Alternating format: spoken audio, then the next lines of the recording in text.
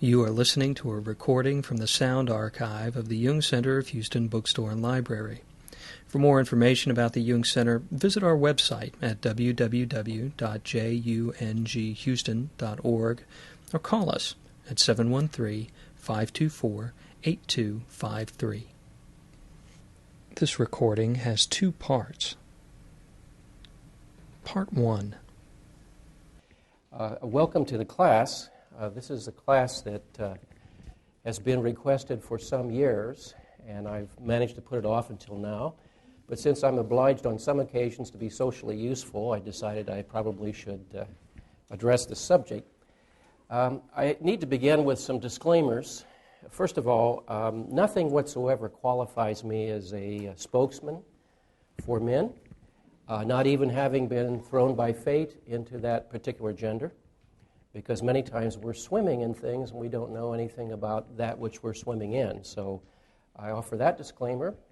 Also, when we think about such words as masculinity or femininity, we're really talking about mysteries. I try as much as I can to avoid those words, as a matter of fact, because the moment I use those words, they summon up images in my mind or images in your mind, and they can be very deceptive. So if I use the words masculine or feminine in this class, I'm speaking as much metaphorically as I am in any other way. And by metaphor, we're really talking about certain kinds of energy, energies that are found in all of us. And one of the contributions of Jung back in the 19-teens and 20s of the last century was to talk about the contrasexual, to talk about the element of energy that is present in all of us that may be contrary to our outer persona and our outer role expectations. So when I talk about masculinity, know that anything I say is meant to be tentative, and it will quickly err in the direction of overgeneralization. And the moment I make a general statement, as I'll have to from time to time since I'm using language, I can think of exceptions to everything I've just said. So let's be fairly clear that I'm aware of the potential danger of overgeneralization, because these issues are very, very complex. We're talking about biology. We're talking about history. We're talking about the role of culture. We're talking about the profound influence of the family of origin models and dynamics. And we're talking also about elements unique to each one of us that together constitute an extraordinarily complex mystery. So again, anything I say about the nature of the masculine may in fact err in the direction of overgeneralization. As William James said once, all it takes is one black swan on the planet to tell us that not all swans are white. And so we need to recognize that these generalizations have exceptions. This is a class as well for women because on the one hand, it may help you a bit understand those strange fellow creatures that walk the planet with you a bit better than you do at this moment. It may also confuse you more. And probably that's a good outcome too, because nothing is easy, nothing is simple. That's important at the same time. Now, it's only possible to have this course and to look at these questions, I think, because of the suffering and the courage of women who have, in the past 50 years in particular, questioned roles, questioned the toxicity of labels, the toxicity of expectations that arrive from their culture and their families, and found that these expectations were often quite contrary to the impulses of their own souls. And so with that kind of impulse towards inquiry and questioning, I think men have largely been freed to ask similar questions as well, and perhaps overdue. In thinking about these questions, I will try to be objective in the sense I'll be presenting information, presenting anecdote, presenting facts as best we know facts. But at the same time, my presentation will have to be subjective as well, because there's no way in which we can look at these things without also being in them. Jung pointed out one of the difficulties that afflicts psychology more than any of the other social or natural sciences is that it is itself its own chief object of investigation. In other words, we have to try to be objective about what is in fact subjective. We have to try to understand something that we're swimming in so much that it's hard to see it without really getting outside of it and looking at it from a different angle.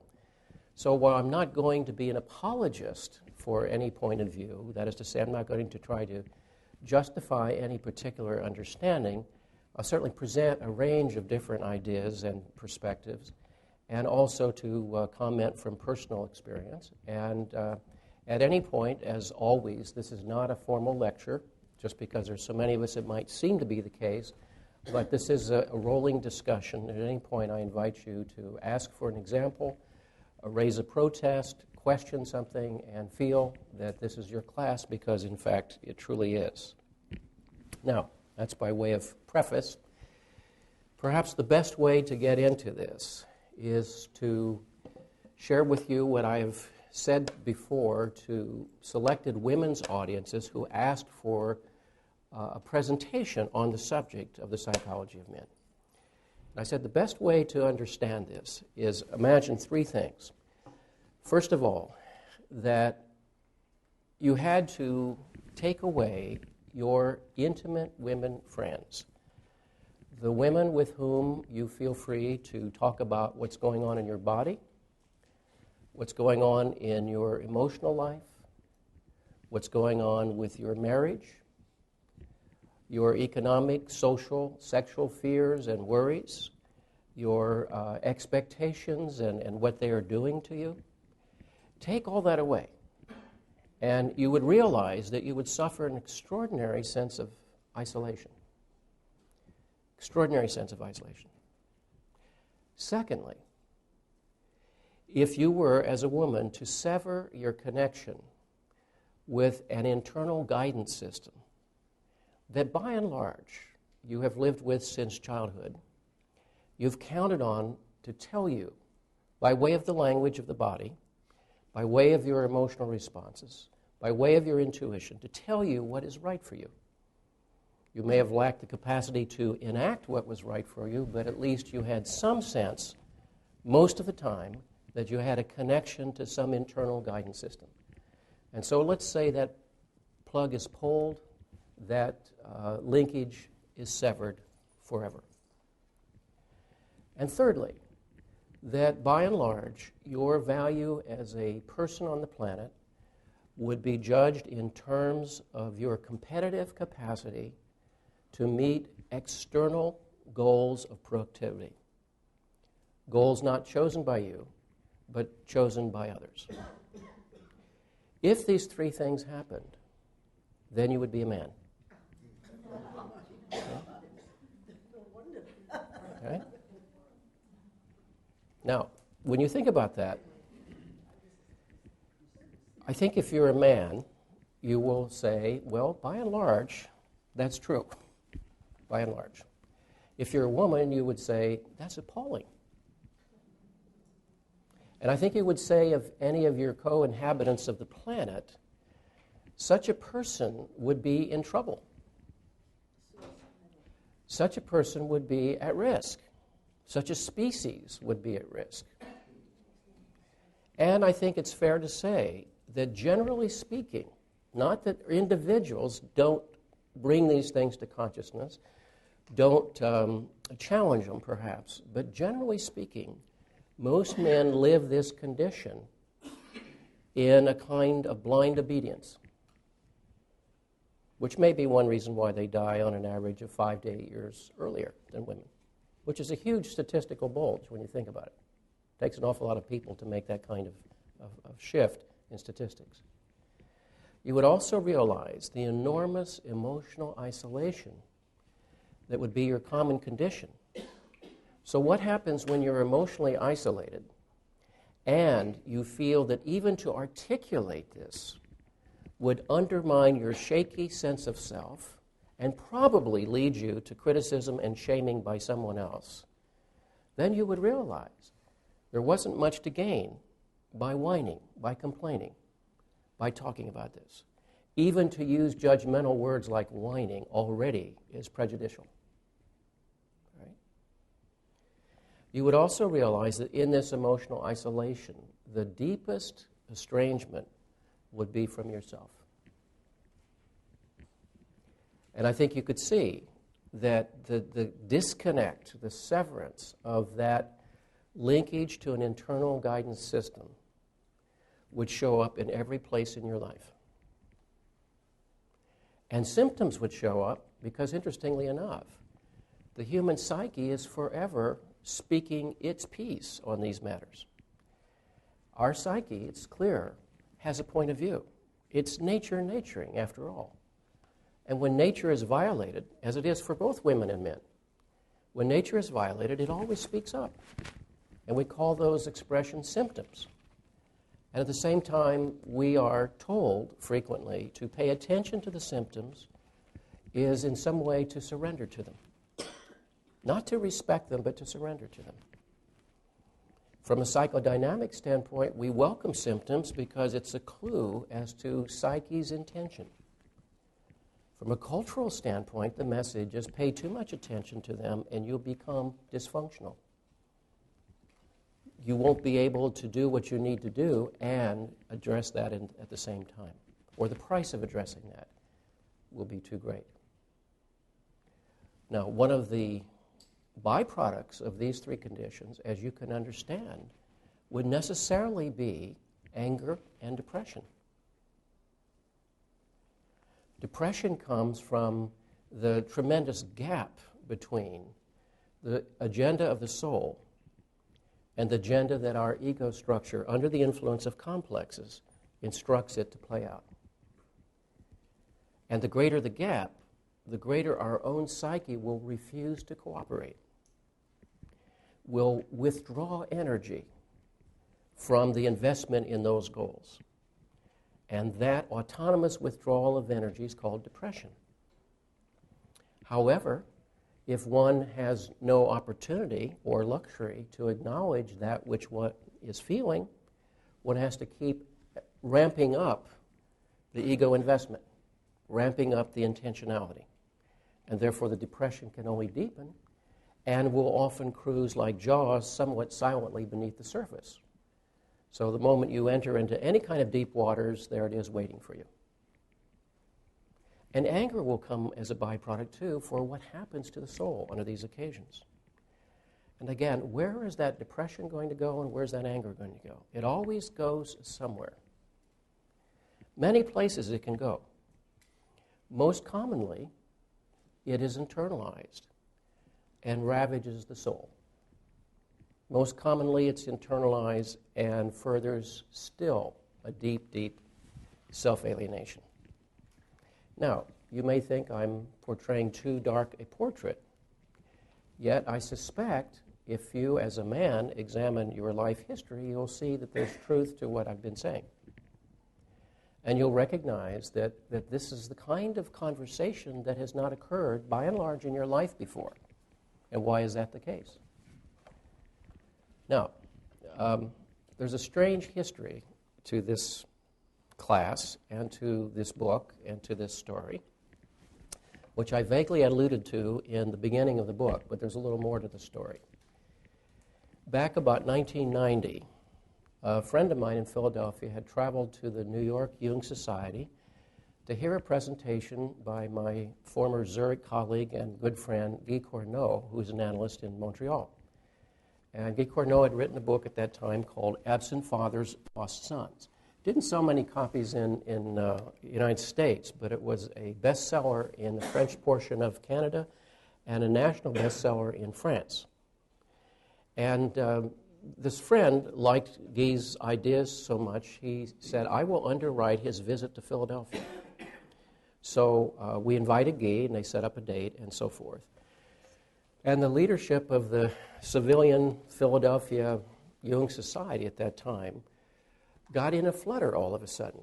Who is this person? What's this subject about? What should we know about this subject? And they said to me, they really drafted me and said, would you talk about this? We'd had tons of programs on the nature of the feminine. We had tons of programs on the goddess. But as late as 1990, and that's my recollection of the accuracy of the date, We'd never had a program on the psychology of men, strangely enough, in 40 years of existence at that point. Right?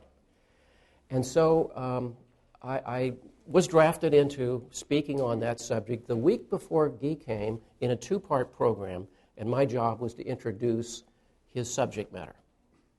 Okay? Well, normally when I get an assignment of one kind or another, my neurosis kicks into action in a kind of obsessive-compulsive way and says, get it done. Because after all, something unthinkable like a hurricane coming could happen, and you don't want to wait to the last minute, and then you're going to be in trouble. So get it done. I almost always do that. Right?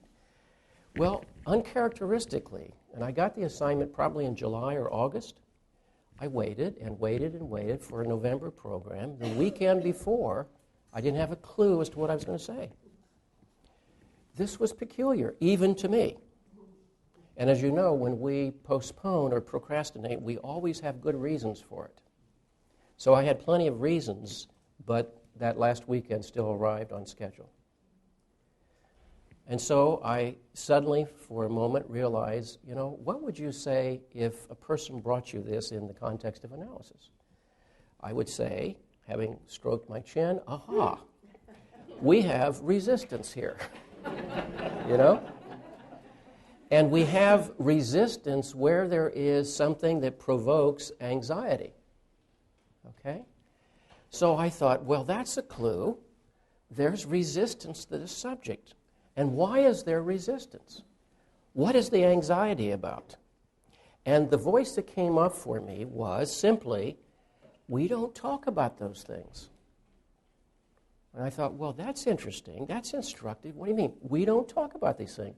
I knew then I was in trouble because the following Thursday I had to talk about it in front of people. And that the voice inside said, we don't talk about those things. So that's, their little collision inside had produced this procrastination for weeks that led into months, actually. Then as I began to push myself a little bit, because I had to say something, I thought the next time the little voice spoke, it said, but these are secrets. And that was a clue, secrets. What secrets? What is secret? What are we talking about? And I'm giving you a literal account of a kind of self-dialogue there. What is secretive about this? And I realized that the whole area was fraught with anxiety and shame. No wonder it stays secretive. And I thought, well, that's the point of entry here, isn't it? This is exactly the place where we have to enter, to tell the story and to tell secrets. So this book is organized around telling the story and telling secrets. And so what we'll be doing is looking at these secrets sort of in sequence throughout the 8 weeks we're together. These secrets were in a certain way unknown to me, even though the moment I opened the door, they started flooding up. So how unknown could they be? Through the years, I've had contact with people, either by audiences or email or letter, from men, and not one man has yet said, those secrets are not applicable to me. Every single man has said, I thought there was something wrong with me, or I thought I was simply different, but these are realities for me as well. Okay? And secondly, a sense of relief that something of this bond of secrecy that only deepens isolation had been broken, at least temporarily. And the depth of that response has been surprising to me, and yet when I think about it, it's no surprise at all. So we all lived with secrets, men and women. This is a poem by my friend Stephen Dunn called Regardless, and he's reflecting on formative aspects of his life long ago and far away, and his family at the time lived in the Bronx. Once my father took me to the Rockaways during a hurricane to see how the ocean was behaving, which made my mother furious, whose love was correct and protective. We saw a wooden jetty crumble. We saw water rise to the boardwalk. felt the wildness of its spray. That night, silence at dinner. A storm born of cooler and more familiar air. My father always rode his delightful airs into trouble.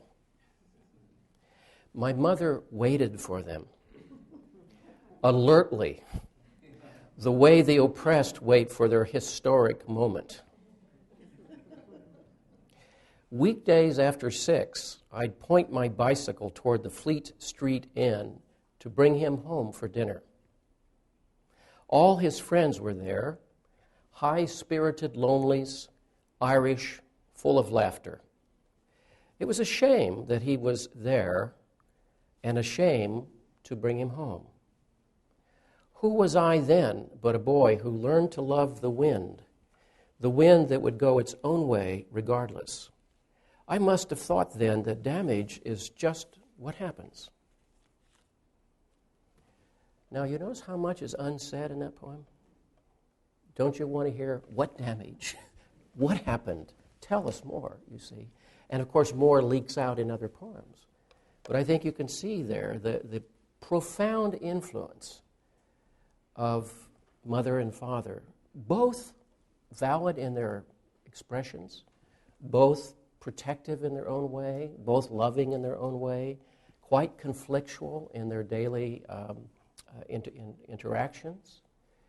And we realize that each parent carries an archetypal load, so to speak, which is very unfair to ordinary human beings. Because when we think about what is it that we are to get from our parents, we would hope an image of a balanced, respectful relationship, for one thing. We would hope for the modeling of what it means to be a productive, healthy person in this world.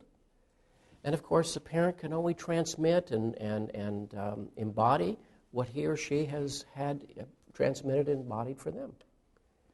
And so what stays unaddressed often is what gets transmitted. And so when we think about our twin needs, we have two elemental needs.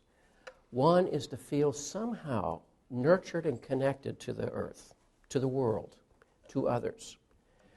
To be nurtured is critical to our survival, or we perish.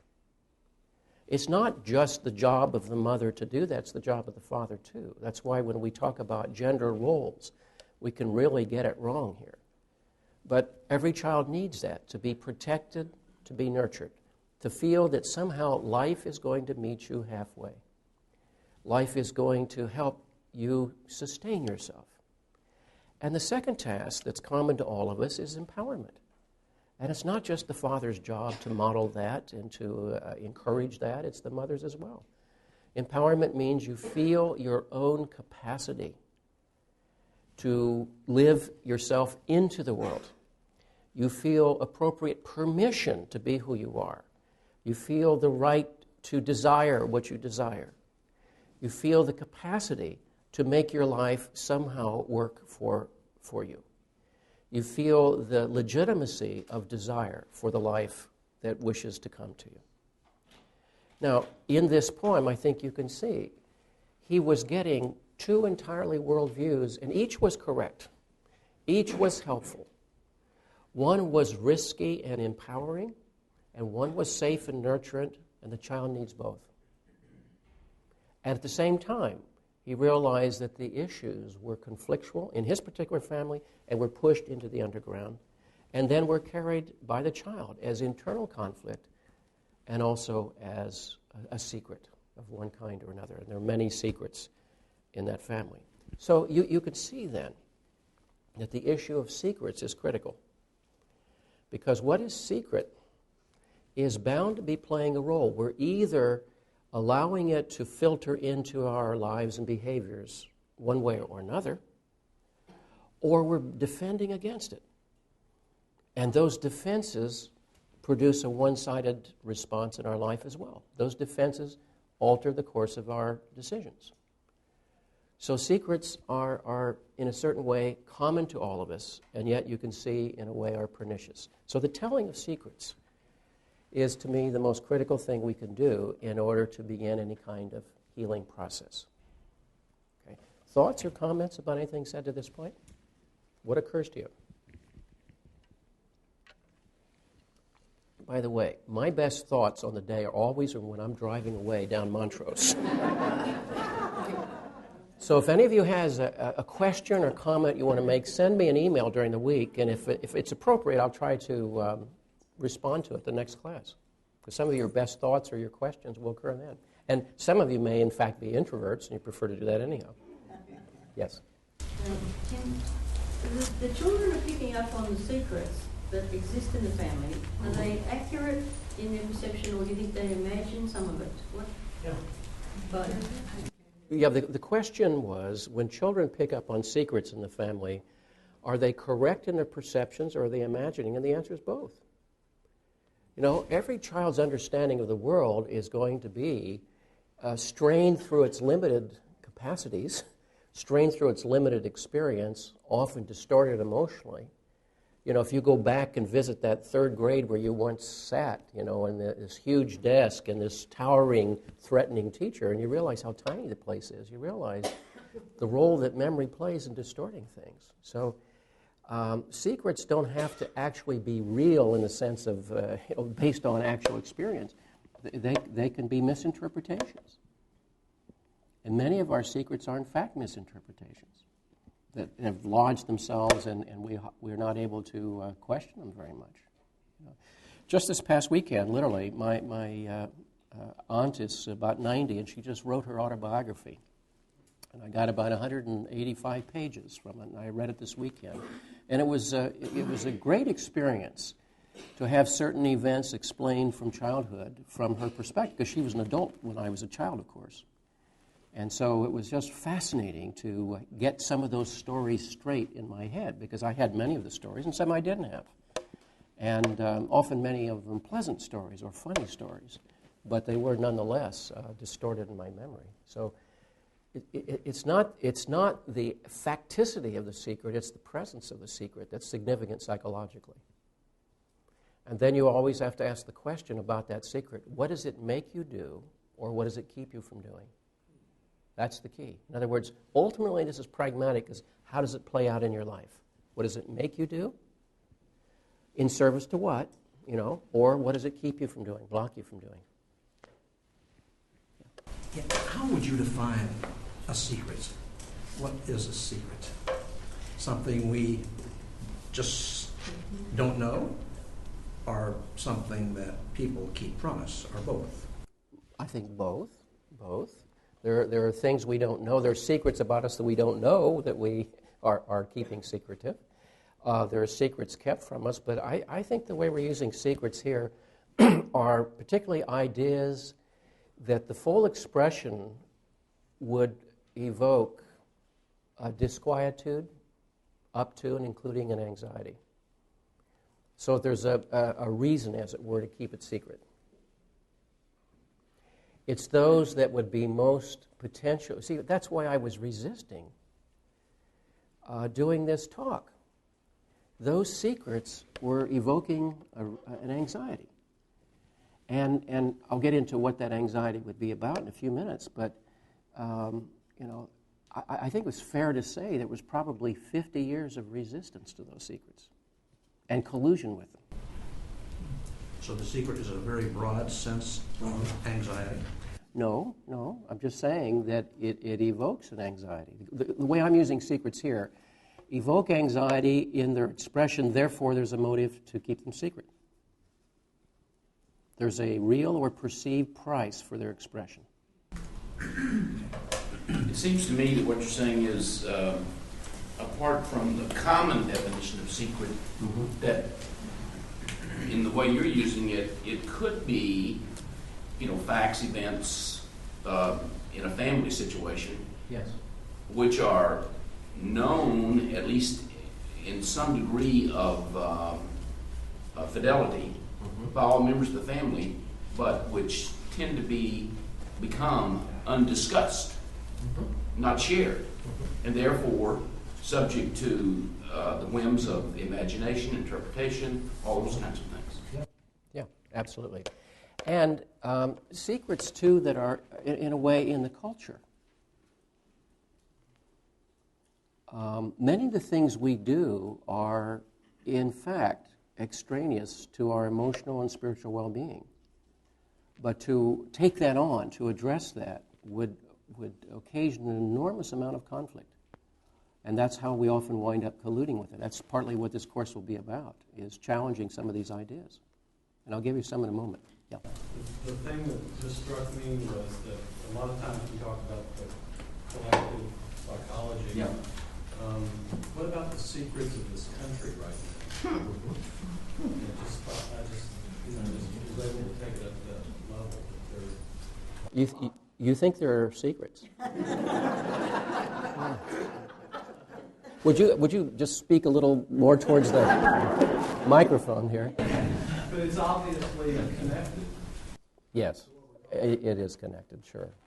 And we'll get into some of that maybe. Maybe not.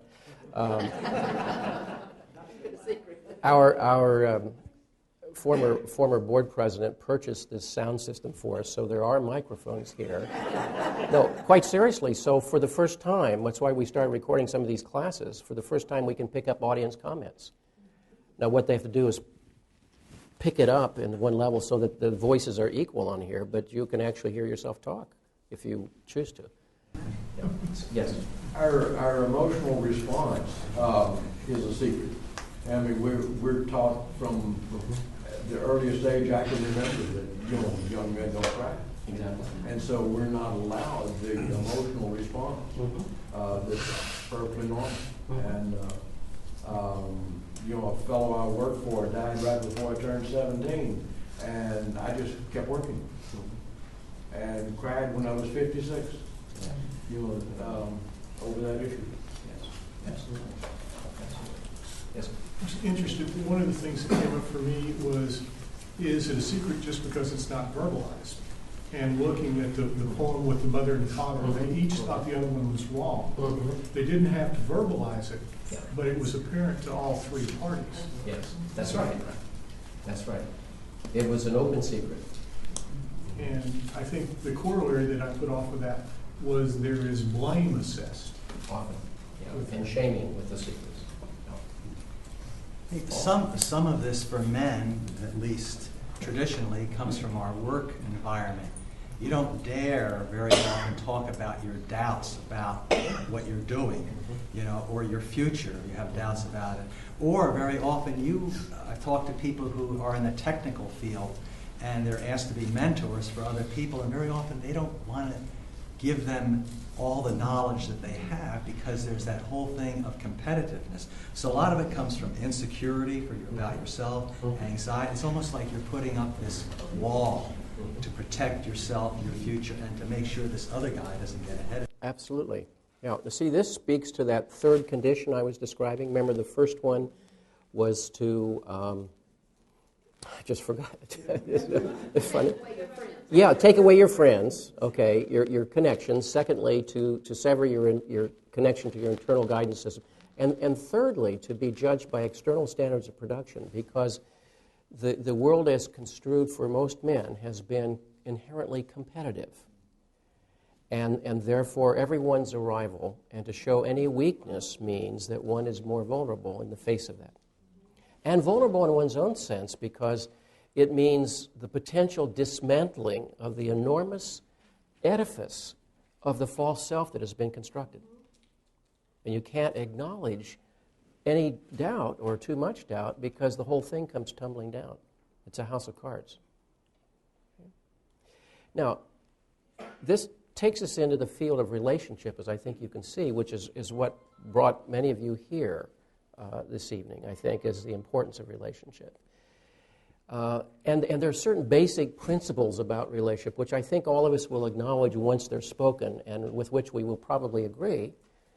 And at the same time, they're sort of disconcerting. And we say we value relationships so much, and yet why are so many relationships troubled? Well, the first principle of relationship is no relationship can ever get any better than what we bring to the table. In other words, it'll be stuck wherever we're stuck. the person we're attracted to, the psychodynamics of our relational ballet, the nature of the stuck places, the presence of controlling complexes. All of these will produce what? The same old, same old.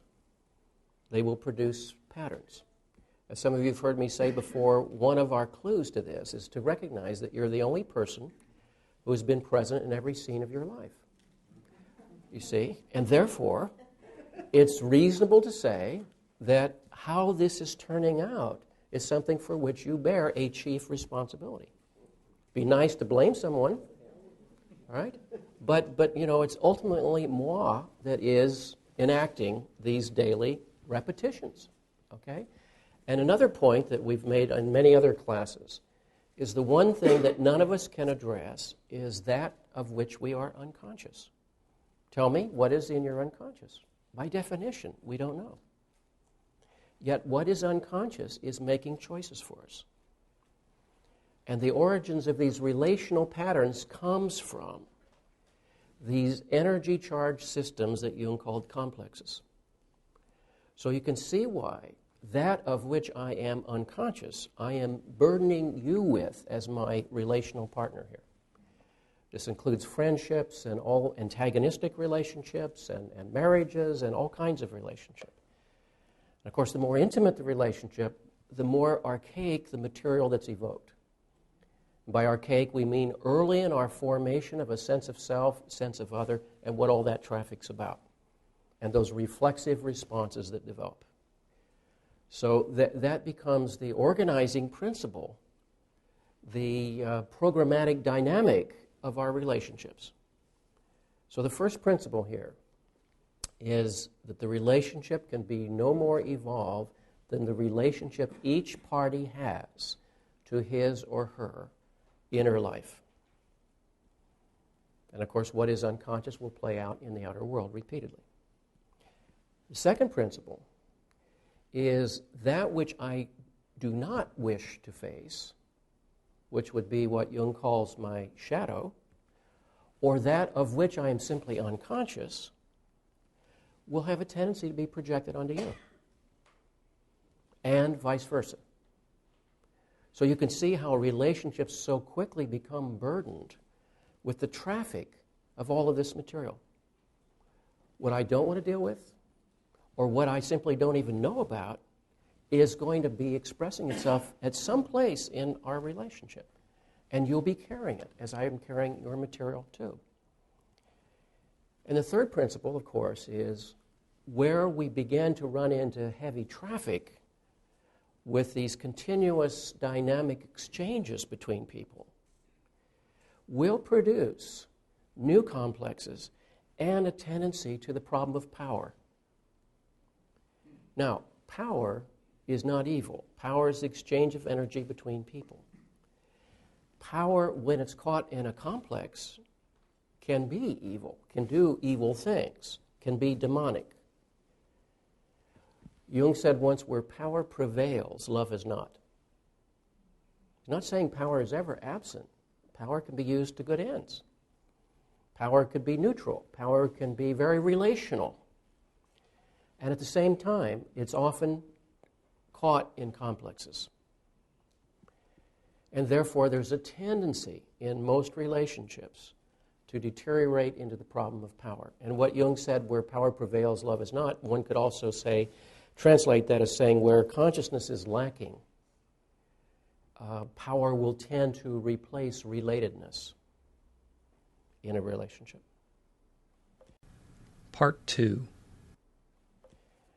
So then you could see the fourth principle is the single best thing I can do for a relationship is not to fix you, but to work on myself. Now, I doubt that there's anyone in here who's going to question the truth or the logic of these four principles, but frankly, they're unpalatable, aren't they? Wouldn't it be much better if we could find some magical figure who's going to fix all this for us? And we don't have to do all this hard work? Now, the reason I mention this is because then you can see If men have been historically conditioned to a state of self-estrangement, then it would be very difficult for them to be in a relationship, wouldn't it? Yes. Categorically, you could say impossible to be in a relationship. Okay. And not just with women, but with other men. Because their most troubled relationship is with themselves. If I'm a stranger to myself, I confess to you that after years of analysis, these issues per se had never once been raised. And it took an assignment from outside my skin to force me to think about these things. Okay. Now, what does that say about relationship to oneself? Huge areas of unconsciousness, huge areas of defendedness, huge areas of terra incognita. Right? And don't think that doesn't play out there somewhere in the world. It does. So again, what you see here is that the ultimate damaged relationship is a relationship to the self. Robert Bly said on one occasion, the most troubled relationship over the last 400 years has not been between men and women, but between fathers and sons. And there's a truth to that in terms of the context he was speaking, but I would say deeper than that is the relationship of each man to himself. And therefore, you can see how difficult, problematic it would be to have a relationship with a person who happens to be a man. Now, remember, I've said to you before, everything I say is a generalization, and there's going to be an exception to every generalization. But I will stick by the generalizations as generally true, if not particularly exempt. Thoughts or questions? Well, it would sort of make you wonder how any relationship ever works out. It does. Because the man in the situation doesn't understand himself. And the woman, we all, I think, can only partly understand ourselves. I don't think we ever can totally understand ourselves. So it seems to me it leaves a very small room for this to work out. Yes, I think you're right. Now, we can't afford to be pessimistic about that, but we have to be realistic. Nothing I'm saying is meant to be pessimistic. It's meant to be realistic. And if we can bring it to consciousness, it's something that can be addressed. Now, some kind woman in here is going to say, what can I do to help?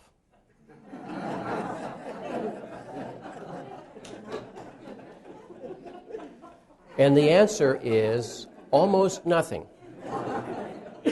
What you can do is go live your life as fully as you can, because that changes the dynamic of the relationship. If you think your job is to take care of this man or fix his psyche or repair centuries of history, well, you know, that's it's a worthy task, but it's a diversion of your own individuation process. And it's doomed to failure anyhow. So it's like, don't bother to do that if you come out with greater understanding that a lot of the crazy things men do have reasons. That would probably be helpful just in the field of human sympathy, you know. But it doesn't mean that you're in charge of fixing it, you see. That would be a huge diversion, you know, and many women have felt that. Yeah. But in some ways, doesn't that require the rewriting of the woman's role? I mean, the hand that rocks the cradle rules the world. That has been the role. So now you're saying, okay, stop rocking the cradle. No, well, we still need the cradle rocked. I'm talking about the adult-to-adult relationship. We still have mothers. Well, I mean, does the rocking of the cradle ever stop, regardless of... Well, that's another question. Pretty soon I'm going to read you a poem about that. Right. We're going to have a chapter and a whole evening here on mothers and a whole evening on fathers and an evening on lots of other stuff. And by the way, I agree that, you know, that is the best thing to do, is go live the life full. But I think also, that's a difficult time, given the historical world. Oh, absolutely. Yes, because, well, okay, I'll get to that later. Yes. Yeah. What's the distinction? You said earlier that one of the things that you do need is nurturing. What's the distinction between nurturing that you need and therefore is positive in a relationship versus what you just described, the woman who thinks she can solve the male psyche problem? Well, what's a mature nurturance in a mature relationship? It's caring, support, facilitating any constructive steps. I mean, that you would do with your best friend or your partner. But you can't do it for the other person. And you can't wind up sacrificing your own reality for that. You see? I mean, you could make a career out of that, but it will do something awful to one's nature over time. It will lead to depression and anger, I would think, over time. Okay? And all of us from time to time need someone else's help or support. But the purpose of that support is so we can then gather whatever we need to gather to move forward in our lives, not to be taken care of. One thing I've been drawn to is that we need to find the nurturing that comes from our own souls as the primary source of nurturing and enjoy the other. Yeah, we'll address at the end of the class the subject of healing. And it's partially possible. Our capacities are limited, but it's partially possible, certainly. Yeah, please. Doesn't the philosophy we just discussed lead one to being selfish? In what regard? Not clear. Yeah, well, the corollary, and maybe a negative corollary of living our own lives fully, is that we may concentrate too much on self as opposed to those around us. I see what your question is. See, again, that's one of the critical things of a mature person, is to try to balance in a more conscious way obligation to self and obligation to others. In every relationship, there are legitimate trade-offs, legitimate sacrifices. The word sacrifice literally means, etymologically, to make sacred. So sacrifice is a sacred thing. But if one is self-sacrificing repeatedly, that bears bad fruit. That's why I said that produces, in the long run, depression and anger. And that always comes out somewhere. Individuation, as Jung saw it, was service to the self, not self-aggrandizement, not ego reinforcement. And one of the primary arenas in which that can happen is in relationship, where it's in service to the self that one has a relationship to the other. Because part of what comes out of that, the greatest gift the other brings us in relationship is their otherness. If we're strong enough to tolerate that. In other words, if I have a lousy relationship to myself, I can't tolerate much of your otherness. I want to use your otherness to confirm my shaky sense of reality. That's what you have in fundamentalism, you see. It arises out of an immature psyche that needs black and white values, clear definitions of good and bad, and absolute clarity in these matters, because ambiguity is ill-tolerated, you see. So the otherness of the other is the greatest gift the other can bring me, because that, by internalizing that, I am forced to grow. That's when a relationship is dialectical, meaning this and this doesn't equal 2, it equals 3. Both partners are pulled out of their self-referential worlds into an engagement with the other, which is inherently enlarging. And finding that balance is difficult because it has to be renegotiated every single day. There's no formula for that, except mindfulness around that. Your point is very well taken. I wasn't endorsing selfishness. I'm simply saying ignoring the self, with a capital S, as Jung uses it, which is the totality of the person, is ultimately going to bear poisonous fruit from a poisonous tree. Now, I want to talk about those secrets for a while. I'll mention them tonight, and then as the class goes on, they'll come up in specific contexts down the line. And they're listed in the book, so you don't have to take notes on this. I think you can see that the first secret has been self-evident here, and that is, however horrific the history of women in so many ways, men's lives also are governed by constrictive gender roles in such fashion as the soul frequently suffers enormously. So roles and expectations around roles govern men's lives too. It would be a mistake to confuse historically what appeared to be the hands on the instruments of power with self-empowerment. In fact, there's a paradox here. The less personally empowered I feel, the more I'm going to have to seek power out here. So the first secret is that men's lives are actually very constricted and not free at all. Right? Secondly, and this I think was implied in my own apprehension around this subject matter, the second secret is that men's lives are essentially governed by fear. Now, women's lives are too. The difference is a woman is more able and more likely to bring that to consciousness and even to articulate that to someone else. Every man who is a recovering boy recalls having expressed fear and having been profoundly shamed for it. Okay? A number of years ago in Philadelphia, there was a gentleman that I saw who had lived a very distinguished outer life and had been very productive. He'd been president of the university at one point in his life. And to his utter amazement, when his 40th or 50th college graduation came up, he was asked to return and to give the address. And he couldn't imagine, after all of this resume building, he couldn't imagine that any of those people would have held him in any esteem whatsoever. Well, this opened a conversation. And all of his life had been defined by what he called the red surrender, and that was his phrase.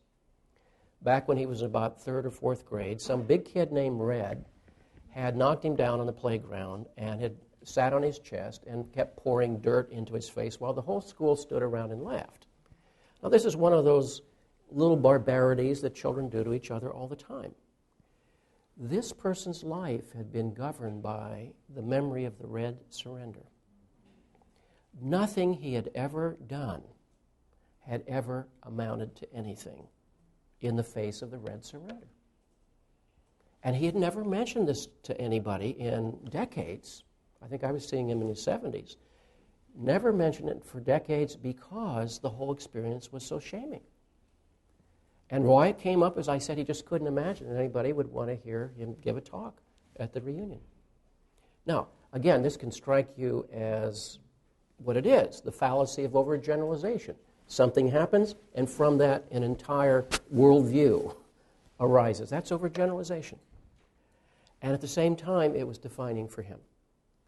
Now, another occasion, I think I mentioned this in the book somewhere, a fellow came into therapy once because he had a gun at his head. And the gun was held by his wife, who said, if you don't see this person for therapy, we're going to split. Okay? Well, he walked in, sat down for the first time, and looked down at a box of tissue. And he smirked at that. I knew exactly what he meant. And I sat there in silence. He thought I missed the clue. He looked at that again and smirked. And I sat there in silence. Then he said, you must have had a woman in here the last hour. Okay? And he said it in a kind of preemptory, challenging way. Okay? And it evoked a complex in me. I felt challenged. I felt attacked in some way. And I had a tendency at that moment to despise him. How could a big guy be afraid of a tissue box? Okay? But fortunately, I recovered my sanity for a moment and said simply, all men have tears too. To which he said, no, they don't. There are other ways of handling it. End quote. Now, what do you think the prognosis was? See? Not good. He came 3 sessions. Last I ever saw him, they separated. Now, my reaction was, of course, to pick up on the clue, tissues equal weakness. Okay? I knew what the clue was. When he pushed me, I was pushed into an old place, a complex that felt competitive and challenged, and was able to recognize that time and get out of it. Much of our lives we don't recognize when we're in those force fields called the complexes, and we respond reflexively and automatically. Now, this was a very macho guy, and very much into guns and Civil War stuff and so forth, and yet here was this tissue box, and I thought, there it is. An edifice built on the denial of fear is still going to be an edifice governed by fear. Okay? That's the second secret. The third secret is that all men are enlisted in a conspiracy, a collusion to keep secret the previous secret. Okay? Because the price of revealing it, as I mentioned, is devaluation, shaming. Because the world that we are presented from childhood on is a zero-sum game. Winners and losers. In every situation, winners and losers. If you're not winning, you're the loser. Okay? So the collusion goes so far as to actually be identified with internally so that one is in denial of the power of fear in one's own life. That's why, as I say over and over, the ultimate damage is self-estrangement. The ultimate troubled relationship is with oneself. So the collusion with fear is the way men relate to each other. Tracking back to that first principle that I mentioned, the difference between men and women, generally speaking, is that the woman can talk about her fears with her friend. A man will do so only under the greatest of reluctances, and seldom if at all. Okay? Not because he necessarily distrusts his friend, but because there's a three-headed dog there that's guarding the entrance to that cave. And he's been in that cave before, and it's a cave of devaluation and shaming. So he won't go there. So he will keep that fact from his friend and work his life around that as much as possible. This is one of the reasons why so often men, when they do talk, will talk about sports or politics. Why? Because it's out there. See, it's all out there. What did the Astros do last night? Okay? Now, I happen to care about that fact, you see, but I realize that's not enough for a conversation, you see. But you see, that's one of the ways one scoops it out there in order that it not come in here. Okay. Aren't there some men who are able to express the fear that you're talking about in a relationship with a woman, where it's not, for whatever reason, it's a little easier to bare your soul, but unable to do it with another man? Well, I think that's the whole point. Many men would feel safer with a woman than with a man because she's not part of the collusion, and she's less likely to shame him for that. Yeah. Some of the healing work around men has been to ask them to share their secrets and their fears with other men in small groups, which is very risky. And yet when that is done, typically what happens, it's like everybody has the same kind of problems, same fears. It's like then you wonder, why has there been so much energy around these secrets? And there's a history here, not only in terms of the personal life, but the history of centuries. The next secret. Jim, one interesting thing, in listening and watching the interviews of World War II veterans talking about their experiences of having lost their fellow soldiers out there, and all of a sudden they stop and they're catching themselves and they say, "I'm sorry." It's like, this is actually, I'm sorry I'm doing this. Well, exactly. There's an apology, yes. Men have wept in therapy less than women, but 90% of the time when they have wept in therapy, it's when they start talking about their fathers. Okay? 8% of the remaining 10 is when they talk about their missing children. Right? And they invariably are surprised when it comes up and invariably apologize. I'm sorry. I'm sorry. Yeah. I mean, there is exactly what you were saying. That's been my experience. Fear as the essential driver, as a notion. It seems to me that that is somewhat true, but the other is our task. Our task is to let inspiration, or vision, or inspiration on programming will become our driver. And to that extent, we become leaders of a small group, of a nation, or of a corporation, or whatever, that we can overcome that fear. We can't take it away, but that we can overcome it. Well, yes and no. Many times, accomplishments occur through an overcompensation for fear. In other words, part of the denial of fear is to be caught in overcompensatory activity. That's what the whole macho culture is, for example. We'll come back to that, though. Need to just keep moving here in terms of some time. The next secret is, as you can imagine, the power of the so-called feminine is immense in the psychological economy of the man. Immense. Although he may not know it. In other words, if we're to presume for a moment that a man has a soul, why wouldn't the so-called feminine be there? And yet, where is it? Okay? I keep saying so-called because I want to, again, underline the metaphoric nature of the feminine. I don't know what the feminine is, all right? It's something, right? Using the phrase so-called reminds me of a story Murray Kempton, the journalist, wrote once when he, during the time of the racial discord, he came to Atlanta to interview Dr. Martin Luther King.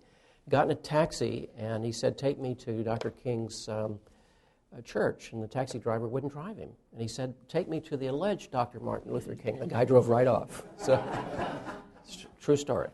True story. So the alleged feminine plays a huge role, okay? And it shows up in a weird place like fear of a tissue box, right? Think of that. And so you realize the edifice, the constructed edifice, is so fragile that to acknowledge the so-called feminine would be to dismantle the whole structure, right? And therefore, guess what? The so-called feminine goes underground, shows up in depression, shows up in somatic disturbances, shows up in earlier death, shows up into projections onto women, positively or negatively, shows up in violence, shows up in compensatory activity, shows up once in a while as creativity. Right? Point is, it doesn't go away, it goes somewhere. If it's unconscious, then I have no conscious relationship to it, which means it's going to keep spilling out into the world unconsciously. In fact, Jung said, hauntingly, what is denied inwardly will have a tendency to come to us in the outer world as fate. That's pretty scary. Then you stop and say, what is it that I'm denying inwardly? You see? So the so-called feminine is something that's part of man's nature, and yet which he's conditioned to be allied against. Macho culture is psychopathology. It's especially virulent in Texas. Okay? Right? Texas even has different commercials made than other states in service to the macho image. Right? Don't think Ford doesn't know that. Right? What do you think gay bashing's about? Right? Why this insane, murderous rage against gay persons? What's that about? Except an enormous inner self-estrangement. that is so terrified of opening to the pain of that it's projected outwards, and therefore must be destroyed, must be opposed. You know, this leads to violence, you know. The fifth secret is that each man is bound to his mother for all his life, and yet must separate from her. And we're talking about the personal mother and the generic mother at the same time. And he is born of the mother, typically lives his most formative period with her, and is nurtured and empowered by her, or abandoned or overwhelmed by her, as the case may be. In any case, he is obliged to separate from her. Our ancestors understood intuitively how difficult that really was. And when you think about the mother here is not so much the personal person who happens to be your mother, but the sort of mothering archetype that would be the source of nurturance, security, connection, protection. To leave that takes an extraordinary amount of energy, which is why our ancestors evolved, and we'll talk about this next week, elaborate rites of passage, extensive, sometimes brutal by our standards, whose purpose was to separate the youth from the mother complex. That included the father, because the father is also part of the hearth, which is that which must be left. Okay? Now, that separation from the mother invariably requires a wounding experience, which I'll talk about next week. And at the same time, you can see how it would be such a temptation, perhaps an unconscious expectation, for him to transfer those dynamics to his outer partner in adult life. And we'll talk about the specific ways the mother complex shows up in male-female relationships. Okay? Here's a poem that I just recently came across. I'd never seen it before, by someone named P.K. Page. And the only information here is he was born in England in 1916. And one really has the feeling of a certain autobiographical character here. The title of the poem is Only Child. The early conflict made him pale, and when he woke from those long weeping slumbers, she was there. And the air about them, hers and his, sometimes a comfort to him, like a quilt, but more often than not, a fear. There were times he went away, he knew not where, over the fields or scuffling to the shore, and suffered her eagerness on his return for news of him. Where had he been? What had he done? He hardly knew, nor did he wish to know, or to think about it vocally, or share his private world with her. Then they would plan another walk, a long adventure in the country for her sake, in search of birds. Today they would find the blue heron, for sure the kittiwake. Birds were familiar to him now. He knew them by their feathers and a shyness like his own, soft in the silence. Of the ducks, she said, observe, the canvasback's a diver, and her words stuccoed the slaty water of the lake. He had no wish to separate them in groups or learn the Latin, or waking early to their song remark, the thrush, or to say at evening when the air is streaked with certain swerving flying things, the swifts. Birds were his element like air, and not her words for them, making them statues, setting them apart. Nor were they facts and details like a book. When she said, look, he let his eyeballs harden, and when the two came and nested in the garden, he felt their softness gentle near his heart. She gave him pictures, which he avoided, showing strange species flat against a foreign land. Rather, he would lie in the grass, the deep grass of the island, close to the gull's nest, knowing the things he loved and needed near his hand, knowing they were untouched and hardly seen but deeply understood, or sail among them through a wet wind, feeling their wings within his blood. Like every mother's boy, he loved and hated, smudging the future photograph she had of him. He struggled within the frames of her eyes and then froze for her as the noted naturalist, her very affectionate and famous son. But when most surely in her grasp, his smile darting and enfolding her, his words, speaking to others, without my mother's help. Dozens of flying things surrounded him on a green terrace in the sun, and one by one, as if he held caresses in his palm, he caught them all and snapped and wrung their necks, brittle as little sticks. Then through the bald, unfeathered air, and coldly as a man would walk against a metal backdrop, he bore down on her and placed them in her wide maternal lap and accurately said their names aloud: woodpecker, sparrow, meadowlark, nuthatch.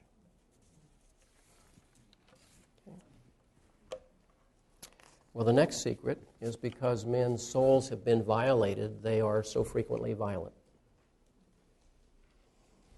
And you could see where that poem was headed, if not nonetheless with a sense of shock at its outcome. And yet, were this speaker's mother present, she would be seen as an earnest and intentional person doing the best she could. Okay? Undoubtedly the best she could, according to her best understanding. And at the same time, you see, that expectation is rolling over onto the child, saying not, you're here to live your own journey. That includes leaving me, but rather, this is what I value, this is what you will value, and this is what your life should be about, if you wish to have my continued support and affection. All that's unspoken, but all people get those kinds of messages. Women, of course. Half of what I say in this class is applicable to women. Okay? That's another course. And what happens again to that violence? It goes somewhere. It goes underground. Okay? Now, in the medieval legend of the Grail, Parsifal sees a knight going by, and it stirs something in his soul. And he says, I have to go. I mean, that outer picture has resonated as an inner picture. You know, he's seen he wouldn't understand this, but he's seen the archetype of the journey. And he says to his mother, I have to go. And she says, you can't, it will kill me. His mother's name is Heart Sorrow, by the way. So, and she says, not only is my name Heart Sorrow, but it'll kill me if you leave. And he has to say, Mother, I love you, and I love the journey more. And he leaves, and he kills her. Or at least she dies. Okay, she dies. Okay? Now, again, that's a no-win situation. So we've already talked about the enormous power of the so-called feminine in the psychic economy of a man. And we also talk about the necessity of honoring the mother-child relationship, which is, generally speaking, the most important relationship of all of our lives in terms of formative impact, with some exceptions, of course, but in most cases, for most individuals, for good or for ill, as the case plays out. But then we recognize that there's a separation and a departure that has to occur as well. And one recognizes that when the waiting roles and expectations are not consistent with the nature of the soul, this does deep violence to the soul, and that violence will come out somewhere. And there's a long, sad chronicle, a bloody chronicle of male violence against women and against other men, and most of all against themselves. And it's horrifying, and yet it's there for a reason. The seventh secret is that each man has an enormous, enormous desire to connect with his father. One author said in one of his books, Finding Our Fathers, no man can ever feel like a man unless he's felt his father's approval of him as a person. Okay? Well, you can agree or disagree with that assertion. But as I said, the times I've seen men weep, it's almost always been around missing the father. Sam Ashershin wrote a book called Finding Our Fathers, and he's a psychiatrist at Harvard. He did a nationwide study of thousands of men, and he came up with statistic that only 17% of American males had a positive relationship to their father. That's pathetic. You see? 17%. So 83 did not, for various reasons. Death, divorce, separation, dysfunction, internal disconnection, whatever the cause. It's not about blaming, it's about absence, which is why Guy Corneau wrote that book, Absent Fathers, Lost Sons. The power of that, you see. In fact, when Guy was in Philadelphia, he ended his talk with this example. He said when he finished his manuscript and had been accepted for publication, he mailed a copy of it to his father. And he was very apprehensive about doing this because obviously it was a troubled relationship. And he had written about it in the book to some degree.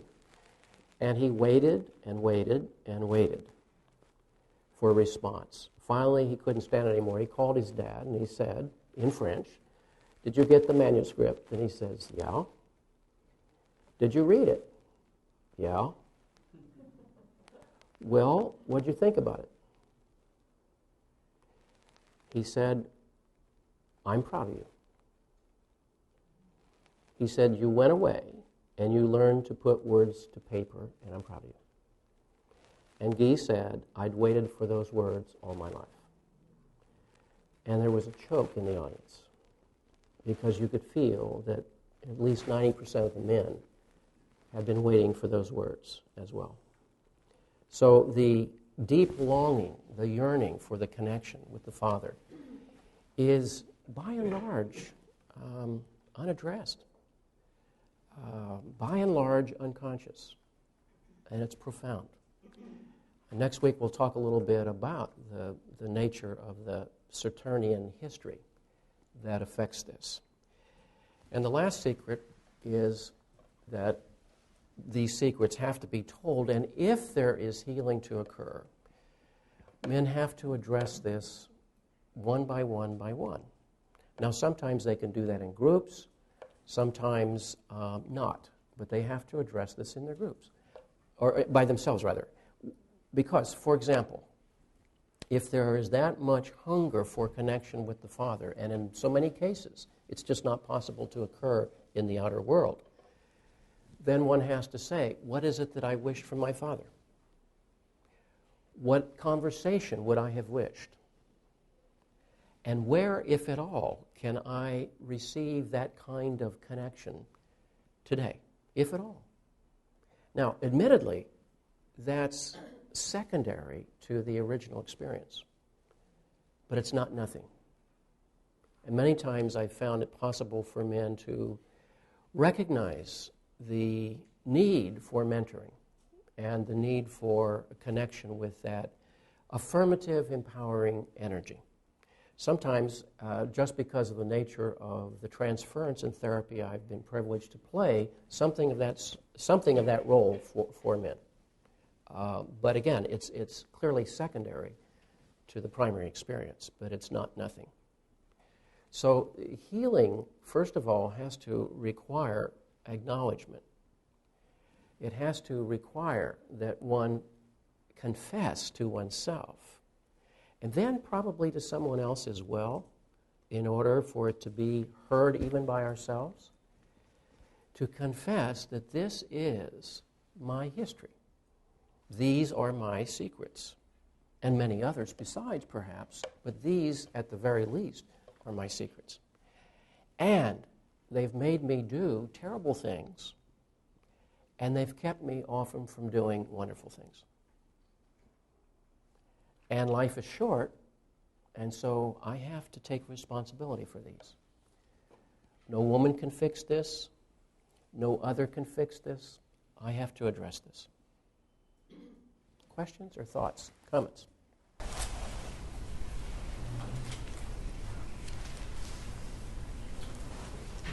Rule 5, you said that the mother isn't necessarily the physical mother, but is the archetype. Does that also apply to some degree to 7?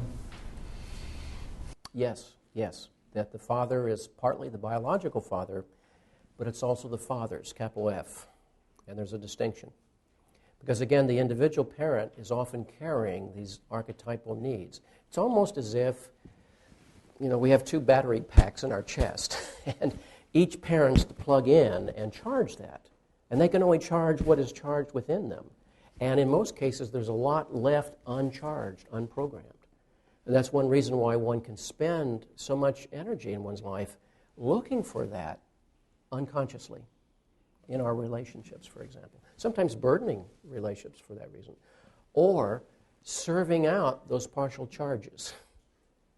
Those areas where permission is denied to be who you are. Serving out those places where there are powerfully blocking complexes. So it's the personal parent, and it's the archetypal issue of the parent.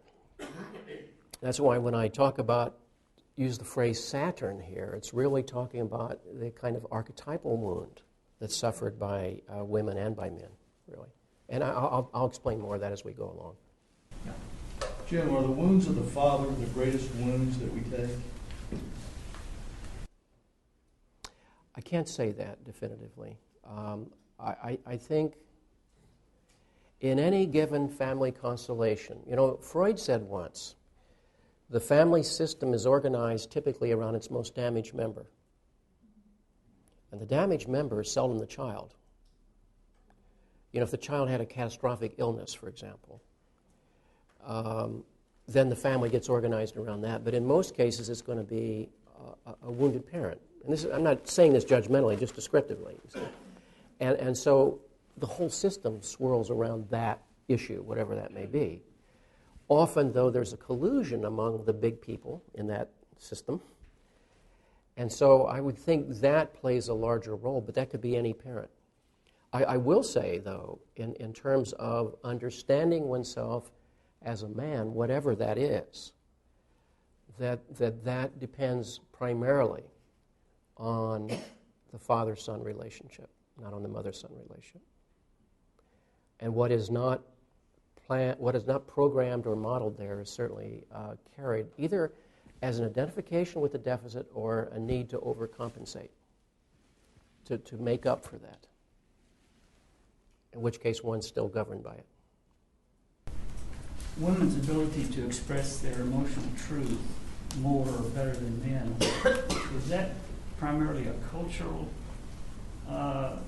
attribute, or is there a DNA? I don't know the answer to that, because my surmise would be perhaps a little of both, or a lot of both. We're finding out more and more about our genetic structures and our neurologies and our biologies, and they play a huge role.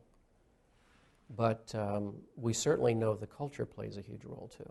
And then you'd have to ask the question, well, how did the culture become that? You see, it didn't just happen, it evolved, maybe out of neurology. Okay. We also have to recognize, and we're going to have to stop now, but just, again, an obvious point that I made frequently last semester when we were talking about the second half of life. These questions, by and large, would not be asked 100 years ago, because statistically, most of us would be dead.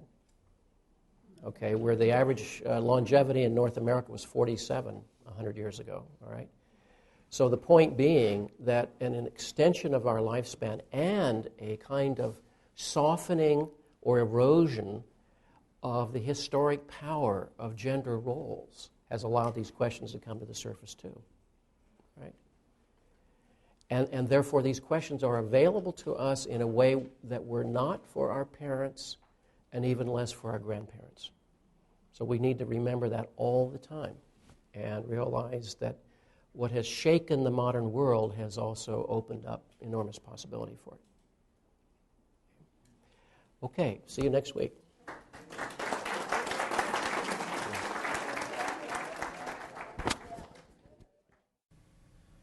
You are listening to a recording from the sound archive of the Jung Center of Houston Bookstore and Library.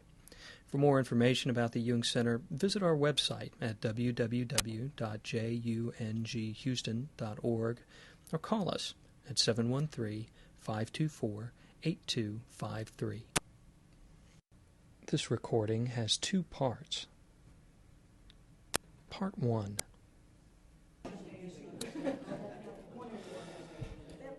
Sorry to report that the books didn't arrive. They were mailed February 2nd from Toronto, and they're stuck in customs somewhere. So there are contraband ideas in here, and Homeland Security has held them. Yeah, that's true. There's a thought, yes. Probably a very useless thought, but it's a good thought. But Alyssa ordered from a jobber, an intermediary, 16 copies which are supposed to arrive tomorrow. So if you're in the neighborhood, you might want to drop by tomorrow afternoon or later, and they should be in. So, okay. Last week, as we began in a kind of overview, I mentioned the initial experience I had when I was assigned this topic about 15 years ago in Philadelphia was a kind of atypical reluctance to take on the subject. And I mentioned last week that it felt secretive to me. And later, as you recall, I mentioned that I concluded that was precisely what needed to be explored, namely what felt secretive and why. And last week I tried to suggest the nature of those secrets, and we'll be exploring them in an incremental way throughout this semester. And tonight, I think it's probably useful to reflect on the other emotion I felt, and that was heaviness. Heaviness, and hard to define what heaviness is. It felt the subject itself was heavy. As a matter of fact, the title just leapt into my conscious mind from somewhere in the unconscious. I did not invent it from a conscious standpoint. It just leapt into a presence, namely under Saturn's shadow. And I even had to ask myself, now where did that come from? It came from the unconscious, but I have some responsibility for what's going on in the unconscious. And so I couldn't argue that it wasn't mine. So where did that come from? And shadow itself means not only something in the shadows, but from a Jungian standpoint, it's something that one tends to wish to disassociate. One wishes to distance oneself from. So there was something there that, again, sort of smacked of the forbidden, or perhaps the dangerous or the threatening, but also the idea that there is something very rich in the shadow, too, because it's in the shadow that we find fuller ranges of our own humanity. The other emotion, of course, was the heaviness of the subject, and it was hard for me to even understand why it felt that way. I felt it in the body, and I felt it emotionally. And so the idea of Saturnian came spontaneously. Now, the adjective Saturnian means heavy, weighted. So you can talk about a Saturnian sensibility or maybe even a Saturnian point of view. It's something that's weighted and heavy in an oppressive sense. It's not an honorific sense. It's an oppressive sense. And so I mentioned at the beginning of the book something of the origin of the idea of Saturnian.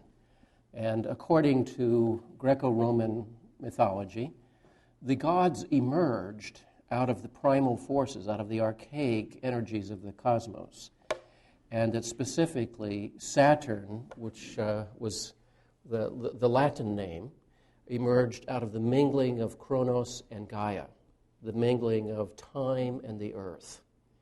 So those are the primal forces at work. So it's something very deep and archaic coming up out of the earth through the great passage of time. And what's interesting in the theology of the early Greco-Roman gods is this extraordinary sense of insecurity, because the one thing they're repeatedly trying to do is slay their own children. And why would one do that? And the answer is because the child is the carrier of the germ of the future. The child is the future. The child is that which is yet to come and develop, and therefore was perceived somehow as an expression or an embodiment of that which was dangerous, that would overthrow the tyrant. Actually, the word tyrant originally didn't mean something negative, simply meant ruler. And through the years, it's the Saturnian form of the ruler that has given the word tyrant a negative connotation. So one of the titles of Sophocles' play is Oedipus Tyrannus.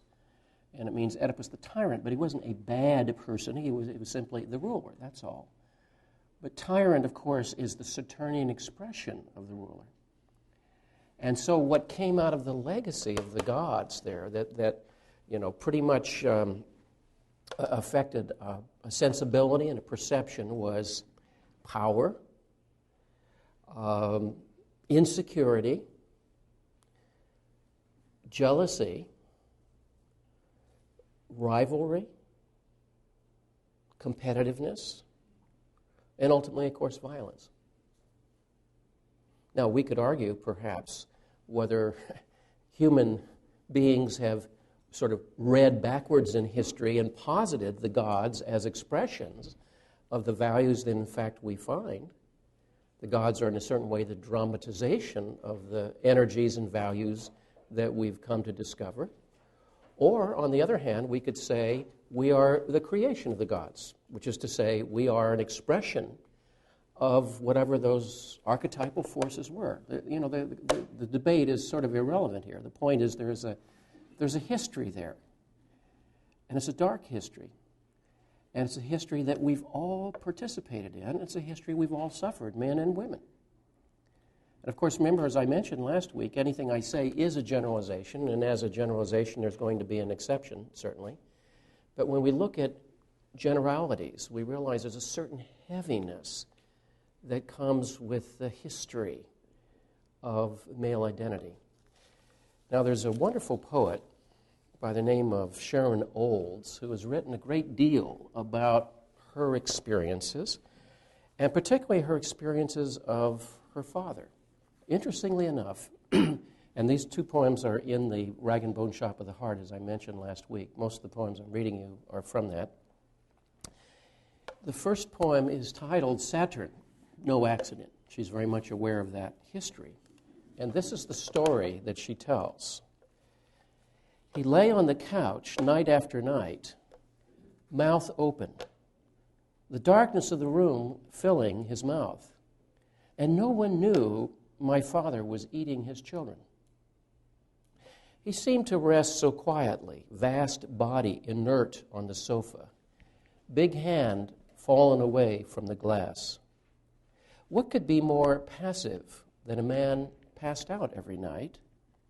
And yet, as he lay on his back, snoring, our lives slowly disappeared down the hole of his life. My brother's arm went in up to the shoulder, and he bit it off and sucked at the wound, as one sucks at the sockets of a lobster. He took my brother's head between his lips and snapped it off like a cherry off the stem. You would have seen only a large, handsome man, heavily asleep, unconscious.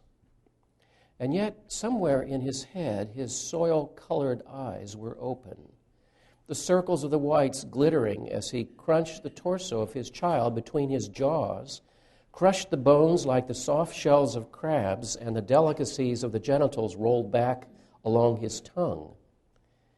In the nerves of his gums and bowels, he knew what he was doing, and he could not stop himself, like orgasm. His boy's feet crackling like two raw fish between his teeth.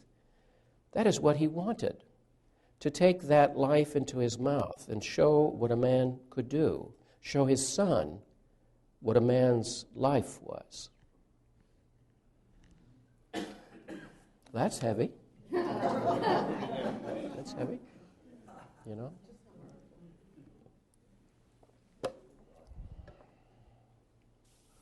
There's another poem she wrote called The Guild. That's G-Y-L-D, guild in the sense of a trade union or trade craft.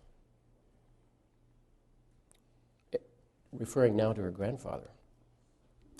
Every night as my grandfather sat in the darkened room in front of the fire, the liquor like fire in his hand, his eye glittering meaninglessly in the light from the flames, his glass eye baleful and stony, a young man sat with him in silence and darkness. A college boy with white skin, unlined, a narrow, beautiful face, a broad-domed forehead, and eyes amber as the rosin from trees too young to be cut yet. This was his son who sat, an apprentice, night after night, his glass of coals next to the old man's glass of coals. And he drank when the old man drank, and he learned the craft of oblivion. That young man, not yet cruel, his hair dark as the soil that feeds the tree's roots, that son who would come to be, in his turn, better at this than the teacher. The apprentice who would pass his master in cruelty and oblivion, drinking steadily by the flames in the blackness, that young man, my father.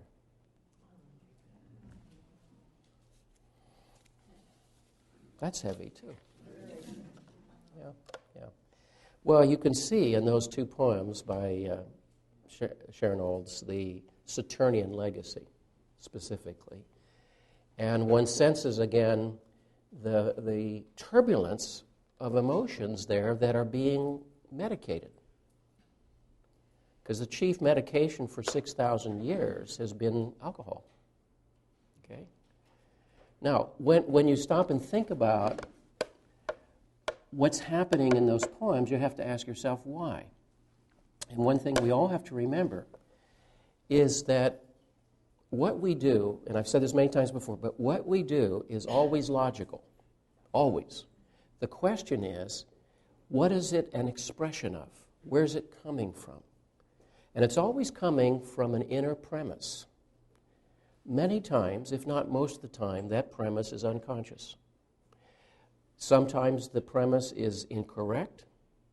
Sometimes it's based on a misperception or a misreading of life. Sometimes it was accurate. And sometimes it was accurate at a certain time and place and no longer might be, but it's still operative as a kind of autonomous premise. So we never do crazy things. We do logical things based on the premise within.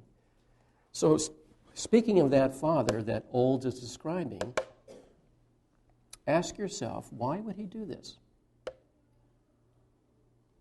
Where could that come from? What is that about? What comes to your mind as you, quote, analyze this unknown person? Why is he eating his children? Why is he eating his children? Mm-hmm. Partly because he was eaten. Power, yeah. Okay, all these things, all right? First of all, why is he falling asleep, drugging himself every night? Because he must be in horrible pain. The fact that he brings pain to others is indisputable, but it's certainly clear that it's coming out of enormous pain. So, again, it's logical, based on the unconscious premise. Secondly, he must feel in some way threatened by the new life around him. So he's caught very much in what Jung might have called the senex consciousness. The senex is the opposite of the puer. The puer is the eternal youth. But the senex is to be caught in that crabbed agedness that has to do with despair and with bitterness. And we would also have to say that probably a substantial depression is being treated. Because, as I mentioned, alcohol has been the chief medication for depression. Now, ironically, as we all know, it's a central nervous system suppressant and actually serves to depress the person further.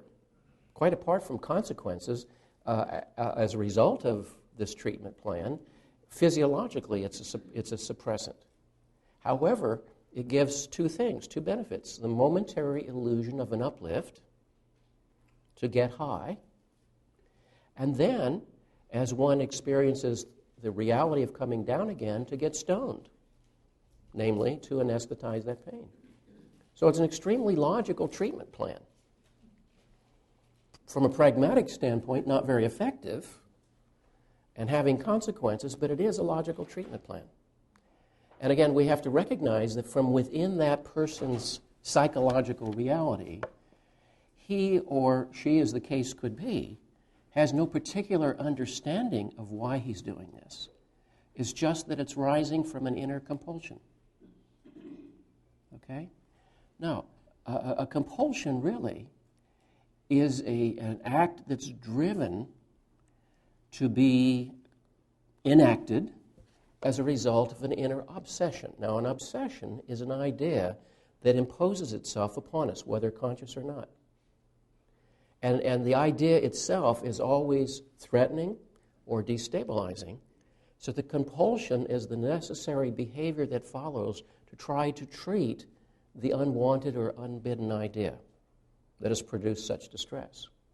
So the moment that this figure might get closer to the origins of his experiences, namely to approach the pain, the more likely he is to find it necessary to anesthetize it. There's a direct mechanism there, and there's a direct linkage there, without necessarily ever becoming conscious. Okay?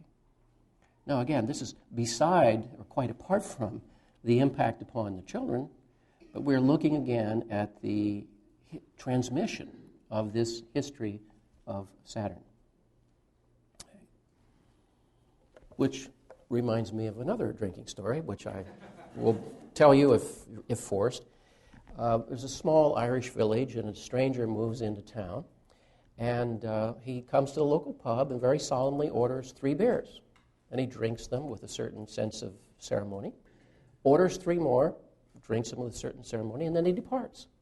And he does this night after night after night, and everybody's puzzled at this stranger's behavior, so finally the pub master is enjoined to ask him, well, what's going on there, and he says, why are you doing this? And the fellow replies to the bartender, he says, well, my brother Michael has moved to America, and my brother Patrick has moved to Australia.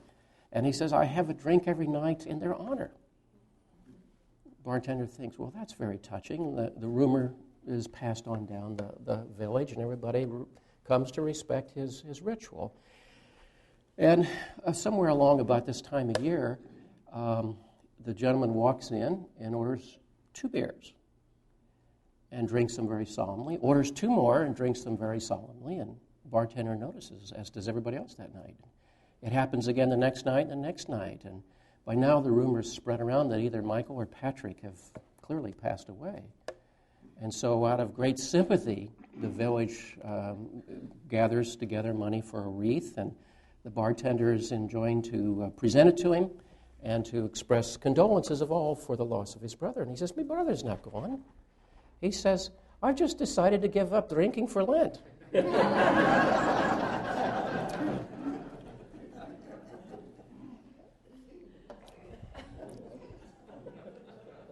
That's if Sharon Olds was too heavy for you, right? Okay. Now, of course, one asks the question, what happens to the child who is delivered unto this Saturnian heritage? Whether acted out, as Sharon Olds seems to imply in her particular family, or is running beneath the surface, is implicitly there. And again, we sense that whenever someone feels insecure, it's also a very unstable situation, and therefore prone to impulsive action, prone to potential violence. What happens to the child who's delivered unto that, you see? And that would be a story that each of us would have to look at in light of our own particular history, because all of us, girls and boys, were delivered into this kind of history, whether we knew it or not. It's in the culture. I mentioned in the chapter that some of you got to read for tonight my own experience of my father, who in the middle of 8th grade, when the Great Depression came, was literally pulled out of class and told he was to go to work. And there were no particular child labor laws at the time, and so at age, 13, he dutifully went off to work to support the family for the rest of his life. And in that moment, basically, his fate and his destiny became synonymous. He was from that point on to work to support the family and to help the family, and he did. And first worked in a pharmacy and then worked probably 50 years on an assembly line at a manufacturing company. And interestingly enough, during all of those years, at least the part that I was present, I never once heard him complain. Never once heard him ever articulate the idea that life might be unfair. I don't think the idea particularly seemed to be part of his experience. It was just life as it is. It's what happens. It's to be expected, okay? And so he worked on that assembly line all those years. I think there's no question he hated it all those years.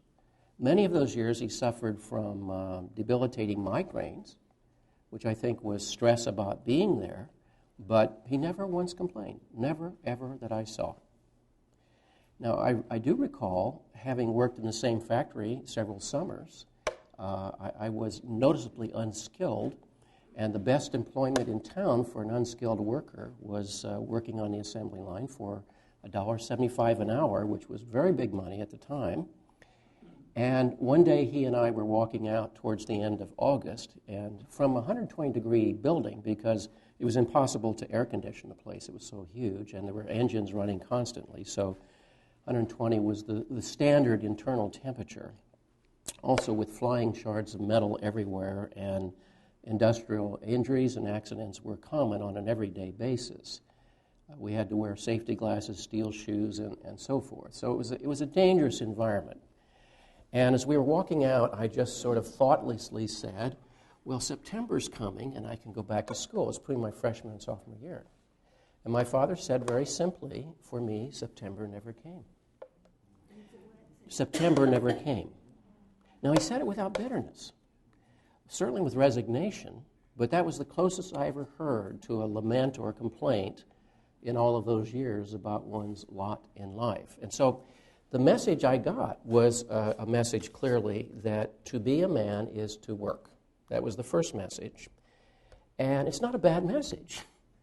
On the other hand, it was clearly an all-defining definition. A good man worked and supported his family. A bad man did not work or did not support his family. That was the clear distinction. It wasn't like there was any sort of in-between. It was an either-or definition. And that was very clearly that. And that work ethic has always been there, and there are times in which it feels constructive, and there are times it feels oppressive, okay? Speaking these many years later. At the same time, well, not at the same time as that, but earlier in my childhood, I was very much aware of the Great War that was going on in the world. And while I was entirely safe growing up in the Middle West, nonetheless, I was aware that the big people were scared, and they surely knew what was going on. There were many stories and many people who had suffered losses, and those stories drifted down to young ears and were very impressive. My father was 31 when the war began, and he was too old to be drafted. He tried to volunteer. He was turned down because he was doing, quote, vital war work, because the same factory was making, in addition to making tractors, was making tanks. So he spent the rest of the war and part of the rest of his life feeling shamed that he had not been able to enter the Army, as did his brothers, one of whom was in the Army in the Philippines, one was a tail gunner in a B-24, the same unit that George McGovern flew in, as a matter of fact, so out of Italy. So that was the second message, basically, because and that was, in addition to the work, was that one grew up to be expected to be a warrior. Now, I remember as a child with big eyes and big ears, listening and paying attention as much as possible in terms of what those twin destinies were apart. recognizing my own childhood vulnerabilities and insecurities, I was acutely aware of my inadequacies in the face of those two very large looming roles. And so I know I spent a great deal of time worrying about that. So that's what I called the 3 W's: work, war, and worry. And as a child, I remember thinking very clearly in the period between ages 5 and 10, and I know exactly when it was going on because I remember the particular backyard in which it occurred, that in the face of those large looming roles and my own clear incapacities to fulfill them, that surely they would take one aside and explain how to do that, how to do these things. And as I briefly mentioned last week, I had intuited the needs for the elaborate rites of passage that our ancestors worked out in such a developmental fashion. We'll spend more time on the rites of passage 2 weeks from now as we look at the necessity of leaving the mother complex behind. And by the way, we're exploring the subject in sort of incremental ways. Each night will be a different layer on top of this, and I think by the end of the class we'll have a much more of a kind of holographic view of this issue or this problem. But it's interesting, just as a foretaste of that, it's interesting that all ancient cultures evolved substantial, developed rites of passage, reasons for which we'll talk about later, but there were 6 particular stages, and they didn't have a central committee distributing mimeograph forms on how to conduct this. So it's not like it was invented, it was something that rose from below, something that people experienced as a kind of universal task, universal problem. And the 6 stages of the rites of passage are, first of all, separation, because separation is from the hearth, the protective zone. Second stage is death of some kind, a ceremony of death, because what's dying is the child's understanding of things, the naive psychology of the child, and the overt dependence of the child. Third stage is a ritual of rebirth, because something new is emerging. The fourth stage would generically be called the teachings, and I'll come back to that in a moment. The fifth stage would be an ordeal of some kind, which is obliging the youth to go within and to find resources within sufficient to carry him through these difficult times, often characterized by isolation. And the sixth stage was the return to the culture as a kind of separated adult. Most men today are not separated. And the reason is the culture has fumbled in a very substantial way the rites of passage. Now, speaking of the instruction phase, that fourth stage, and we'll say more about this in 2 weeks, but the instruction phase involved 3 different things. One is to connect the youth to the big picture, to the cosmos, to the history of the tribe, to its ancestry, to the gods. In other words, who are our gods? What brought our tribe into being? What granted us our unique character? You see, now a person who has some linkage to that has a sense of connection to the transcendent. Secondly, what does it mean to be an adult in our particular tribe, which might differ from other tribes, in which history and geography and so forth play a large role in the determination of that? What does it mean to be an adult? What does a member to have a kind of socio-political identity? What are the rules of our tribe, and why are they there, and how does one deal with them? And then, thirdly, specifically, the teachings about competency skills, hunting or fishing or agriculture or warfare. Whatever the tribe's understanding of those tasks might be, specific teaching in those regards. Today we might call it vocational training, but it was specific instruction. Now, as you know, today's youth, by and large, have not only the whole sequence missing as a generalization, but specifically the instructional phase. What are the instructions we give to youth today? Grow up, go to college, get some computer skills, get a job, and enter the workforce. You see? Because the prevailing deity of our culture is not the old gods, but the new god of economy. Right? James Hillman wrote, "The war between the gods is effectively over in our time and place for our time and place." And he said the great god economy, with the capital E, mind you, has won. It's simple. That's what organizes people's energy, directs it, sometimes destroys them, and gives them a putative sense of values. So today's youth is raised basically to be an economic warrior. And as I mentioned last time, one's worth typically is generated in this culture by the degree to which one can meet external, abstract production standards. Because, of course, money is pieces of paper, pieces of metal, or abstract digits on a computer screen, and it has no inherent worth, like meat or the pelt of an animal or a piece of arable ground or whatever. And yet all of those values are projected onto this abstraction. So it's a paradox that, in a sense, what gives the lifeblood, so to speak, to our culture is an abstraction upon which we've projected everything of the soul. Okay?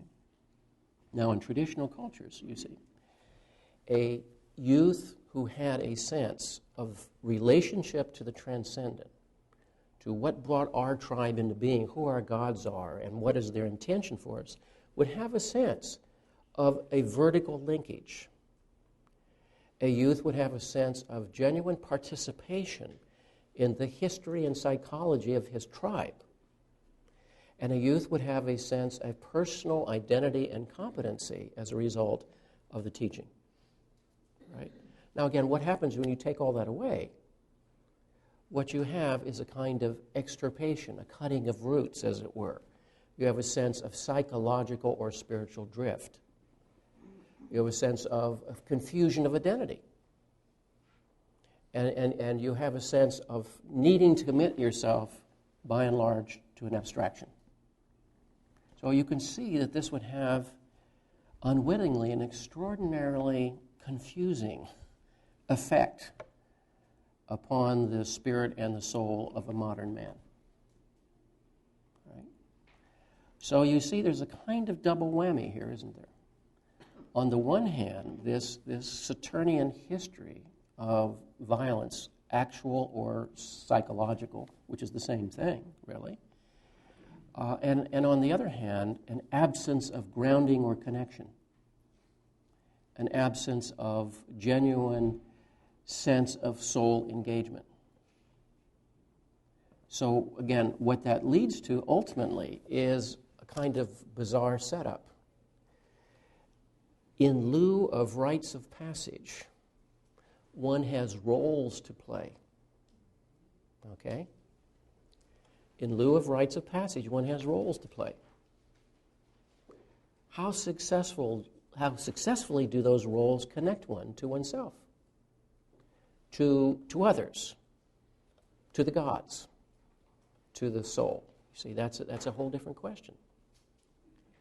And I think we can see that over time, the abstract nature and the external nature of those roles will in time produce a psychopathology. Now remember, psychopathology is not a judgmental statement. It means literally the expression of the suffering of the soul. Can you say that again? Yeah. Yeah, in other words, roles are meant to substitute for a mythologically grounded, which is to say spiritually grounded connection to the gods, to the tribe, and to oneself. And what we have in lieu of those vital linkages, those connections, are roles to play. And roles that are devoted to abstractions, number one, generated by the culture, and secondly, to external production goals. And invariably, you see the gap between the needs, the psychological, spiritual needs of the person, and the roles with which he is to fulfill those needs will be such as to produce a psychopathology, literally the suffering of the soul. Okay, questions? By an age, you mean in history? No. Oh, you mean in... How old are they when they develop this? Develop what? Well, I think it starts in childhood. Oh, really? Oh, that's what I was trying to say to you, yes. As a toddler, I was walking around, seriously, trying to figure out what this is all about. And the two big messages I got before 5 years old was work and war, because they were the only game in town. And I remember even then beginning to wonder, how am I going to do that? Given that I'm, a kid, I don't know anything, and besides which it's all very scary. And I remember thinking, how am I going to do that? And that became a fully formed thought between 5 and 10. That early. Well, what else is a child going to be basing its sense of self? I mean, it's like, what's the script any child gets? You see?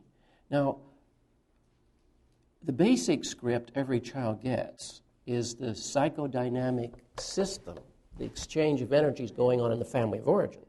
Okay? Now, we're also talking about messages from the culture, but also as they interact with each other.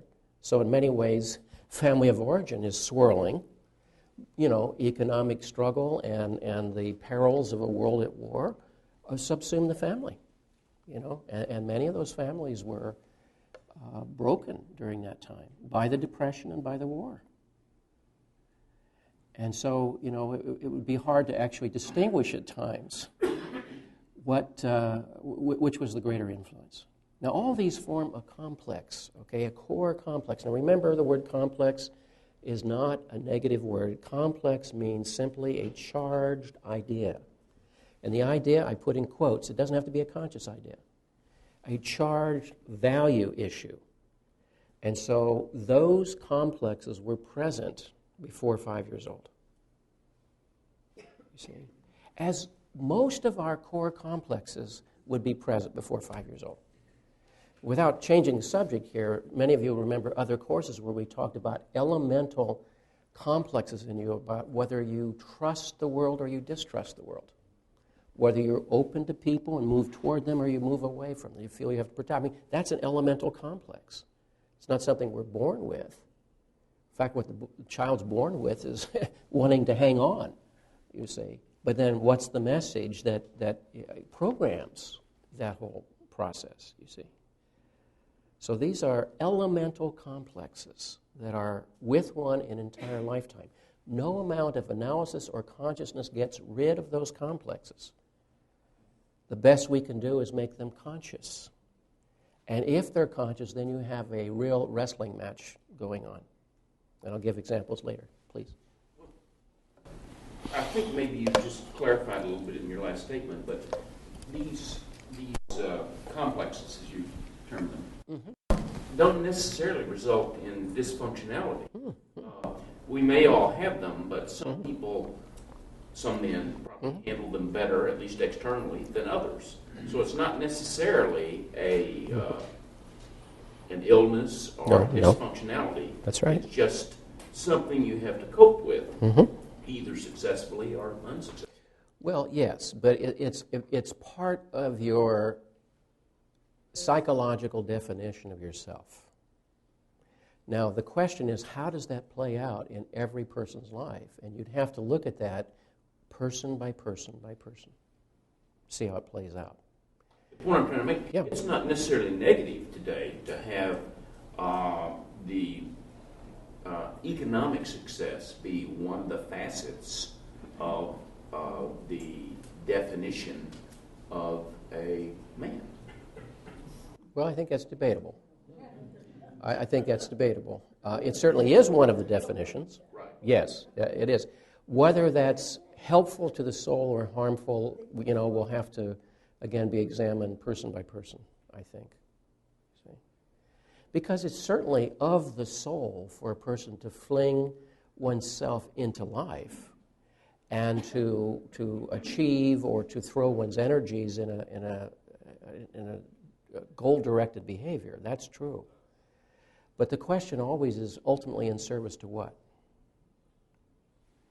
How different is that than these ancient cultures you're talking about? I mean, the role of the male there would be to be a hunter, Mm-hmm. and surely they were valued based on who were the best hunters, or a warrior, and who were the most successful warriors. Mm-hmm. Doesn't seem to me that's philosophically too much different than, Yeah. Who has the biggest bank account or the most stock options. Well, all I'm doing is being descriptive here. All I'm doing is being descriptive. And I'm saying, in a traditional culture, at least those tasks were geared to the tasks of daily life. And all I'm saying, and this is not a judgment, it's just an observation, as we have moved progressively from the world of tangible daily life into a world of abstractions, the greater the possibility that these things can become severed from our instinctual roots and severed from the sense of participation in life. In other words, it becomes more and more artificial. I understand what you're saying, but would you suggest that the farmer who is even today, raising an identifiable number of pumpkins or cotton or whatever the physical thing is, I mean, is that a man in that role really experiencing more life satisfaction than a person in a profession or a business who is, yes, abstract, but competing like men have competed forever? Well, you'd have to again ask the question on an individual basis. I'm not making a judgment about that. All I'm saying is there's a shift in the culture and there's a cost to that. You see? This recording has 2 parts. Part 2. Now, I read you some poems by my friend Stephen Dunn last week, and Stephen made a profound life choice in his 30s. He was in a very significant executive position for Nabisco. And he said he realized they were spending all of their time, including their spare time, talking about cookies. And there's nothing wrong with cookies. He said, I realized I couldn't spend my life talking about cookies. So he said to all of his friends and colleagues, I'm going to go off and be a poet. And they fell out of their chairs laughing at him. They couldn't imagine anything more impractical than doing that. Why would you leave a career track at Nabisco? And they literally laughed at him. And so he left the Big Apple and went to Minnesota and got an MFA and spent his life working as a poet. And he saved his soul in his 30s because he knew what was important to him, you see. In other words, the role was there, and he tried it on and decided it didn't fit. And he had the courage to walk away from it. But that doesn't condemn the role, is what we're saying. No, there's nothing with for him. That's all I'm talking about. Exactly. I'm not making blanket statements, right? Well, maybe I am, but you won't let me get away with it, that's for sure. No, you're absolutely right. For him and for someone else, one of his colleagues, that was exactly the right thing for him to do. The point is, how often would a person be able to ask that question in a radical way? And I mean radical in the sense of radix, the root. To go to the root of the question, what is my life's energy to be spent for? As opposed to having it sort of drafted into a role. That's the point I'm making. Yeah. The hunter is the guy who's out there leading the hunt for the buffalo or the mastodon or whatever it is. I mean, is that person soul any more lifted than I don't know. Business executive? I don't know. I'm just saying I don't know that that's a fair comparison or a fair. I know you're not criticizing, but I mean the logical consequence is not that we should all be poets, but that we would have greater life satisfaction if we were doing something that had a more direct physical manifestation. And I'm just curious whether you can really say that those ancient guys were any more satisfied. No. Okay. I think it has something to do with why are you out there in the disco? Who Mm-hmm. placed you there? Is it what you want to do, or have you been put there by some other force? Your father, your family, the environment. Yeah. Yes, I agree. Yes. Now, let me just say, this is not to romanticize hunting in a frigid forest with some animal that wants to eat you, by the way. That is not at all about that. It's simply saying that there is an immediacy and a groundedness to that many moderns don't feel in the constructs of our culture. That's all. It's not saying it's good or bad. The question is, there would be a sense of linkage to nature and a linkage to the tribe that in many ways is severed. Yeah. Okay, please. It just seems to me that the analogy of the ancient tribal person is really closer to your father's situation. You know, I don't know that they were really given a choice. Do you want to be a hunter, a warrior, or whatever? You were just put in the role, and if you had the right physique and were lucky enough to survive. Isn't that pretty much the same as your father's situation? And he saw something physical produced as a result of his efforts every day, and yet, as you say, probably did not achieve the same life satisfaction that a doctor or a lawyer or he always hated it. He always hated it. Again, you had to pry it out of him, because he would never complain. I emphasize, there was never a sense that life was unfair. It was just what it was. And he never complained, but he always hated it. Do you ever think he had an option? Did your father? Not in his world, no. Not in his world, no. Yeah. Going to your friend the poet. Yeah. Would you analyze that as the complexes he developed before 5 led him to be a poet, or did he then make those other? If not, then did he make the other complexes he had conscious and fought them off to become a poet? I think it's the latter. His father was a salesman, sold refrigerators and Frigidaires and so forth. And he moved into sales too. So I think those were the operative complexes. And I think there was something in his own nature that was revolting. Now, in a traditional culture, there wouldn't have been any place to go with that, understandably. It's a certain luxury to say there's even a choice. Most people through history, women and men, have never had a choice to speak of. Okay, we have to recognize that. But again, when that's the case, there's a terrible violence done to the soul. Because you'd have to say, whatever the soul is, it's going to be unique to each person. And if that person then is in an environment where that is not being served, violence occurs, whether acknowledged or blessed by the culture or not. So the complexes were inconsistent with what was good for his soul. That's right. And his soul. That's right. In this case. Because one of the oldest texts we have is a 4,000-year-old Egyptian text called The World-Weary Man in Search of His Ba. And Ba was the Egyptian word for soul. So think of that, 4,000 years ago, isolation, anomie, alienation. 4,000 years ago. It's amazing. Yeah. But the point we're trying to, yeah. I think we're trying to kind of press is, and I'm not sure very successfully, is that is it any different today? Is it worse, better? Well, we're talking about it. That's no, seriously, that's the only thing we could say, is that we're talking about it. I think the Saturnian legacy is just as strong today. I just think we're talking about it, and that's an advantage. There was no place for your father to have this conversation. Oh, no way. None whatsoever. None whatsoever. Yeah. Suppose the Cookie Man, instead of becoming, what did he become? A poet. He become a Jungian analyst. How much more disconnected could he be from real life? And isn't that all of us today? I mean, very few of us work with our hands, like your father and my father. Yep. Their bodies. It's all. We're all removed. Makes life different. Yeah, I wasn't necessarily critiquing them. I'm just saying that's one of the changes in the cultures that we increasingly have moved to a world of abstractions. That's all I'm saying. at least when you're in the forest, and it's a question of whether you eat tonight or freeze to death tonight, you know what you're to do, you see. Well, what are we supposed to do today? It's not clear except play out a certain role, you see. And it's a question of the immediacy of nature on the one hand, and then what do you do within the artifices of culture to express yourself or feel connected to something valuable?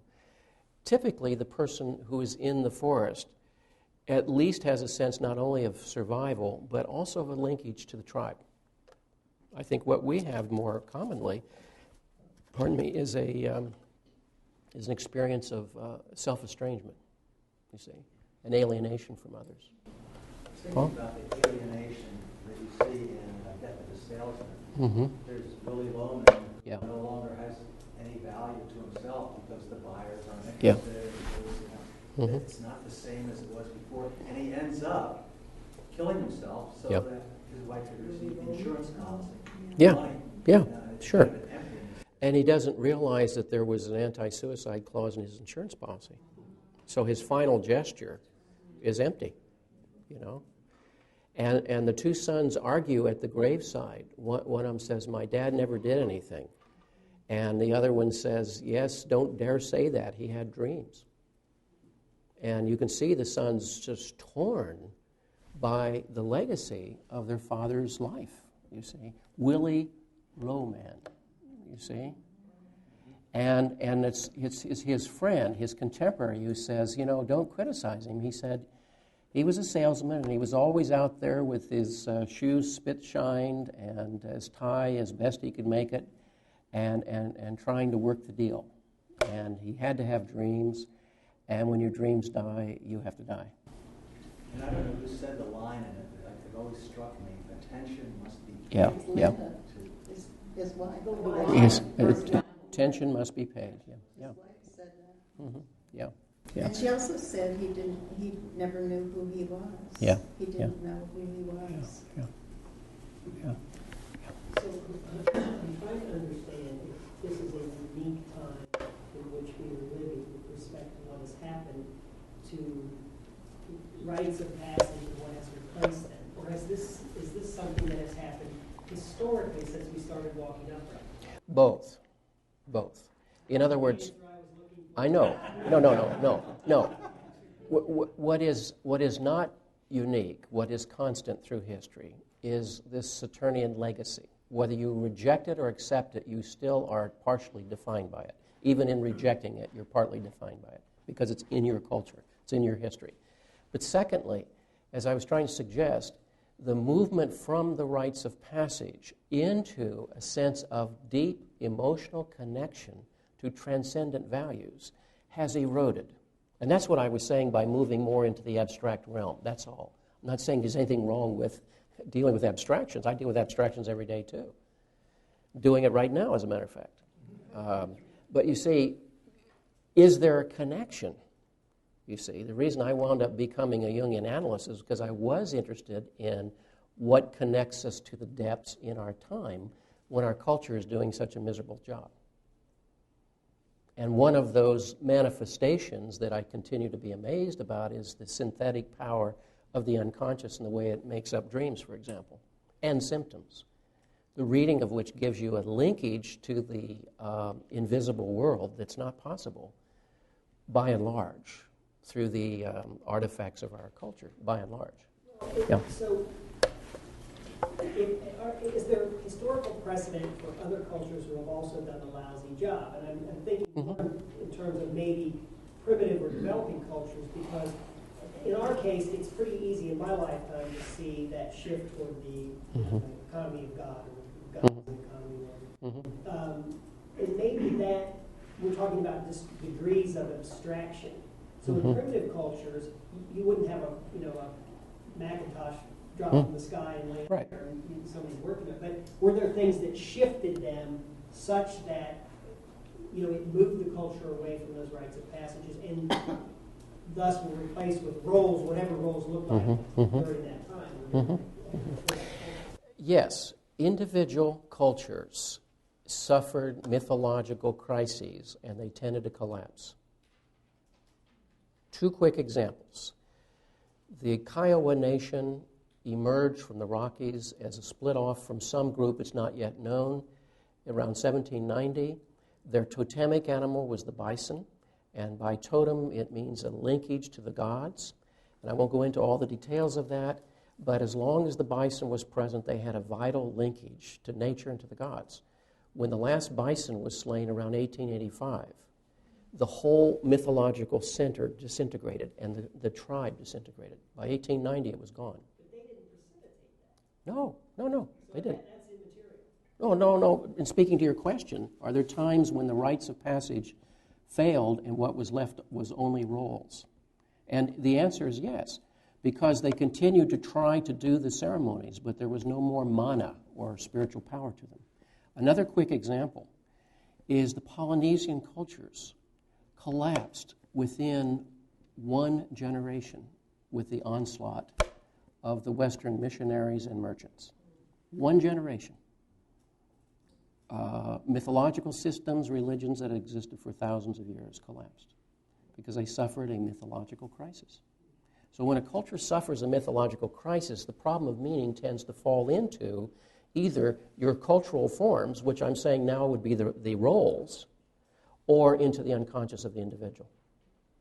Jung asked the question, where did the gods go when they left Olympus? He said they fell into the solar plexus. They became our neuroses in a way.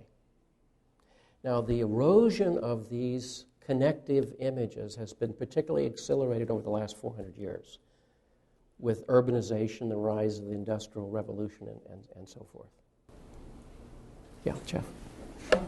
Jared Diamond was here, and he was just giving the example of Easter Island, where the people chose to clear-cut their trees. And once they cleared the last tree, they basically, robbed themselves of means of making canoes and weapons and roads and so forth, and they turned to cannibalism and eventually disintegrated.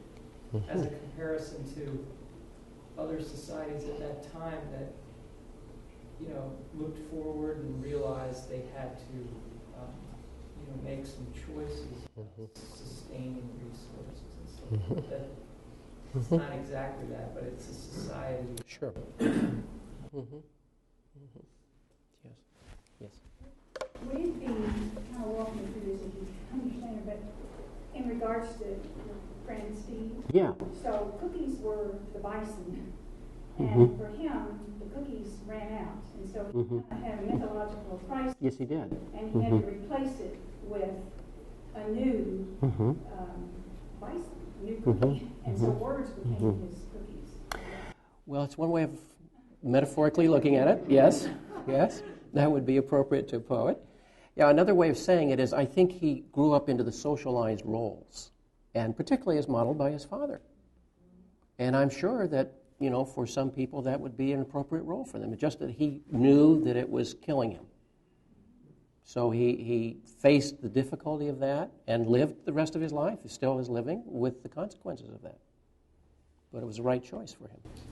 Yeah. So alienation from his cookie tribe really saved his life, or his soul. His soul. Well, the alienation was not a welcome experience. It occurred. That was the soul speaking. And he had to decide whether he was going to pay attention to that or not. And he chose to, amid the laughter of his colleagues. But it was the right choice for him. And his life would have been terrible had he not. Yeah. Well,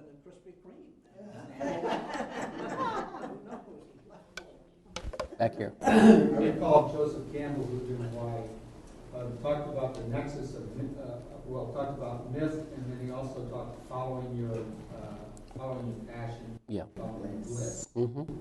What is the nexus between the myth and the bliss? The question is, does the myth provide an image that links you to your passion or your bliss? If it does, you're well served. In other words, if a person, not to romanticize the very harsh, at times horrible rites of passage, but if they linked you to the gods, you had a sense of connection, sense of belonging, sense of You know, the longitudes and latitudes of the soul. Take that away and you're in trouble. So that's why we can say you can see entire civilizations that disintegrated within a generation when they lost their linking images. So your example of the poet. Yeah. You went from cookies to poetry. Yeah. There was some kind of a meaning in life, whether it was his relationship with his God or self. Who knows? In other words, he found it necessary to explore his life by observing it, internalizing it, and then bringing it into language. Now, what kind of job is that? You know? But it is a vocation. It's a vocation. But he gave up a role. He had a role here that he gave up Yes. in order to choose another. To choose a vocation. Yeah. Now, his job through the years, because nobody makes money on poetry, was to be a teacher of poetry. You see, he had to find a job to live the vocation in our culture. You see, 4 years ago he won the Pulitzer Prize. But that's incidental. See, that's truly incidental because he made the right choice for himself 40 years ago. Yeah. I think one thing that's scary for some people is thinking that when you get to this point, you're going to have to change your line of work. I don't necessarily think that's true, but if you change the way you live the role, you may not be called necessarily to not be a lawyer anymore, or Right. not be Right. whatever you are. It's the way that you let it rule your life. Well, again, what do you do for it? What does it do for you? Is there a genuine, because there's no role in life that's not without its legitimate cost. And is there a reciprocity? You invest your life's energy. Is there a reciprocity? We all know by now a paycheck doesn't do it. When you're young, you can imagine that paycheck will make me feel good about myself and everything. That only works for a certain length of time. After a while, it would be very immature to still be hanging on to that. The question, is there reciprocity there? Does it come back to you? And only you can define what that reciprocity would look like or feel like. And if it comes back to you, then you feel it as a continuing challenge, you feel it as developmental, and it truly is a time when, say, profession and vocation are the same. And there are times, of course, when one has to have a job, as most of us have had good parts of our lives, in order to pay the bills, but also knew our vocation was over here. Vocation, I mean in the sense of vocatus, calling. What your calling as a person, you see. And so the key is, how is this experienced within? And guess what? If you have no permission to access how that's working or not working within, then you're in trouble.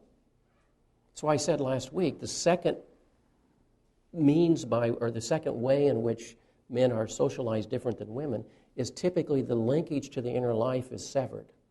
If not severed, at least interfered with. So you may not even know that it is so good or so bad for you inside, which is why it'll start showing up symptomatically in relationships, substance abuse, and other forms, you see. Yeah. You know, I would suggest that in today's society, primarily because, well, particularly in the West, in the U.S., for example, okay. Primarily because the economy is so much better developed, there is more freedom for not only men but women to take some risk, obviously, but to make these choices that better suit the soul than the traditional role that you might feel forced into. Oh, I fully agree. Yeah, and this is an unprecedented time in human history. To even have this conversation is itself historic and extraordinary. However, what I would also say is, even so, the radical invitation to a summit conference with oneself is still scary or not even available to most men and most women. And I would say women have thought about this far more than men have, generally speaking.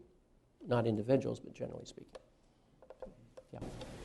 One of the things you talked about is how cultures were destroyed when they lost their spiritual center, whether it was through the bison or the...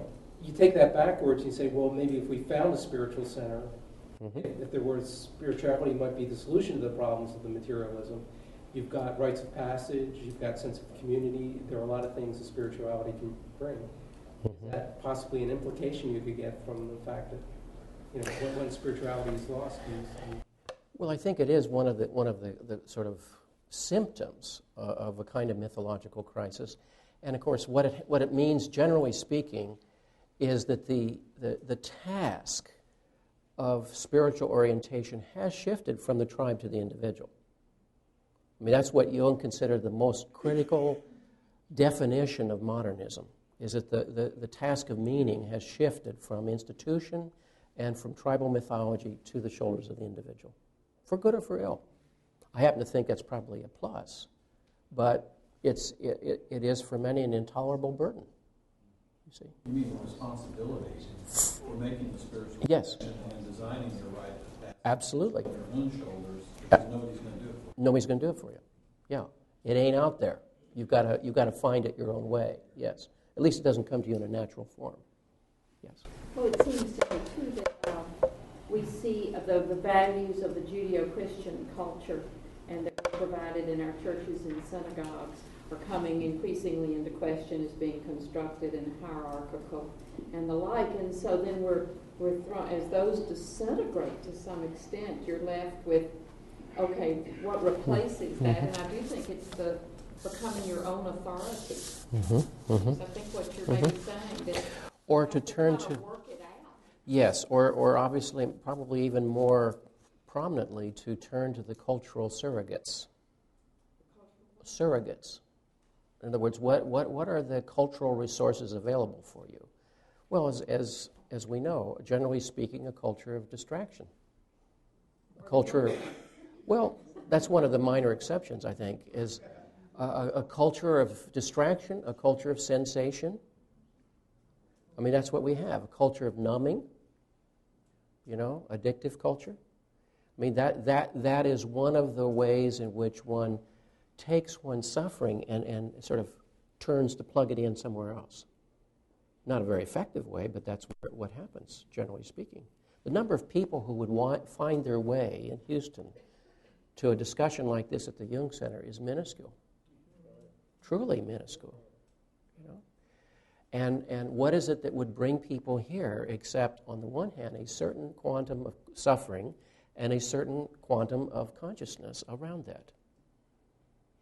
Take away either the suffering or the consciousness of the suffering, and one would be elsewhere in all sorts of possibilities, you see. Okay. Now, just a couple more ideas here. Thank you for your comments. They're excellent. The problem being, in a sense, is if one is defined vaguely by playing roles, and one sooner or later either, quote, succeeds at those roles or fails at those roles, and ultimately we always fail. Ultimately, we always fail. There's always someone faster. There's always someone stronger. You always get slower by a step, and sooner or later we always fail. So most men carry a strong sense of failure. And one of the things I've learned through years in therapy is most men carry certain specific memories of failure, where they failed the team, as it were, or when they failed to accomplish something they were supposed to accomplish, and then have internalized that as a form of self-shaming. Now, I touched on shaming last week, but we can't overemphasize the power of shaming. Shaming is, ironically, historic. Even in Homer, in the Iliad, someone asks the great Trojan hero, Hector, how is it that he's so courageous on the battlefield? How is it that he is absent of fear? And he says, I am not courageous. He said, I am more afraid of what they would say about me than of dying before the Greek host. Okay, now that's, roughly 2,800 to 3,000 years ago. Right?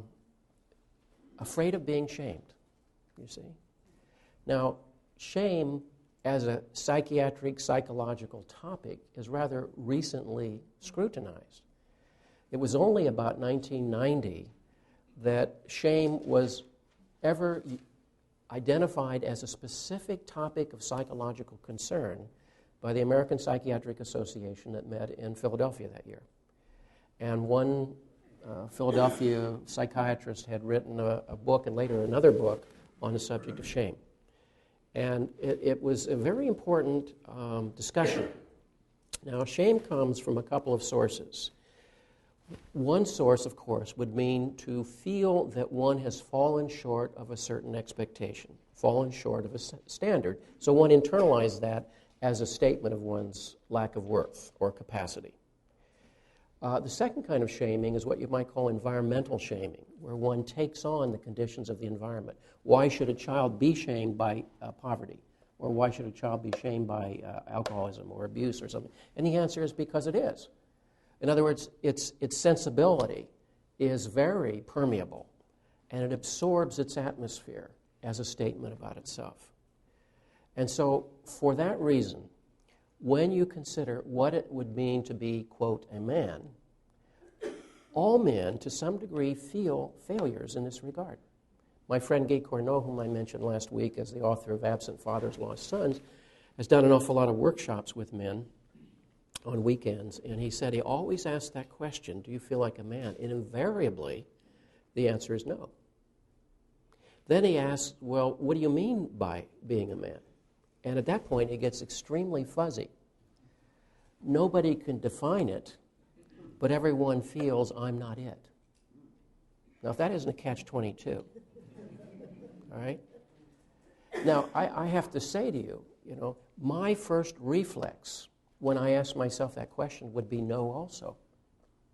You see, that's how deeply programmed that idea is, namely that complex. Remember, you don't get rid of the core complexes. They're the bottom floor of the skyscraper. You always have to go through the bottom floor to get upstairs. As I reflect upon that, then I'm able to reject that definition, you see. And yet that takes a certain amount of effort. See? Now, Jung said once very succinctly, to be a man is to know what you want and to do it. Now, that sounds too simple. But frankly, knowing what you want as opposed to what you want as internalized values from your family and your culture is no easy matter. One may spend a lifetime sorting through that. Who would I be apart from these influences? That's a profound question. And I think the sorting of that goes on a lifetime. What do I want as opposed to the welter of voices within me? And mind you, not paying attention to some of those voices will result in alienation, estrangement, accusations, and shame. So why would you go there?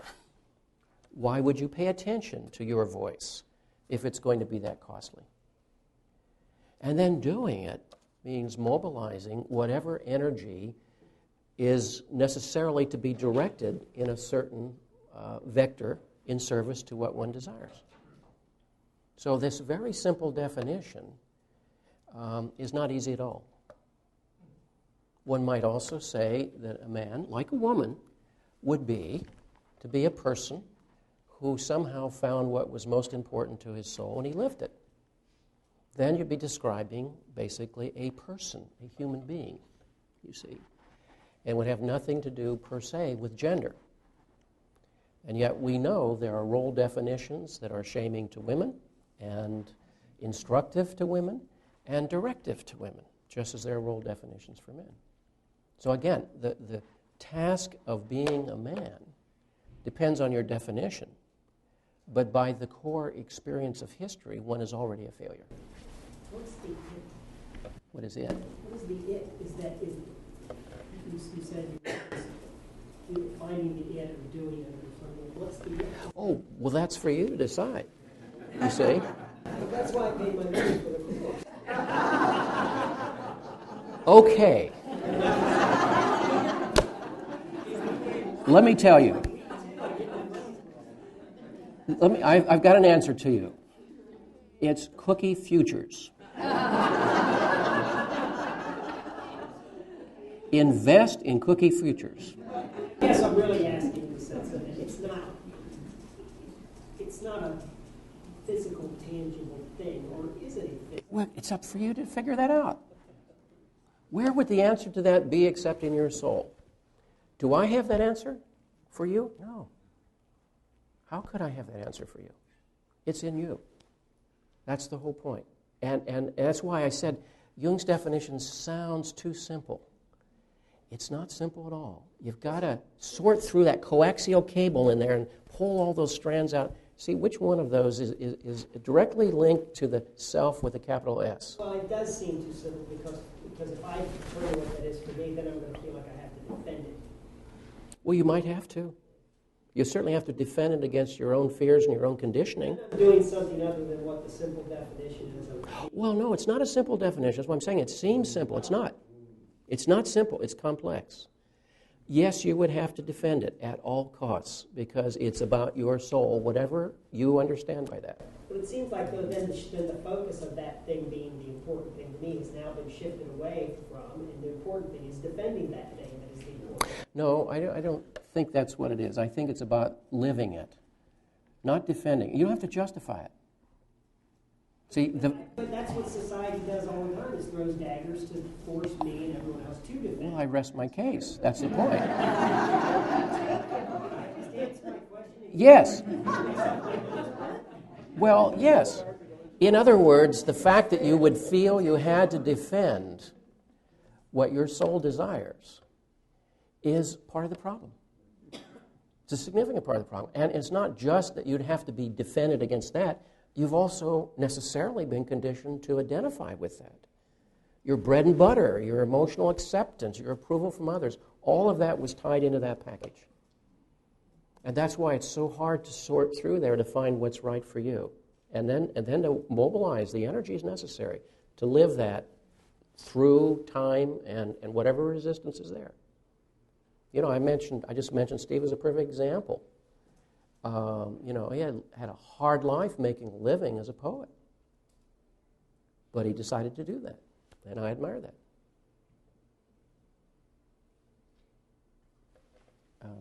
Yes. I was a little bit, I think you're right. You don't have to defend it, or you do have to defend it, but you certainly don't have to justify it. When you find it, it'll be there and you won't have to. Well, you know, as Gertrude Stein said about Oakland, California, there's no there there. There's no it to an it. It's a process. And it's unfolding, and it shifts and changes as you grow and mature. So that's going to evolve and change. That's why often a definition that you operate within early on, maybe even a very useful and constructive one, is outlived. I used to have this argument when I was teaching English illegally to Swiss executives and paying for my studies in Switzerland. And their life was determined at age 14 by the Matura, which was an exam that placed them either in the university or in a professional school or in the labor force. And it was irrevocable. And I would get into a friendly argument with them about the possibility of changing one's life and so forth. Because I said, none of us knows at age 14 what we want to do. And it was sort of an alien idea. It was like, well, your tests tell you that. You see? And they literally said on a few occasions, but you can't go changing your life later. And I said, what do you think I'm doing at age 40 in your country? And at that point, they really had to step back and scratch their heads, because that was a very peculiar phenomenon. Because, did any of them ever run away? I'm sorry? Did any of them ever run away? The highest drug dose death rate in Europe is in Switzerland. Per capita. Per capita. The answer is yes. They would run away only in those aberrant ways. Changing a career is virtually impossible for the Swiss. There's an extraordinary sense of rectitude, expectation, and defining roles. And they were 2 generations behind us in terms of gender roles. Gender roles. Yeah. when you said something about cookie futures a minute ago, it made me think of the guy that asked for directions to the self-help section. The clerk said, well, I'm going to tell you that.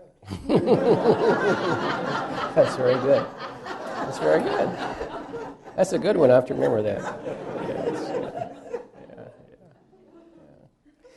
Well, I think you can see here the suffering of the gap between whatever ideas we've internalized, which are also synonymous with complexes.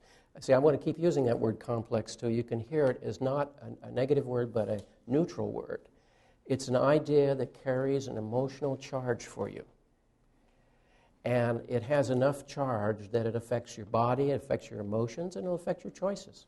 And it'll make choices for you if they're operating unconsciously. Some of them will be helpful, and some of them will be very harmful. So in the face of those driving ideas, the question is, how well do they serve the fullest expression of the human potential? That's the issue. And when it does not, that's when pathology occurs. The pathos is suffering of the soul. Now, again, what this means, too, is in the face of the double bind of the other messages, one's life then will also be governed by fear around whether I can meet those expectations. Because if I don't, I'm a failure. I'm a failure as a man, I'm a failure as a human being. If I don't meet them, it's because I'm inadequate, I'm incompetent. And so studies have indicated that men's fears are more around areas of incompetence or of failing a test than even of death itself. See? And interestingly enough, all studies of combat teams have indicated that people were willing to risk their life not for mother and apple pie and the flag, not for abstract causes, because they typically became cynical about those causes, but because of A, unit loyalty, and the fear of failing the others. That the image of oneself in the eyes of the other was stronger than the fear of death itself. And that was World War II veterans, Korean War veterans, Vietnam veterans, and Iraqi veterans. See? And again, shows the power of that idea, that complex, you see. It's better to die than to be seen failing the test of being a man. And of course, women in combat now, as they sometimes are enlisted and subscribed to the same value too, which is how such a unit can function. Now, when one feels inadequate, and it's interesting that the same causal event can produce diametrically opposite stratagems. In other words, something happens, it's internalized. What do we do about it? How do we react to that? Having already stated the premise that what we do is logical based on the emotional premise, what we do often is contradictory to someone else with the same issue. Now, perhaps the most common expression of the fear of inadequacy is to buy into it, to hide out, to feel shamed, to feel unworthy of attempting something or unworthy of carrying out the goals of one's life. But the opposite strategy is also true, and that overcompensation often leads to macho behavior and to the power complex, to a sense of inflation or of grandiosity.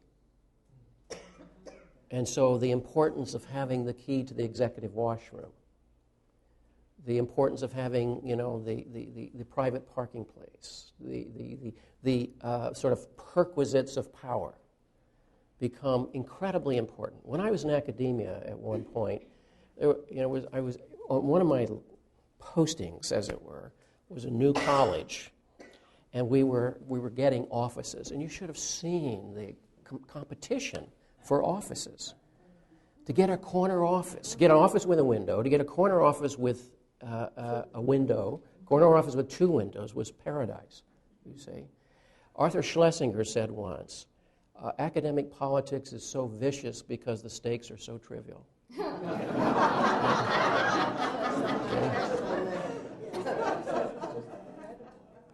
Now, what I saw there, of course, was viciousness that occurred. I mean, people would be bludgeoned over a budget line, okay, or a corner office.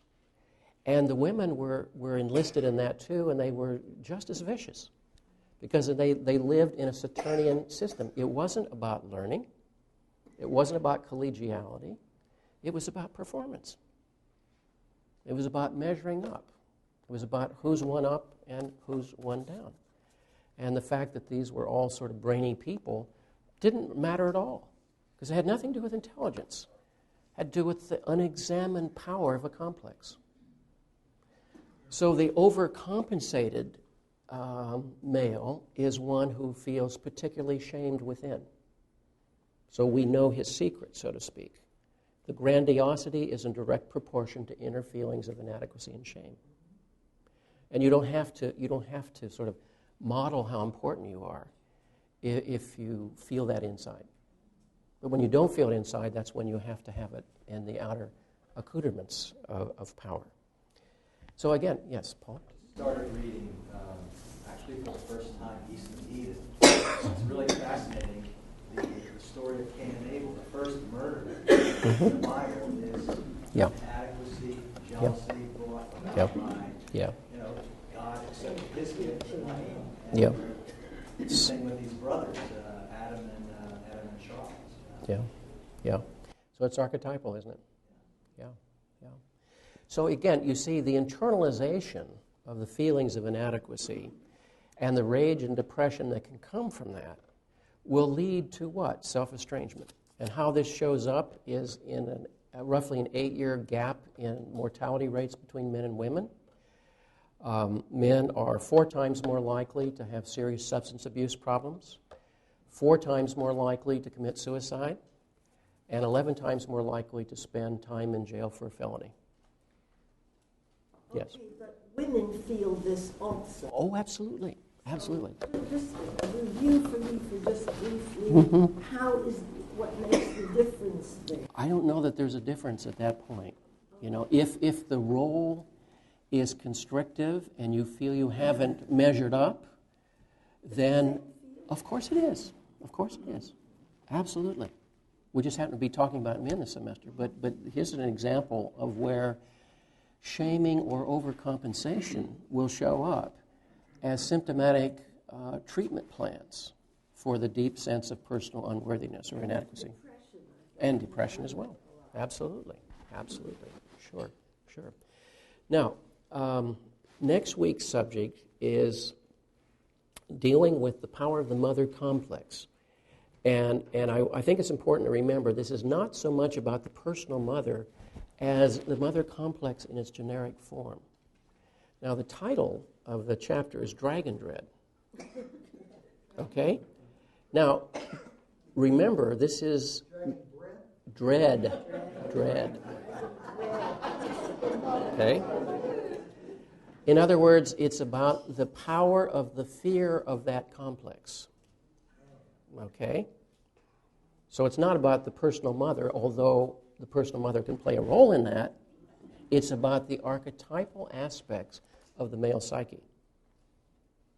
And if you can get the book, and I realize we haven't served you well by having copies not here, it's useful to do the reading in advance because that'll make more sense of what we're talking about here.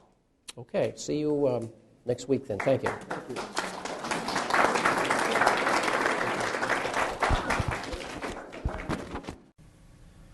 You are listening to a recording from the sound archive of the Jung Center of Houston Bookstore and Library.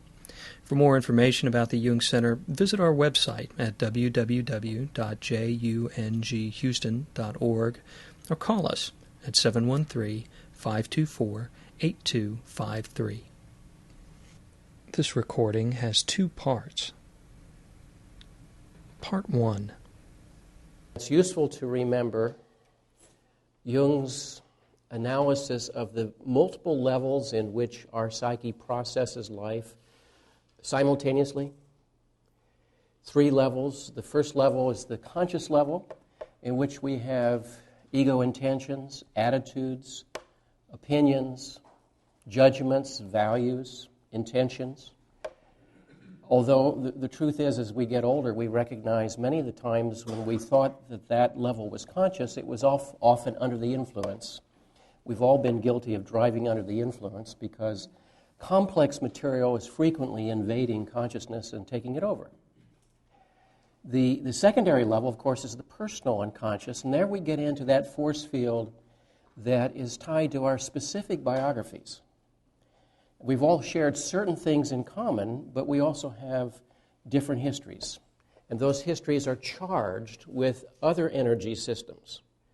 And those energy systems is what Jung meant by a complex. And remember that a complex also is a neutral word. It means simply a charged cluster of history. And when a complex is activated, remember, it has the power to come up, take over consciousness, usurp consciousness, reinstitute its old program.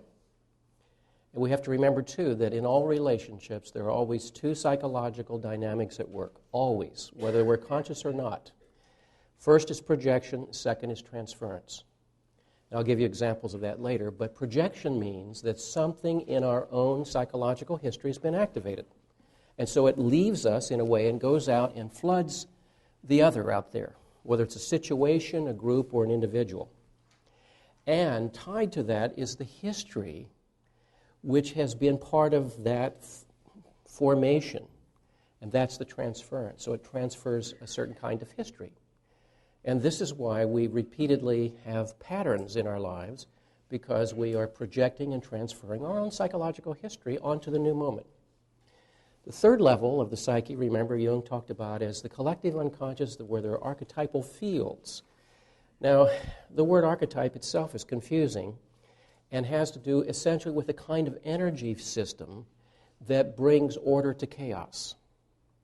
So when we talk about the mother, which you now can see in quotes, we're not so much talking about a particular person or a particular relationship, but how consciousness is influenced by the internalization of an entire history, not only with a specific person, but with institutions and cultural values and all other sorts of unique aspects of our own biographies. But there's a third field down there that has to do with the relationship to life itself, because the mother is associated with the archetype of life. It's the source of life. It's also the source of death. That which brings us into life is also progressively taking us out of life as well. So when we talk about the archetype of the mother, we're talking about the life-death cycle. We're talking about the life force. We're talking about our relationship to nature as nature. Now, we run into nature in other people. We run into nature in the environment. And we run into nature in ourselves. And how is that relationship charged? How is it valued? Through what lens do we experience it or see it?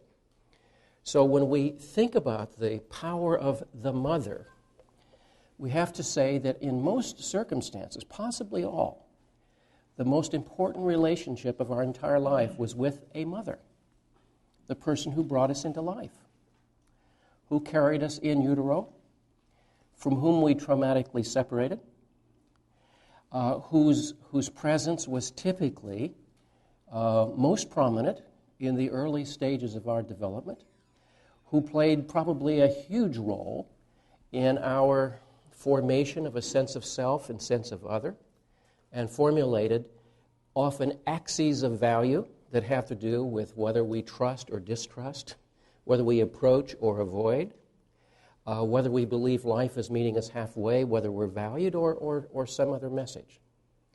So to say that our mother was the most important person in our life is not to ignore other important persons. It's to say typically it would be rare for someone else to play a larger role in our formative years. Particularly, typically, at least historically, as the most present person in the first 5 years of development, and often with her colleagues and friends, school teachers, and others, all of which we include in this kind of formative role. So powerful is that formative role that we transfer it to institutions. We talk about the mother church. We use the phrase alma mater. And why is it we would use those phrases except we project onto institutions, which are themselves abstractions. Institutions don't exist metaphysically, but they exist as a useful fiction. We project onto them expectations, dynamics, and so forth. So when we think about the power of the particular experience, how it gets generalized, okay? Now, for example, Jung said, when I hear the word mother, the word that comes to my mind is unreliable. Now, that's a complex speaking. That doesn't mean every mother was unreliable. It means his experience of his mother's emotional instability meant that she was unreliable. Now, we'd have to ask the question, how many times did that particular data play out in his adult relationships? We don't really know. But we can see as that experience was programmed for him, it would have a tendency to get projected onto other people in his environment. In those moments, you see that other person is being prejudiced by a history. And this happens all the time. That complexes prejudice the new moment and have a tendency to impose upon it the data of the old. Now, when we think about the mother as a kind of psychological idea, we realize that our primary experience of the mother was of that trauma called separation, of disconnection. The early psychologists talked a great deal about birth trauma, profound separation, tied through this umbilical cord to the heartbeat of the universe, all needs met, no burden of consciousness, no vulnerability, and then traumatic separation, from which, they said, we never fully recover. So much of life is a search for reconnection. Now, the child, the infant, wishes to climb back into the mother, so to speak. And we see the 2-year-old at the supermarket, a 3-year-old clinging to mother's leg, fearing separation. And we see how that energy gets, in time, sublimated and put out into the world, into the psychodynamics of adult relationships, into the search for connections of all kinds, including addictions. Even the word religion comes from a verb that means to bind back to or reconnect from. And we all know the truth of that spiritual that says, sometimes I feel like a motherless child. Because every one of us has experienced our journey as a form of exile. Now, that's the human condition. That's the existential condition. And that separation produces a certain measure of existential anxiety. And it produces a profound imprint upon our behaviors. Now, for good or for ill, many times our primal message about life derives from this relationship. I've already suggested to you what happens often in those early days then suffers, unfortunately, the phenomenon of overgeneralization. But what I perceive to be a sense of myself, the sense of the other, how we relate to each other, becomes a primal matrix, pun intended, a matrix, which has a predisposition to impose itself upon subsequent relationships. And therefore, issues of trust, for example, or distrust, moving toward or moving away from the other. Now, obviously, the personal mother is not the only influence, okay? We're not talking about just the personal mother, but we would say under normal circumstances, the personal mother will play the primary influence in the programming of a sense of self and sense of world. Even if we were orphans, we would have an orphan mother complex. And I've occasionally had the experience of working with people who never knew their mother. And this constitutes a whole world of energy and of issues in and for itself. So the primary message then is about what? You see, Jung said, when I hear mother, I think unreliable. Freud said, basically, the child who's been the apple of his mother's eye feels invincible. Feels like he's the emperor of the planet. Because he's had that kind of unqualified or unconditional affection bestowed upon him. Now, on the other hand, how is it that we can talk about mother as we will this entire evening and never mention father? We'll talk about father in a couple of weeks. But the most powerful influence is that of the mother, magnified by the fact that in many cases the father is missing in action. In my colleague Guy Corneau's book, Absent Fathers, Lost Sons, the original title in French is not Absent Fathers, Lost Sons. It's Missing Fathers and Truncated Sons, cut off, malformed, mutilated sons. I forget the exact French word. I'll think about it in the middle of the night. But it translates not as just lost sons. It's about something not fully developed as a result of this. We know many times, for economic reasons, emotional reasons, reasons of addictions, the father is missing. We know many urban children grow up without fathers. This is a huge lacuna. When you're watching a football game and some 300-pound tackle is looking into the camera, he almost always says, "Hi, Mom," not "Hi, Dad." You see, because it's his mother who's brought him up and managed often to be both mother and father for him. So when we think about the power of this relationship, you have to work very hard to find something that would replace it in terms of the magnitude of its impact. Now, therefore, this leads to that secret I mentioned 2 weeks ago. The power of the feminine is humongous in the psychological economy of the male, whether he acknowledges it or not. Okay? Now, when I say the feminine, again, I'm speaking in quotes as a kind of force field. Right? Now, some examples. The person who I think had the most aesthetic and psychological insight into relationships was the poet Rainer Maria Rilke, who died in the 1920s, died of leukemia. And during his lifetime, he had many passionate love affairs, always at the last minute would shy away from marriage. And yet I don't know anybody who wrote more beautifully or insightfully about relationship than Rilke. So if he knew so much, why was it so difficult to make that kind of commitment? Well, for one thing, partly that's a mystery, but for one area of fruitful investigation would be to ask the question, what was it he was transferring to these women with whom he fell in love? And we know that his mother had wanted to have a little girl. And when he was born, she named him Renee, because it was a gender-ambiguous name. She dressed him in dresses for the first 5 or 6 years of his life. And she would actually say when he was outside the door, "Is that my son or my daughter?" And only her daughter would be allowed to come in. Okay? And so as a surprise years later, Rilke says basically, "I could not love women because I could not love my mother."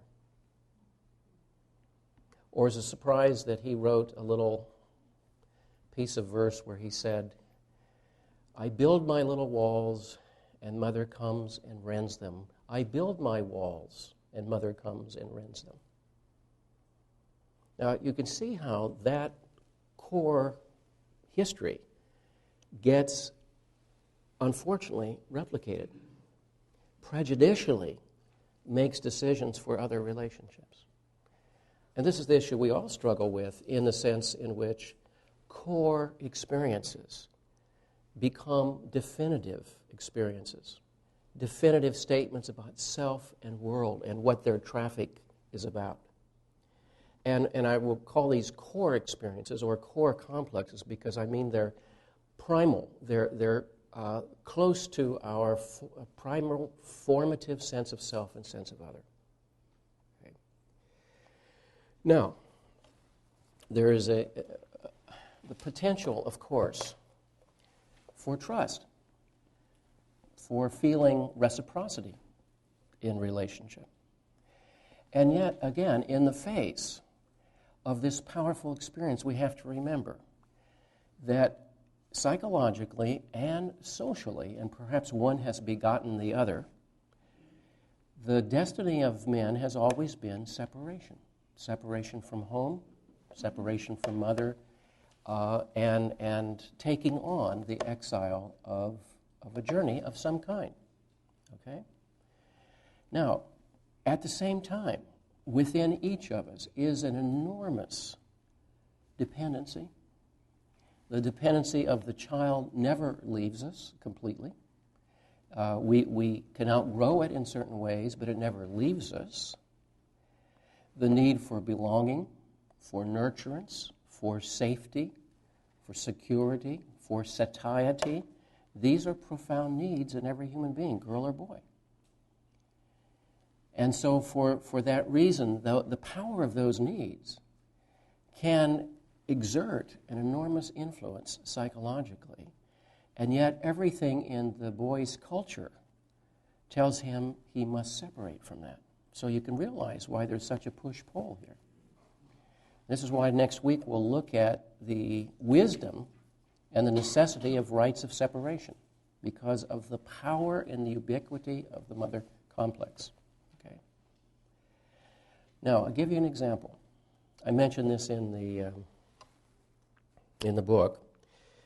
A person I called Sammy, a colleague on a campus many moons ago, who was a very gifted teacher.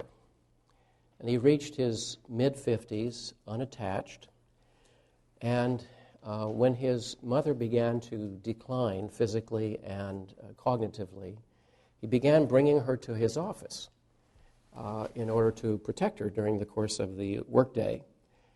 And on a couple of occasions, she got out of the office and was lost in the hallways and was wandering in the hallways. And on 2 separate occasions, she was able to interlock her hands in doors that open like this. And you know, about an 88-pound lady was holding those doors shut with all of these big hulking sophomores standing around her. And she didn't speak English. She spoke a foreign language. And when someone could be found who could speak her language, she said on both occasions, I'm keeping the girls away from my Sammy. Okay? Now, she'd been very successful doing that.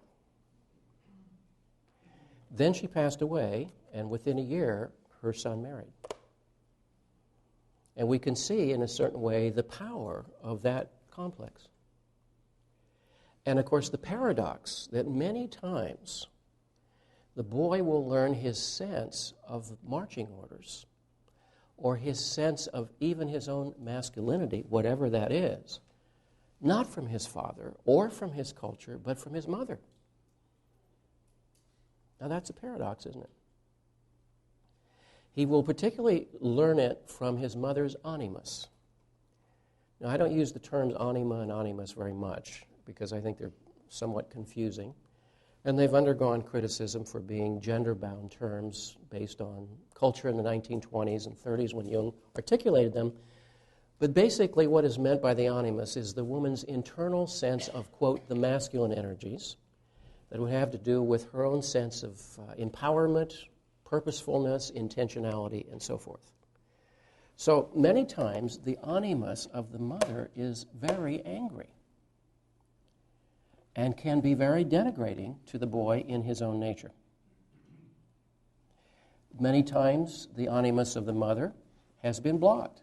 Sadly, in the history of the treatment of women, many times opportunities were not open to them, and so they lived their animus through their sons. You know, make me proud of you. And so the boy learns his marching orders from that. There's a book I cite in Under Saturn's Shadow called The Hand That Rocks the Cradle. You remember the slogan, the hand that rocks the cradle rules the nation. And it's a poorly written book, but it's full of fascinating information. And there's a chapter in there on American presidents, one whole chapter. And it's astonishing that if there have been 43 different presidents, probably 38 of them had extremely powerful, domineering mother figures in their history, often weak or passive fathers. Starts with George Washington, okay? And you find it in Lincoln and FDR. If you remember when Nixon's resigning in the West Wing of the White House, tears running down his face, who's he talking about? Hannah Nixon, taking in washing in Whittier, who made me all that I am today. You see? And it goes right up through current administrations. It's an extraordinary portrait. And what it's saying is that many famous people, males, many accomplished males, were driven by the mother's animus, because he becomes the carrier of her project, of the expectation of making her proud of him. Okay? Now, that's neither good nor bad, except that it is outside that person's nature, isn't it? In other words, it's getting your marching orders from outside you. So, in effect, if you realize the power of the animus presence, realize also often the subtle influence that's work in men's goals and self-definitions and sense of self. Now again, not a word here about father. Where's father in this picture? And we'll say more about that later. Now, the mother complex, again, is whatever the boy internalized. And the question is about the mother complex. How does that play out in his life? Because, remember, the mother complex connects also to the archetypal field. In other words, this would be true for all of our parents. Ordinary human beings, such as we are, and we as parents are the same. We're carrying, in some way, archetypal assignments.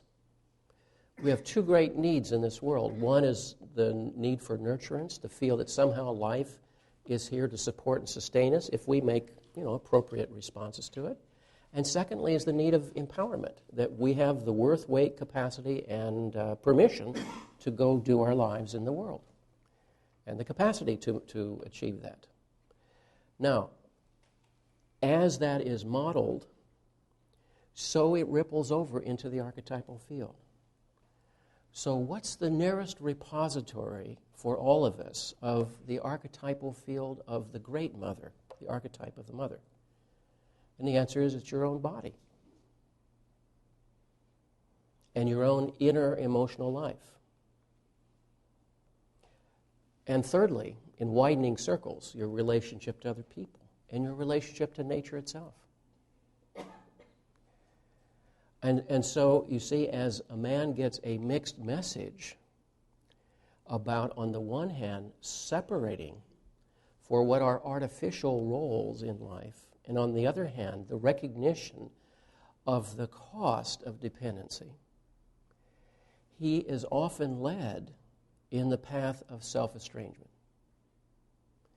And what this leads to specifically, for example, is alienation from the body.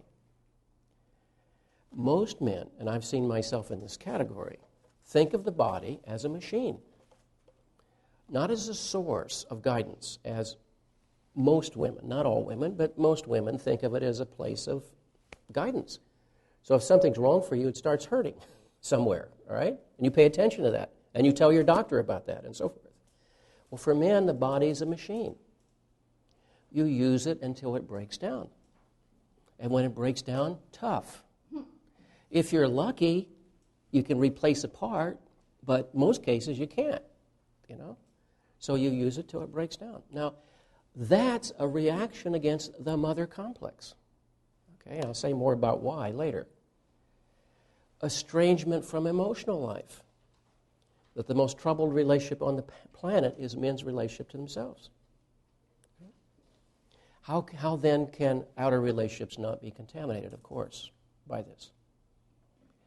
Now, when we think about how this relationship is internalized, then we begin to understand that there's a kind of tremendous ambivalence at all times, an ambivalence, value in both directions. On the one hand, every time we get up in the morning, there is a summons into life itself. Developmental challenge. Go out there and be in the world. Go out and do in the world. On the other hand, there's an enormous sort of sucking energy that wishes to pull us back into unconsciousness, pull us into sleep, to return to that sort of blissful state of no-thingness, okay? And so that is the tendency in all human beings, you see. And for a man to recognize that on the one hand, he is historically and certainly conditionally today conditioned in the direction of what you might call artificial goals. In other words, in the rites of passage for young women in traditional cultures, she was, in a simpler culture, reconnected to the world of her mother, to an instinctually grounded world. The world of food and child rearing and the world of domestic connection. And the boy was separated into an artificial world. And it's still true today. An artificial world of economics, warfare, and other such values.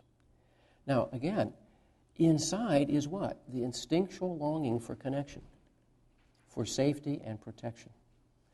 And it's so powerful that it had to be opposed, as we'll see next week, by these very elaborate rites of separation. Take away the rites of separation, and what achieves that passing over into adult malehood? Okay? Now, just as a sidebar for a moment here, one can talk about the 5 stages of animus development in the woman, and these are very parallel between the genders. In the first stage, the woman's animus is synonymous with her mother. It's subsumed by that. In an intact family, then around 6 or 7 years old, it begins to transfer to daddy. And daddy becomes the transitional object up and out of this primal identification with her mother. And then at puberty, allied, of course, with chemistry, it tends to transfer to outer males, and she forms an adult relationship. Now, if a truck runs over her on her 35th birthday, or she stays unconscious, she'll always be looking for the animus in an outer male. When women come into therapy at age 40, one of the tasks always is to be able to examine the animus issue and to begin to see it as something within. In other words, that the source of validation, the source of empowerment comes from within. It's no longer to be found in the outer association with the male or a male institution or something of that sort. It's to be found within. And that's the vital turn if she's ever going to continue her own developmental process. If not, she'll be stuck later. And the 5th stage is far more nebulous.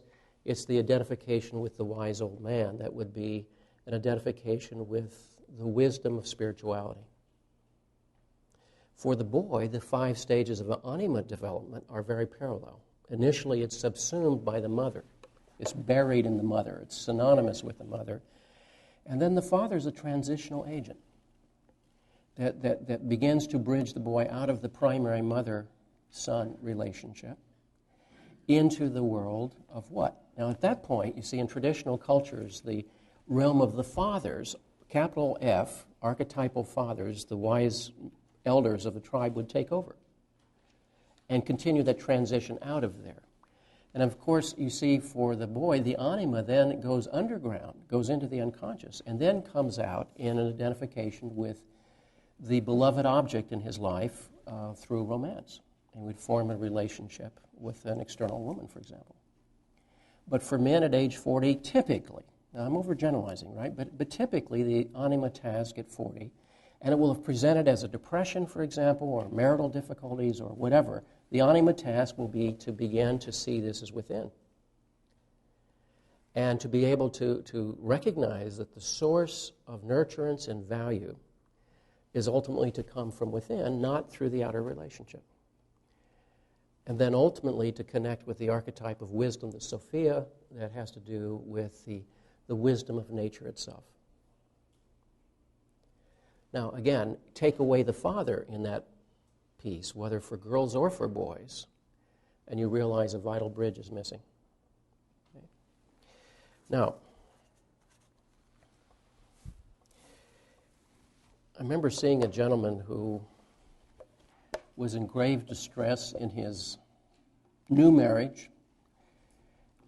His mother was playing havoc in his life, and so he made a point a few times of telling her that he was married now, and she had a fit and got ill, and then she sent him this letter, which I have permission to quote. It's 3 sentences. Dear son, you will never know how you've broken your mother's heart. Of the 10 men who could have been your father, you will only have one mother. Oh. I do not have long for this earth, but I hope that I can have my son back before I die. Okay, this is a direct letter. Love your mother. Now, I asked permission to quote this because I feel this one belongs in the Hall of Fame. Notice, you will never know how you've broken your mother's heart. So there is an enormous, onerous assignment. Guess what, son? Your job is the care and feeding of your mother. Your job is the maintenance of your mother's mental health. That's your job, and you're failing it. Okay? That's a very powerful message. Because he'd gotten that as a child and as a teenager. So that's what had made commitment to someone else so difficult. Of the 10 men who could have been your father, you will only have one mother. Well, you see, there's a denigration of the father. I mean, there's no value to be found in your father, she's saying. He's just dispensable. He's interchangeable. Your mother is what counts. I do not have long for this earth, but I hope I can have my son back before I die. In other words, sacrifice your marriage, if need be, to come back to me. Now, that's diabolic, truly. That's a letter that's evil, because it is seeking the annihilation of a soul. Now, it's unconscious, to be sure. We understand that. It's unconscious evil. And what his response to this letter was, what do you think I should do? You see? In other words, his own core nature had been so occupied by this presence that it rendered him incapable, of making a response to this letter. So, there you see it. And I think you realize then that when there is an occupation of the boy's psyche by his mother, he's either going to run from it or he's going to surrender to it. Right? And many times what this will produce is what Jung called the puer aeternus. The puer aeternus means in Latin the eternal youth. The Peter Pan syndrome as it's popularized in America. There's a fine book by Marie-Louise von Franz called The Puer Aeternus. And what it means is that the boy is imprisoned by the mother's psychological expectations. And because of that, he transfers that power to the women in his life. And therefore, he's fearful of a genuine connection. And one of the forms it leads to is Don Juanism. And one of the characteristics of Don Juanism is an early idealization of the new woman he's met. But as she begins to prove to be an ordinary human being, with her ordinary stuff, the ideal is punctured. And she is now suddenly alien and foreign, and he leaves her quickly for someone else.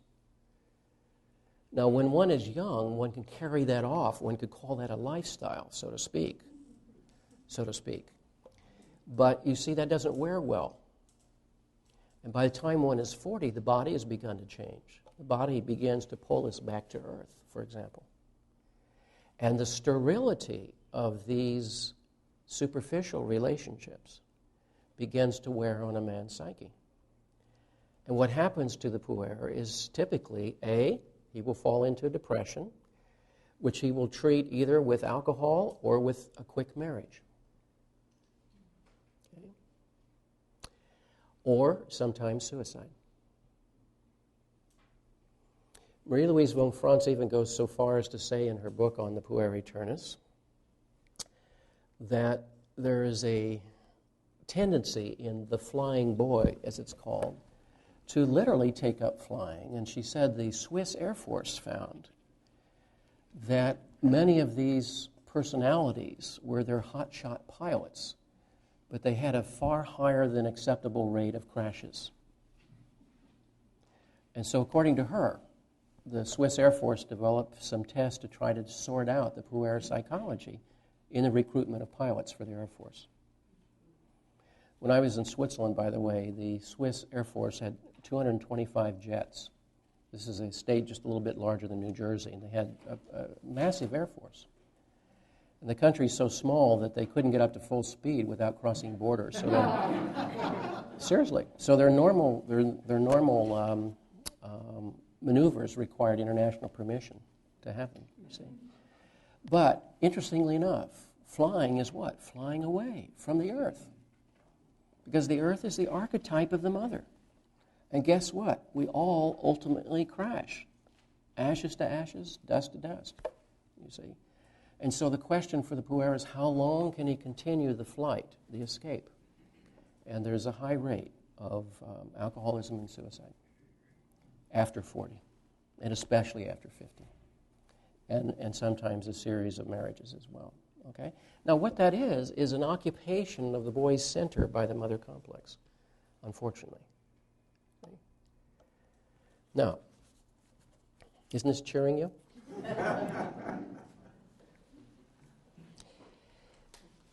Naturally, there will be an antagonism, inside to whatever one fears. And what one fears is whatever has greatest power in one's life. So the power of the mother complex is in all of us, girls and boys.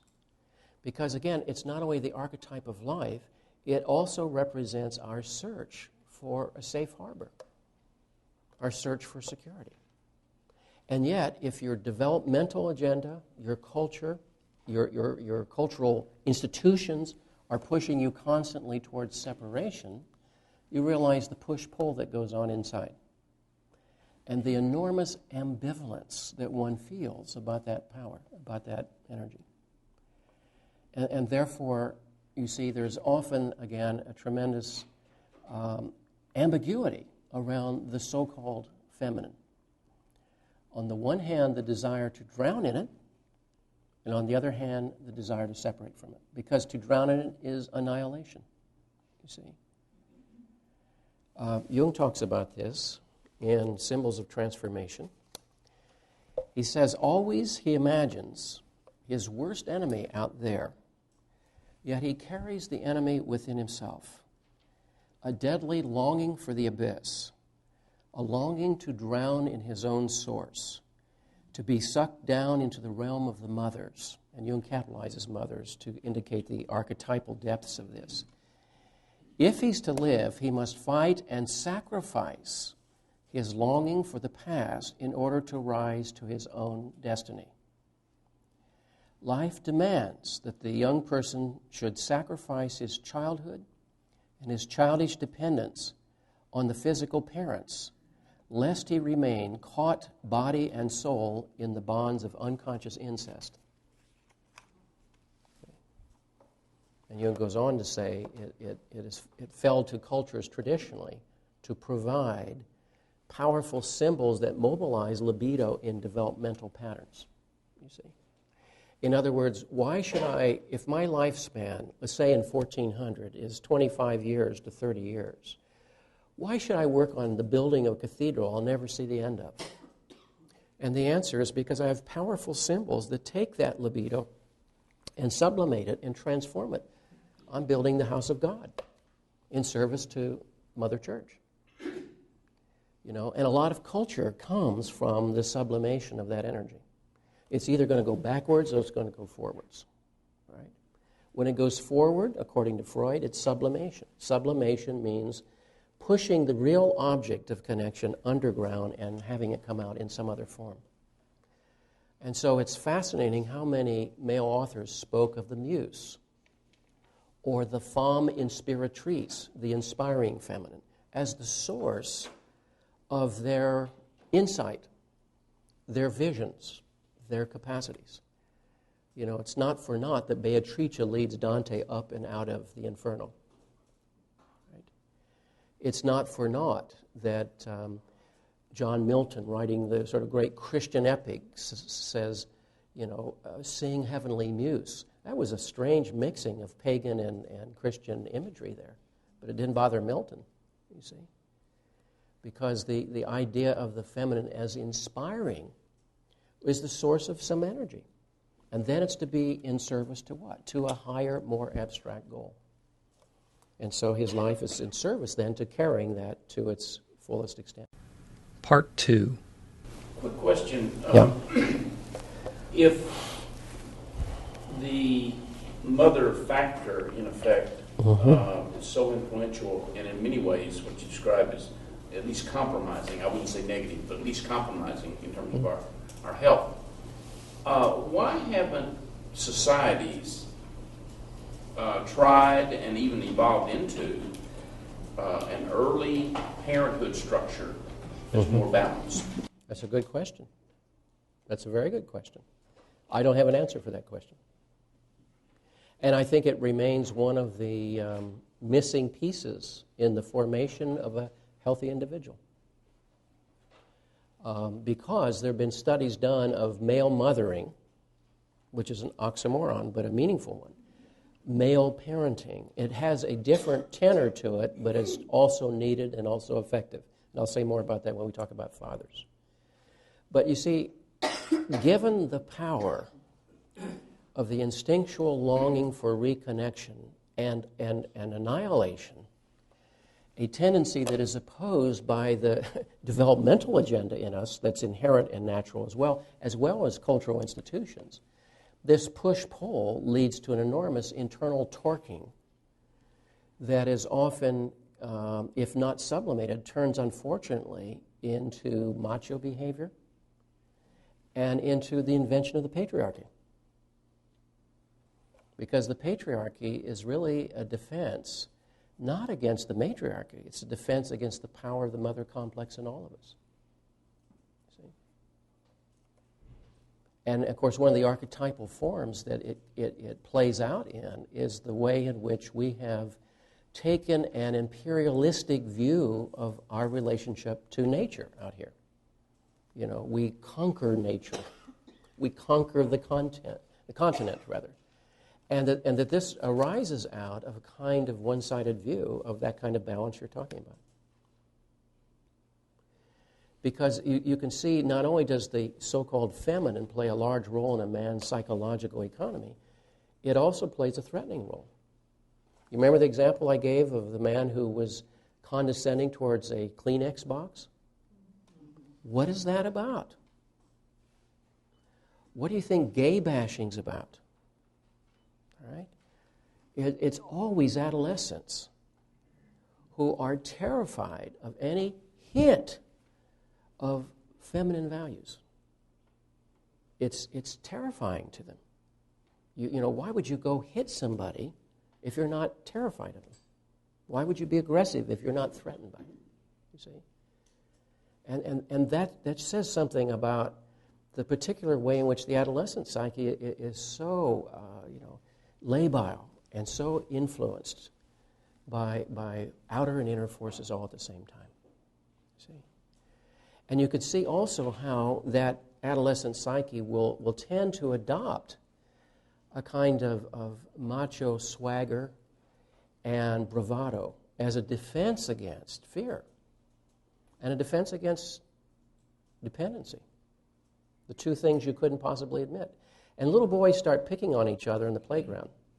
And they beat up on each other. I spoke last week about shaming. Well, today we'll speak about violence.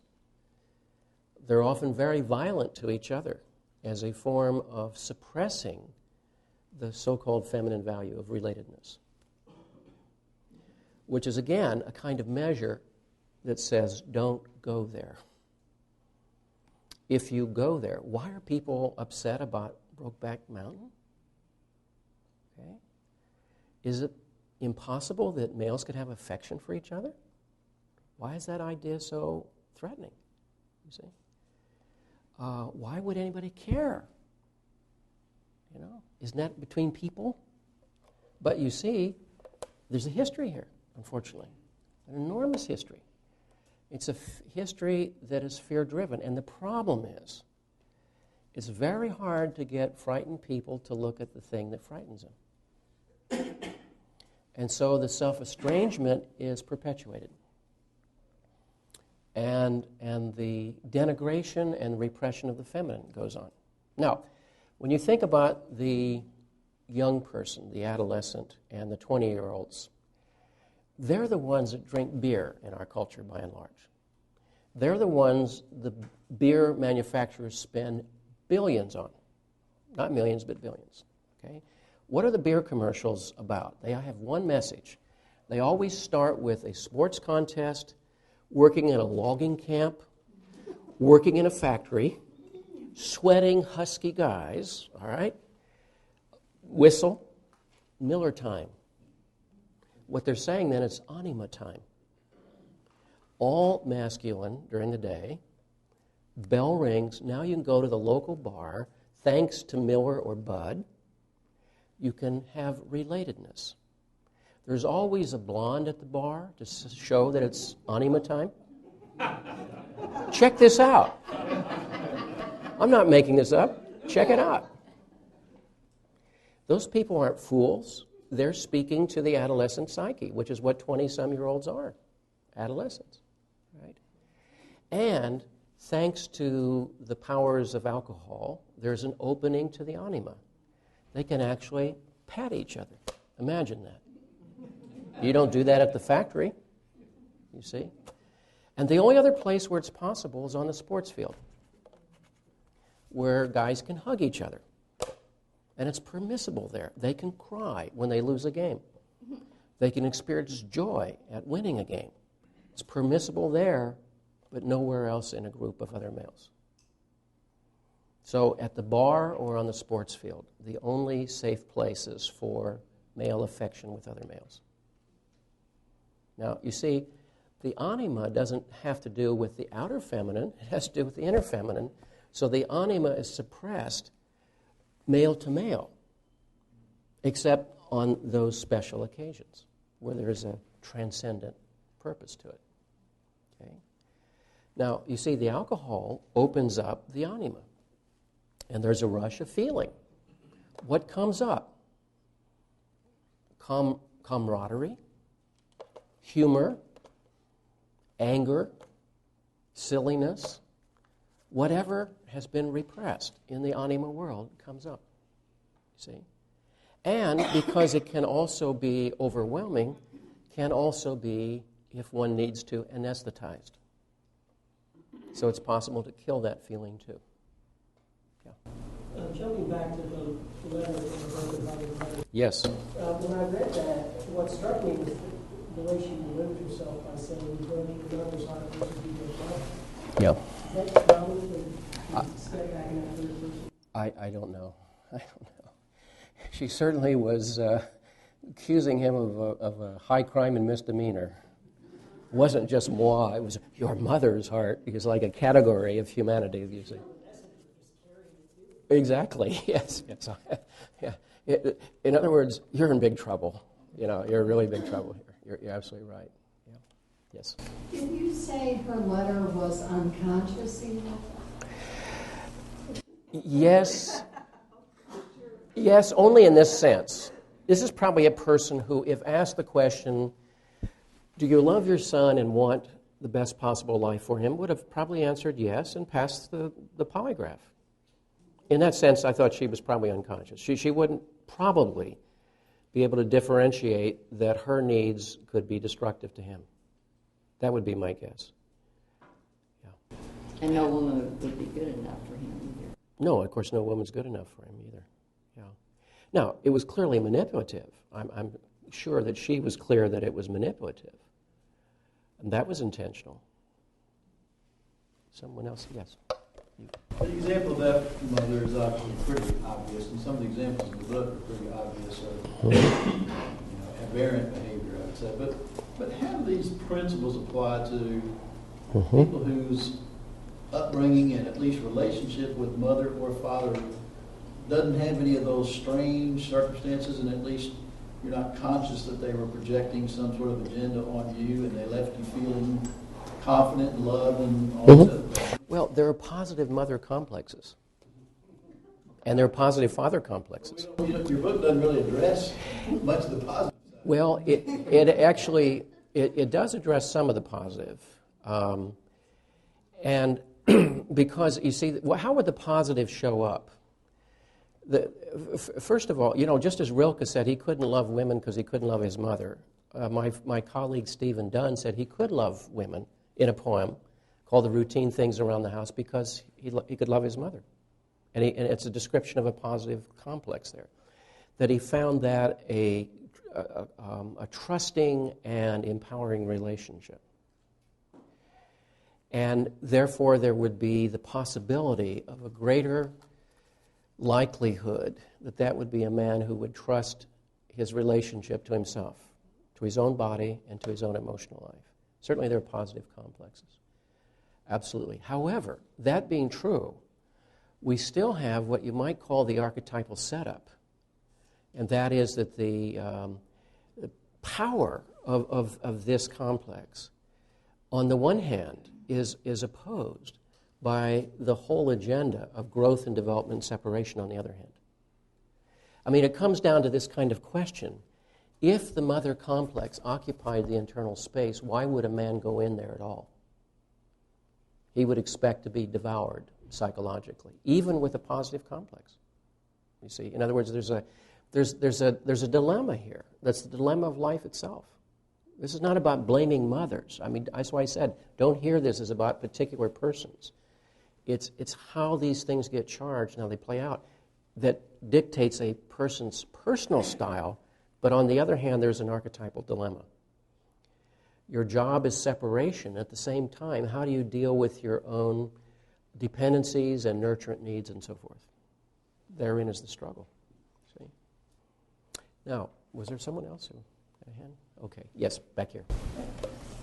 Going back to someone like Dante, for example, in kind of classic tradition, doesn't the anima set up a man's life's goals or pursuits or values? Doesn't the feminine sort of set up the virtue for the man's life to pursue, to put his energy toward? Well, it's a very good question, because what is the anima? And to what degree is it influenced by other energy fields, like the personal mother relationship and whatever the culture is saying about that? Because again, remember this, the word anima is Latin for soul. So it has to do with the internal soul that has to do with purposefulness and meaning in that person. And you're right, it sets up our goals. The question is, what force fields or grids do they have to go through? And how does that get turned around or twisted or distorted or whatever? Okay. And that's a very important question. That's why I said at midlife, the man's task is to realize the anima is in me, not in this relationship or this person.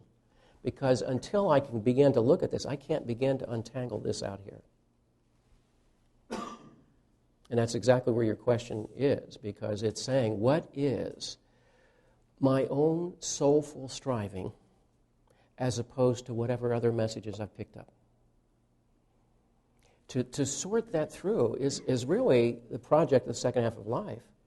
And it will take courage to then live that out, because it might not be in accord with one's complexes. You know, to break from your own complexes is a very difficult thing to do.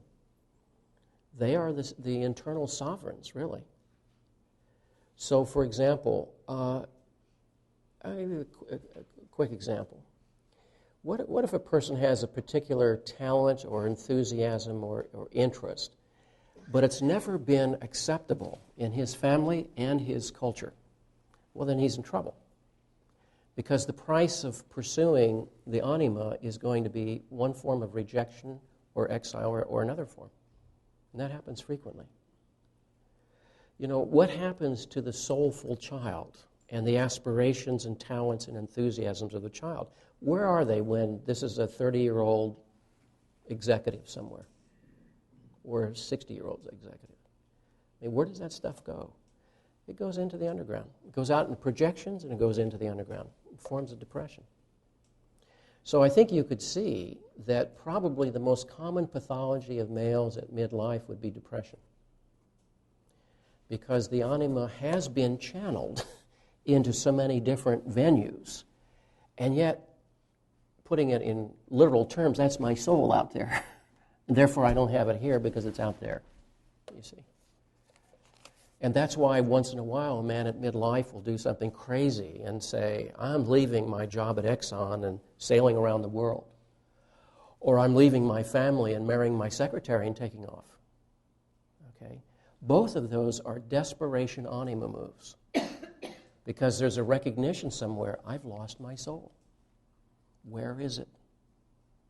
Now beware of where you think it's hiding, because that may lead you to literalize this thing, you see.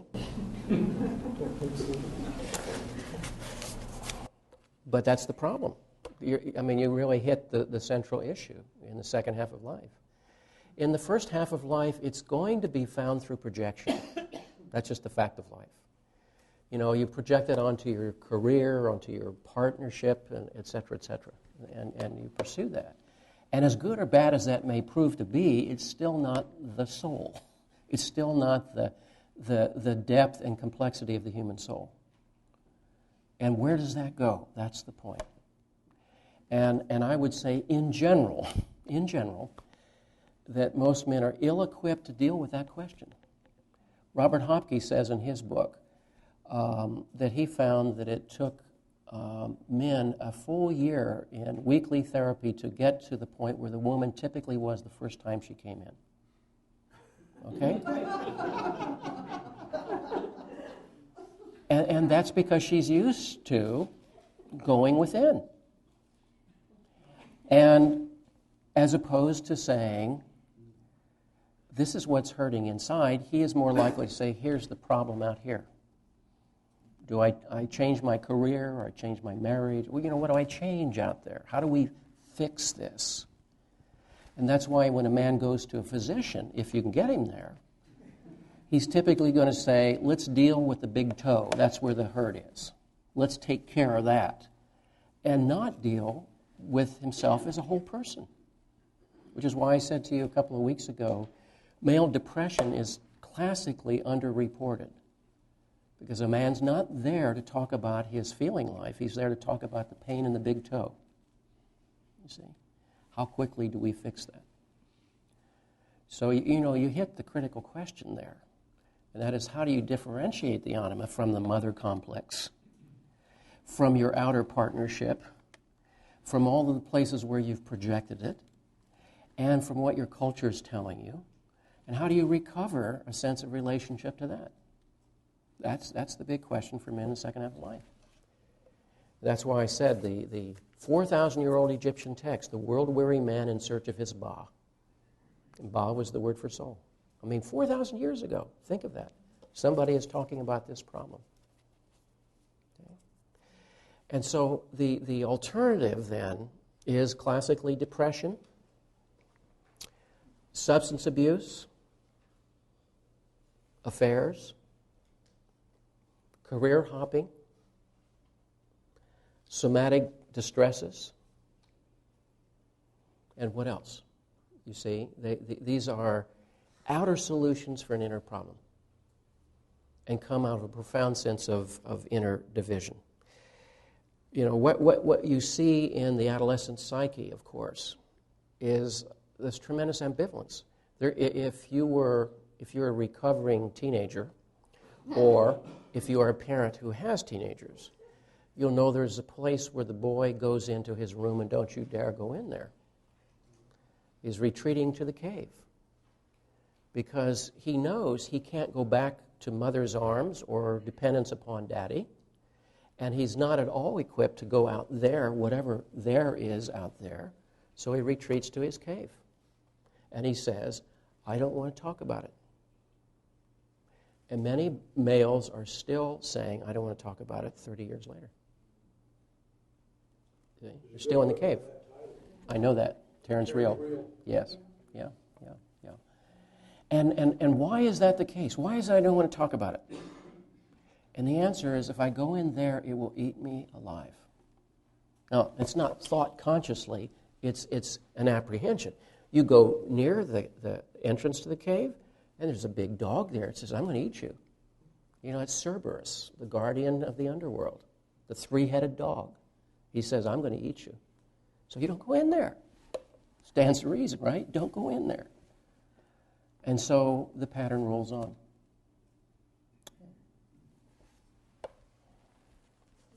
Yeah. In addition to this natural situation where a man is trying to separate from the mother, our culture is so dense. And I was just thinking a while ago, one of my favorite commercials from the Olympics was a middle-aged couple watching ice dancing, and then they go to a lake nearby home, and they're having this wonderful experience. Did you see this? No, I haven't seen it. They're dancing very humorously on the ice. Well, then the man kind of does a little boogie backwards on the ice, and it's so exciting because they're really feeling it. To some degree, the beauty and the femininity of ice dancing. Well, anyway, he kind of crashes into a barn, starting a cascading of snow and ice that then wrecks his car, and it's an insurance ad. And I'm thinking, well, you're the man who's trying to get in touch with his feminine, and he's made fun of in society. And this is, there you go there. Well, this is what's going to happen. You are going to ruin your car, which, of course, is a sign of masculinity. And then the insurance company is a sign. A load is going to fall on your head. Yes. Well, you can indeed, and thank you for that example. I hadn't seen it. And again, the paradox is, you see, there are people who know this, who are making big bucks to make these commercials, whether it's the beer commercial or that kind of thing too. Yeah, and of course, in using the language, get in touch with his feminine, it's really a part of his masculine nature. That's the paradox. That we even have to call it the feminine is already a splitting. That's one reason why I object to some of these terms, yet I'm sort of forced to talk about them. That's why I say when you see them in quotes, you know I'm not literalizing those terms. Okay. Yes, Gracie. Jim, in the reading that was assigned for last time, you mentioned some of the men's groups that have formed. I know the Warriors, there are a number of them here that have come, but you sort of said you didn't think that was much of a solution. Oh, I didn't quite say that. I didn't quite say that. I'm in favor of those groups. I've simply said that in some such groups I have found, elsewhere, not here, I haven't had that experience, that many of the old hierarchies reform and old familiar power struggles reform. That's all I was saying.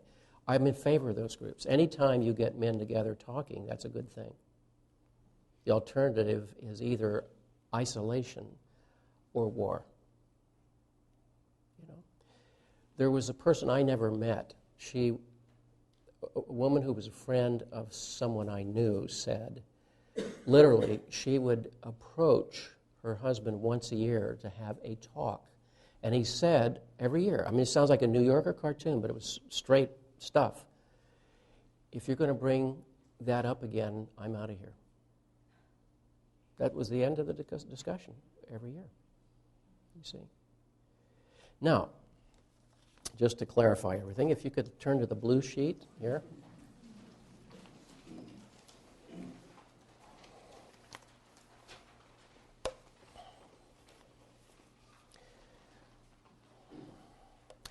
I wound up drawing this diagram years ago at the Jersey Shore in a matter of seconds. And the reason is there was a gentleman there who by day was a high-powered agent of a certain casino mogul whose initials are Donald Trump. Okay? And by day, he executed big deals for said casino executive. Okay? But he was there with his wife, who had a gun at his head. And the issue was that he had a powerful mother complex. Surprise, surprise. And the horror occurred because his father passed away and his mother moved to the Jersey Shore just a couple blocks away. And so he was literally triangulated between keeping Mr. Trump happy, his mother happy, and his wife happy. This is not good career development. He was running back and forth frantically, literally, and sadly, trying to keep everybody happy, and his response when questioned on this was, no big deal, no big deal, I can manage it. Okay? Now, his wife was there because she wanted him to be able to declare more independence from his mother. When the father died and his mother was, in fact, a bereaved widow, it upped the ante a bit. Almost out-Trump, you could say. Okay, all right. So when meeting with him privately once, I drew this diagram. Now, if you could start at the bottom of the diagram, the bottom circle is the need of the child, which is total dependency, total, okay? And he's going to have a conscious relationship to that person that has been presented to him by fate as his biological mother. That's the conscious relationship. Now, in the course of ordinary life, he will either receive positive messages about life and about himself, or he will experience, necessarily, at times feeling overwhelmed by her presence or abandoned by her, necessarily. Again, this is not about good mothering or bad mothering. This is just in the nature of our finitude. Ordinary people are given extraordinary tasks as parents, and none of us are up to that task fully, okay? So whatever his experience of her presence as affirmative or at times incursive or overwhelming or at times of abandoning will be internalized as his personal mother complex, all right? Now, we know that that relationship will transfer to others in his life, but that also ripples down into the archetypal field. So it will affect his relationship again to the body, to his emotional life, and to relationship, and to nature itself. Now, when he experiences overwhelmment or abandonment, he will also feel fear. It's better to perhaps call it anxiety than fear because it tends to be nonspecific and vague. But again, it's based on the utter vulnerability of the child. Now, in the face of this utter dependency upon the other, this will form a core pattern, again, in terms of sense of self, sense of the other, and the relationship strategies that we conduct among us, okay? In the face of the experience of the other as at times overwhelming, he will internalize that as a form of anger. Now, anger, remember, is a response to whatever threatens us. Now, that anger as an adult can leak out as irritability, which is common, or it can be internalized as depression. Because remember, one of the functional definitions of depression is anger turned inwards. Or it can be transformed into the body and produce somatic disorders, or it can be acted out. Now, the acting out can take the form of violence. Sometimes violence against women, sometimes violence against other men, sometimes violence against self. Far higher rate of suicide among males, as we know. The insufficiency of the nurture another can produce the experience of sorrow that produces melancholy. Melancholy is a vague dis-ease and search for connection, or the culture of yearning. And as I've mentioned, there's an entire field of art that's come out of the culture of yearning, the search for the beloved. Okay? Or, if you think about it closer to home, all of country and Western music.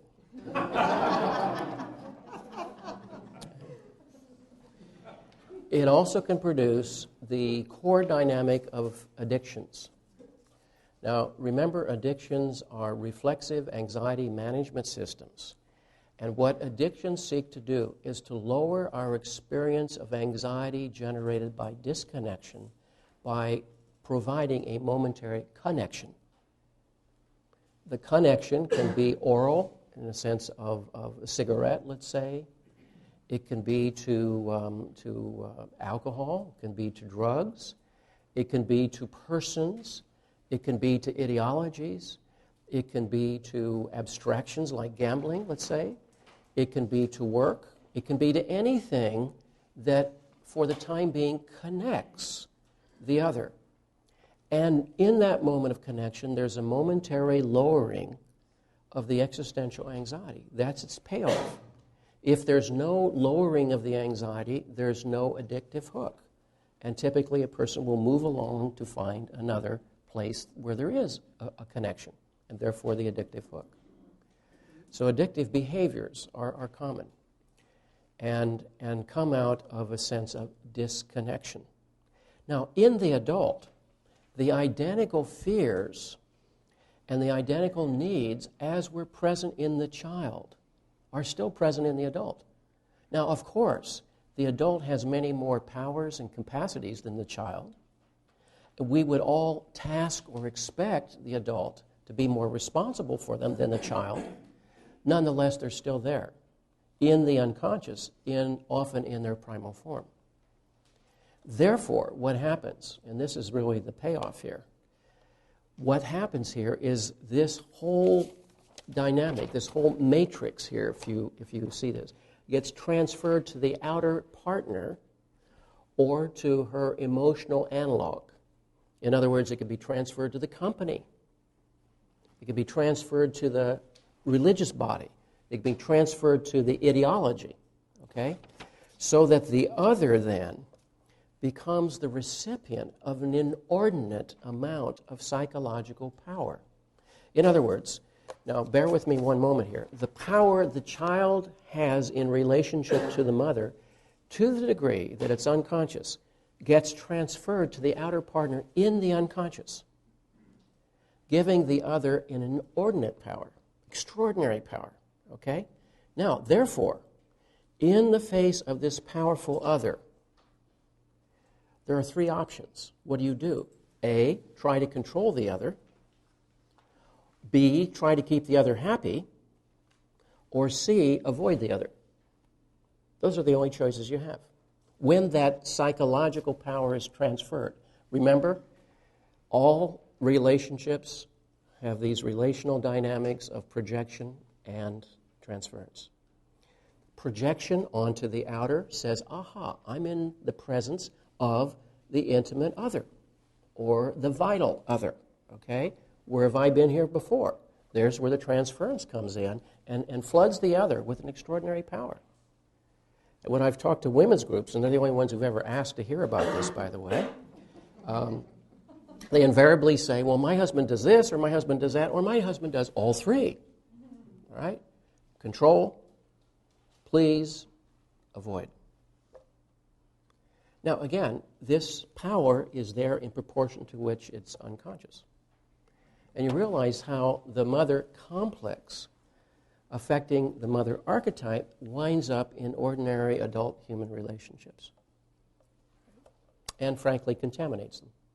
Sobering. Thoughts? Reactions? What's the cure?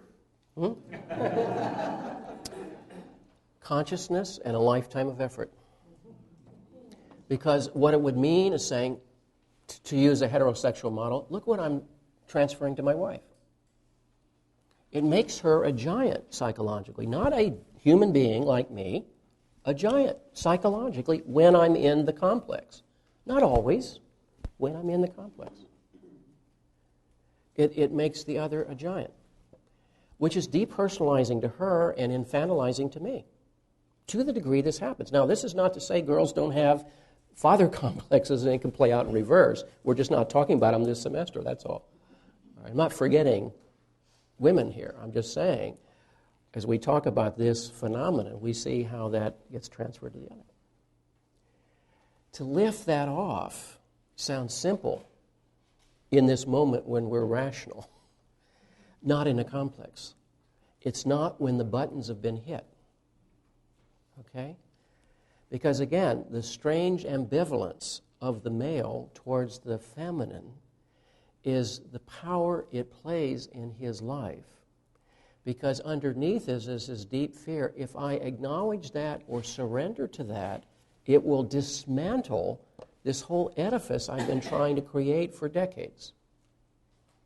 Therefore, it's seen as an enormous threat, which is why men get stuck in their behaviors. We all do to some degree, you see. And that's why, in a sense, the relationship becomes depersonalizing because, again, the other is not an equal on the field, the other is a giant. So you try to control, please, or avoid. Getting conscious would mean I'm responsible for this, not my partner. I have to lift this off of her, let's say. The gentleman for whom I drew this left about 3 or 4 sessions later, and I never saw him again. I am sure if his mother's still living, he's still running back and forth from casino to mother to wife, if she's still able to live with that. Well, I'm a little confused, and you're using very strong words about annihilate and devour Yes. and that sort of thing. Yes. It's a little disturbing. That has nothing to do with the personal mother. I understand that. So easy to understand that. A major complex. And Pat, how many children do you have? And how many grandchildren? 14. Okay. Okay. That's a big mother complex, yes. Well, no, but I mean, now, are you using those words that men, is it actually that men and women both feel nature is going to devour? No. It would be one's need, one's vulnerability is so powerful that to give into it is to be devoured by it. That's why the man, yes, that's why the man was afraid of the tissue box, which as we sit at it, think of it at this remove is preposterous. But notice what he'd projected onto feeling. Now that's a self-alienation, yes, but that was, why would we expect him to have trouble with his wife when he's that defended against feeling? See, and the point is, if I go there, is his self-message, it will annihilate me. It will undo my, I'm not making conscious what the complex is. It will undo all I've tried to assemble in this false self. Feelings will do that? Yeah. Like relational kind of thing? I mean, they have the potential to do that. They have the potential, you see. That's why I said, it's only in the beer commercials and on the sports field that the anima can come up between men, typically. And so, you see, this has to be the genie in the bottle kept in the bottle, because it comes out and it will be devoured. That's why the chapter was called Dragon Dread, which is terribly, a strong term, because what happens is it's not the woman, it's the complex that's a dragon. Jung asked the question, why is it that all cultures have had their theme of the knight defeating the dragon? And as he, as a child, walked to school every day, there was across the frontispiece of the Basel Cathedral was St. George defeating the dragon with a huge long lance, you see. And the dragon represented the yearning to be swallowed, the yearning for the abyss. And consciousness and adulthood depend on overthrowing that regressive urge. So it's the forces of regression versus progression. Has nothing to do with the outer woman. Has to do with the power of one's own. Freud talked about thanatos and eros, the two forces in conflict. Thanatos, he called the death instinct, the desire for annihilation, and eros is the desire for life. And they are constantly warring within. See? Now, dragon dread is a powerful metaphor, but it's meant to represent psychologically the power. The fear of going within would be the dragon. It's not out there, it's the fear of going within. You said something a little while ago in describing a relationship where, as long in the complex, this kind of relationship existed, but I was interested to say that there's some people that are in there all the time. Oh, yeah. Yeah, in many cases, the complex is all the time. Yeah, all the time. Yeah. A couple of last words while we still have a few moments here. This shows up in other ways. One is the power of sexuality in addition to being biologically driven, you can see why sex can become so important, perhaps too important, because it's about connecting. See? When one is disconnected.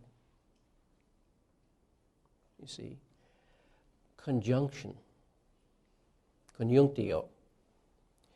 And Jung has a book called the Conjunctio Mysterionis, the search for inner connection, integration, healing.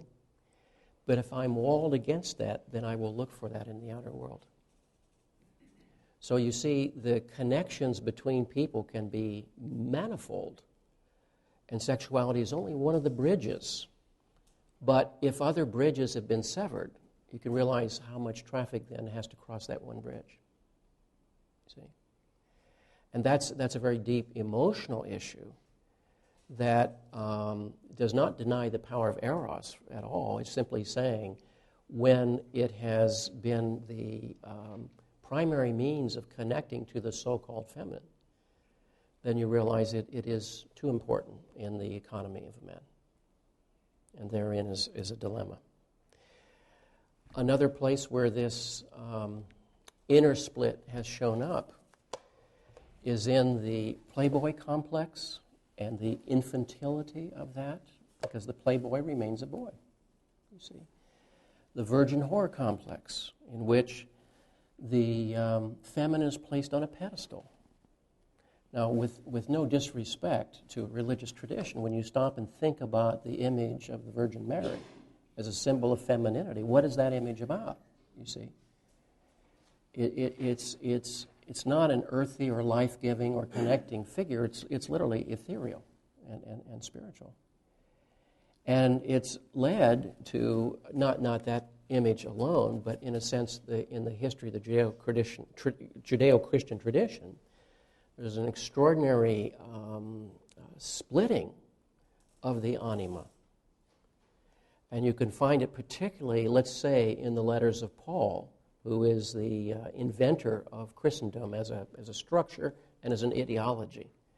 And he has a powerful misogyny and a powerful mother complex. And it shows up in the denigration of the body, the denigration of the feminine, and the denigration of sexuality. And sadly, that complex has played out hugely in the formation of a sense of identity in the Western tradition. And that splitting has actually, in the many of the Mediterranean cultures, caused the split between the wife, who's associated with motherhood and therefore untouchable, and the mistress, to the point that in some cultures the mistress has actually had quasi-family status, the ability to show up at funerals and weddings and wills and that sort of thing too, which is, you see, legitimizing a deep split in the anima. And the way in which those energies could not be combined in relationship to a concrete person is a kind of split it's played out in archetypal symbolism and yet has a profound impact on the psyche of the individual. Okay. Well, there's much to think about here. Much to think about. Next week we'll be looking at the importance of separation, the necessity of wounding, which I know is a strange idea, and what happens when separation doesn't occur, and what happens when separation does occur, and how can we address that. So, see you then. You are listening to a recording from the sound archive of the Jung Center of Houston Bookstore and Library.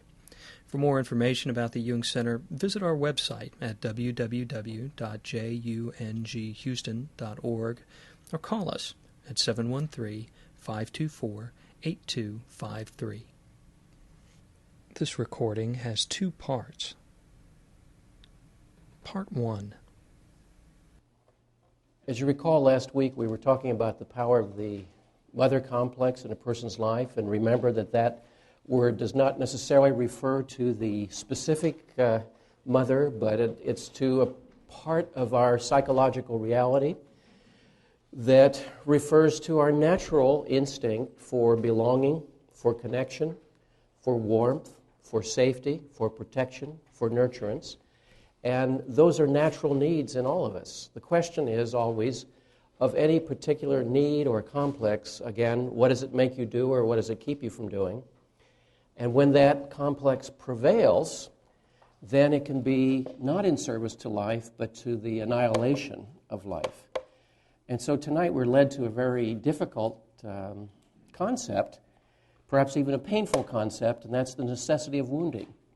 Not just the ubiquity or presence of wounding, which is common to our experience, all of us, in so many different ways, but which is perhaps sometimes critical to our development and to our growth.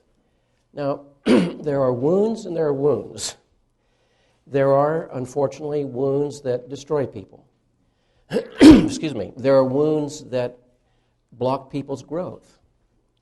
There are wounds that we have a tendency to identify with.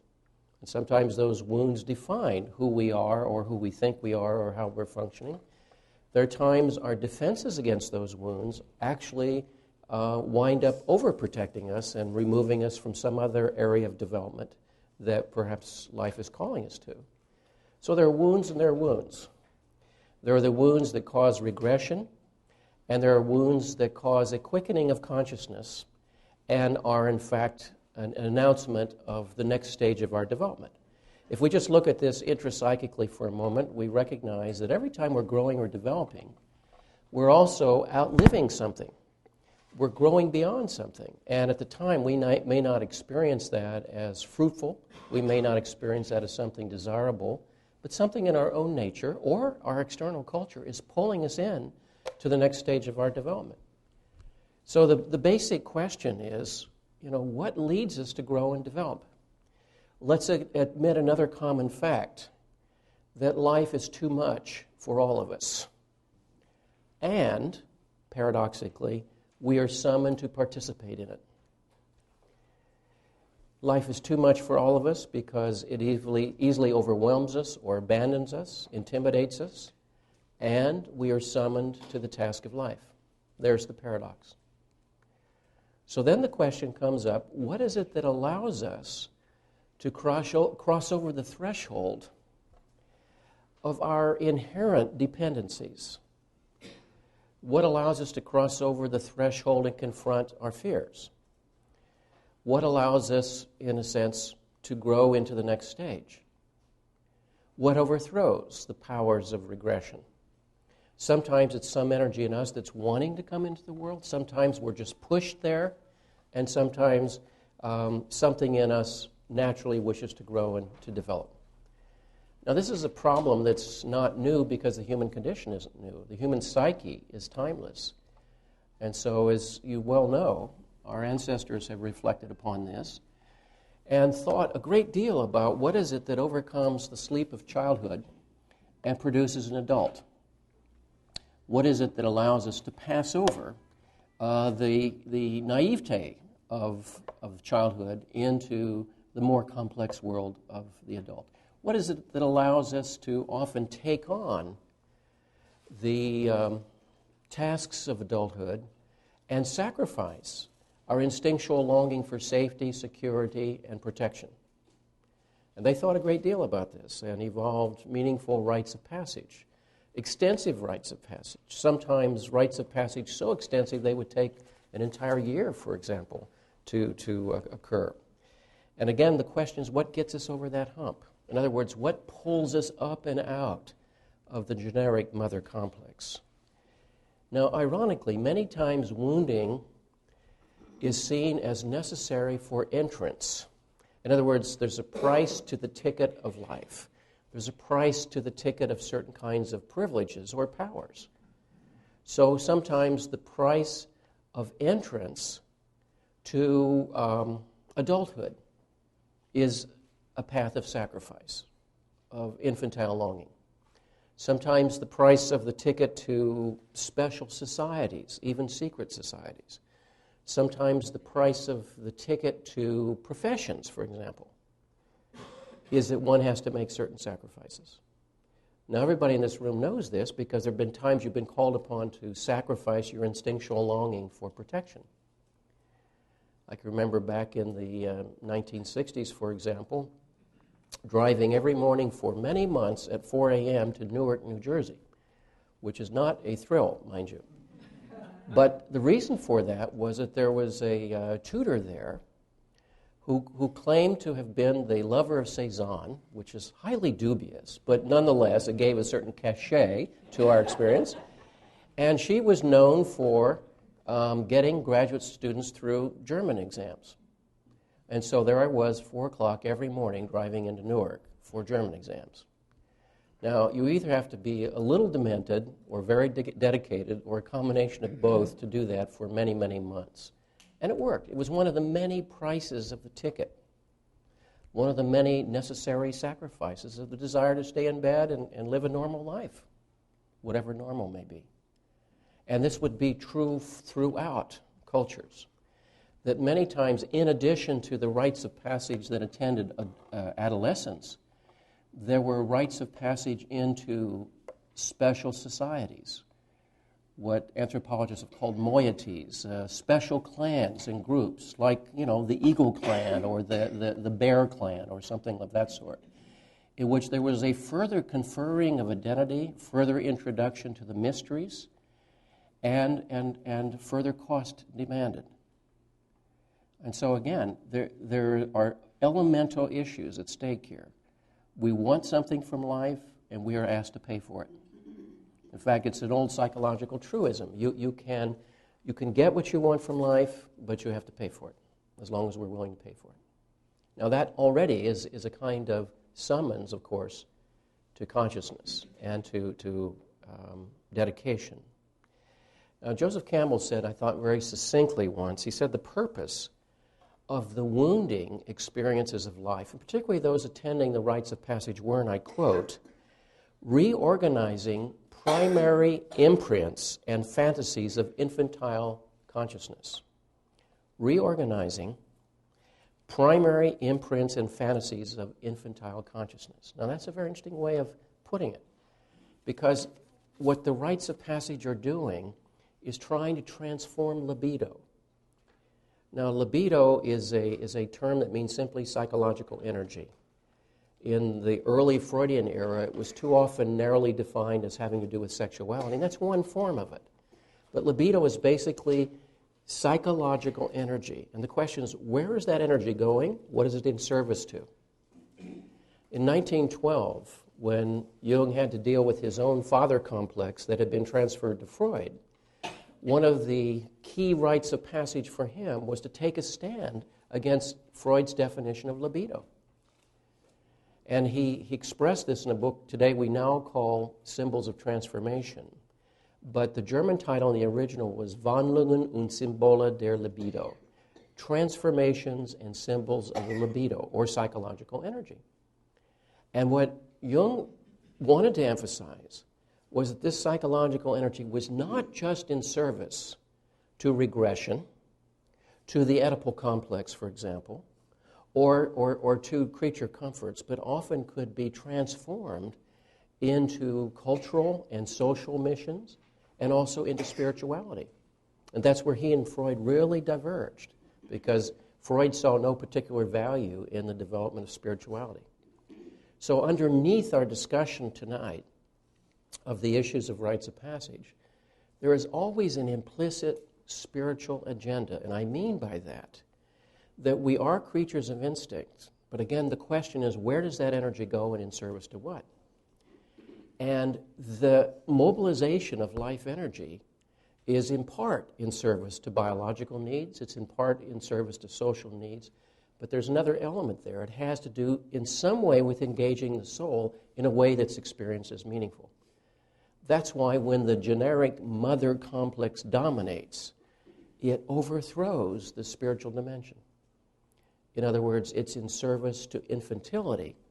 That's what Campbell meant by reorganizing instinctual impulses and sort of turning them in a different direction. And of course, Freud recognized that power, and he invented the term sublimation for that. The transformation of energy in sublimated forms into other forms of life connection, life meaning, and purpose. And they differed over the Oedipal complex. And for Freud, the Oedipal complex was seen literally as the child's desire to climb back into the mother, literally, if it could. And Jung said, actually, what that's about is not biological instinct, it's psychological and spiritual incest. I didn't mean instinct, incest. It's social and psychological incest, meaning it's a desire to stay safe and protected inside the mother complex. So in other words, Freud saw it a little more literally, Jung saw it far more symbolically. And so what was the creation of neurosis for Freud was the wounding of the instinctual drives. For Jung was the summons to a psychological life, which is to say a spiritual life. And wounding plays a part of that. Now, for example, why would an adult, out of love, harm a child?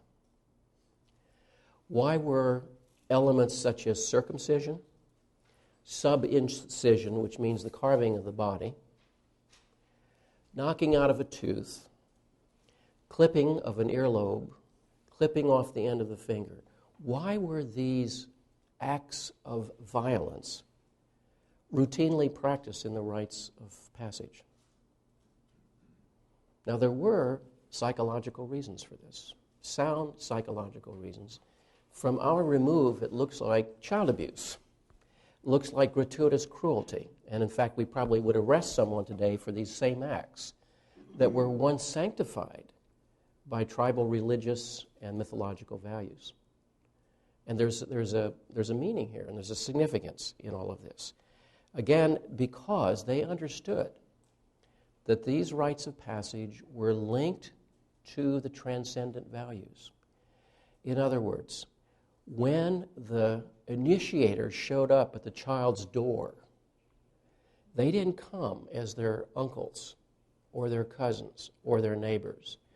They came with painted faces or wearing masks because they were representative of the gods. They were tutelary spirits representing the gods because the origin of these rites tracked back to the gods. And this is critical because it gives a sense of transcendent grounding in present reality. What we do has an archetypal dimension. It's not just arbitrary. It's not just unique to our tribe. It goes deeply into the roots of divinity itself. The gods ordained this. And so when one was taken away from the parents, it was an act of the gods. And it was an act not only of social values, but ultimately of love, paradoxically. So back to the wounding for a moment. What's the psychology of the wounding? Several messages that are spelled out in the flesh at times. One is, you can't go home again.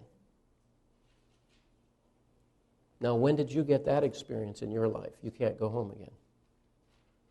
You know, you can go home physically, but you can't go home again psychologically. Sometimes children get that message early in a way that's devastating to them, and so it is crippling of their life, right? In some cases, it's what frees them to their adult life. You know, an awful lot depends on the context. There are often acts of wounding in life that are destructive, and there are others that are instructive. So what does it mean not to be able to go home again? What it means, first of all, is that my naivete is shattered. My dependency is challenged. My simplistic consciousness is complexified. Often against my will, mind you, but it's complexified. I'm introduced into a more complex world, a more interactive world. Now, leaving home physically is fairly easy. Leaving home psychologically is not easy.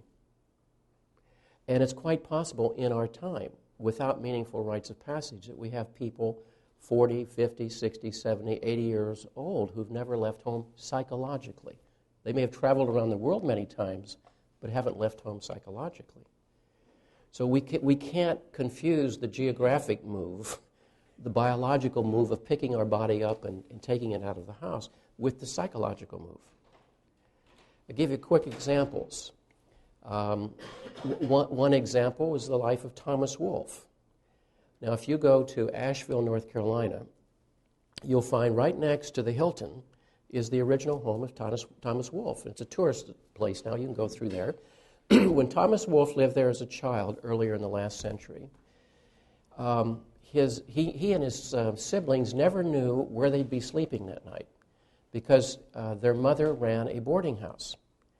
And the children would get bumped down in terms of how many guests showed up at the boarding house. So they literally would come down to the smaller and smaller rooms, sometimes even sleeping in the hallways and so forth. And their father was a sculptor for tombstones. He was often on the road sculpting tombstones in neighboring counties and so forth, and he was known as a gifted sculptor. In fact, one of the book titles of Thomas Wolfe, Look Homeward Angel, is a specific reference to an angel that his father carved on a tombstone. But one of the interesting things about this family was it was mother-dominated, mother-driven, and when Thomas Wolfe reached an appropriate age, he got as far away as he could get in that time, which was the evil place of New York City. He was exercising what I have in other contexts have called the Seattle solution. In other words, moving geographically doesn't solve a problem, but sometimes it helps. And I say Seattle because, and I coined this phrase, this strategy on the East Coast, because that was as far away as you can get, and not have to have a passport. They spoke the same language, and without getting your feet wet. But as we know, the geographic move doesn't solve the problem. So every single novel Thomas Wolfe wrote about in his exile from Asheville was about, guess what? Asheville. Okay? Now, he's struggling through his art to create a rite of passage. Now, if he were here and I asked him that, he might in good conscience deny that. He would say, no, I'm just a writer. That's what I do. Or these stories bounce around in my head. But in the unconscious, he is trying to separate by, in some way, bringing all this material into consciousness. Another example would be James Joyce. Early on in his life, he realized if he stayed in Ireland, he would perish. He saw it as a mother-driven, priest-ridden culture that was going to kill him psychologically. He said, and I quote, "Ireland is an old sow that eats her farrow." Now, I say this in honor of St. Patrick's Day this Friday, right? Okay. I was just in Chicago, and they started their St. Patrick's Day on Saturday, by the way, so Houston's way behind. They dye the Illinois River green and so forth. But, so he fled as a young person, and he details that in Portrait of the Artist as a young man. And he spent his life in exile, living in Paris, Trieste, and Zurich, where he finally died in Zurich. And yet, every single short story and novel he wrote is about what? Dublin. Right? Again, he's seeking to invent, create a rite of passage, an internal struggle to separate, to find personal identity, to leave home. So the first message of the wounding is you can't go home again, right? And I mentioned, I think, in an earlier class, I was puzzled why kids were crying that first day in kindergarten. I saw it as sort of an interesting adventure. I was glad to get out of the house, as it were. But many were weeping. And, of course, now I understand why. The culture was saying, you have to spend part of your time now with all these strange people who may or may not be nice to you, may or may not take care of you. So the first message is you can't go home again. And where did that happen to you, and in what fashion? And what is the message? Another message is clearly that in the real world, while we long for protection, we are brought into a world of less security, a world of fearful things, a world often of pain, and that we must learn to bear them, to endure them, and to somehow prevail in the face of them. Now, we all know that, but we're never thrilled to get that message, you see. We also learn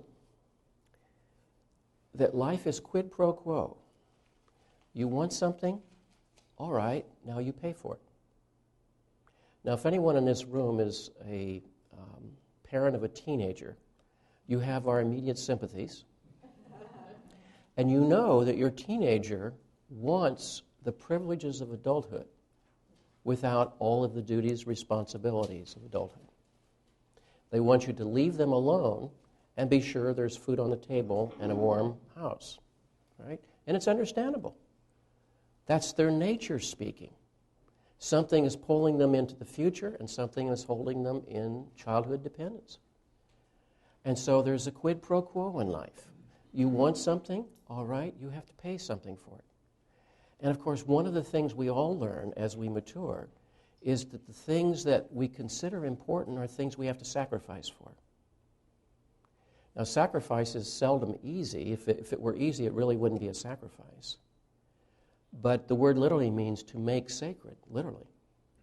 So if something is really worthwhile, then it's worth sacrificing the instinctual desire for comfort and security. And of course, the question is, what is worth sacrificing for? One of the delusions of our culture is that a paycheck is worth sacrificing your soul for. And that's a fantasy every youth will have, certainly. And the question is, how long does it take you to figure out that paycheck's never enough? You know, if somebody gave you $1 million a week, after a while you'd be complaining. I mean, if you hated your job, after a while you'd be complaining they don't pay you enough. So the sacrifice is part of the message. Life is always quid pro quo. Another message that comes from the wounding is that this can also be an election to a higher state, meaning that there is a summons to a higher office in life, not just in terms of privileges and responsibilities, but to the gifts of greater consciousness. The opening up of one's world.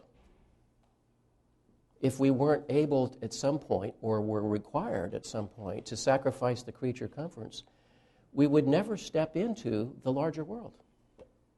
So there's a way in which sometimes the suffering, as such, is a form of election.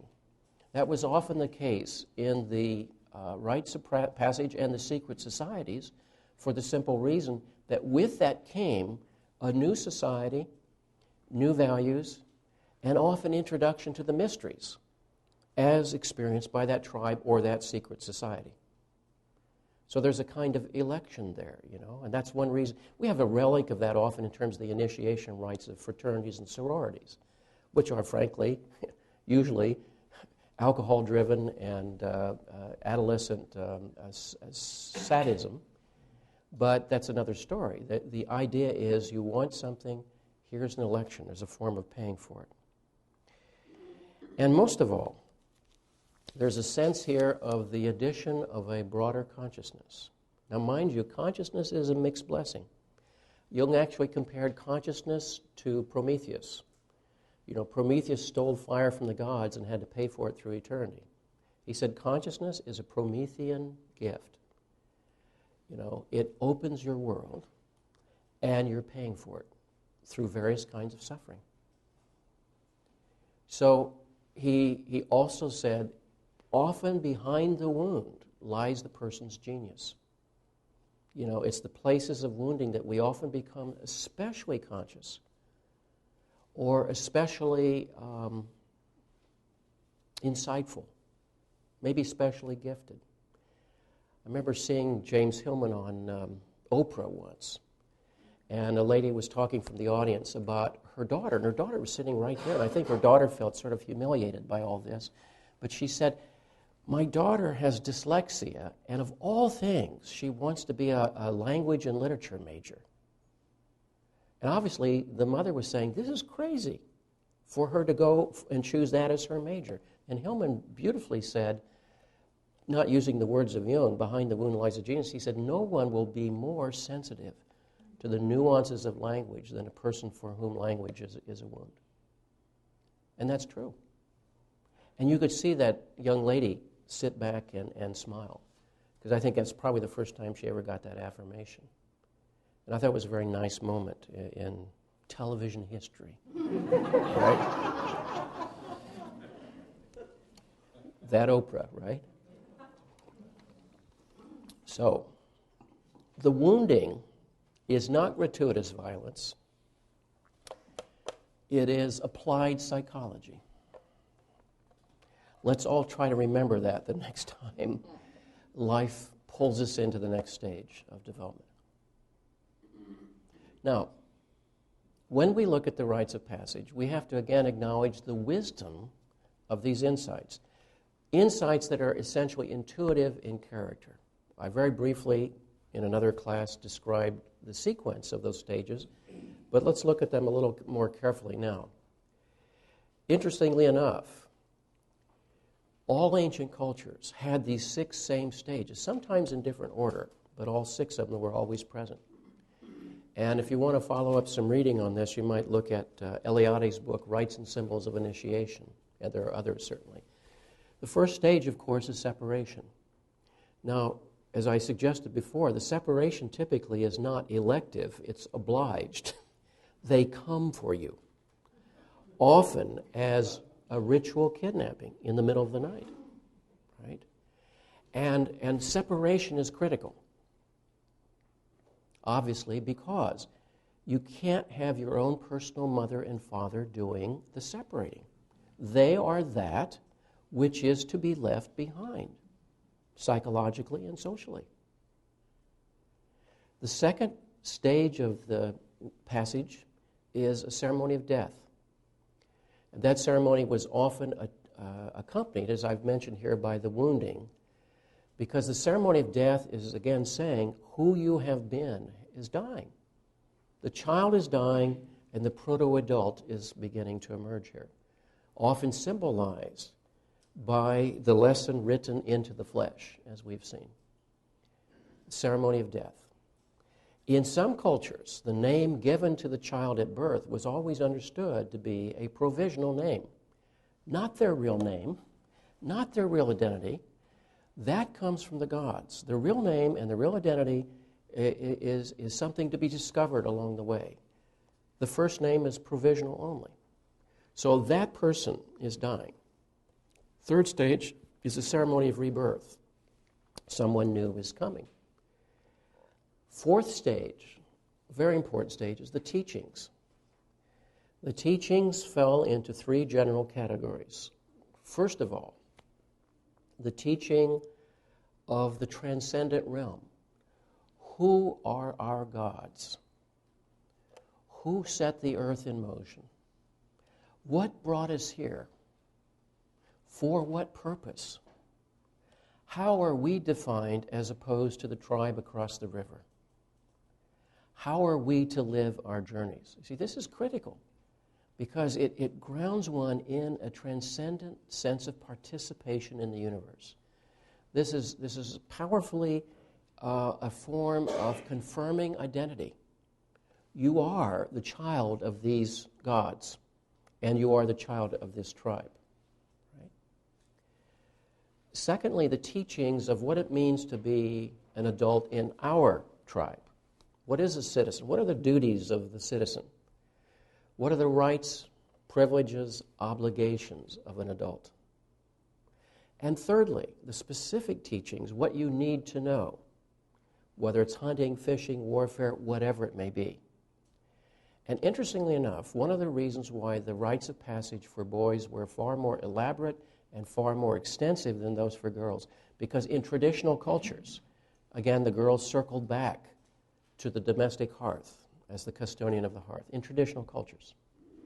The boys had to be separated from that instinctual longing for connection to that to go out into the world, and in many cases to serve not instinctual values, but abstract values. Values like patriotism, values like economics, and so forth. That to get the libido transformed from the instinctual into abstraction is not an easy thing. That's one reason why so often we are sabotaged by our complexes and by our old instincts in the real world out there. So for the teaching, you notice that there is several things going on. There are several things going on. One is to locate the individual in the big picture, in a transcendent picture. Secondly, to show that this is an election. You know, it's a choice. It's a invitation to a higher estate. You pay for it, but it is a higher estate. And thirdly, here's how to do it. Okay? Now, wouldn't it have been nice if those things had happened to you? If you had some clear sense of the big picture in life? If you'd had some sense of genuine growth and acceptance into the world of adults who were there to support and mentor you? And wouldn't it have helped to know what the hell you were doing? You see? The instructions we give today is, you know, get some computer skills, go to college, and then go get a job. Right? Nothing wrong with that advice. It's just, in the long run, not enough, is it?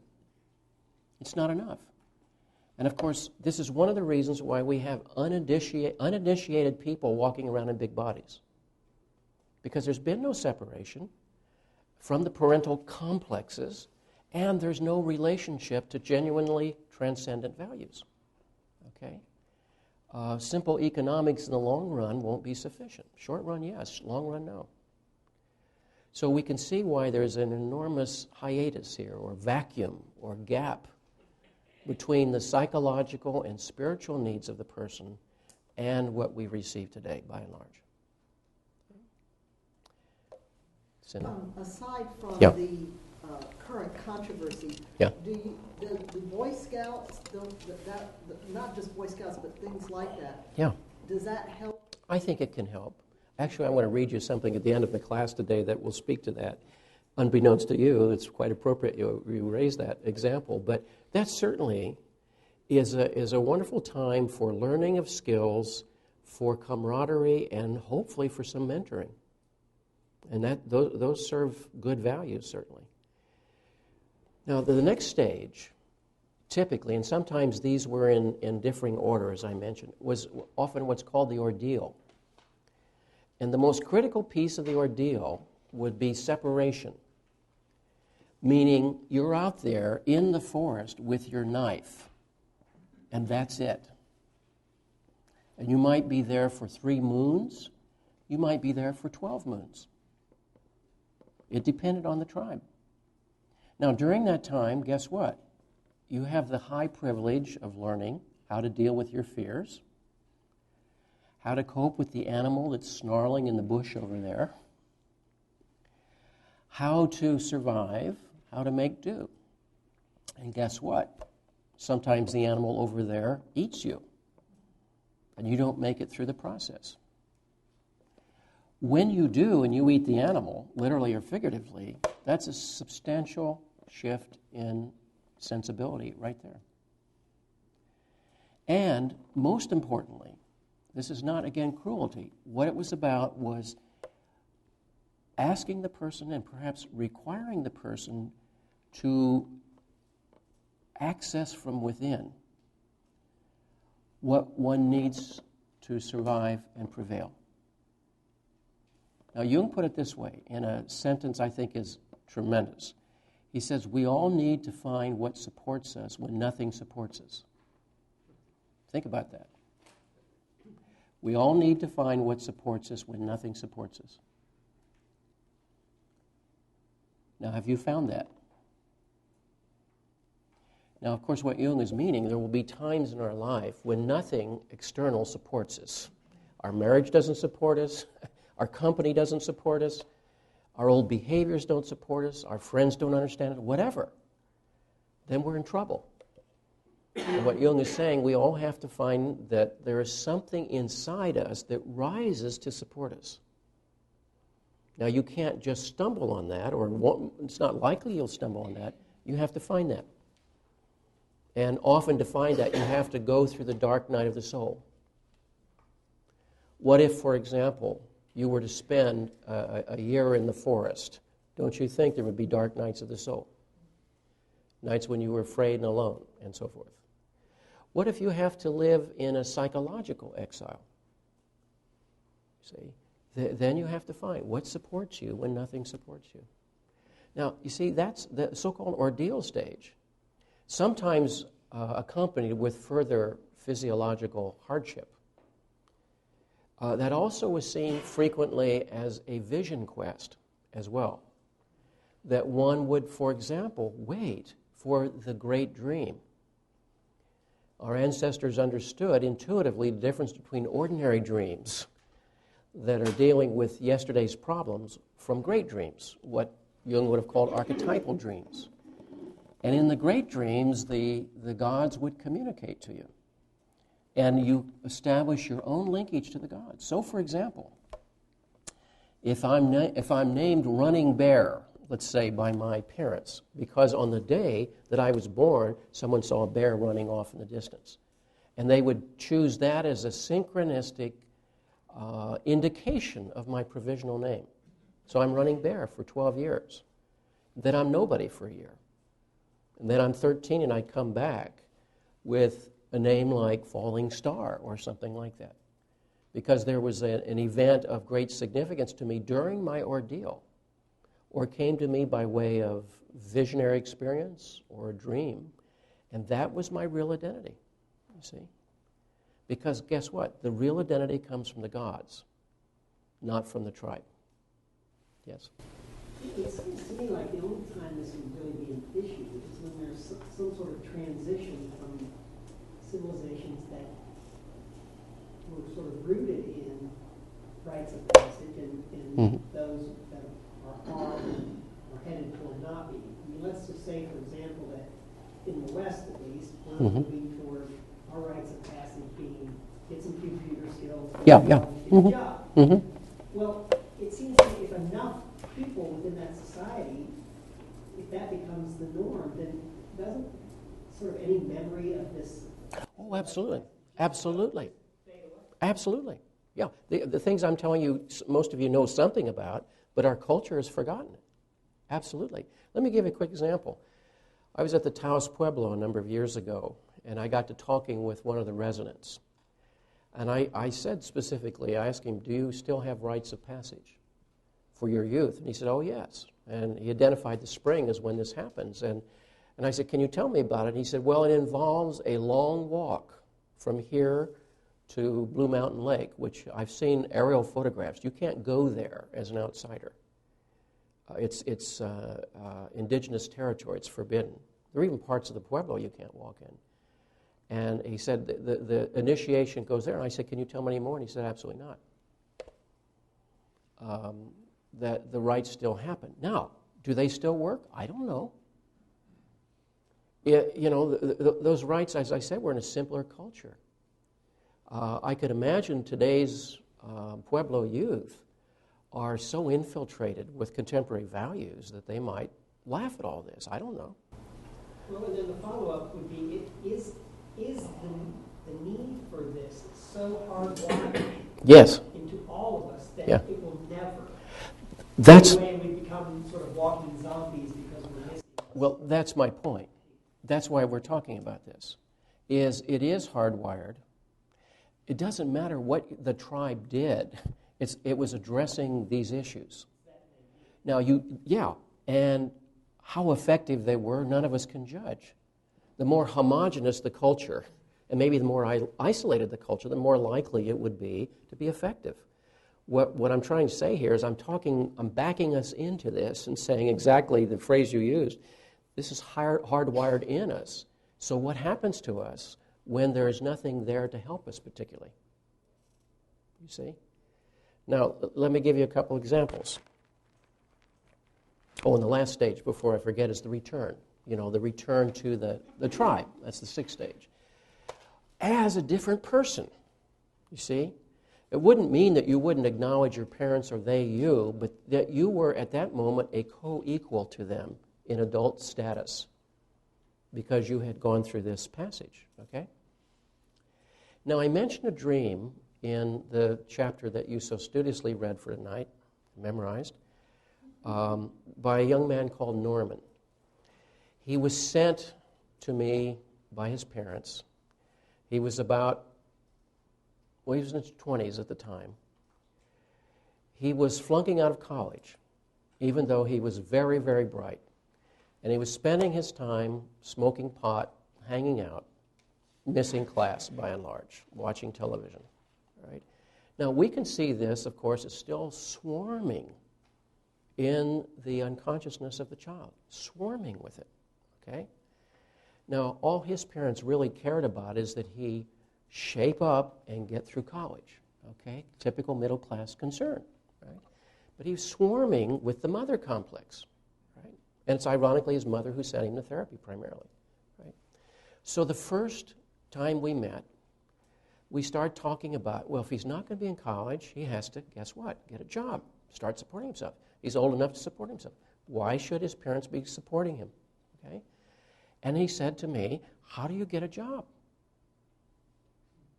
Now, that's a very reasonable question. No one had ever talked to him about that. If you stop back and think about some of the most painful experiences of your life, you realize nobody explained anything to you. You just painfully blundered into these things. And so he said to me, how do you get a job?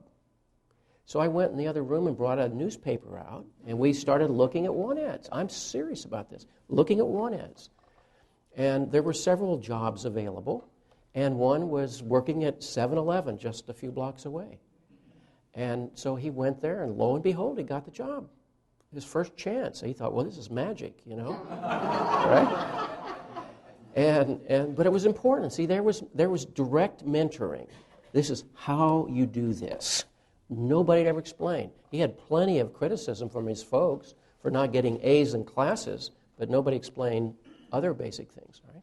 So the second time we're together, we start talking about how he can save his money and move out and get an apartment, right? Which he thought had prospects. Well, shortly after that, I got a phone call from his mother, who was literally screaming on the phone about my interference. And she concluded by hanging up and screaming at me, "You're not thinking like a mother." See? And I pled guilty to that. I said, no, I'm thinking like his therapist. And you see, my job was to help the rite of passage. Too little, too late, so to speak, but to help the rite of passage. Now, over time, this became a very important relationship in which there was mentoring necessarily going on. Now, the dream that I included in this chapter starts out with he's at a drive-in theater with other fellows who are nondescript. He doesn't know who they are. And he gets out of the car, and out of the dark comes a fist and hits him right in the mouth and knocks out a tooth, right? And he's standing there holding the tooth. And he does two things. It's like parts one, he's hit in the mouth. Part two, he goes over and shows the tooth to a Philadelphia Eagles football player whom he only knew from watching on television, okay, and shows it to him. In part three, he goes down the street from his parents' house to a woman who was his mother's generation, whom he saw as supportive and sympathetic to him, but not his mother, and they're standing there in the mirror looking together at the wound, okay? Now that's the dream. Now who makes up this stuff, right? This recording has two parts. Part 2. You can see now this is an archetypal drama occurring intrapsychically. Everything you've read in myth is right there in this young person's psyche. Jung said once, if we all perish, it would take one person to recreate the world because of the symbol formation process of the human psyche. So right there, he's in this dark place, in the unconscious, in a car not going anywhere, being entertained by the movie, you see. But there's a wounding experience. He doesn't know anything about the separation and rites of passage. He doesn't know about the tooth, but here it is in a dream. And then notice the split. Psyche going in two directions. In one case, he wants to show it to this Eagles football player and get some kind of masculine relationship there, some kind of masculine approval. And on the other hand, he wants this other person to have her sympathy, you see. And you can see it's right there. There's the soul up for grabs in the face of these opposing forces. And it's all there in the dream. Now, over time, there is a coalescing of energy. And so he was able to get a job, to reapply to another school, to go through school successfully. I got an email from him just a few months ago, actually. This has been many years now, but he is happily married and has a career he likes and so forth. So it's one of those cases where there's a happy ending to the story, but it took years for that process to occur. During this time, there's no connection to his father. His father was utterly secondary and passive in his psyche, you see. So you can see why the therapeutic relationship became a contrived rite of passage. And I say contrived with no judgment intended. It's better than nothing.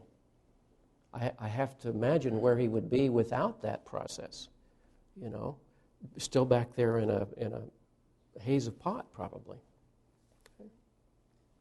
Now, when I think back to my own adolescent experience, I find a number of embarrassing things and stupid things, but now I can look back on some of them with more insight. And one of the things that I recognized at the time was I had a certain aversion, for reasons I can't imagine, against getting beat up by bigger people, you know? So as a kind of counterphobic move, I decided to play football. Now, that's not very bright, is it? But it was necessary. Inside, it was necessary.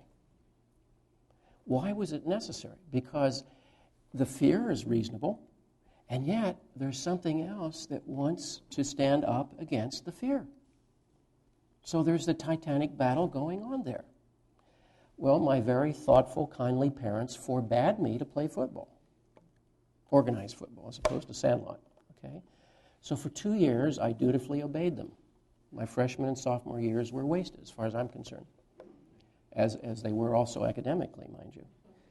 My junior year, I couldn't take it anymore, so I lied to them and sneaked off to practice and made the team. And this went on for a few weeks before I was coming home too scarred up, shall we put it, for me to carry this off forever. But by then, it was too late. And they would have been more embarrassed to cancel me out in front of the coach than they were of their own fears. So I did that. And towards the end of the season, I broke my thumb, which was, of course, ample proof of their wisdom. And yet, paradoxically, and I wondered myself at the time about the perversity of this, I was pleased that this had happened. Because, you see, there's the symbolic wound. There's the quid pro quo. I had been to war and had paid my dues, and survived it somehow. Surprise, surprise. Survived it, okay? Now stop and think about that. In retrospect, it makes an awful lot of sense. There was no rite of passage. So the unconscious, talk about the hard wiring, the unconscious was seeking to create one, all right? It involved, first of all, what in archetypal psychology and mythology is an oxymoron, a sacred crime or holy crime. Namely, I had to violate my parents' wishes in order to leave them. I had to learn to lie in order to begin my own journey. I had to access my shadow in order to begin to individuate. My analyst said to me 30 years later, in Switzerland, you'll need your shadow to get through here. And he wasn't just talking about the institution, he was talking about Switzerland, which is a different animal. All right? So the shadow, that is to say the untapped, unconscious parts of the personality, were crowding in there in a constructive way, even though violating a norm. Right? Secondly, it was a confrontation with pain and fear in order to learn how to deal with that, survive that. Thirdly, it was a search for male friends, and many friends came from that process. There's enormous bonding that goes on. Fourthly, it was a search for a mentor, What can I learn from an older person? Because remember, mentoring is about how do you get across. You're across on the other side. How did you get there? Okay, how did you get there? Okay, so when I was writing this book, I had a strange nostalgia for my college coach. And I hunted him up, and he's living in Indianapolis, or was at the time, Coach Burr Weddle, B-U-R-R, Burr Weddle. Isn't that a great name for a coach? No one ever called him Burr. You called him Coach Weddle, sir, right? And I wrote to him, and sure enough, he remembered me, probably for not good reason, but he remembered, and wrote back, and he said in the letter, he said, remember, Jimmy, we get knocked down, and we get up and get ready for the next play. And I thought, bingo, there it is. That may be the only philosophy he had to impart to the world, but trust me, that's useful philosophy. You get knocked down, you get ready, and get set for the next play. Okay? How many times do you need that? How many times a day do you need that? You see? Now, that was wonderful mentoring. That wasn't enough, but it was critical. You see? It was absolutely critical. And I think another reason why I evolved this unconscious rite of passage, or sought it out, let's put it that way, was also a search for transcendent purpose. You can say, what's transcendent about a football game? Well, at one level, nothing. At another level, it has to do with participation in something larger than yourself. It wasn't about winning the game or losing the game. In the end, you always lose if you play long enough. It was about being on the field of play, you see. Now, that's a summons to some sort of transcendence. Now, again, what happens in the unconscious if the needs are not met from the external world? Because by and large, they're not. That's the point we've been making. And then the question is, either we stay stuck in those places, which is very common, or we have to look for them often in other places, often unconsciously. That's why I was saying, and I say it with great respect, Joyce and Thomas Wolfe were trying to leave home. And they were using their artistic talents as a form of bringing these things up into some kind of form and consciousness so as to be able to make the separation. I think it's debatable about whether either of them fully left home. But, you could say, well, they wrote about what they knew about. Well, sure, that's true. But it's also true that both had a kind of obsessional quality in their writing about their home. And every time I'm talking about not wanting to be there, I'm still there, you see. I'm still owned by that which I'm trying to deny. So the point was, both of them, in very creative ways, were seeking separation, seeking a passage. And I think that's what happens then in the unconscious. Many times our neuroses, so to speak, to use an ugly term, are stuck places in our passages. Many times our bizarre behaviors are searches for the next stage of development. There's a fine book by Luigi Zoya, Jungian analyst in Milano, on addiction as an unconscious search for a rite of passage. I can't remember the exact title, I'm sorry, but it's in our bookstore. And it's a fine book on addictions where the issue has gone underground in a way, you see. So, if you come up with a few bumps and bruises, but you learn, you get up and get ready for the next play, that's a useful philosophy. Because then a separation of some kind has occurred. Meaning simply, again, at that moment at least, when we remember that, one is not dominated by the instinctual desire for safety, security, protection, as natural as that is. And we're not saying anything wrong with that. I hope you understand what I'm saying here. I'm not saying that our need for security, protection, belonging, nurturance is wrong. It's part of our human nature. What we're saying, though, is does that at times interfere with the fuller expression of your life? That's what the problem is. Does it keep you from you? Does it keep you from risking you? Does it keep you from investing in this long journey? That's the issue there, you see. Now, as bizarre as it may seem, I can now look back on that period as seeking passage. And therefore, you see, what I was doing was living what Jung called the symbolic life. In Memories, Dreams, Reflections, Jung says, life is Maya, illusion, unless we experience ourselves living the symbolic life. And what he meant by that was feeling that you're participating somehow in the great rhythms, or participating somehow in the larger order of life, that you are living in some way in accord with some deeper energies, however that shows up. And it's going to show up in different people's lives in different ways. Now, when the symbol is capable of transforming energy in service to a purpose, development occurs. Okay? When the symbols are absent, what happens is typically the resurgence of the regression. In other words, one would fall back into dependency, pot, alcohol, whatever the form is. Okay? Again, what happens when it's missing? Well, one is either in a desperate search to find it, or one is falling back into the unconscious in so many different ways. Now, yes, please, question. Please. Is part of what you're saying, maybe these rituals are sort of physically carried out in the first half of life so that we learn to do life.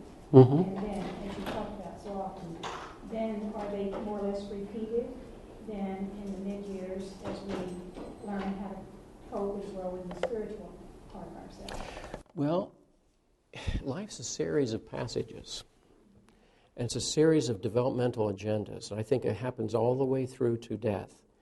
And the question is, are there structures externally to support and facilitate that? In most cases, no. Yeah, at any stage, frankly, but particularly second half. You know, Jung said, we have no colleges for 40-year-olds. He said, we educate our youth in terms of what are the values of their society, which today are narrowed to the economic by and large. But he said, we have no college for the second half of life. I'd like to think very modestly the Jung Center is a college for the second half of life. Truly. That's why we're here. All right? Now, if the structures are missing in the external world, how do you get through those stages? Sometimes because you're forced into. There's a death, there's a divorce, you're fired, you're downsized, you're retired, you have an illness, a depression. You know, sometimes these things are attended traumatically. And sometimes people resist them all their lives and stay stuck in what is essentially an adolescent psychology. And how that would show up would be a refusal to risk and validate personal experience in a search for gurus, for example, search for external authority, and choosing a safe and secure path rather than one that is developmental. And that's in all of us. And there are times when that may win out, other times something else wins out. So I think the health and well-being of the psyche is up for grabs continuously. It's not like we've solved this. I felt a far more rigorous and risky passage was my experience in Zurich.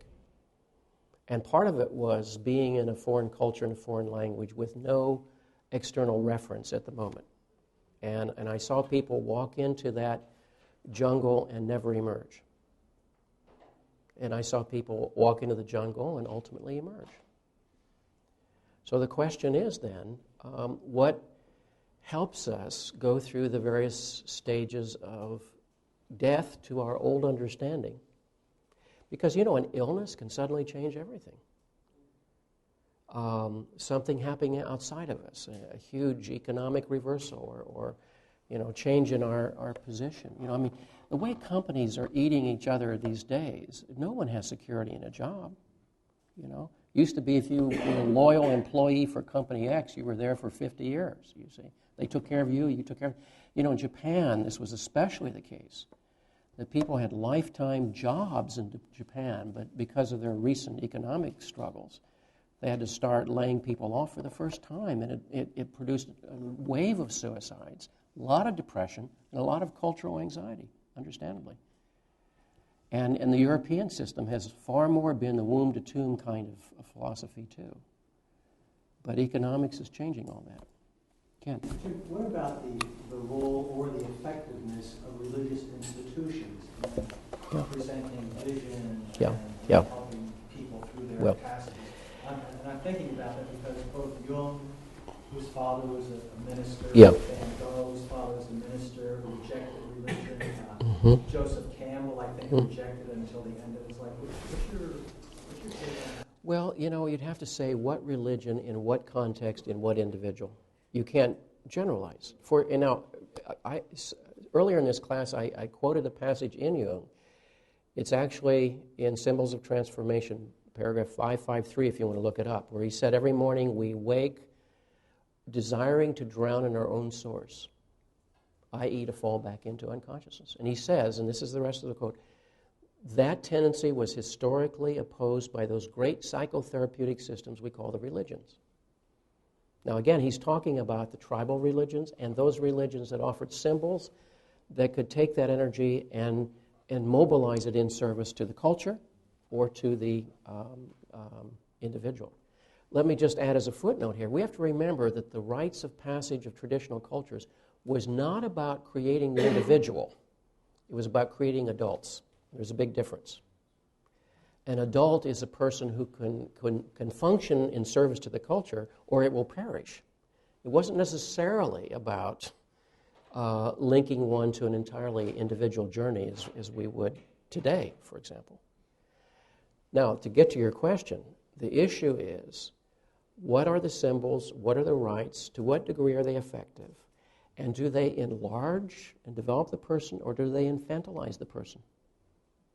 Do they produce further regression, or do they demand growing up? I would always say my test of a religious point of view is, does it really help and even demand that the person grow up and take on life and its mystery and its suffering and so forth, or does it stay as a shield against psychological adulthood?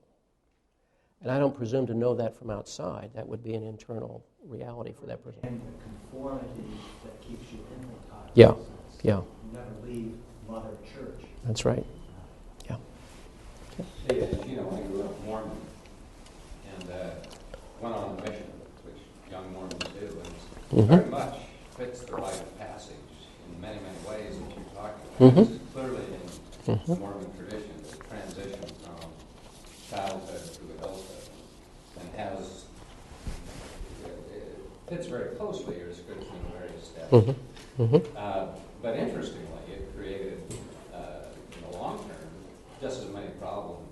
Certainly it solved. It certainly created, when I came back, I felt like I was now an adult member of the Mormon society. But very much now culturally imbued very deeply with those beliefs, which ultimately became difficult for me to deal with. And as you know, much of my process has been engaging and ultimately finding myself through. So it's, and I suppose that culturally that would have been how it would have worked for these societies. It would help the society to sustain itself by having these rights of adulthood, which imbued the cultural perspective into the individual and maintain the culture.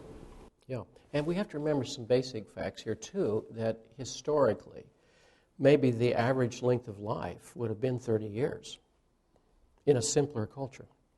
See, a couple of things apply here. Number one, you would have been exposed, even while on mission, to such a competing world of values and different points of view that also would have filtered into your unconscious of some level, and probably to your consciousness, number one, because we live increasingly in a pluralistic society, number one. Number two, by living longer and finding more out about yourself, we ask of the person more and more, does this make sense of your personal experience? is it confirmed by your personal experience? And you see, there's the distinction between an externally validated set of values and values that we more likely say you have to find for yourself. Because therein you have the individual journey. And that's a kind of splitting off. And that's why, see, nothing I'm saying tonight is meant to romanticize the past or romanticize rites of passage. We're simply saying they were trying to address psychological needs of development that we all have. So if they're not present, how do we grow and develop? That's the real point here. Now, let me just mention a couple of other things. The shadow, there's always a shadow side of everything. So the shadow side of this can also be competitiveness, can also be failure and shaming. One of the things I have found in working with men is every man I know carries some signal, memory, or memories of failures, in quote, shaming incidents in which he feels still, to which he feels still bound. He's linked. It's often a defining experience. Women have often suffered defeats, humiliations, disappointments, and may carry them as great wounds, but my experience has been that they are less defined by it. Most men I know remember the time in an incident that might be trivial in the great scheme of their history. The time I dropped the ball and the other team won. Something like that in 4th grade. I remember as a sophomore, an end got behind me once for a touchdown. They scored against me. I made the mistake in front of a huge crowd. Never again did anybody get behind me.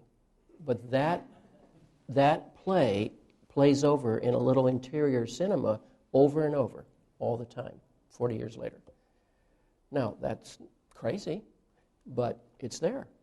So you see the shadow side of all this can be a sense of failure, incompetence, shaming. Every man I know also has a pocket in his life where he feels incompetent and is shamed by that incompetence. All right. So,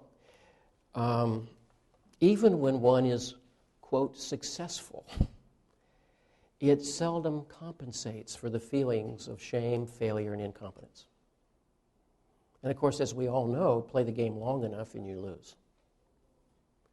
So again, that's what produces this kind of Saturnian game, this zero-sum game of winners and losers. And by that standard, all of us are losers. All of us are losers. And for a person to be defined by that, either he confirms that by his choices and behaviors, or he's caught in overcompensation, trying desperately to prove he's not a loser. You see? So, often this becomes what in medieval mythology was called the wound that does not heal. And I alluded in that chapter to the Grail legend. And remember, the Grail legend begins with the wounded king, Anfortas, in the castle, suffering a wound that does not heal. The wound is a spear thrust to the groin. So it's a wound of generativity, a wound of creativity. And so he sits there in his castle, suffering the wound that never heals. Now, this is a classic portrait, you see, of the male dilemma of second half of life, is that he will sit in his psychological castle, suffering the wound that does not heal, and stay stuck there. See? Now, what happens when there's a wound of this kind? What does it lead him then to do as a treatment plan? Well, one of the things it leads him to, we alluded to last time, would to be to perhaps overvalue the woman in his life as a treatment plan, meaning as the carrier of healing values. So as we were showing last night with the mother complex, the other is given too much psychological weight, too much psychological power, too much expectation. And that's a classic thing that the woman will heal. And you see this showing up, for example, in the fact that men typically, not always, typically handle divorce and death of partners less well than women do. And there are a lot of reasons for that. One is typically women have a network of supportive friends, but even more importantly, as we've said before, more commonly have developed some connection to their own resources, as opposed to a person whose primary life definition is his worth comes in being externally productive. So he might continue to be externally productive, but be bereft and empty within.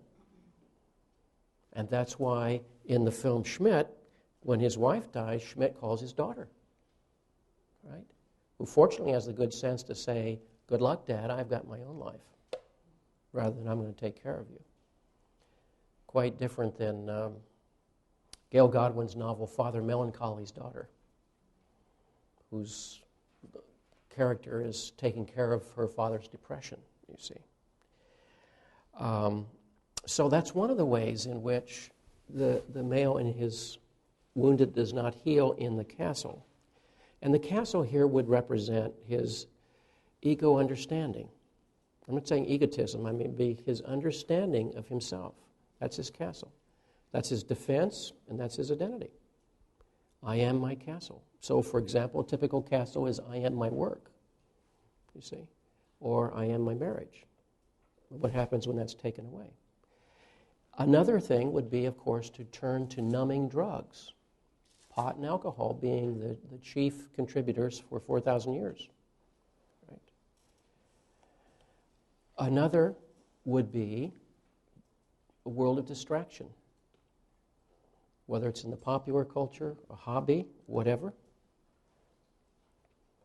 There's a wonderful story that's actually comic and painful at the same time by, and I'm having a complete loss of memory here, Cheever, John Cheever. Okay, it's about a fellow who's flying on a business trip, and his plane has a crash landing. They're headed for New York, and they crash land in a cornfield in Pennsylvania. And the plane's going down, and everybody's terrified. And the pilot is up there singing a nursery rhyme, which tells you we're in real trouble, right? And they make this landing, and everybody's still alive. And the airline rushes out from Philadelphia and picks them up in a bus and drives them to New York. And he gets on his commuter special from Grand Central out to Westchester.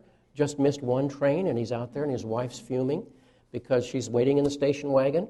And she tells him, we've got a party to go to tonight, don't you remember? And, he's trying to say, I just died. I just about died, like this, I'm sorry, but we've got to go. And so they get home, and the kids are running around, and he keeps saying, Daddy almost died. Daddy almost died. Everybody's busy, they ignore him, and so forth. It's very funny. Painful, but funny, okay? So they go to the party, and he just about died, so he has about 5 martinis. And he's really sloshing around, and he insults the hostess and really tells her what he thinks of her. And so that night, for some reason, they drive home in silence. And his wife says, I've been working on cultivating this relationship for years, and you blew it in one night, okay? So he now has to drive the babysitter home. He's driving this kid home who's probably 14, and he looks over her, and he sees Helen of Troy, so to speak.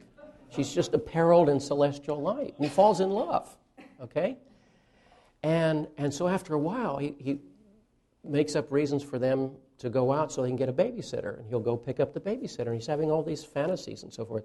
And one night, they're driving home and so forth, and she's talking about how she's found true love. She has a boyfriend. How does she know it's true love? Well, they sent each other the same Christmas card this year. So that's proof, isn't it? She said, moreover, and this is the topper, we both have our eyebrows grow together in the same way. So that's clearly true love, okay? So by this time, his wife figures out he's depressed for some reason. In other words, he's had a whole life flash before his eyes. So she sends him to a psychiatrist. And a psychiatrist says, what you need is a hobby.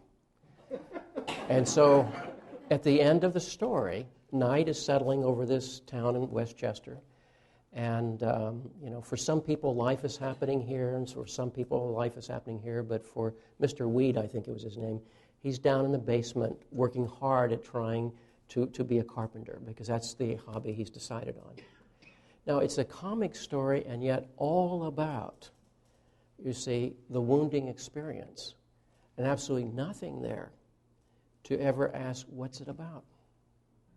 You see? Now, ironically, that story represented what? A summons to death. It didn't mean the physical death. It meant the psychological death. And everybody's intent on him not dying, including himself. Naturally, right? But again, you see, it was a summons to say, what did it mean that my whole life was up for grabs in that way? What matters? What counts? What's this about, you see? Now, that was a rite of passage, but no one became conscious of it, okay? No one whatsoever. And also because if the loss of the connection occurs, one will fall into a depression, which is what he does. Tried to solve it with a projection, tried to solve it with alcohol, tries to solve it with a distraction. And also, it can sometimes lead to violence, because when the soul is violated, violence occurs inside. And sometimes that violence, sadly, has been directed against women, sometimes against other men. More commonly, it's against oneself. And so what we see in all of this, again, is what happens when the wound is to the soul, when one realizes, I am the wounded fisher king in my castle, suffering the wound that does not heal, living in a wasteland. Now, what is the wasteland? I'm glad you asked that question. Joseph Campbell said, and I quote on page 78, if you want to look it up in your own hymnal. I'll read this twice because I think it's very, very rich. The wasteland is any world in which force and not love, indoctrination, not education, authority, not experience, prevail in the ordering of lives, and where myths and rites enforced and received are consequentially unrelated to the actual inward realizations, needs, and potentialities of those upon whom they are impressed. Okay, let me read that again.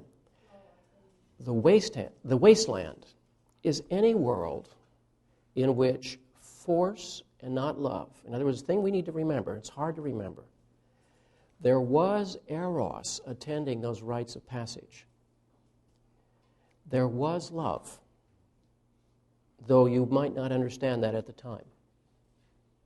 Now, in the Aboriginal rites of Australia specifically, they had the idea of male mothering, another oxymoron.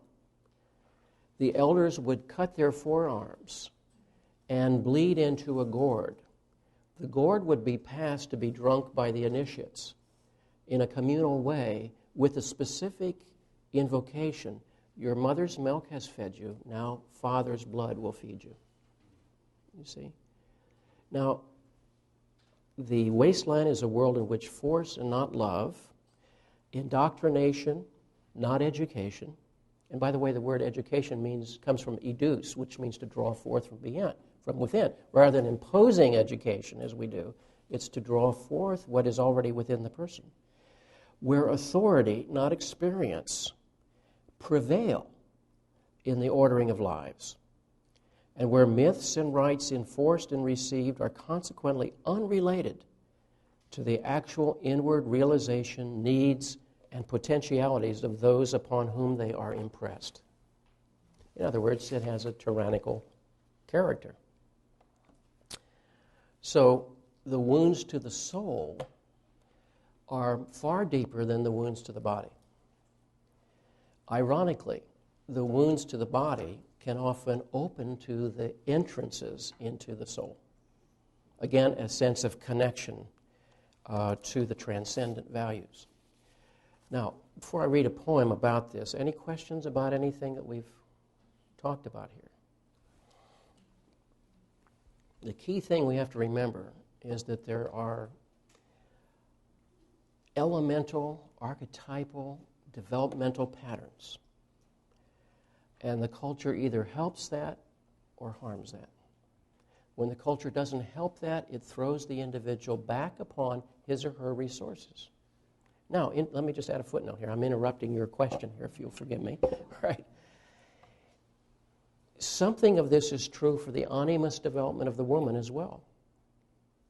Because she too, particularly in a culture where these traditional roles have changed so much, she too has to go through her own rites of separation. She too has to confront her own mother complex. She too has to confront the issues of personal authority, personal empowerment. A number of years ago, I was supervising an analytic trainee who received a patient who was she was seeing between ages 16 and 19. And his father had been deceased a long time ago, and his mother died of cancer. So here he was adrift. And she said, how in God's name am I going to help mentor this young man? And my answer to her was, with your own good animus. You know, the developmental passages through which you have been, you will have to draw upon from within in order to help mentor him, sort of stimulate him to the task of life, and to push where necessary, to teach where is necessary, support where necessary, but keep that motion going. And the good news is he was able to go away to college and went on to function well as an adult. Question? Sounds like the state of our society might be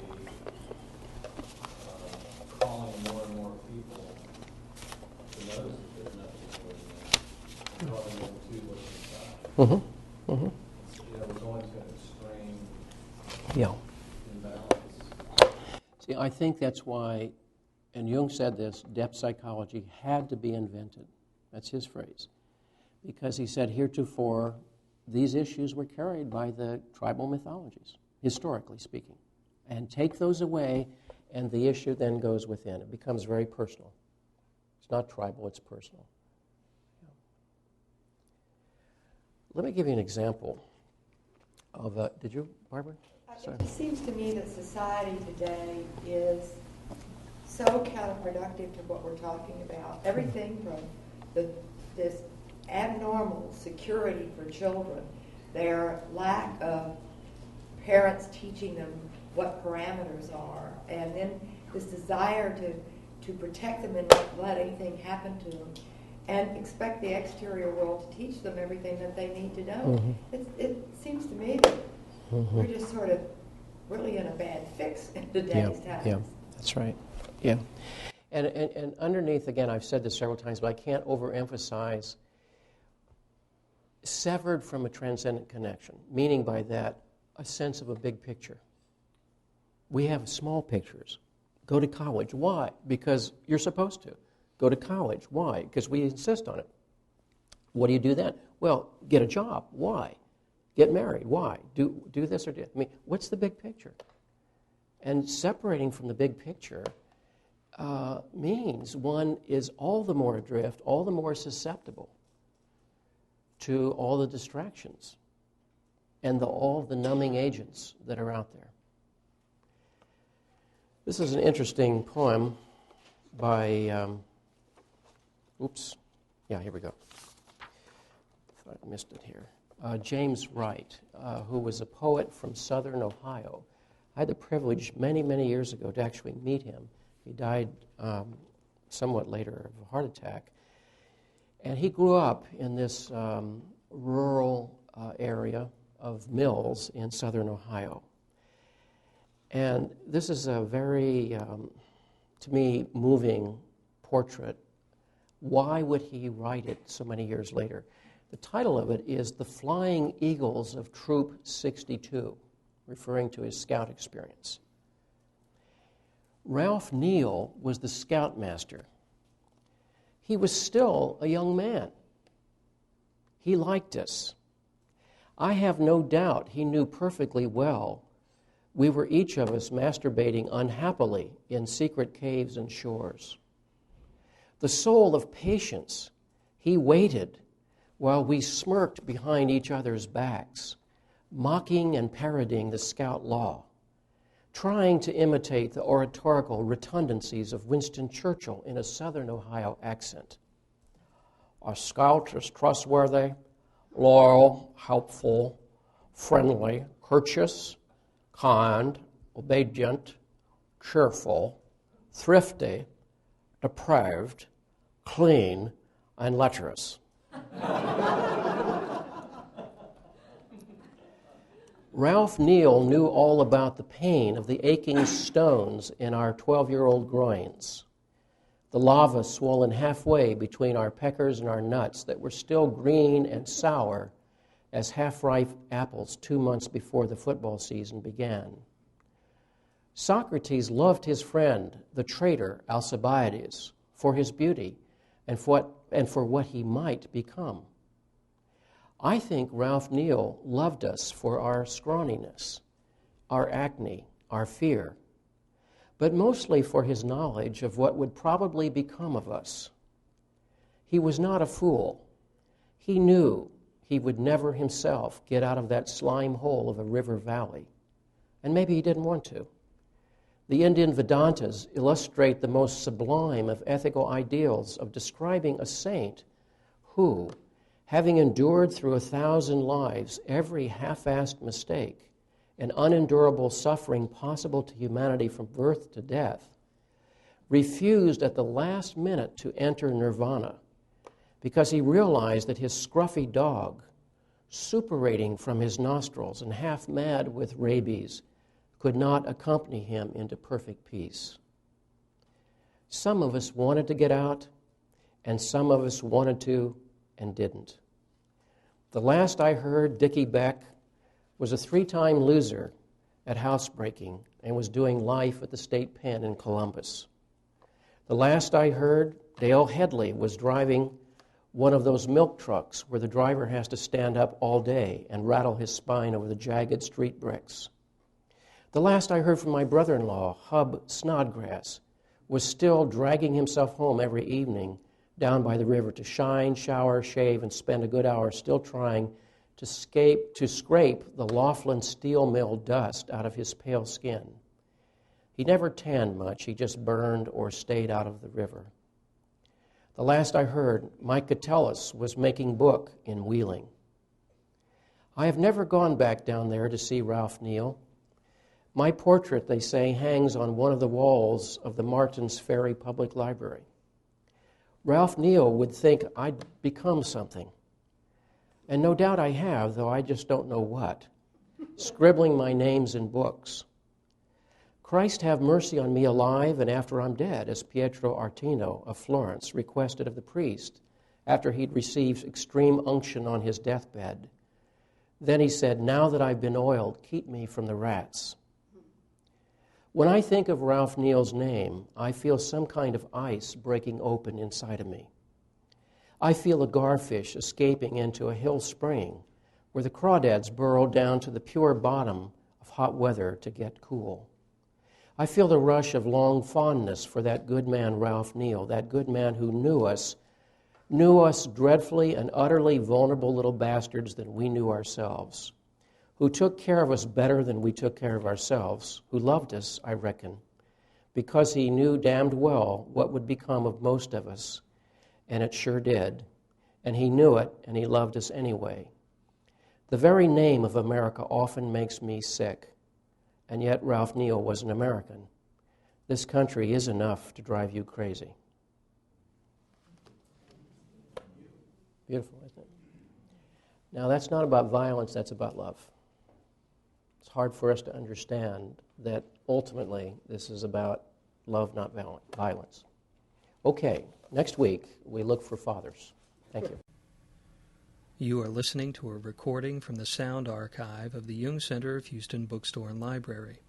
For more information about the Jung Center, visit our website at www.junghouston.org or call us at 713-524-8888. 8253. This recording has two parts. Part 1. We spent some time talking about the energy associated with the archetype of the mother in previous classes, and tonight we'll look at the issues raised by the father energy. And again, I wish to remind us that when we talk about the father, we're not necessarily talking about the personal father, although obviously it will be mediated in your personal experience through the personal father, but rather a certain kind of energy that we associate culturally or historically with the father. All archetypal energies have a duality when seen from an ego standpoint. In other words, it's the human ego that judges things good and evil. Nature does not make those distinctions. Probably the divinities do not make those distinctions. But the human ego does make such a distinction between good and evil. So to call something positive or negative is a human ego statement and has nothing to do with the great energies of nature itself. So when we look at the idea of the father energy, we can recognize that it has a positive side and a negative side. The positive side has to do with the issues of authorizing. Now you hear the word author there, to authorize something, to empower, to validate, to model, to authenticate. These are all positive values because they all have to do with taking who one is into the world. And I'm obliged to make this kind of gesture to go from within into the world. Because unless we embody our energies in the world, we haven't really been here. On the other hand, that same father energy can also be destructive, can be overpowering, it can be devastating, it can be shaming, it can be crushing. Just as we said last week, there are wounds which activate consciousness and stimulate growth, and there are wounds that crush. So there is a kind of father energy that has to do with the issue of power in its negative sense. But power is not empowerment. Empowerment, again, has to do with legitimizing, with creating and supporting the possibility of living one's life in the world. In Jungian terms, this has to do with accessing the positive shadow for a man's psychology. And in Jungian terms, in classical Jungian terms, not necessarily contemporary Jungian terms, the animus is that sort of male energy as internalized by the woman. So the question then always is playing out, does the animus function as an empowering and supportive presence, or is it a negative and devaluing or undermining presence? So again, when we approach the issue of the father imago or the father archetype, we have to recognize there are positive and negative aspects here. Now, these positive and negative sides of the great archetypal powers played out historically through tribal mythology. And to indulge for a moment in an overgeneralization, it's possible to say there are two great mythic traditions in both the Eastern and Western world.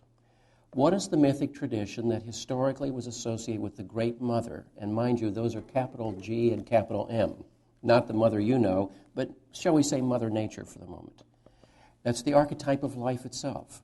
And the mythologies associated with the Great Mother are variously known as the eternal return, the death-rebirth cycle, or on some occasions the cycle of sacrifice, and has to do with life brought into the world, supported and sustained, and then also as well the destructive aspects of life, including our immortality.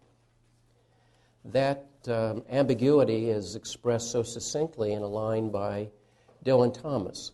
The force that through the green fuse drives the flower is my destroyer. All right. Now that's a paradox. The same force that brings us into life also destroys us and takes us out of life. The force. Now, what's a fuse do? It consumes itself, of course. The green fuse of the plant, the green fuse of nature naturing. The force that through the green fuse drives the flower is my destroyer. It's the source of life and the source of destruction at the same time. So the cycle of sacrifice is how life is always founded on the death of the old.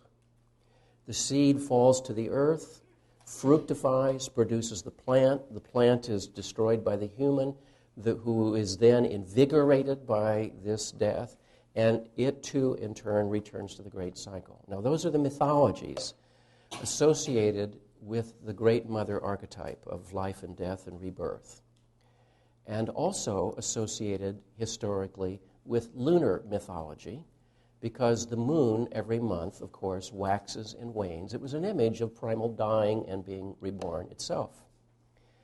The other great mythic cycle is the mythology of development, the mythology of journey, the mythology of quest. It was associated with the solar mythology. It was associated with the sky god, or the masculine energy. And the solar mythology is about quest, journey, movement, development. And both of those mythic cycles, of course, are archetypal pictures, if you will, of our human condition. It is arising out of nothing, fructifying, returning to nothing. It is also a journey. Perhaps our most cliched metaphor about life is it's a journey. We're always going somewhere, but where is it we're going? So the father energy is associated, you see, with that aspect of life that has to do with projecting energy into the world, creating, developing, and sometimes, of course, destroying as well. Now, as I've already said earlier in this class, each of us has two basic elemental needs and two basic tasks. If we're lucky, life supplies these needs for us. If we're less than lucky, we have to supply them ourselves. And the two basic needs which become tasks are nurturance and empowerment. Nurturance historically and archetypally associated with, of course, that which gives life, namely the mythology of the Great Mother. And empowerment is, again, the worth, weight, capacity, permission, opportunity, model, support for energizing oneself into the world, projecting oneself into the world, and creating an identity and existence. And we all have these elemental needs and all have these elemental tasks, male and female alike, of course. Now, we've talked before about the power of the mother in the boy's life, and I won't repeat all that here except to say that power is so great that too much of it will create in him an apprehension and a distancing from the so-called feminine energies altogether. Not just troubling and contaminating his relationships with women, but troubling and contaminating his relationship with his own body, his own emotions, and with nature itself. Not enough will create a kind of neediness that will often ask too much of nature, of life, or of a partner. So again, we are always trying to mediate these archetypal forces and needs through ordinary human beings. The positive father is providing a model, showing how to do things, being a bridge into the world, serving that mentoring function that we talked about last week. On the other hand, we've also seen the Saturnian form of that, which crushes, which devalues, which shames, which destroys.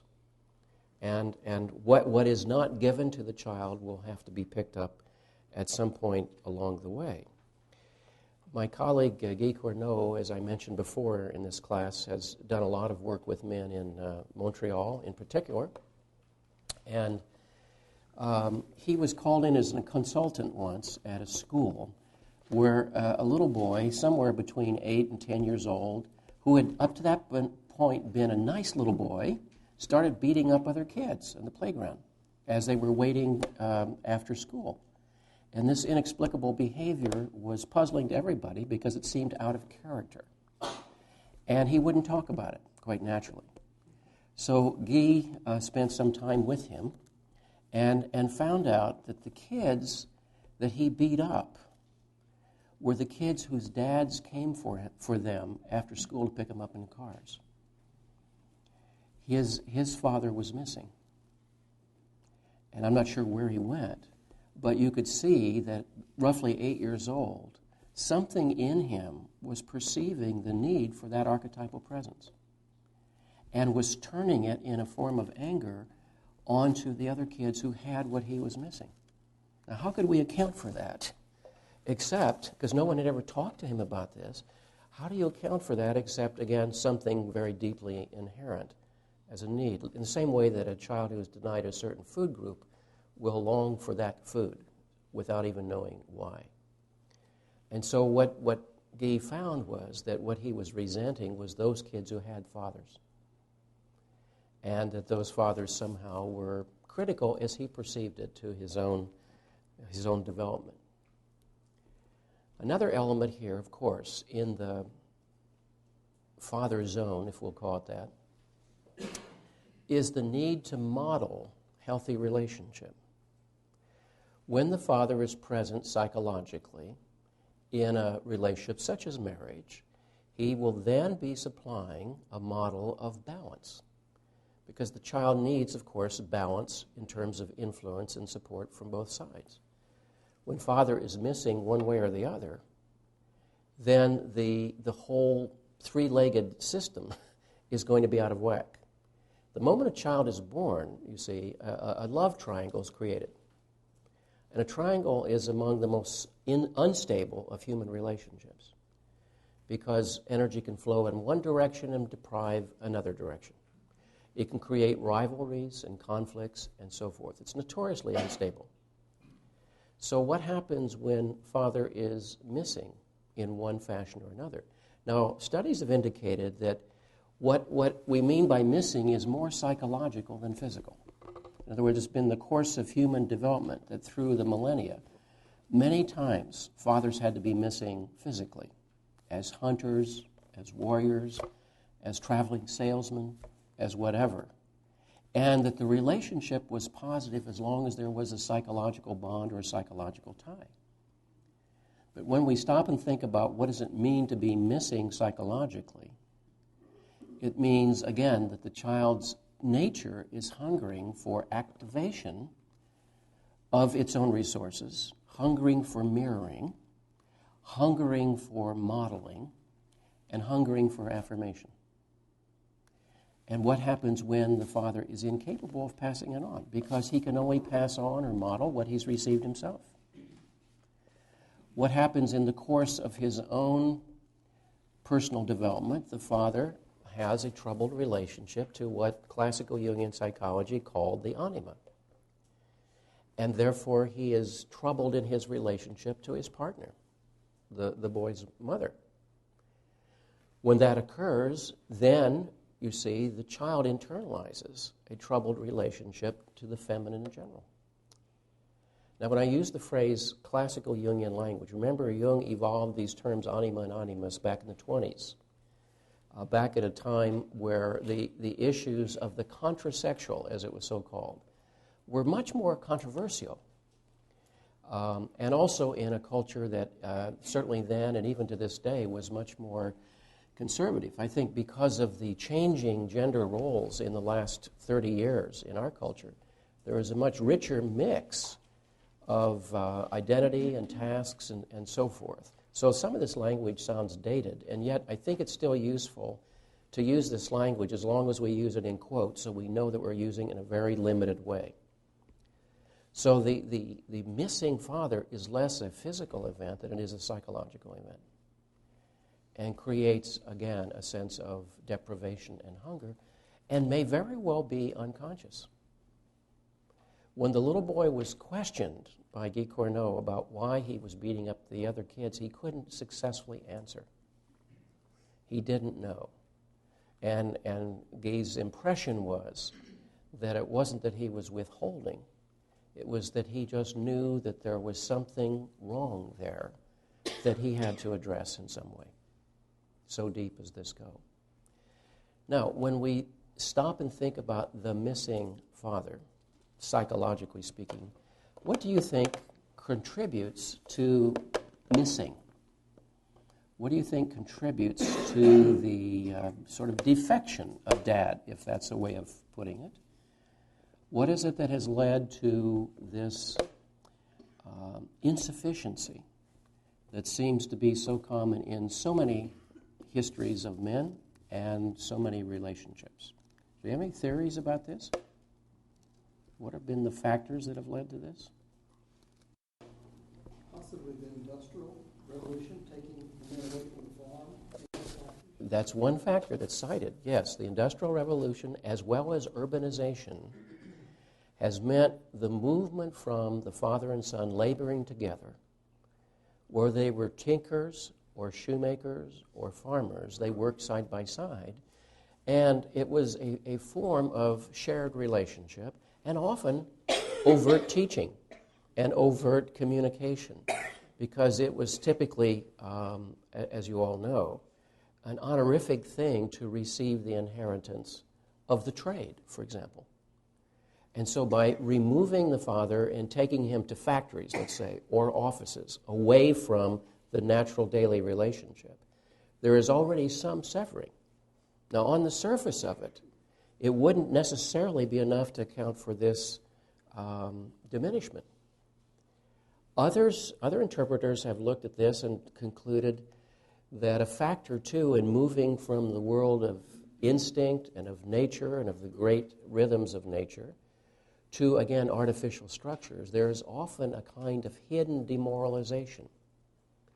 That what you have is increasingly the father a cog in a big system, such as the Industrial Revolution produced, a kind of part in a larger machine, and often with a loss of personal pride in the thing made, or in a direct contact with the product, whatever it might be.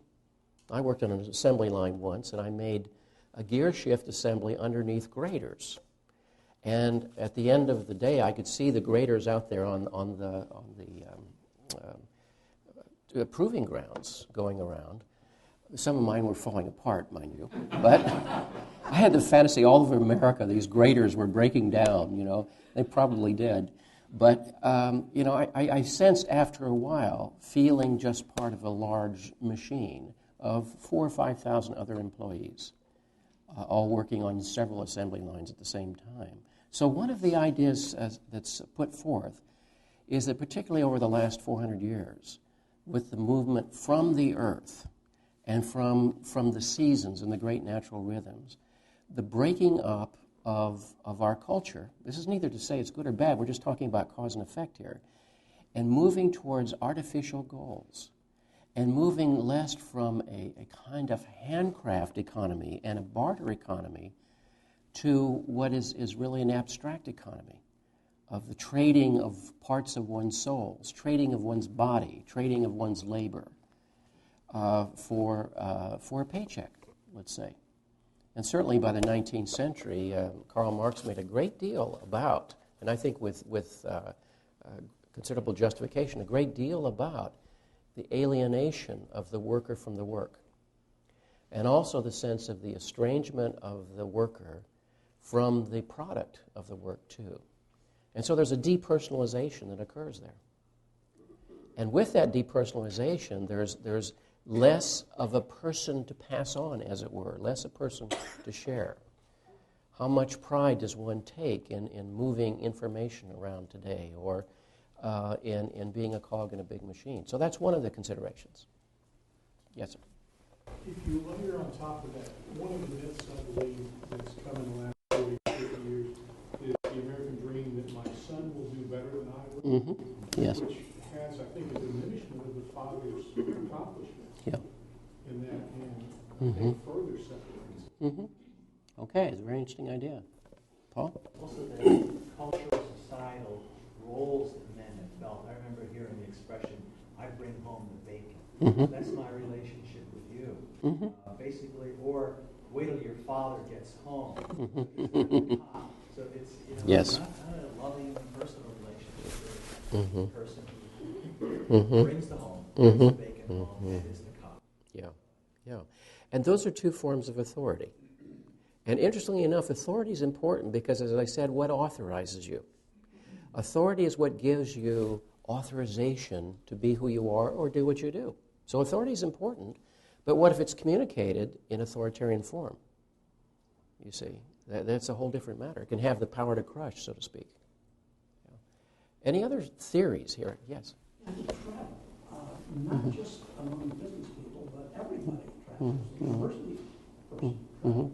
The car, the development of the car, the automobile, and then after that the plane has led to massive accidents.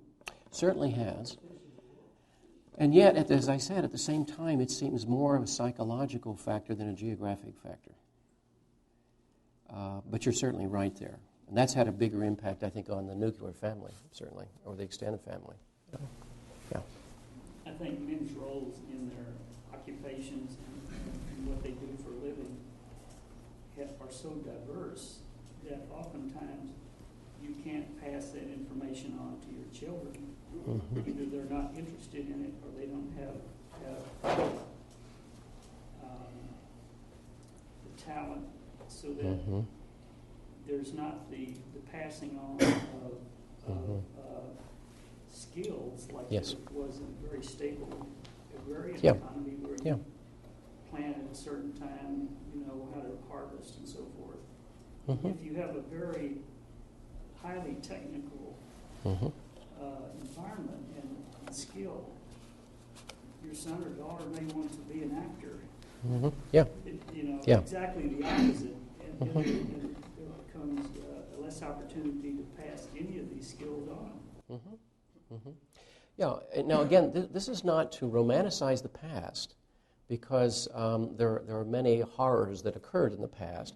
We're just talking about some of the subtle influences that could produce a progressive psychological absence. And one of them, again, would be the diminishment of that mentor role. If the man feels he's been pulled into a mass production cycle, which has basically been the story of the last 3 or 4 centuries, then he will have less to pass on and less sense of pride or personal accomplishment around that. Now, that may not seem important, but I think it affects morale, and it affects the value of that which is to be transmitted, okay?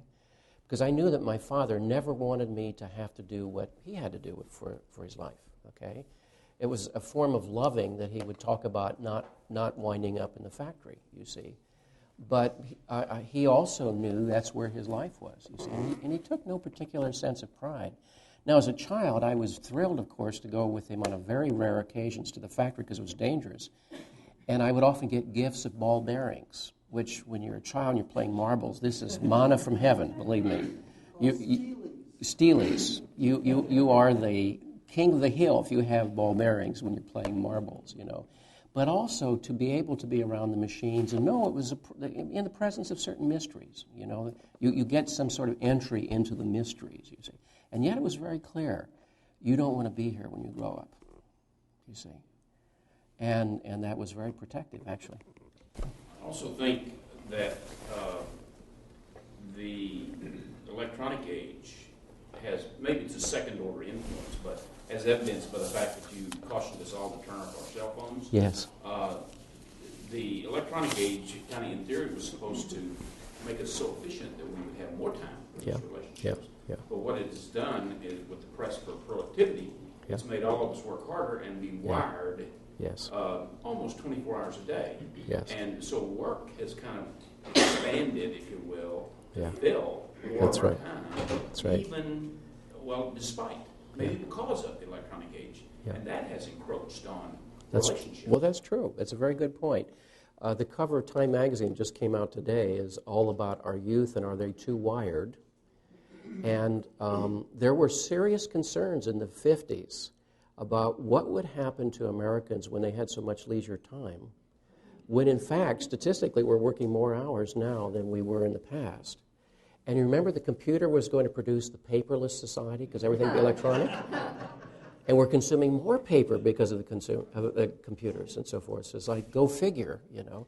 But again, a degree of separation from reality. Now, this is not to criticize the machine, the factory, the computer. We all have used them and profited from them, okay? On the other hand, there's subtle influences here because, again, they can have a progressive sense of estranging one from what's real, in an ultimate sense, or what's important? What speaks to the soul? And what is it that really speaks to the soul that a father really wants to pass on to his child? And is he conscious of the fact that he is estranged from his own soul, you see? So you see there's a lacuna or a gap here that makes it harder and harder to transmit something, right? And it makes it harder and harder for a person to feel, I'm entering into the mysteries. Because remember last week when we talked about the rites of passage, one of the important things that they did was to give a sense of deepening your identity by entering into the mysteries, as mediated by the tribal mythologies and the secret societies, the clans and so forth, and also the mentoring function, as we mentioned. So again, the question then is, where does the boy learn his sense of the masculine from? That's the key. Where does it come from? Now, sometimes it's going to come from his mother's animus, her internal masculine, whatever form that takes. Let me give you an example. This is a poem called The Portrait by Stanley Kunitz, who's a very well-known American poet. Last I heard, and this is just a couple of weeks ago, he was 100 years old and still writing, so he's still clicking away. This is a poem written in his 64th year called The Portrait. My mother never forgave my father for killing himself, especially at such an awkward time and in a public park that spring when I was waiting to be born. She locked his name in her deepest cabinet and would not let him out, though I could still hear him thumping. When I came down from the attic with the pastel portrait in my hand of a long-lipped stranger and a brave mustache and deep brown level eyes, she ripped it into shreds without a single word and slapped me hard. In my 64th year, I can feel my cheek still burning. So there's how the boy learns of his father, through his mother's bitterness. And maybe she's entitled to her bitterness. That's not the issue. The point is, what is there to draw from, you see? And you can sense in Kunitz at age 64 this deep ache and this deep hunger for that connection. Yes, please. Please. How do you think the feminist movement has affected the role of, well, maybe father per se, but the father archetype?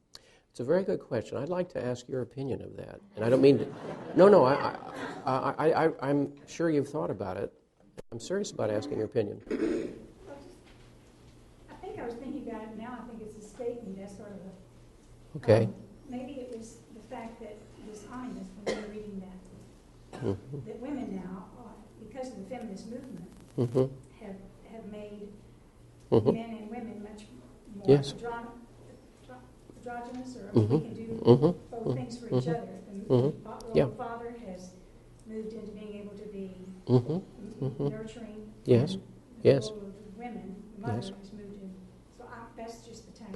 Well, I would certainly think that the feminist movement, for women, was necessary and critical to transcend constrictive role limitations, which are soul-killing. The question then is, so often, male definitions were sort of locked into kind of fear of the feminine. So I think that in a way, and this is not women's fault by any means, exacerbated that fear. And yet, because it's been relatively successful, and I mean that in a sense of changing our elemental psychology around these things, not to say that certain social institutions still don't need further change, but to say that has also had a generally confusing state on men. And frankly, I would say that's their problem. It's time to figure out who you are in relationship to change definitions and not to fall back onto older definitions, which in the long run were toxic to everybody, certainly. So I have no question, but in the long run it's a very healthy effect and a salubrious effect, certainly. I think also, at least in Western cultures, particularly in the United States, the Yes. I Yeah. think Bly says, well, everybody wants to be the brother, nobody wants to Mhm. assume the father. Yeah. Everybody wants to be young, hip, and Mhm. everybody wants to Mhm. take Yeah. responsibility for. Yeah, that's a very good point. And of course, then you'd have to ask the question, so where is true knowledge to be found? Where is learning to be found? Where's wisdom to be found? You see, if all of us are young, whom do you look to for life's lessons, what there is to be learned? You see, good point. Yeah. In my parents' generation, the grandparents would be with the children. And I happened to get, when I was growing up, my grandparents lived close to me, and my grandmother and grandfather were a big influence. And my grandmother was like a mother without the discipline, and my grandfather was mentoring me in his spiritual sense, and again, without the discipline. So I had really good positive influence from that. But I think this generation more likely to have your grandparents so far away. Far away, yeah. And they have all the positive aspects without the negative aspects of the parents. The grandparents seem to. Yeah. Well, when I fly in to see my grandchildren, I'm sure they think, who's this stranger? Because it takes an air flight, So, yeah, please. Even in comedy, the depiction of old men are either angry old men or stupid old men, very foolish old men. There's not a very positive, and humor tends to reflect values, exactly. Scary about how we perceive old men and old ladies. That's right. Fumbling idiots. That's right. Well, you see, what happens when there isn't sufficient development in the middle years, it produces what Jung called the senex personality. Now, remember we talked briefly about the puer aeternus, P-U-E-R, which is Latin for youth. So the puer aeternus is a youth who's still laboring under the influence of the mother complex, hasn't had enough grounding in his father's world, and so he has difficulty in making commitments and carry through. But the puer who does not develop in midlife becomes the senex. Now, the senex would be defined as crotchety, rigid, rule-bound, judgmental, negative in outlook, constrictive, generally all of the things that you think about in the negativity of old age. Now, what I'm about to say is not a political statement, it's a psychological statement. When I think of the senex consciousness, I think of Dick Cheney. Really. I mean that. Every time I see him and hear him, I feel the senex. And it's that weighted, patriarchal sensibility that I'm the authority and you're not. And I'm in charge here and you're not. It's very patriarchal. Now, what do we mean by patriarchal? We mean when the heavy side of the father energy prevails over the empowering side. So many of our institutions, we say, have become patriarchal in character. Now that means they're often vertically or hierarchically structured. And so the goals are in terms of productivity and not relationship. They're often internally competitive. So the key is to beat your neighbor for the office on the corner with the window or to get the production quota. And there's a general sense that there is very little eros present in the organization. You're valued only in terms of your productivity. And if you're not productive, you'll be eliminated very quickly. And so it tends to induce fear and not pleasure in one's work. Now, when men and women are brought into a patriarchal structure, and that patriarchal structure can be a university, it can be a church, it can be big business, okay? It has a deleterious effect on the psyches of both.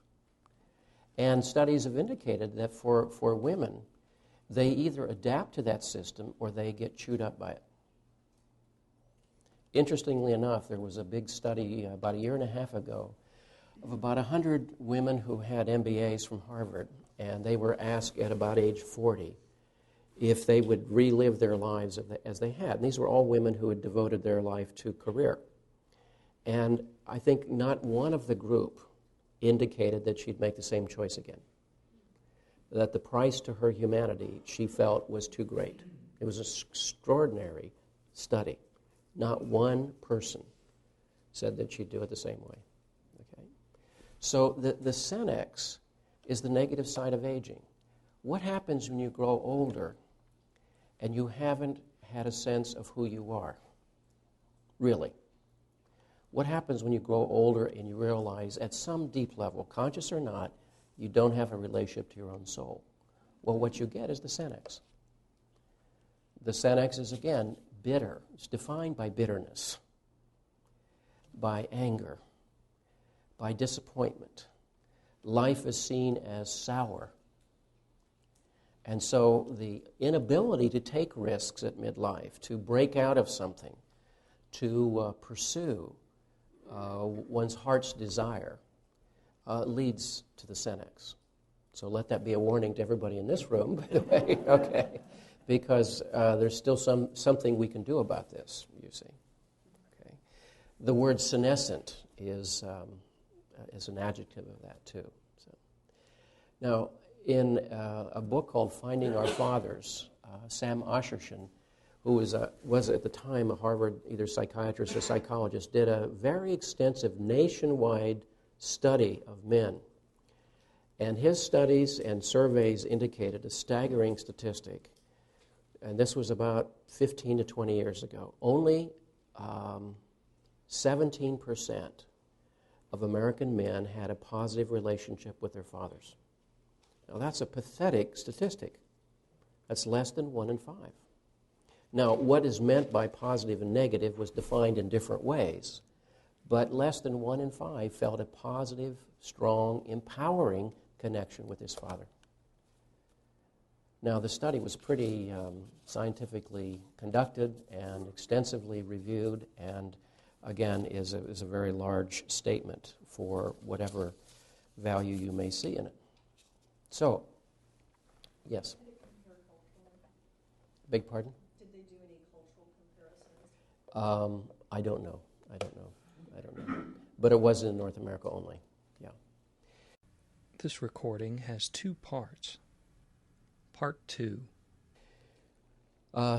So then we think about the father energy. Where does it show up? Does it support and empower? Does it devalue or crush? Now, a classic example of this in literature, and I mentioned this briefly in the chapter that you read. Oh, by the way, the books are finally in. So if you didn't get your book, roughly before we all pass away from natural causes, right? But I do recommend, because there are things in there that I can't get to in this class, and it will reinforce some of the things we're talking about anyhow. But one of the stories I mentioned in there was the great work of the Czech writer Franz Kafka, who wrote many things from many angles, but almost all of his stories are parables of his own personal psyche and of his own complexes and of his own neurosis. Now, one of those stories, for example, is titled The Judgment. It's about a young man who is trying to reach out into life and has a very controlling, judgmental, interfering father. And so the young man has begun a correspondence with a pen pal in Russia.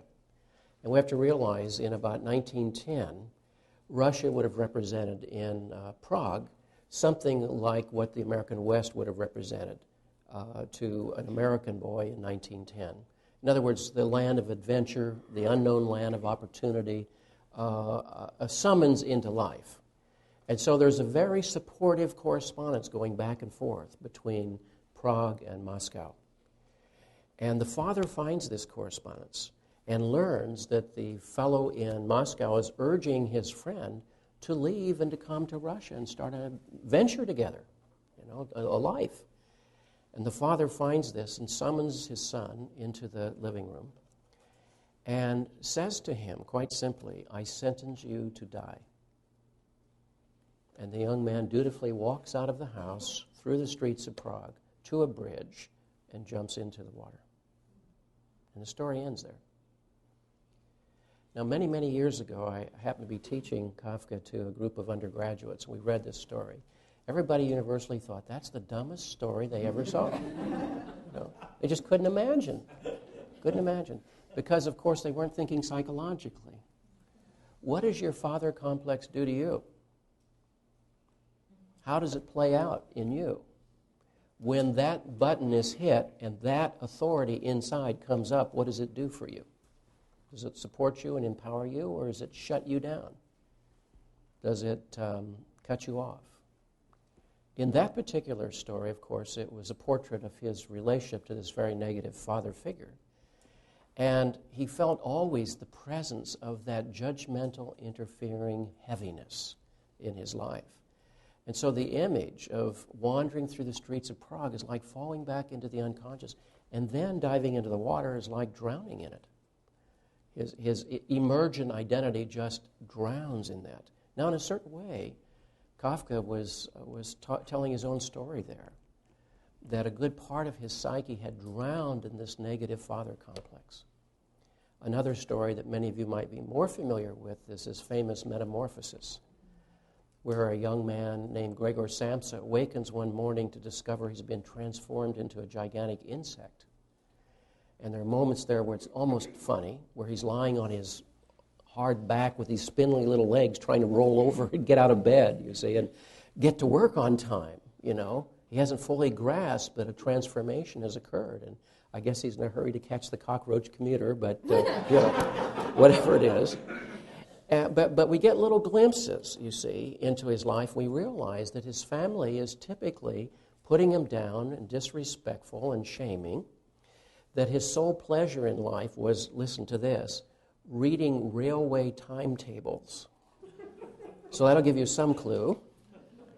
And there's one other little hint. At one moment, this insect is sort of walking around in the house trying to navigate, and his sister is singing to the piano in another room, and Kafka writes simply part of a sentence, was this the secret nourishment his soul longed for?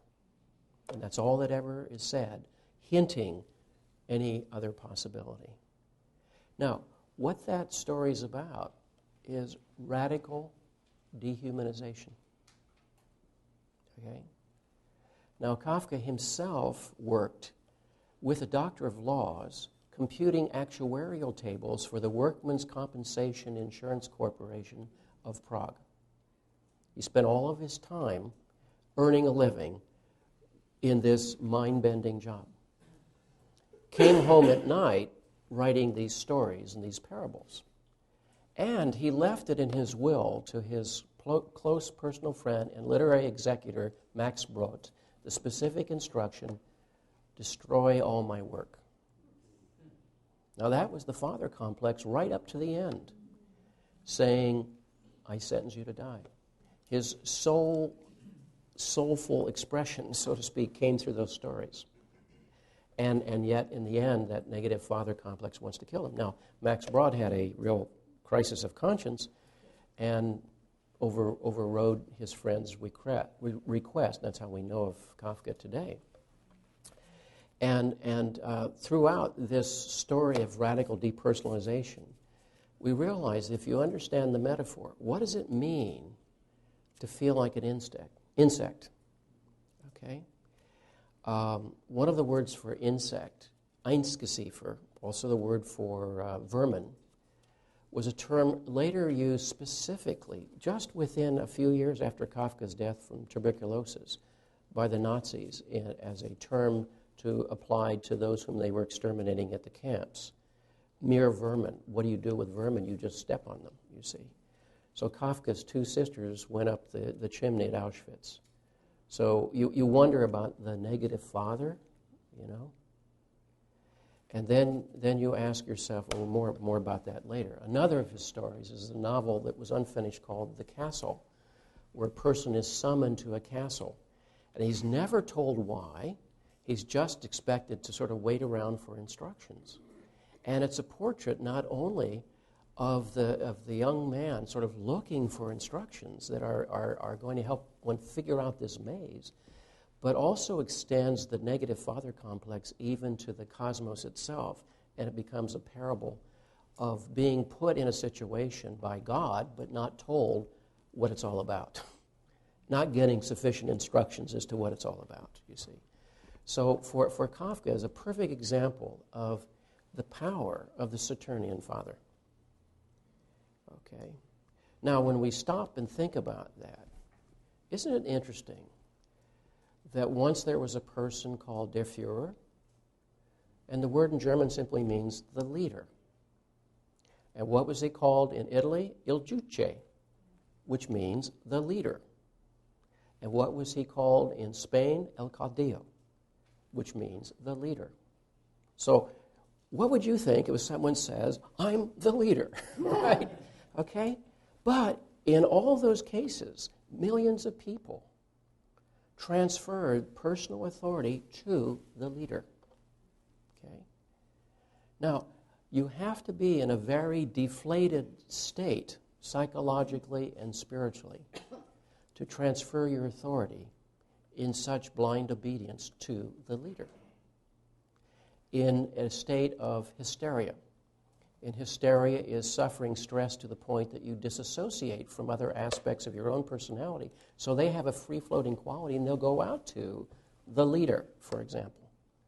So a perfect example of the need for authority in its most destructive form is how a nation could turn its soul over to the leader. Right? So we're not talking innocent stuff here. You see, the authority is such a critical issue.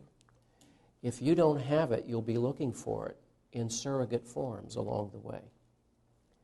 And so the conditions, social, economic, psychological, political, of Germany after the Great War, the war to end all wars, was of sufficient deflation that it produced a psychological disassociation, and therefore that energy is looking for a place to project its energy. And sure enough, finds it in the leader. So again, you see the negative side of the father is a kind of usurpation of authority. And you will find that within all patriarchal institutions, as a usurpation of authority. Now, there are positive associations, too, of connecting to that authority. Let me give an example. There's a novella or long short story or short long story, depending how you want to define a novella, by Joseph Conrad called The Secret Sharer or The Secret Sharer, depending on how you want to pronounce the title. The Secret Sharer or The Secret Sharer. Okay? And the story briefly is this. It begins with a young sea captain in his first posting to his first ship. He's just graduated from a nautical institute, fresh with his diploma. He walks onto the ship, steps onto the bridge of the ship, and all of his seasoned crew is looking at him and snickering because they realize he has no authority. He doesn't know what he's doing. He's standing on the bridge of the ship realizing, I have no authority except my title, my piece of paper. And that authority is not sufficient. So they lurch out onto the high seas, and one night, while he's walking the deck, brooding, out of the phosphorescence of the sea foam, a head emerges and then a torso, and he realizes someone's in the water. And he fishes him out of the water, and he has an instantaneous sense of recognition, recognition, remembrance of this person, though they'd never met before. So there's some kind of emotional connection. And the fellow tells him very briefly that there was a storm the night before, and one of the sailors on his ship had frozen in fear. And in order to save the whole ship at a critical moment when an instrument had to be moved, he had to kill this man in order to save the ship. But having done that, he was a murderer.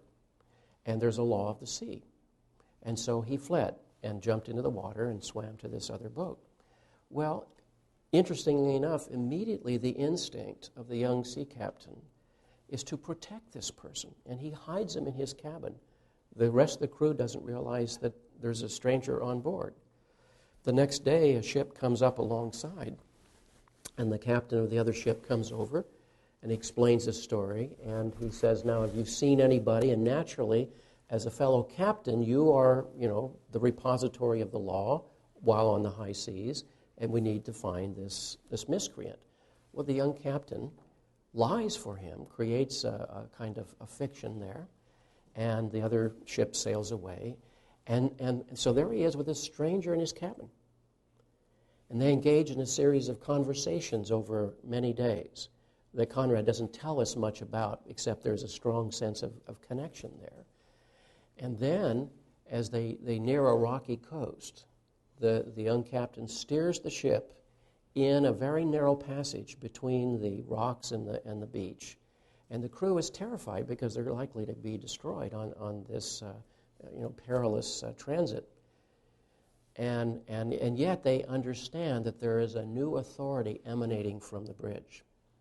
And they get close enough that this fellow can slip off into the darkness and swim to shore and be free. And then the ship sails back out to sea, and the last paragraphs of the story are identical to the first paragraphs. He's standing on the bridge. The crew is looking at him, and he's looking at them, except everything has changed. He has his authority. Okay? Now, this is a story from about 1895, roughly. Okay? What's it about? First of all, it takes place in a long tradition called the doppelganger, which is the German word for double, literally the double goer.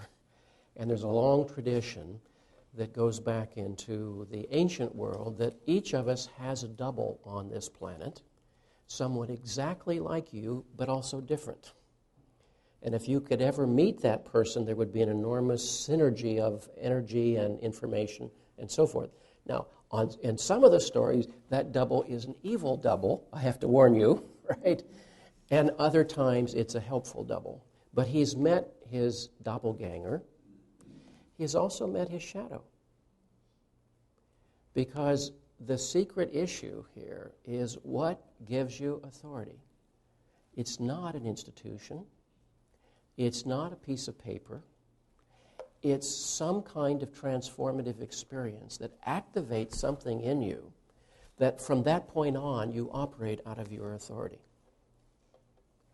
And so Conrad has intuitively recognized here was a great mentoring occasion where the necessary knowledge, and it's not just factual knowledge, it's more of an emotional experience, is transmitted by their encounter and is internalized. And from that point on, he's able to function with a natural authority that the crew respects.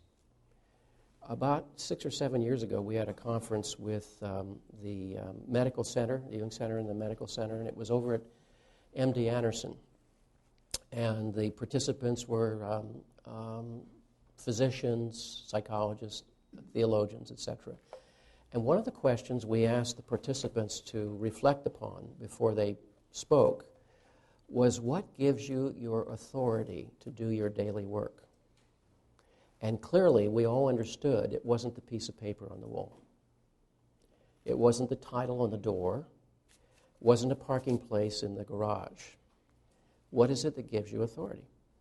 And each one spoke very movingly about moments in their life where they learned what it really means to be a doctor, for example, or where they learned what it means to be in a genuine relationship with another person.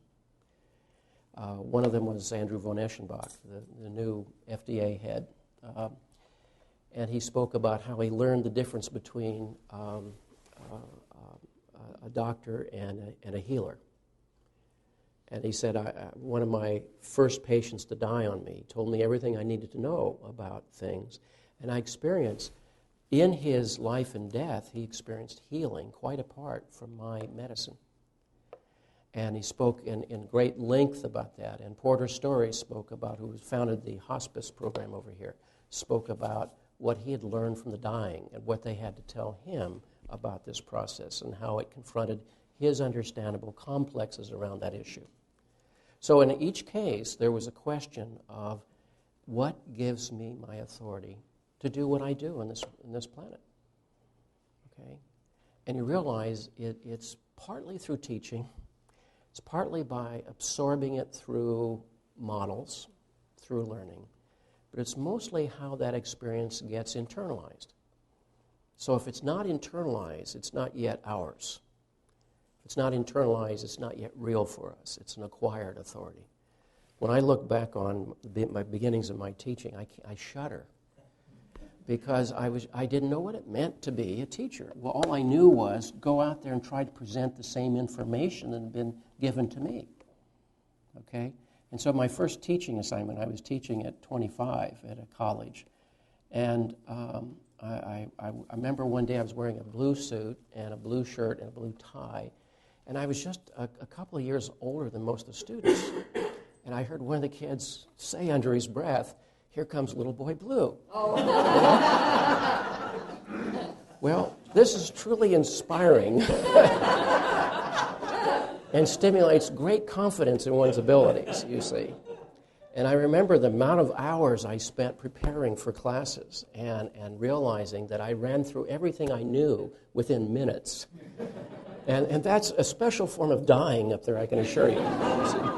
So clearly, that wasn't what gave me authority as a teacher. It was clearly not simply having been to graduate school. That was not the point.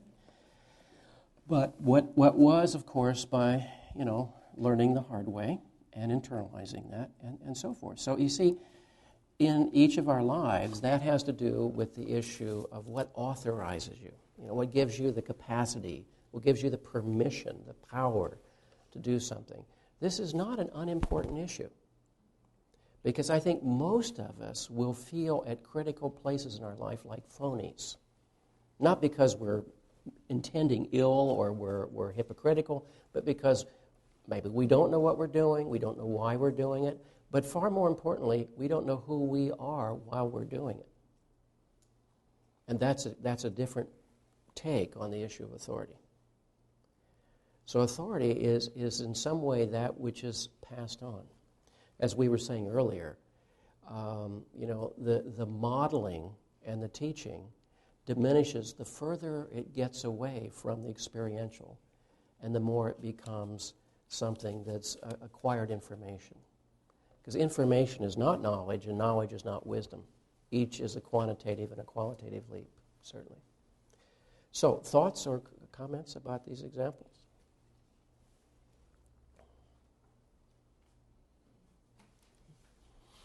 Another story that will be familiar to many of you, but not all of you, is a story from the Grimm's collection in German called Eisenhans, translated as Iron John. A story that was made famous by Robert Bly in a book of that title some years ago. And let me just tell you the story very briefly. There's a kingdom, and there's a king and a queen, and there's a youth. He's a early adolescent. Let's say he's 12, something like that. And hunters have been going into the forest and then just disappearing. So something is seizing them. So it's like energies are just disappearing. We don't know why, but they're being pulled from below into something. So they send out a huge search party and create a trap. And sure enough, they catch this guy that seems older than time. And he's identified as Iron Hans. It's like his hair hangs to his feet, and he appears ferric. It means he's iron. You just know that this guy is timeless. And so he's put in a cage and imprisoned there in the middle of the castle. All right. Now, the youth is fascinated by this creature, to be sure, and the youth's favorite game is playing with his golden ball. That's his game. And he drops the ball, and it rolls into the cage. And he asks for it back, and Iron John or Iron Hans says to him, "If you let me out, I'll give you the golden ball." Okay? And the young man says, "Well, I can't do that, of course. It's forbidden to do that." He says, "Sorry, that's what it's going to take." This is not my version. It's not exactly the way it is in German. All right?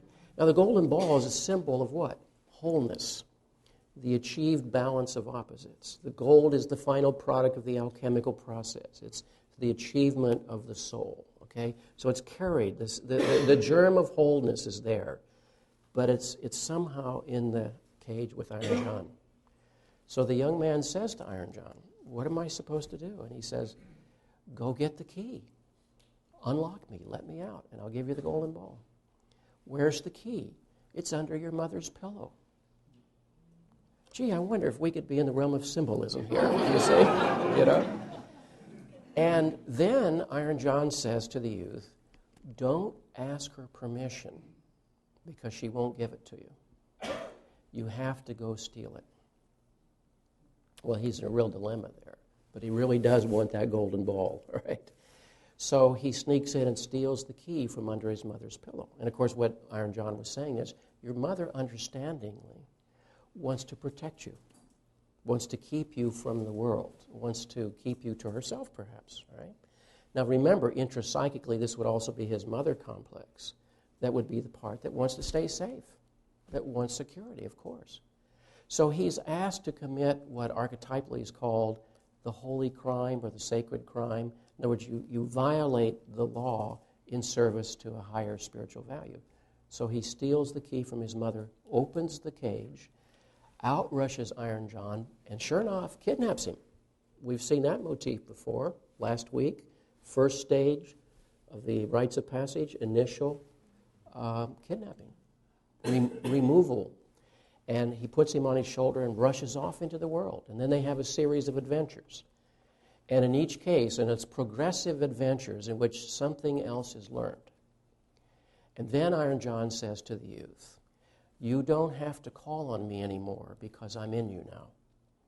In other words, that energy has been internalized, as the doppelganger was internalized by the young sea captain.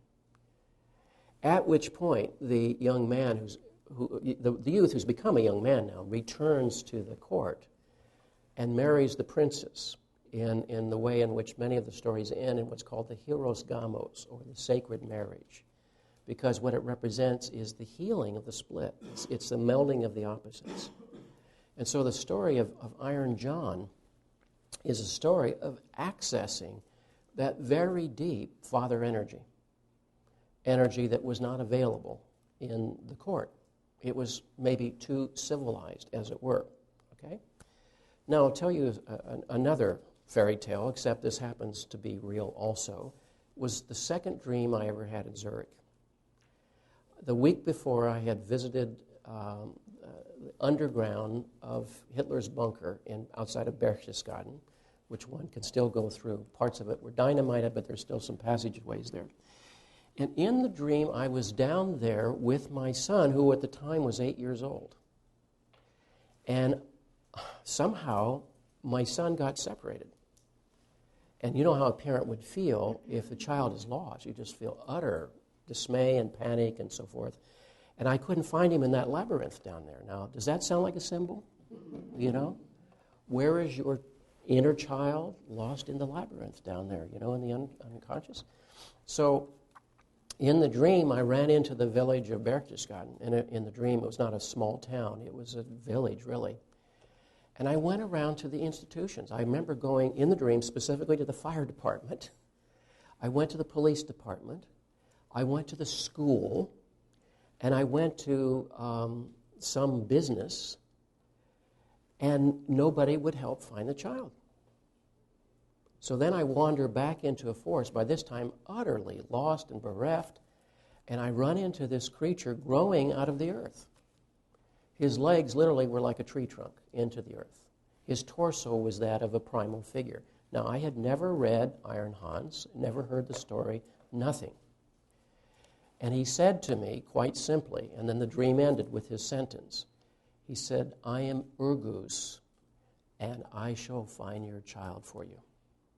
And dream ends. And I knew that he was the real deal in the dream. You know how you know these things. You know, you can't prove it, you just know these things. So there it was. There was an Iron John dream.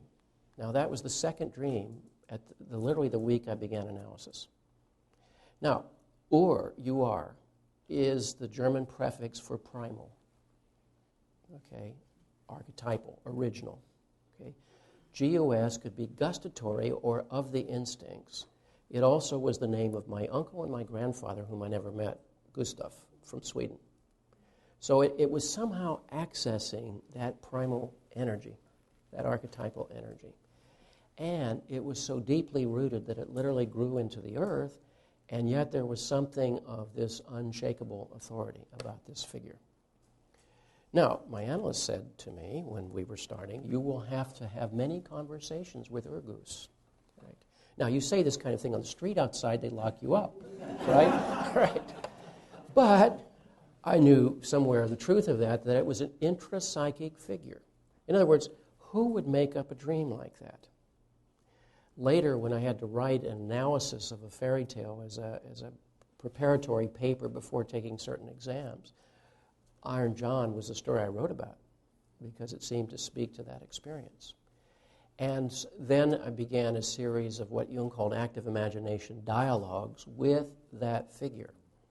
Now, this is nothing bizarre or occult. What it means is not meditation or free-floating fantasy. It means literally activating the image of that energy that was already activated and manifested in the dream. So one tries to re-enter the dream space in order to connect to that energy. And it began a series of dialogues, which I recorded by writing, and those dialogues represented, over time, what I would have to call a healing process.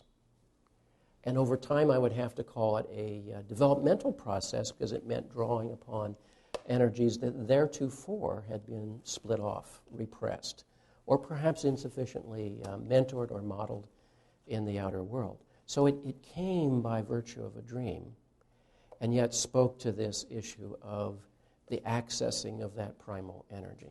Now, again, this is really weird stuff. Or if you understand it, it's really weird stuff, you see. But it's also true in some way that our psyche functions in these ways, and it is an energy system that we only make conscious when it takes a pictorial form, as it did in that regard. Questions or thoughts or comments about anything? Yes. Just a thought about authority again, Yeah. authority to us. The teachers that I had over the years, the ones that I felt authority from were not the ones who were necessarily really brilliant, or the ones who could transfer knowledge from one head to another, but the ones who felt, or experienced what they were teaching, and had a certain, I use the word enthusiasm. And those are the people, these are the guys I remember from 20, 30 years ago, and they're the ones that maybe I don't remember what they said, but they motivated me to follow up on some of the things they were teaching. So, I don't know, it has something to do with energy, connection with themselves, connection with other people. Yes, yes. Yeah, actually, the word professor, means to speak out of a positive value, okay? To stand for something. Now, again, the standing could be simply an institutional authority, the transmission of knowledge, which is important, after all. But it's more a kind of moral and spiritual authority you're talking about that connects there. Now, an example comes to my mind. When I was a freshman or sophomore in college, our philosophy class, it met at 7:30 in the morning, mind you, was visited by a fellow I'd never heard of. It turns out it was Houston Smith. And he had just returned from Japan. This would have been about 1959. He just returned from a year in Japan, and he talked about his experience of sitting zazen in a monastery, and talked about what that was like and how far removed he was after a full year from even understanding it and so forth. But what was impressive, and I can remember a lot of things he said on that occasion, but what was impressive to me, because there was a moment of mentoring, because what he was really activating was here could be, or through this person I saw, here is a person who is taking the spiritual life seriously. He's made that his vocation. Now, spiritual life in the general sense of that term, you know. This was a person who was devoting his life, as most of you know, to the study of world religions and so forth. And I was privileged at one of our conferences with the University of Houston about 8 years ago, when we had Houston Smith as his guest, to refer to that, to thank him. He didn't remember, of course, that class or that college or that trip. He traveled so much.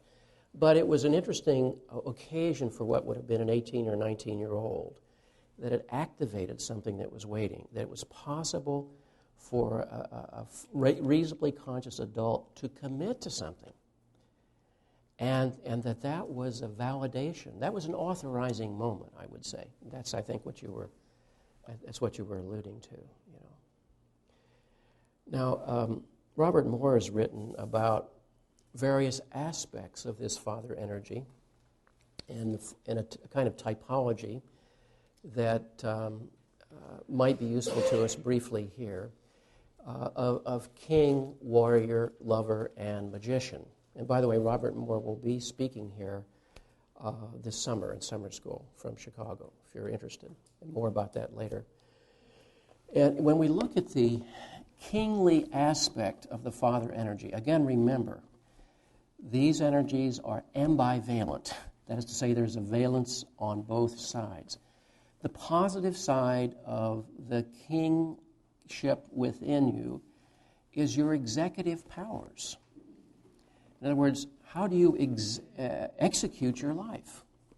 How do you enact it? How do you do it? All right? And the kingly authority is the authority where you take on the responsibility for that and you say, this is who I am, this is what I stand for, and this is what I do. And that's a kingly role. In other words, what it means is, not king in the outer sense, it means taking sovereignty over your own material, taking sovereignty over your own stuff, and doing your life. And that's a powerful task. That's the kingly authority. Now, the dark side of the king, of course, again, can be the tyrant. And we can be tyrannical in our treatment of others, or we can be subjects to inner tyrants within our own psyche. For example, the child who didn't feel sufficiently affirmed or loved by his father may be, for example, work-obsessed, absolutely driven to prove himself. And we would have to say that he has an internal tyrant. The king inside of him is an abuser. The king inside of him is a slave driver. And there are many people, women and men, who have a slave driver inside for their king. And it's quite different than assuming the role of sovereignty in your own life. Another dimension of the father energy is found in the warrior. The negative side of that, of course, can be the destroyer, as we all know. History is a sad and lamentable, bloody catalog of destruction. And the dark side of the Saturnian legend, as we know, is the destruction of others. Remember the gods eating their own children.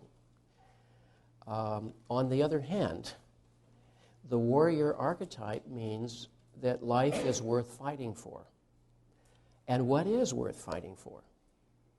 What do you stand for? What are you willing to fight for? What are the values that you care enough about to fight for? That's accessing the warrior in you. And the warrior has to be accessed every time fear rises up and intimidates us, for example. So, in a way, what you need to do is you say, in the face of that, I'm going to war today. You buckle on the warrior's garment and you go to war against fear, or go to war against intimidation, or go to war against lack of modeling, for example. So the warrior is an important aspect of this kind of energy in us.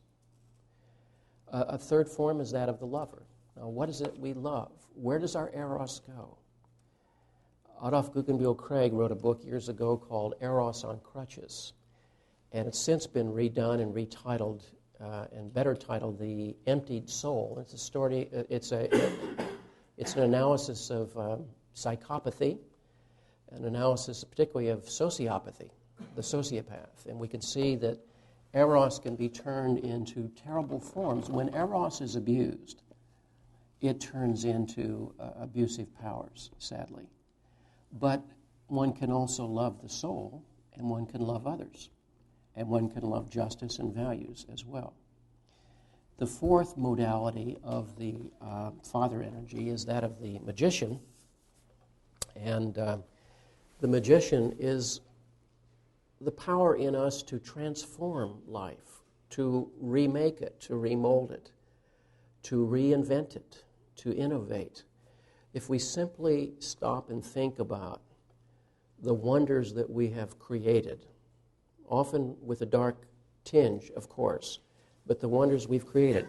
I mean, every once in a while, this may sound simple-minded, but every once in a while I just think about how amazing it is there's electric lights, airplanes.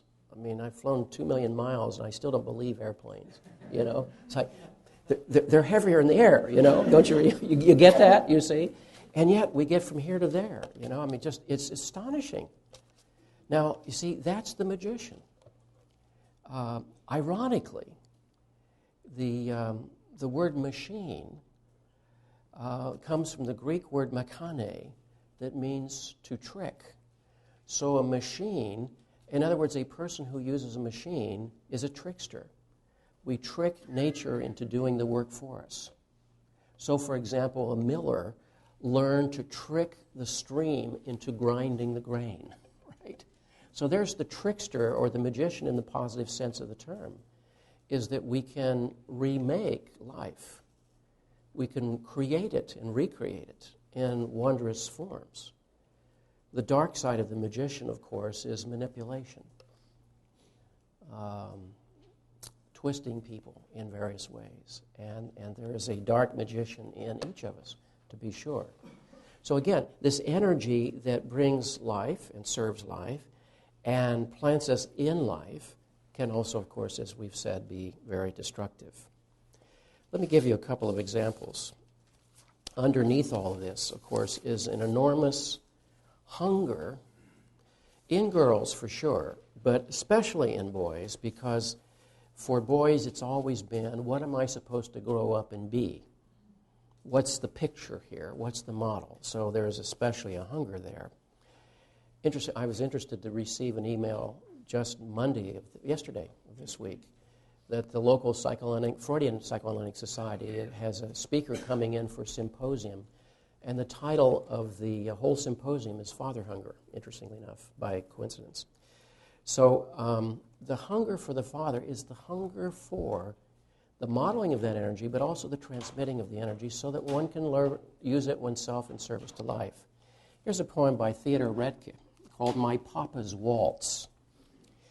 The whiskey on your breath could make a small boy dizzy, but I hung on like death.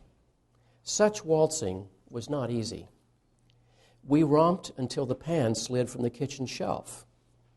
My mother's countenance could not unfrown itself. The hand that held my wrist was battered on one knuckle. At every step you missed, my right ear scraped a buckle. You beat time on my head with a palm caked hard by dirt, then waltzed me off to bed, still clinging to your shirt. So you can sense there, as rough and crude as his father, as Iron Hans is, how desperately he needs that energy. Also, how often one can be blithely indifferent to the gifts that we do receive from others, and often so indifferent to their sacrifices. Here's a poem that's very moving to me by Robert Hayden called Those Winter Sundays. Sundays, too, my father got up early and put his clothes on in the blue-black cold. Then with cracked hands that ached from labor from the weekday weather made, banked fires to blaze. No one ever thanked him. I'd wake and hear the cold splintering, breaking. When the rooms were warm, he'd call, and slowly I would rise and dress, fearing the chronic angers of that house. Speaking indifferently to him who had driven out the cold and polished my good shoes as well, what did I know? What did I know of love's austere and lonely offices? So here's a person who's had to have reached middle age, looking back, obviously feeling disconnected from his father, and then realizes in the subtlety of so many fathers that their mode of expressing love was in the acts of supporting somebody else.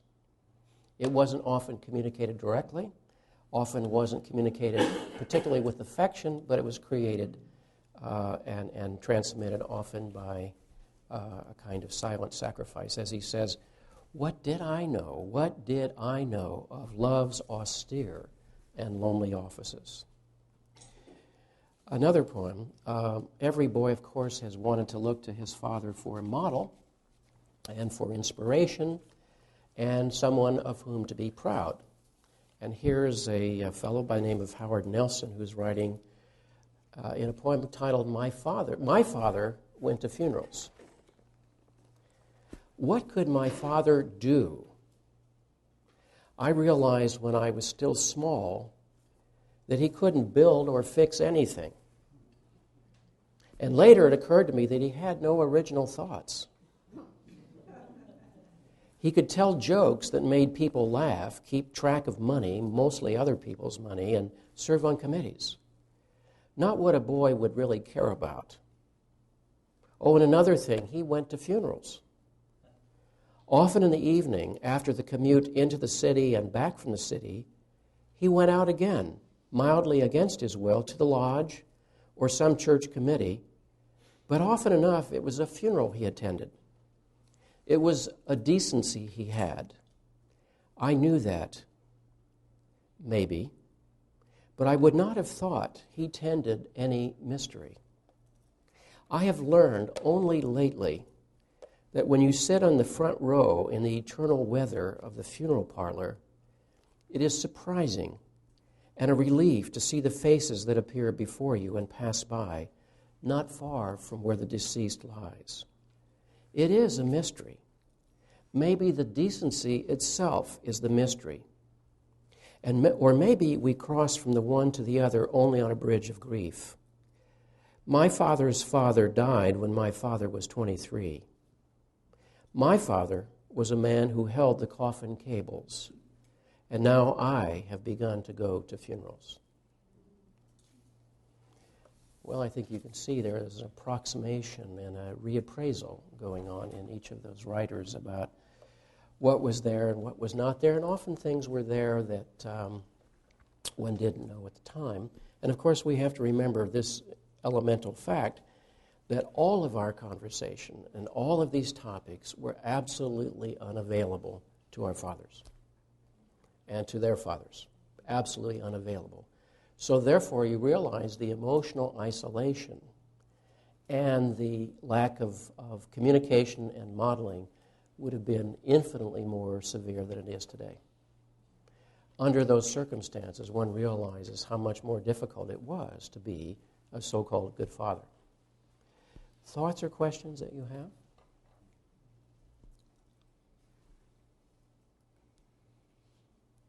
Okay, I invite you again to send me by email questions, examples, and if you will indicate there if it's okay if I share that with the group, and if you say no, I will not do that, of course, and I won't read your name in any case.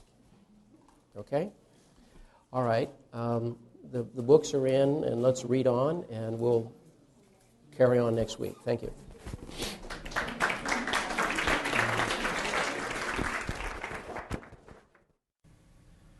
You are listening to a recording from the sound archive of the Jung Center of Houston Bookstore and Library. For more information about the Jung Center, visit our website at www.junghouston.org or call us at 713-524-8253. This recording has two parts. Part 1. So in looking at these secrets, I think it's useful to remind ourselves we're talking about a human condition, and someone said to me after class last week, and quite rightly so, many of the things you're talking about apply equally to women's lives as well, and I think that's certainly true. And that's because, again, we share a common condition, albeit with some significant variables as well, too, which is the subject for another class.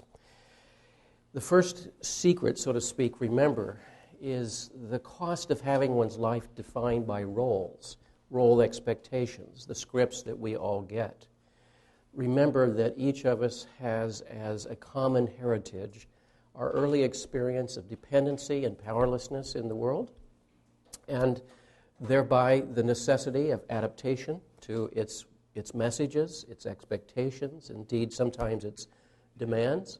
Those adaptations in time become internalized by us as a kind of reflexive response to life.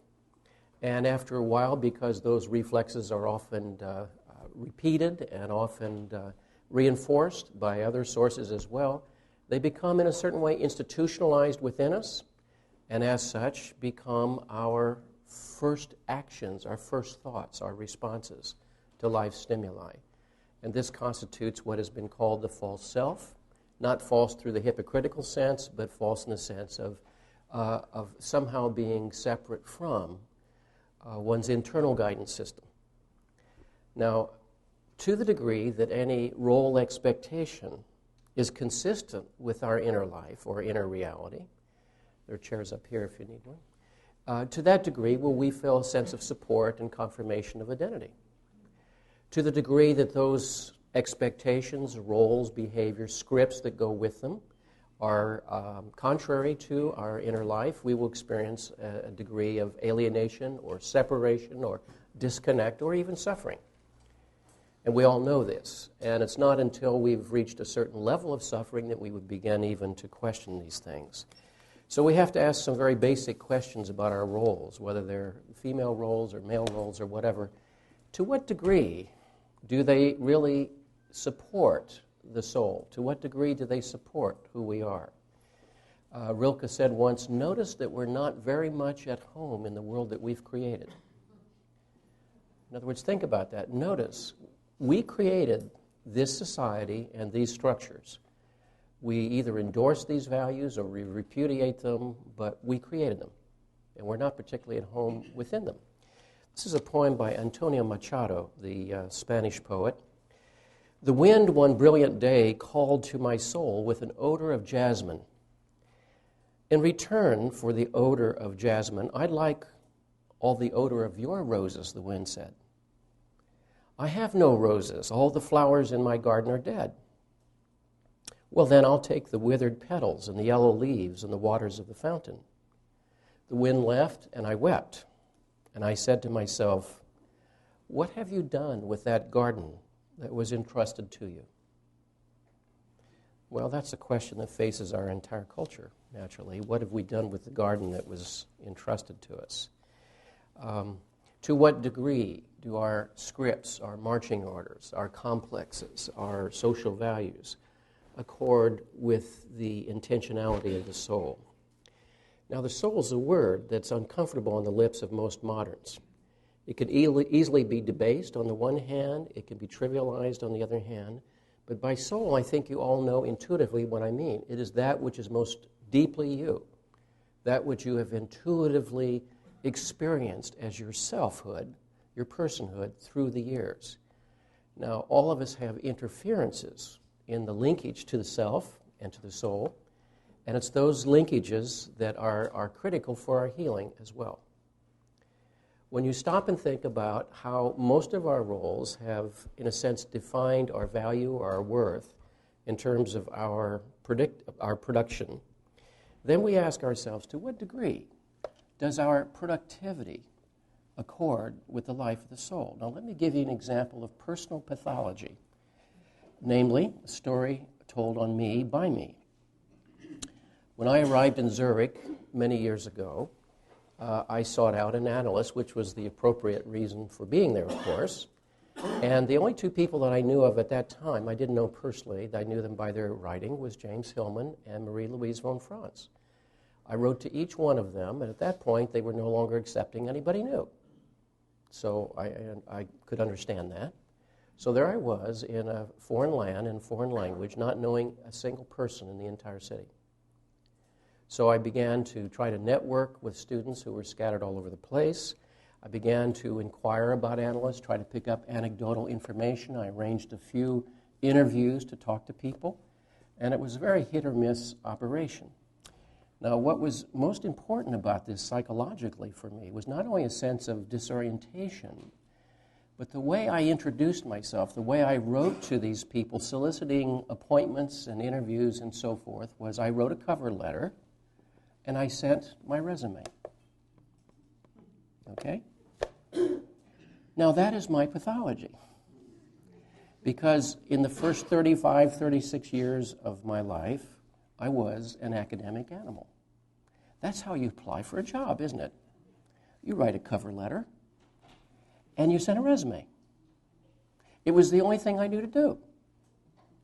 Very quickly, I realized how foolish that was, how stupid that was. And yet it was the only thing that I knew to do. So in time, I began to realize that the experience over there was far closer to that of a Zen monastery than to graduate school. Naturally, I had assumed it was like graduate school. And in a Zen monastery, remember, the central task is to confront the ego in its various possessions by complexes in order to humble it into a new openness to life itself.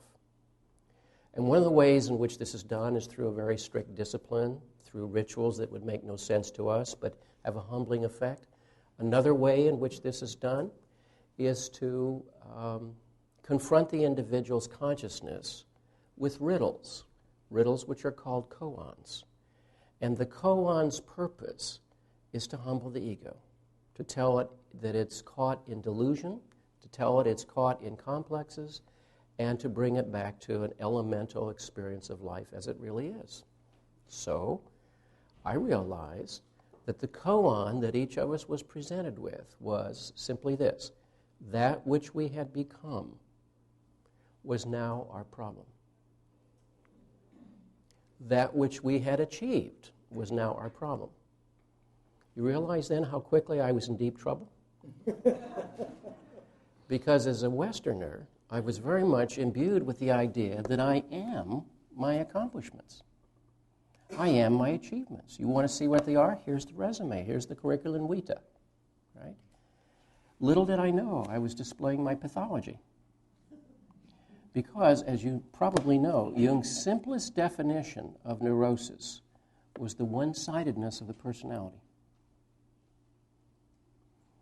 And you see, as we become one-sided in our adaptations to our role expectations, we ironically collude with an increasing degree of self-estrangement. We privilege parts of the personality at the expense of other parts of the personality.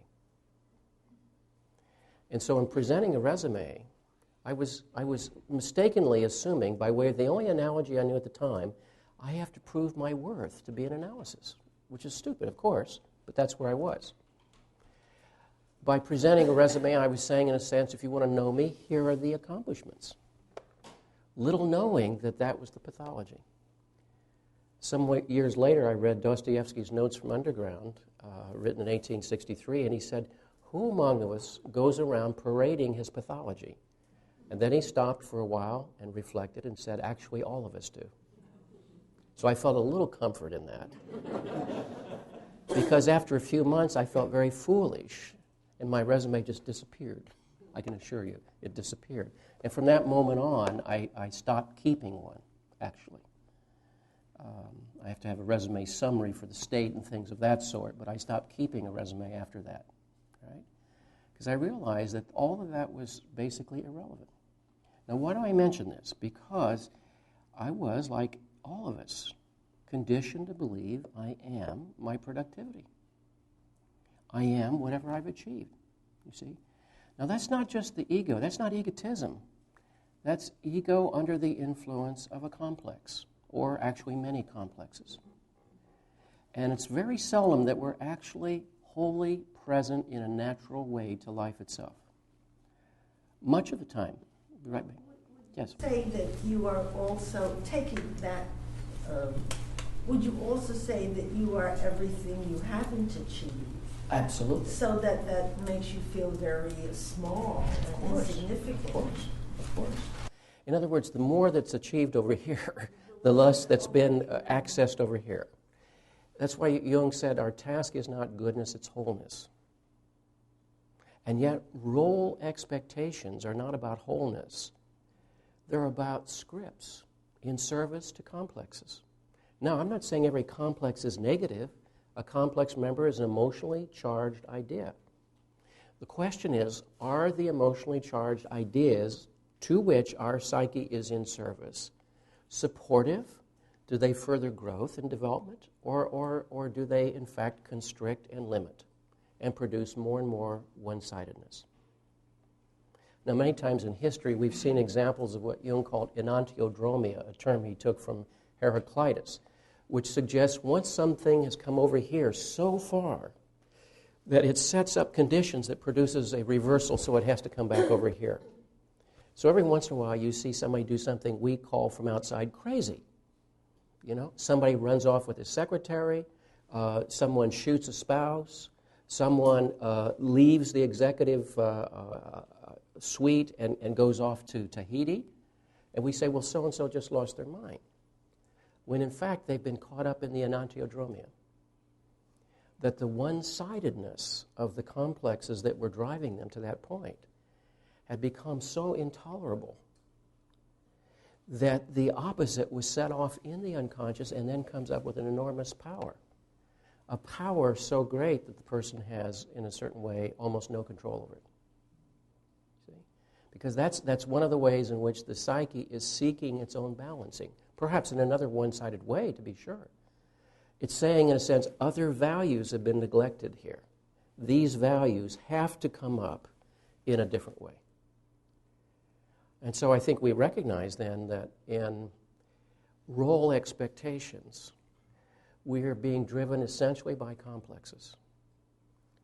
And the question always is, does the complex support your wholeness? Does it support your health? Does it support your enlargement? Earlier today, I was talking with somebody else about the issue of groups and how do groups support or harm.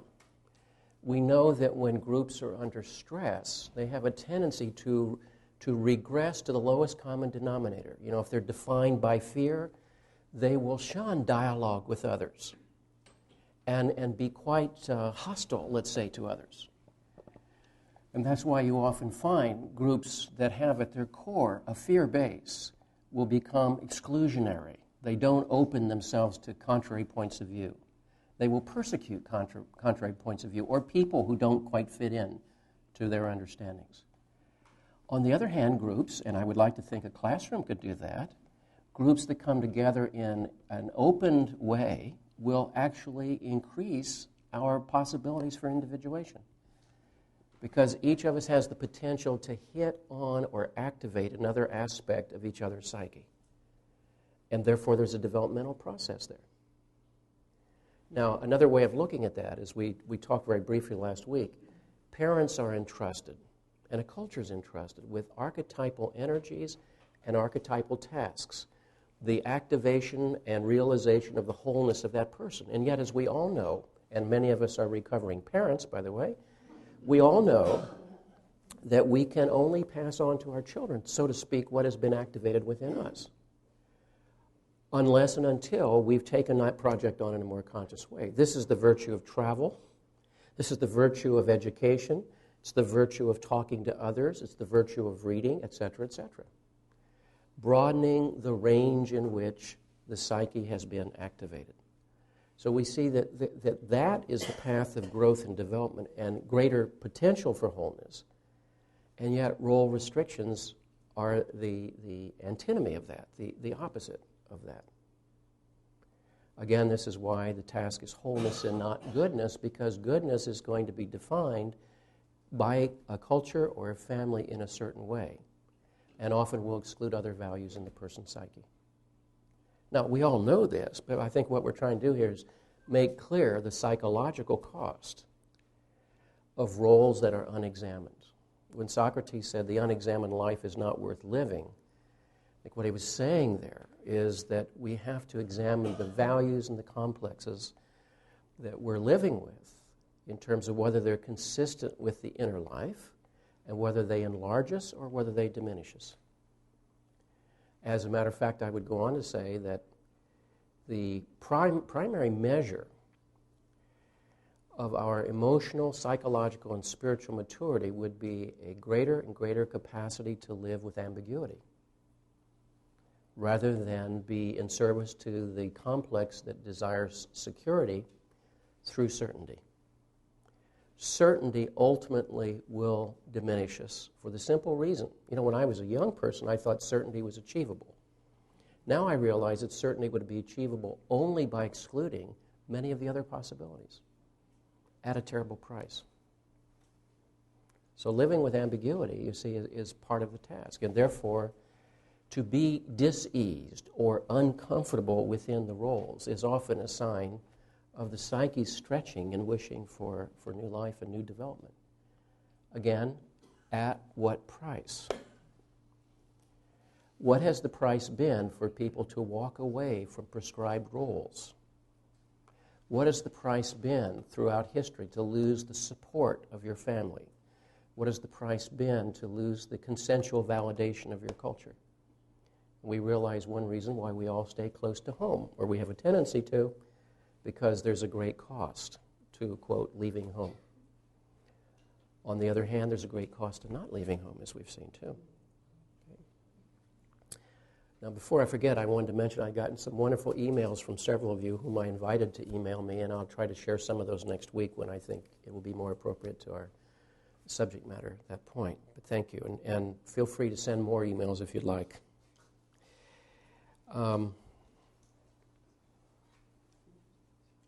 In all of this, of course, isn't it implied that we begin to start telling the truth to ourselves? That's such a simple sentence, and yet I think it's a very scary proposition. What if I tell the truth to myself? Then I will be forced at some place in my life to address it, to change, to face something. Right? For example, if one looks at one's accomplishments, ask oneself the basic question, do these really feel right? Do they make me feel more who I really am? Do they give me a sense genuinely of purpose, meaning, reciprocity?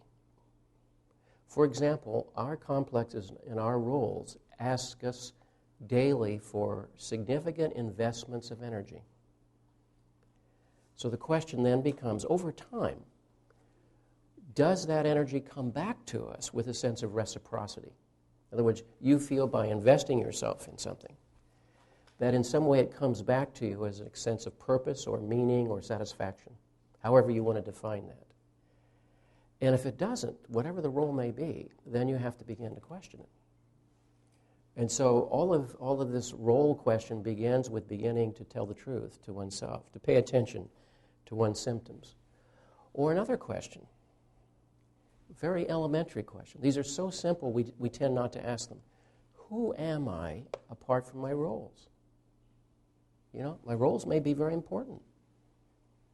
Now, we've all seen examples of people who identify who they are with their work or who they are with being a parent, for example. And so the famous empty nest syndrome is a person going through an identity crisis because his or her child has departed in some way. So the question, who I am apart from my roles, doesn't mean my roles are not valuable.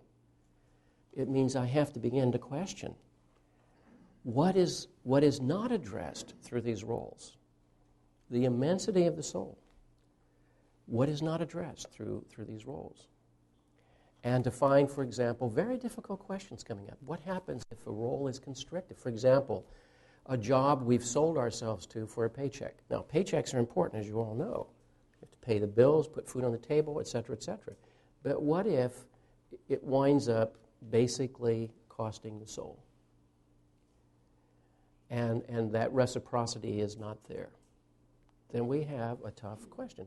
And yet, how many people in their 50s or 60s feel trapped by supporting the structures that they have acquired and now have acquired them, interestingly enough, and they feel indentured to those structures or to those values? And then you realize, roles affect us all in profound ways. What if one feels, in spite of all that one has done, somehow my life feels wrong? Well, that's a pretty disconcerting conclusion to reach. And yet, What if one doesn't ask these questions? We can be sure that the life of the soul is driven deeper and deeper down. And it doesn't go away, it always pathologizes somewhere. Now remember, when you hear the word pathology, no judgment's intended. Pathos means suffering, so it means there's suffering to the soul that's not going to go away, it always goes somewhere. It can get dumped on our children, it can be a depression, it can show up in a relationship, wherever, it's going to go somewhere. It can attack the body. Okay? And it's scary to raise these questions. On the other hand, it's scary not to. Because the second sentence, you remember, is men's lives are mostly governed by fear. Now, women's lives are too. The difference is, typically, the woman is more able to acknowledge that and not feel shamed by that. Secondly, she can typically, most women can share that with a sister. Most men won't risk that with their brother because their brother could use it against them. Somewhere in their history, their brother did use it against them. And so you're not going to take that risk.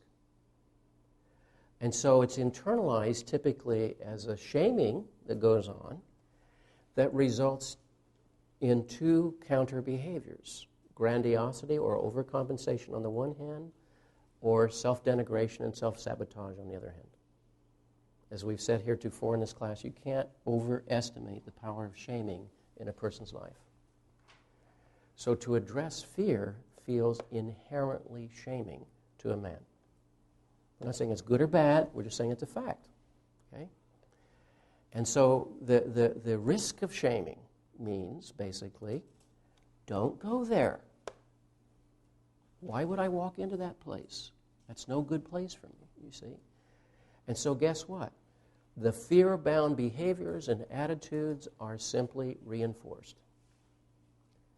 Every time we repeat a complex, it gets that much more powerful. That's a basic fact of life. Every time a complex is repeated, it gains some further authority in our life. And that's why it's possible that so much of our daily life is on automatic pilot. So much of it is a set of reflexive responses, driven in service to the maintenance of the false self. Again, not false through conscious hypocrisy. Remember, the false self is defined as an assemblage of behaviors, of attitudes towards self and others, and reflexive responses designed to manage fear, to get one's needs met, and, if possible, to stay out of harm's way. So there are very logical reasons for the false self. And it's very logical to understand that we are invested in the false self. It brung us to the dance, right? If we leave it at the dance, where are we going to go afterwards? You see? So someone said once, it's like rowing out to the middle of a pond and getting out of the boat. Why would you do that? You'll drown, you know? Isn't this cheering you up?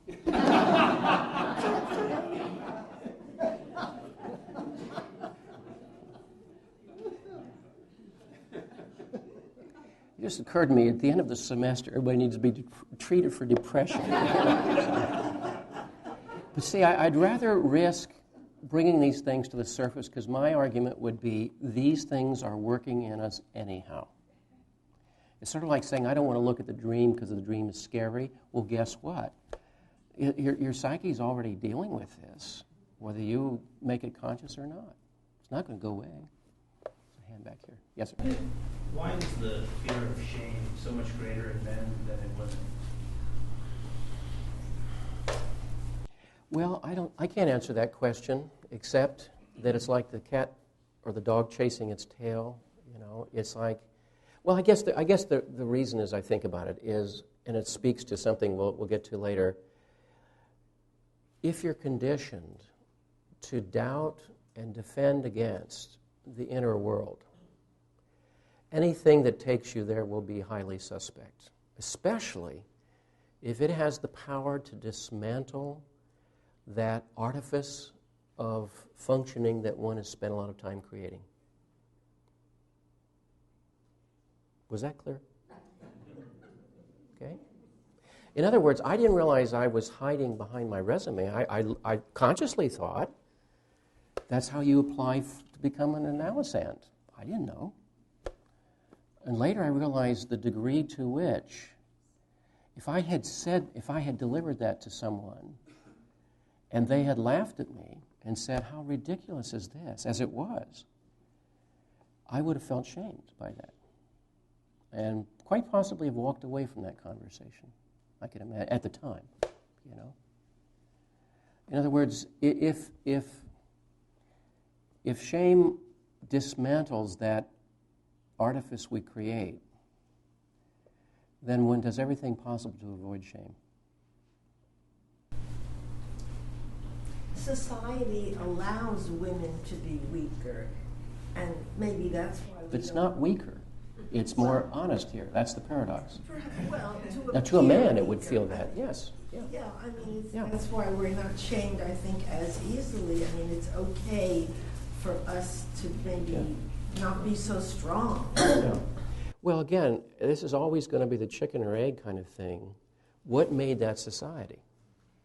You know, is this biology at work? Is this culture at work? I mean, that paradox goes on and on and on.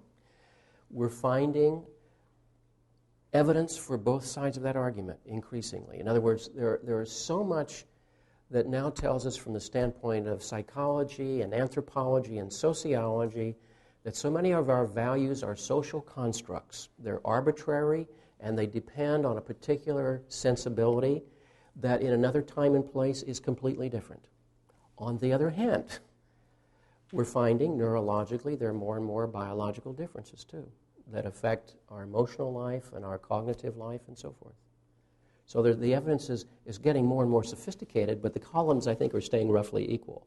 It will remain a paradox. And frankly, it doesn't even interest me as to which it is, other than to say, let's make it conscious. You were going to say something. I was thinking the mother will shame the little boy maybe by saying, don't be a crybaby. That's sort of shaming. But she's not so likely to say it to a little girl in the same way. Mm-hmm. Be a man, be a, you know. Sure. Well, it's perhaps more likely that the father would have said, don't be a crybaby, I would think. Yeah. Back here? Yeah. Well, I think she's on to something because, you know, a man in women's clothes is hilarious or shaming, depending on how you look at it. A woman in men's clothing isn't. So, unless you're George Sands, you know, back in the time, that was more outrageous than shaming. That's right. I've always wondered about why drag is so funny, and the reverse isn't. Yeah. Well, it's a very good question. And I think that probably what it is a kind of complete reversal of these expectations of roles. And that the tension created by that reversal is released through, say, laughter or ridicule. But it is a tension that's created between the conflict between role expectations, because really it's about role expectations. And yet, what things could be more arbitrary than what you clothe yourself with? You know, someone said to me once who was in the fashion industry, to be in the fashion industry means to know that whatever you're working at today to make beautiful will be considered ugly by the end of the year. You know, it's that transient and that arbitrary. And yet, look at the energy that's addressed to that. Men and women would put that energy on there. Someone else had a hand up a moment ago. Yes, Ryan. The men's working environment also contributes to not sharing secrets. I remember when I first went to work, naively, I was at a party and told some confidences to people that I worked with. And lo and behold, a few months later, those things came up in the work environment to my detriment. And so that was a very quick learning experience that you don't share any confidences with competitive people that you work with. And I think that's very clear in the men's environment. Now, women traditionally haven't been in that environment. They are now. Maybe that will change. Although there is such a thing as gossip. Yes. I think men learn that very quickly in the work environment. You don't share secrets. Yeah, that's true. Unless they are to your advantage. Because if the fundamental premise is competition, then you see any hint of your deficiencies or weaknesses will be exploited. Yeah. Yeah. Someone back here a moment ago? Yes, please. I just find it difficult to believe that men are experience more deeper shaming than women. I think women experience just as deep shaming. I think what they do with it is different. Yeah. But I don't think the experience of shame and where we're shamed. Mm-hmm. I was totally shamed for every part of me that was powerful. Mm-hmm. And I mean, you know, where I'll turn red. Of course. What do you think women do, generally speaking, differently than men with shaming? Well, I do think we have the capacity to share it. Mm-hmm. Mm-hmm. And I do agree that helps to mitigate it if we have a nurturing audience that'll support us, which generally women give to one another. Mm-hmm. Generally speaking. Yes. And so my agreement is that men, I think they're more and more doing it, sharing. But I think they just haven't found that we have openings to handle it better. Mm-hmm. But it still is deep I wouldn't disagree. I wouldn't disagree. and painful. I mean, I don't think men's shame is more painful. Well, I wasn't saying, I wasn't suggesting that. No, I'm just, that's the feeling I'm getting from the things. I'm just. Well, I think shaming, though, is a way of male relating. You see, as a standard male way of male relating. Now, I remember it's constant in sports, for example, and in a way it's acceptable because it's a kind of bantering. With the enemy, it's called trash talk, but it's a constant style. It's always there. And it's typically always there where men are working together, for example, to put each other down. Now, it can often be in good humor and not be hurtful, but it can also be very hurtful, too. And you'd have to say, even in good humor, there's a subtext to that humor. You'd have to. Don't you think women put each other down? Yes, I do. And very viciously. Well, yes, they do. There's no question about that. I think men are kind to each other. Could be. Could be. Could be. You know, because each of us has an experience of these issues, certainly. You're absolutely right in speaking out of your experience here. Yeah. I'm working with kids, and they certainly aren't running around supporting each other all the time. No. That's right. That's right. And someone else? Yes. In terms of role expectations, there's a great play that I saw years ago. I never sang for my father. And it's the story of this son who's reaching out to his father and is really distressed that he's never able to have a relationship. And his father dies at the end, and his sister says to him, you know, you've got to be a realist. Mothers were meant to be loving and tender and to teach us to be nurturing. Fathers were made to teach us that the world is a tough, hard place to live in, and that we've got to be tough to survive it. And I remember that. It's a great example of role expectation. It is. It is. And if you remember that character played by Estelle Parsons, her psyche was dominated by that message because she was bitter, strident, angry. Estelle Parsons, the sister. It's the son who was carrying the conflict. For her, the conflict was over, but he was the one suffering the tension of wanting an affectionate relationship with his father. Yeah. Yes, you had. Well, I was going to say just a note on the shaming part for women. I do think that women, as they mature or become teenagers, begin to share with each other. But as children, I think that girls are shamed a great deal and don't know how to share it until they grow older. So. Okay. Reports from the front. That's good. That's good. That's good.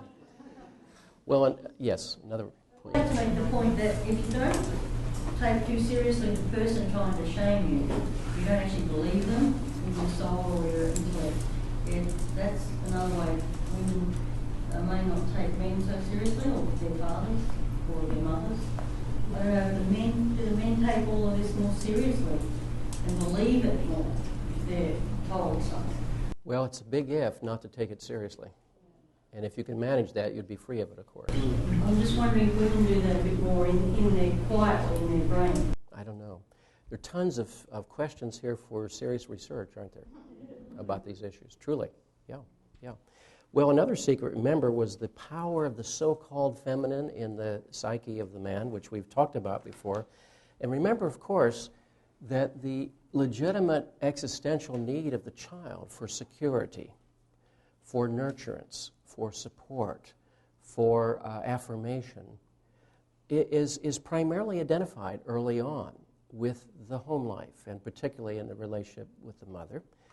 And that becomes, generically speaking, the mother complex, which has nothing to do per se with the particular mother. But unfortunately, what that does, though, for men, not for women as much, is grants to the outer woman too much power psychologically. In other words, remember the diagram I showed you?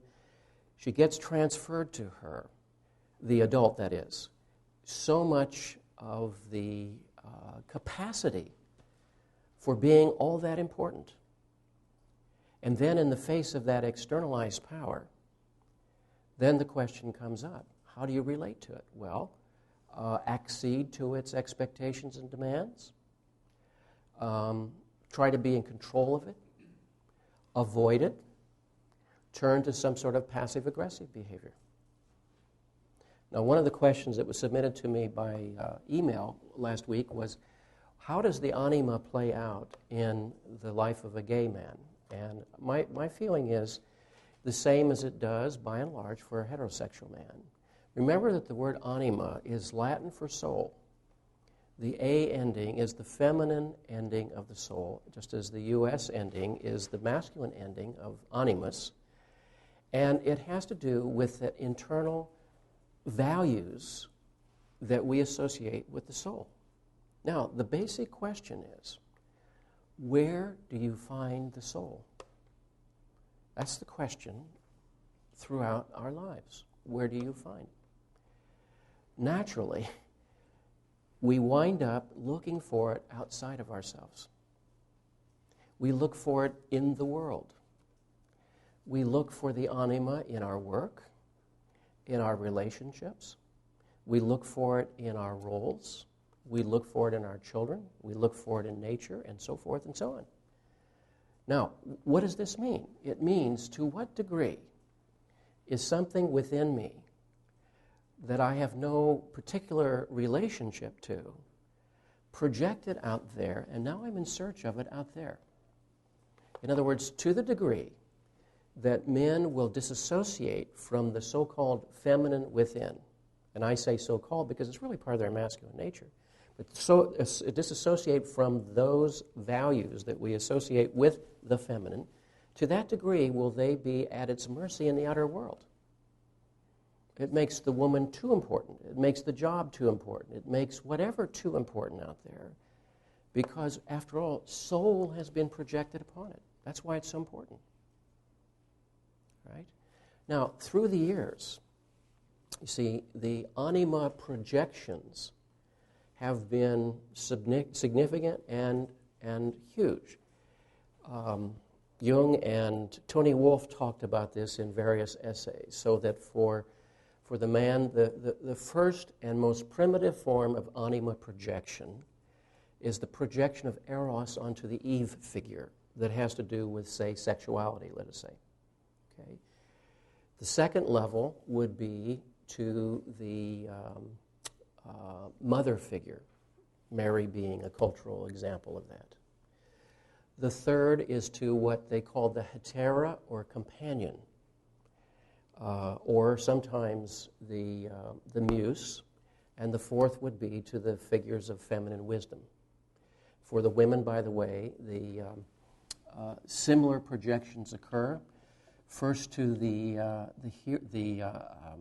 sort of brutish figure like a Tarzan. Secondly, to the hero figure, a Hemingway hero.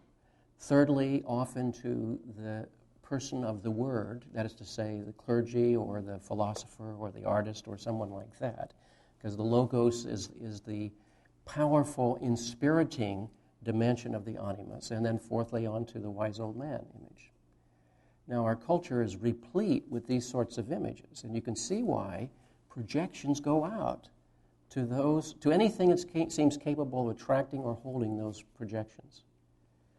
It's sort of interesting to see how even the idea of inspiration, to inspire means literally to have the breath of divinity, spire, to inspire, respire within.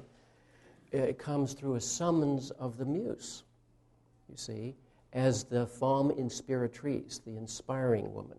So that even the Christian poet John Milton begins the story of Paradise Lost, of man's first disobedience and the fruit of that forbidden tree, sing heavenly muse. So even the Christian poet invokes the pagan muse tradition for inspiration, you see. Now, what does it mean that I'm looking for my soul out there? Do I know that? Of course not. What I don't know inside is going to exteriorize outside of me. You know? In the same way that if we have neglected one of our food groups, we're going to be craving some food out there and not even know why we're doing it. So there will be a craving for, or there will be a longing for, connection with the external. And anything out there can receive our projections. Movie stars, television stars, media stars constantly receive the projections of the soul. Constantly.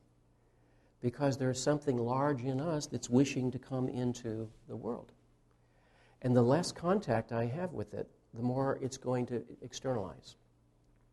And remember, as we've said before, in all relationships, these two elemental psychological mechanisms, projection and transference. Projection means that the material is activated in my unconscious, and without my knowing it, it leaves me and enters the world. It maybe goes on to a person, or it goes on to a role in life, or it goes on to some particular external institution. And transference means whatever the history I have experienced with that particular value or task goes along with it, which is why relationships get so burdened with the traffic of history. That's why the expectations we have of people are inordinate. Most relationships break down because of the inordinate expectation we have upon them. And secondly, they break down because the garbage we've transferred onto them from our own history, and vice versa, that we're receiving from the other. Okay? And yet, if I'm unconscious of that, then I will blame it, you see, or try to change it, or somehow have to leave it, as the case may be. Now, that's very logical, isn't it? If I think you're the solution to my life, you will complete me, make me whole, perhaps help me avoid growing up, if I'm really lucky, right? You see? And you don't do that, you'll have my animosity. Or you'll have my controlling behaviors. Or you'll have my disappointment. And I'll leave you and go to somewhere else. Okay? Now, that's perfectly logical, isn't it? Now, what makes me conscious that I'm doing all of this onto you? The answer is not very much. You see? Now, of course, part of the problem here is, again, because for men, the inner life itself gets associated with two very dangerous things. The dependency that they all have on the mother complex. It's something to be distanced from. And secondly, because they fear it will undermine this artificial structure that they've worked out called the functioning personality. Put those together and you see, for most men, there's a collusion in their distancing from their own material, from their own inner life.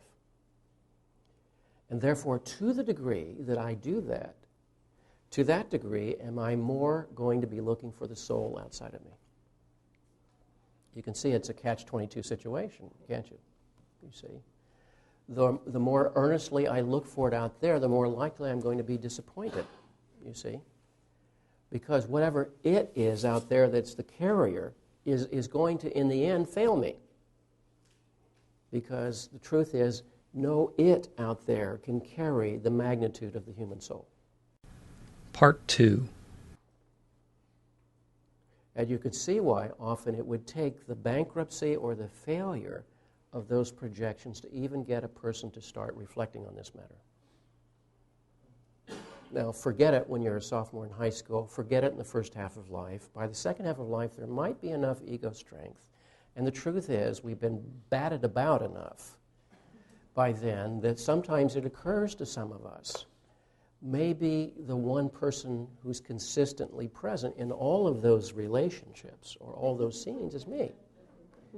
And therefore, I have some responsibility for how this thing plays out. If I don't make that fundamental assumption, I will just continue to renew my search outside of me. Mickey Rooney and Liz Taylor are still looking out there. Okay? They're still looking, and they haven't figured it out yet. They still think it's outside of them somehow. So, there's a paradox here, isn't there? The anima is about soul. And if it's not in me, it's going to be outside of me.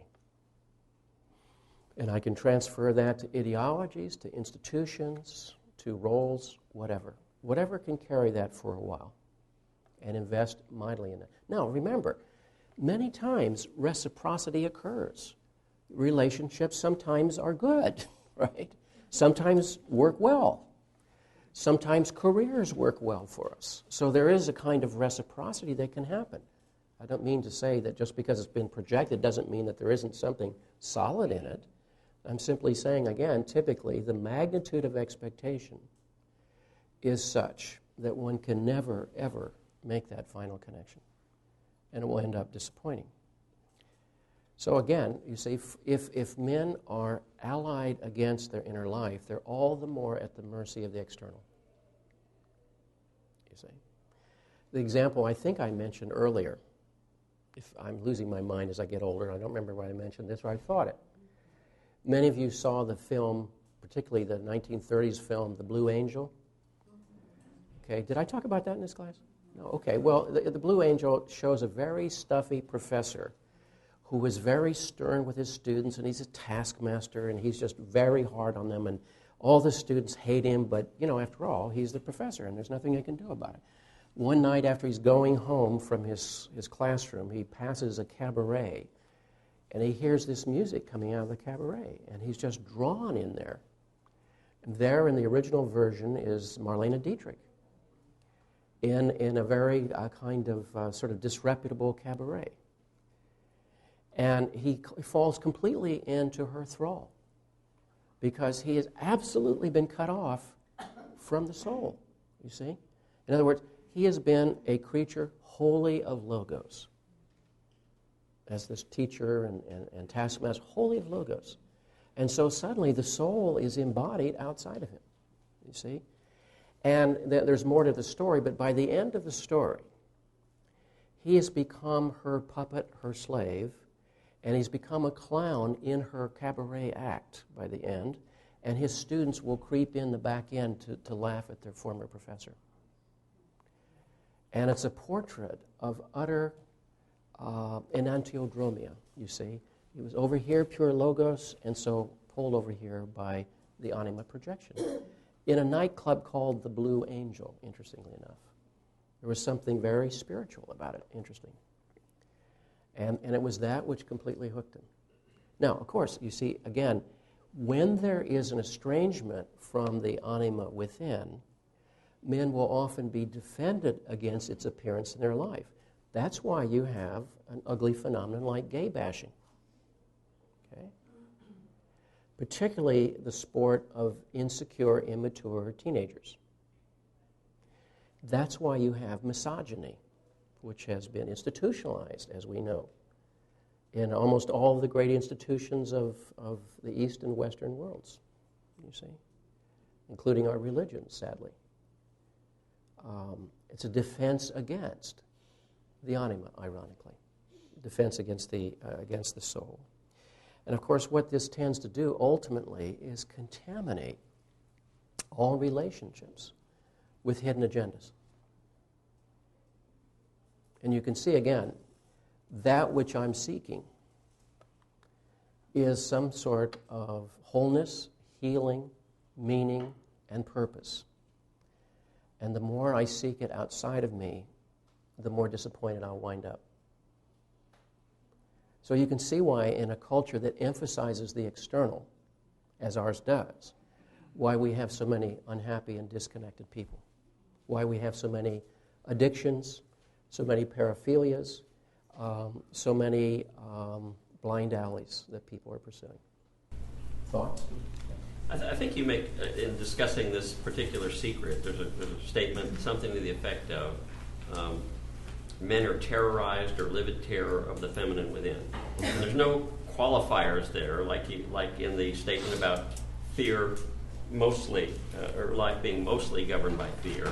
I mean, this sounds like a very universal, unyielding sort of a statement. And yet I think I know in my own personal life a number of men who seem to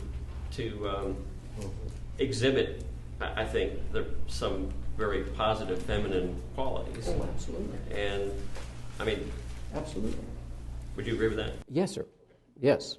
And some of my statements are deliberately, shall we call them declarative, to make a point. There are exceptions to everything that I say in here, of course. And the whole point, again, is this is not the feminine nature, it's part of one's masculine nature. That's the thing we have to remember. That's why I'm always putting in quotes the word feminine here. And that's what Jung was trying to do, to talk about the so-called contrasexual within each of us, the anima and animus, which was fairly revolutionary in the 19-teens and 20s to talk in this way, and to say that there was a dimension to the interior of each person that had to do with seeing beyond the roles to see to certain kinds of energies and tasks that go with that. So I would fully concur that there are greater possibilities for achieving personhood in our time than any other time because of the availability of some of these ideas and the capacity to question some of these roles, certainly. Yeah. Other thoughts about this? Yes. I've been thinking about the initial question the gentleman brought up about why would men feel more shame than women, and the lady behind me had the experience that women were just ashamed. It could possibly have to do with sexual performance. We all get email, get spam all the time. Everybody wanting to enlarge your penis. Sell you a horrendous dose of Viagra or Cialis. Nothing for women. Oh, breast implants? So, I must delete 100 emails a day to that effect.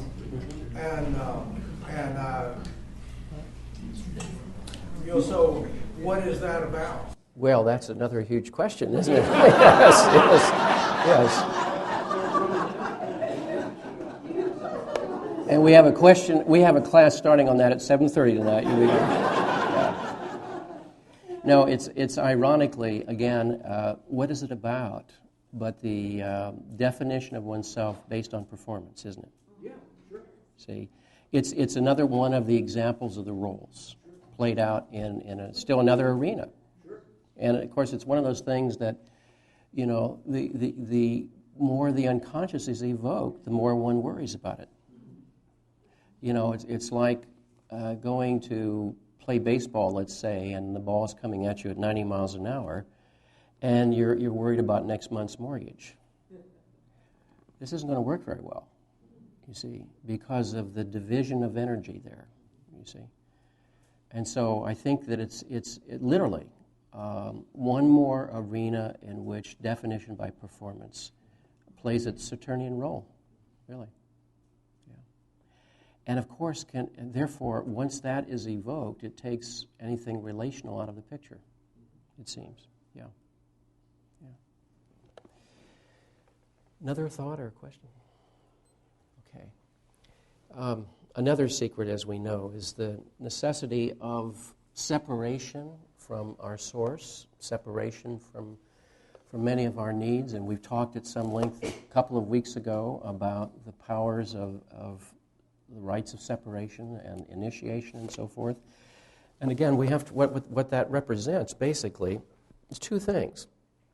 The creation of consciousness on the one hand, and the rite d'entrée, or the rite of entrance into larger roles in life and a larger sensibility. Whether a woman or a man, every day we are awakened to what Jung called the hero task. And not just Jung, others as well. And remember, what does that mean? That we're always opposed by the seductive powers of the unconscious and the intimidation, on the other hand, of the world outside of us, okay? I've called that fear and lethargy, basically, or lethargy and fear. That the seductive powers of the unconscious are such that there is a place in all of us that wants to hide out, be protected, be safe, be taken care of. That's not a federal crime. It's just when that prevails in one's life, where is life served? Where is the developmental agenda served in a person's life? Right? On the other hand, the world's big and powerful, and we know that we're not, by and large. And yet you have to enter the world. And so the generic term for the hero task is overthrowing the power of darkness.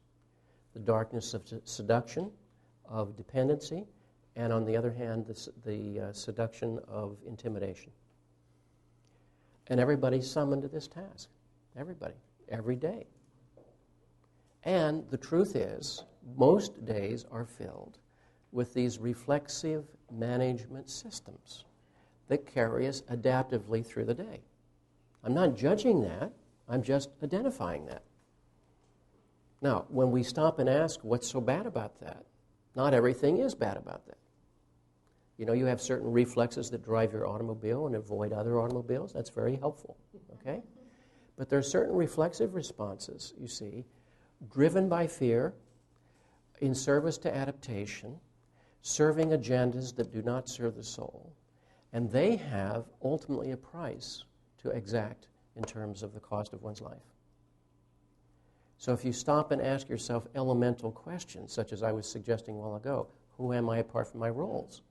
Well, it sounds like a simple question, but my well-being has been tied up with my roles. Okay?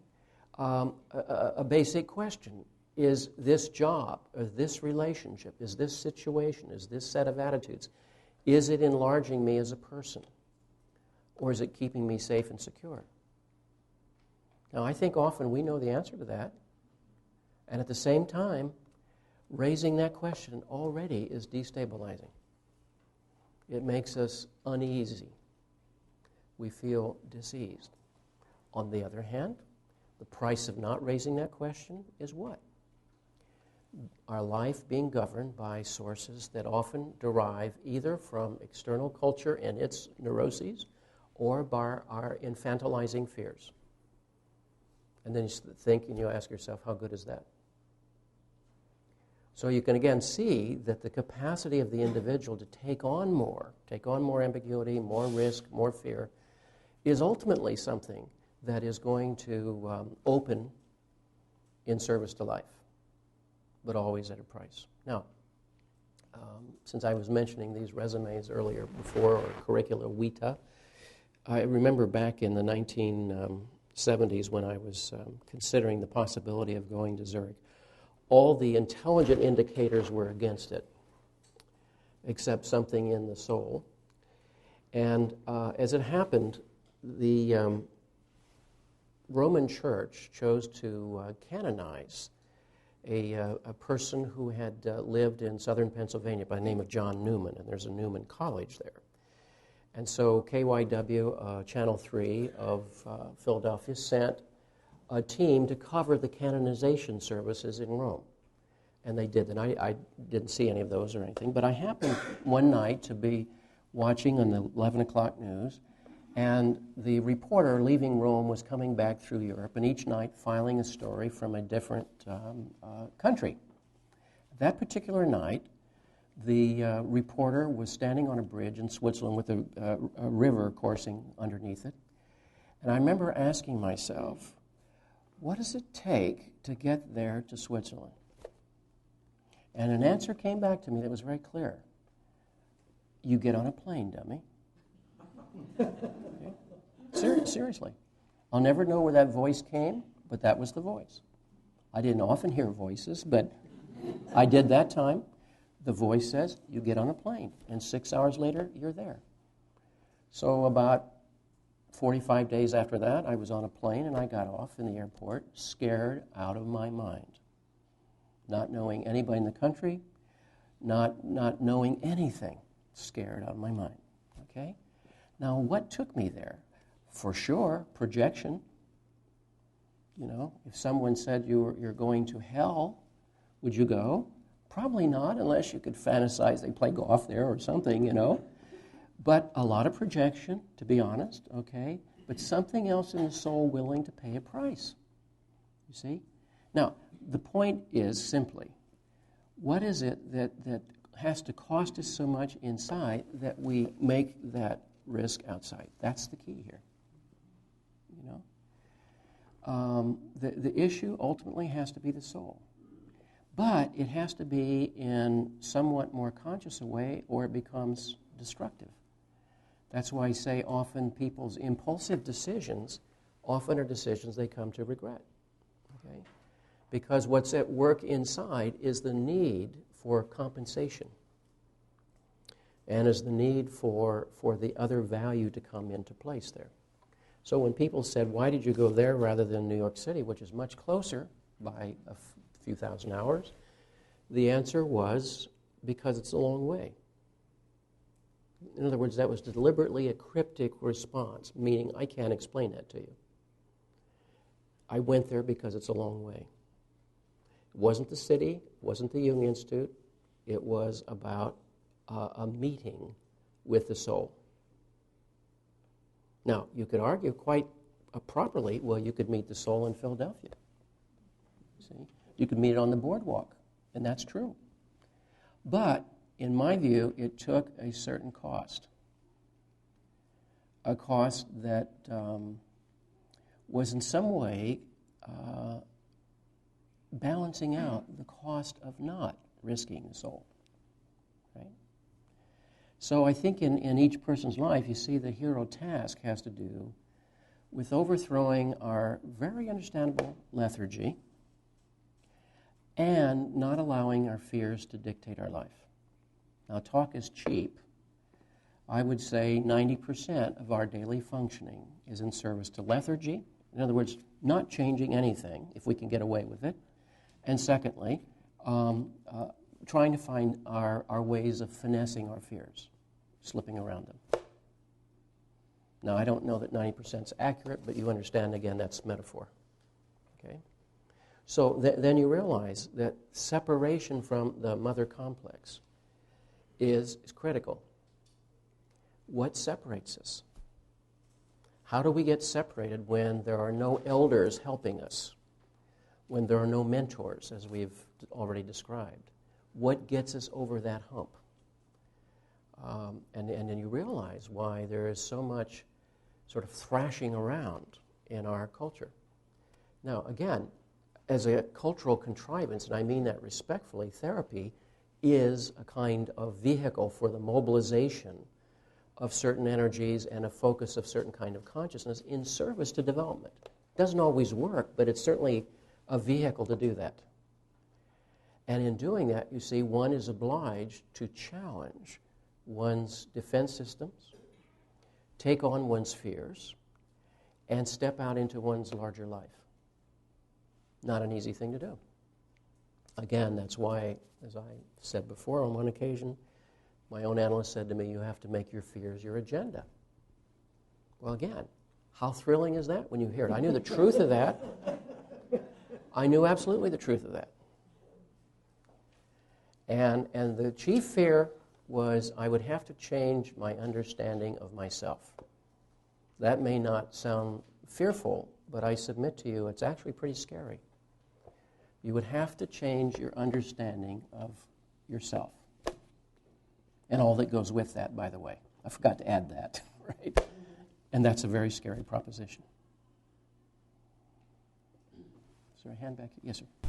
So if I go back to the Iron John, and this was your hero's journey, what did you come back to? What did, he goes away, he comes back to the king for the blessing. So did you come back to the society or the niche that you left, or did you come back to a different niche? I think, to be honest with you, after 4 years of getting the hell beat out of me, and I was 6 years there, but it was in the 4th year, I came to understand what Jung meant when he said, you have to find what supports you when nothing supports you.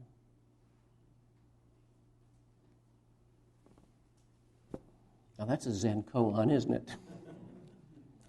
And in other words, it's not out there. That's why Zurich per se was irrelevant. I think the very fact of being plunged into a foreign culture made it, in a certain way, a more radical departure. But you have to find what supports you when nothing supports you. That is to say, when your old complexes don't work so well. When your resume, you now realize, is your pathology and not your value, not your worth as a person. Not that there's anything wrong with it, it was the over-identification with it, you see. Oh, let me give you another example. Humiliating, but I'm willing to share that. Okay? One of the dreams I had in the first weeks over there, and that wasn't the first weeks, it was fairly far into it, was I was back in America, listen, it's a surprise, in a classroom, surprise. And the back of the room had no wall, it was like a cane brake. And out of the cane brake came a figure that was a kid who was older than I was in grade school, and I literally hadn't seen him for 30-some years. And he was always big and muscular, and all the little kids were afraid of him. But he never beat me up or anything, but we were all afraid of him. So he walks up to the front of the classroom and grabs me by the throat, lifted me off the ground just like this with his arm straight out, and he shook me, and he said, I just want you to know who's in charge here. Set me down and walked back into the jungle. That was a dream. And I felt naturally frightened and humiliated in a classroom. It was a nondescript classroom. It was just a classroom. Well, what perfect image of the unconscious than the cane brake back there, you see. Where did he grab me? You see, cutting off the head from the body, interestingly enough. Where was I in the familiar old element that I'm actually in tonight, as a matter of fact, but I think in a different way, of that old identity. And so for when you stop and think about why him, why would the unconscious pull him up? Two things came to mind. One, he was a person whom I associated with the body and with scary emotion. Okay? Secondly, get this, I would never have made this up. His real name was Leroy Solomon. Leroy, the king, King Solomon. Can you imagine that? The King Solomon in my own psyche says, I just want you to know who's really in charge here. You're living by your head and not by your wholeness, you see. Now, who would ever make those things up, you see? That's the peculiar thing.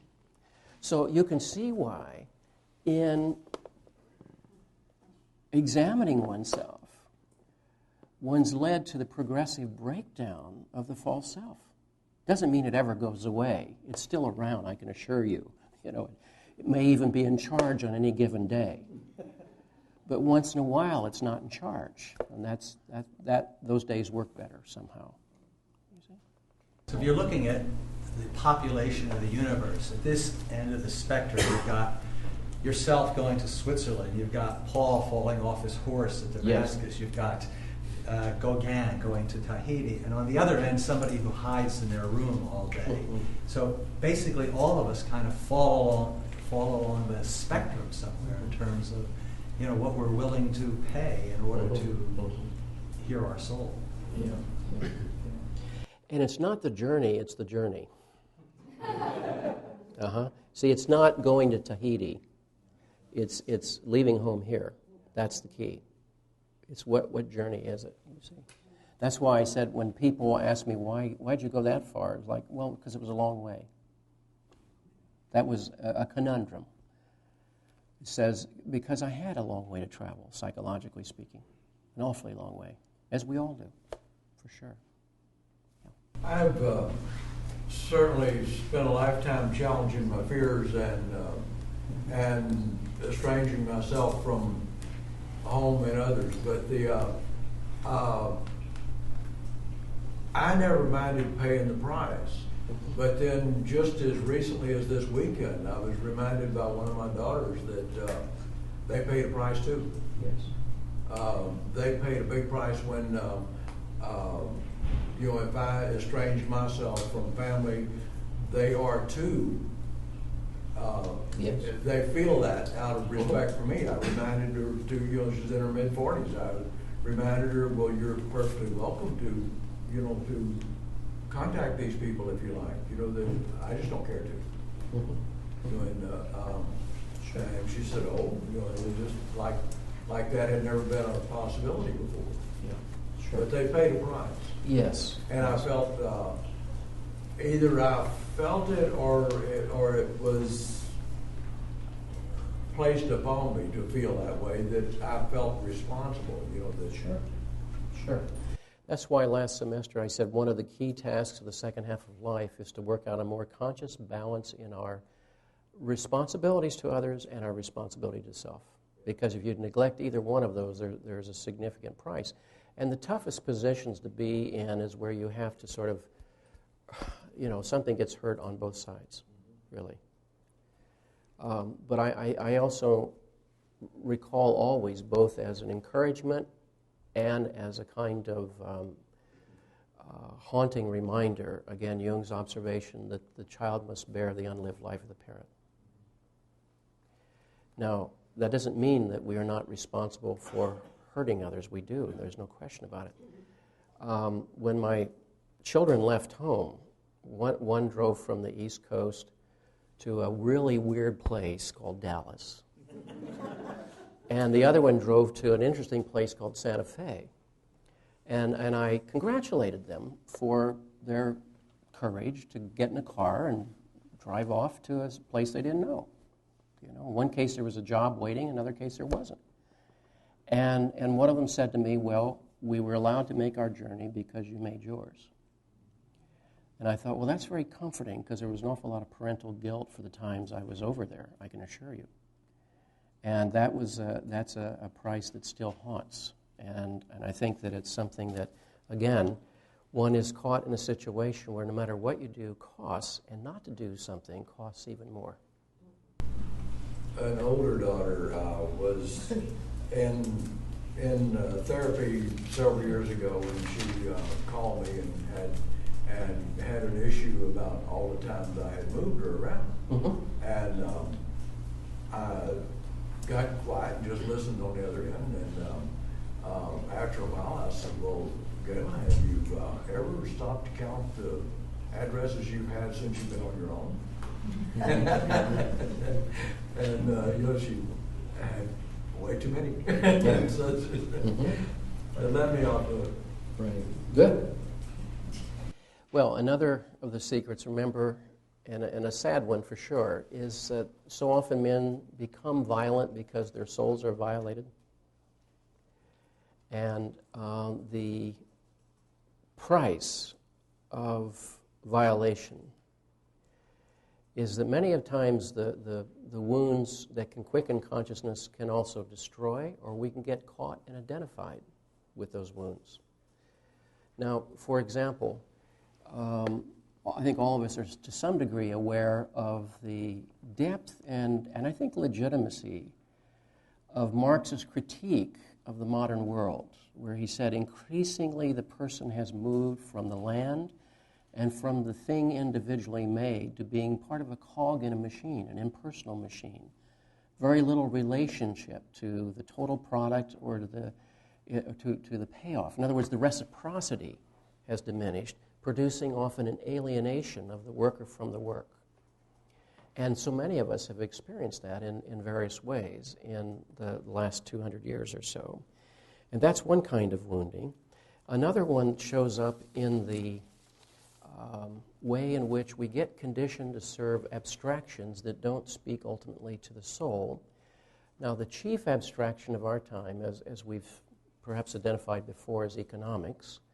James Hillman said, the war of the gods is temporarily over. Great God economics is won, meaning that it mobilizes more people's soul energy than any other single value on the planet. And you could say, well, we have to supply ourselves with a living, of course. Well, that's true. You see, that's the survival issue. But what Hillman and others are talking about is the investment of soul in an abstraction. Or still another form of investment of soul in an abstraction shows up in this poem by Wilfred Owen, which has a Latin title, Dulce Decorum Est. And he's alluding to a famous statement by the Latin poet Horace, Dulce decorum est pro patria mori. It is sweet and just to die for one's country. Wilfred Owen signed up, joined the War to End All Wars in 1914 and 15, and this is his report from the front, titled Dulce et decorum est. Bent double like old beggars under sacks, knock-kneed, coughing like hags, we cursed through sludge, till on the haunting flares we turned our backs, and towards our distant rest began to trudge. Men marched asleep, many had lost their boots, but limped on bloodshod. All went lame, all blind, drunk with fatigue, deaf even to the hoots of tired, outstripped 5.9s, which is the caliber of a certain artillery piece, that dropped it behind us. Gas, gas, quick boys, an ecstasy of fumbling, fitting the clumsy helmets, just in time. But someone still was yelling out and stumbling, and floundering like a man in fire or lime, dim through the misty panes of the mask and thick green light. As under a green sea, I saw him drowning. In all my dreams, before my helpless sight, he plunges at me, guttering, choking, drowning. If in some smothering dreams you too could pace behind the wagon that we flung him in, and watch the white eyes writhing in his face, his hanging face like a devil sick of sin, if you could hear at every jolt the blood come gargling from the froth-corrupted lungs, obscene as cancer, bitter as the cud of vile, incurable sores on innocent tongues, my friend, you will not tell with such high zest to children ardent for some desperate glory the old lie, Dulce decorum est pro patria mori.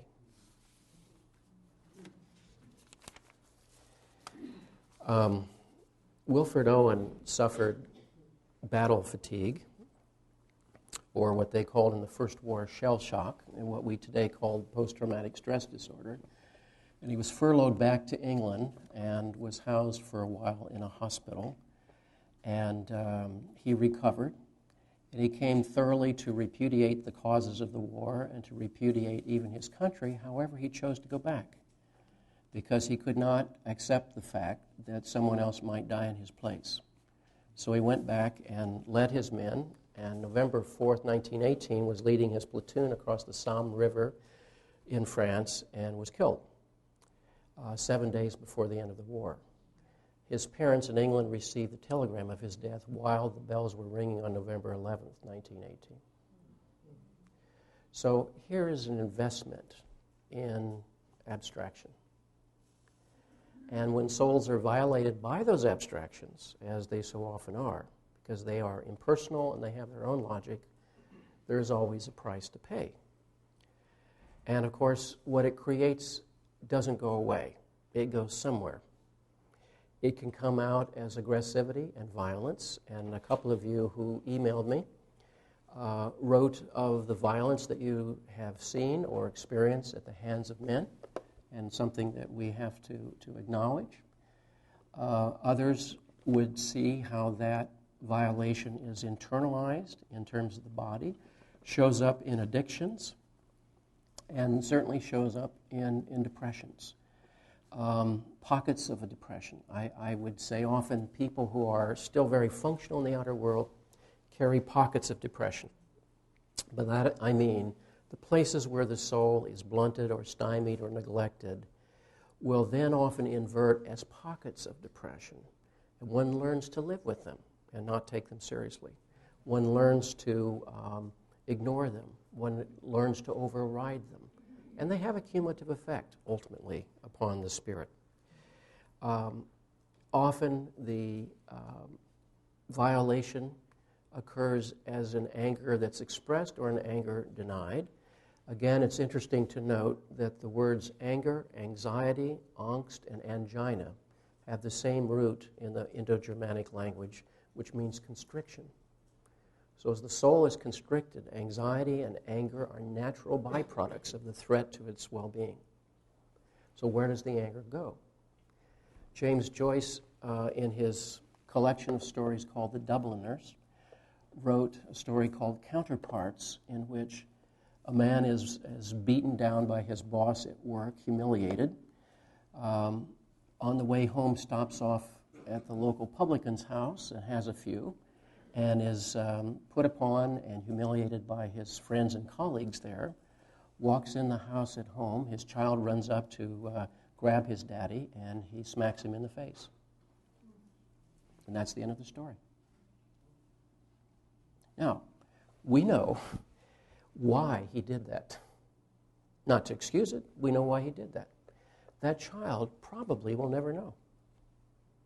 That child will probably always think, I merited my father's hatred. I did something to deserve that, or I failed to do something to do that. Having been violated himself, he is far more prone to express himself in the same way in the next generation. Right? Now, be happy to imagine that a week later, a month later, the father stops and reflects on this and sits down and explains to the little boy, that was not about you.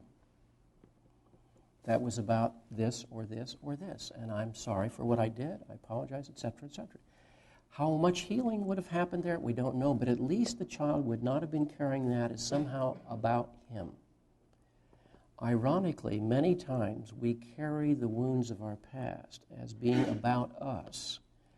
And part of the maturation process and part of the potential healing process is to realize many things done to harm us were not about us.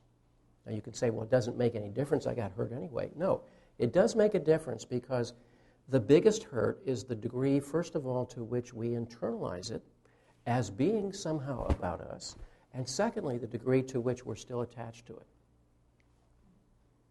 So you see, if we're still defined by degradation, humiliation, abuse, if we're still defined by our very legitimate angers, we're still trapped by the original experience. Whether understanding and forgiveness can ever occur would necessitate, you see, the capacity to understand it was about that person and not about me. Which again, sounds easy, but it's not easy. Right? There's an old Zen story about a Zen master on a pilgrimage with a novice. And they reach a stream, and they have very strict rules about contact with the opposite sex. And there's a woman standing there at the stream, and the old monk reaches down and puts her on his shoulders and carries her across the stream and then sets her down and goes on. Well, the young novice who is just trying to learn the rules is flabbergasted by this violation of the rules. And he just doesn't know what to do, and so he goes on for several days. And finally, he can't contain himself anymore, and he says to him, why did you touch that woman? And the old monk says, are you still carrying her? I set her down 3 days ago.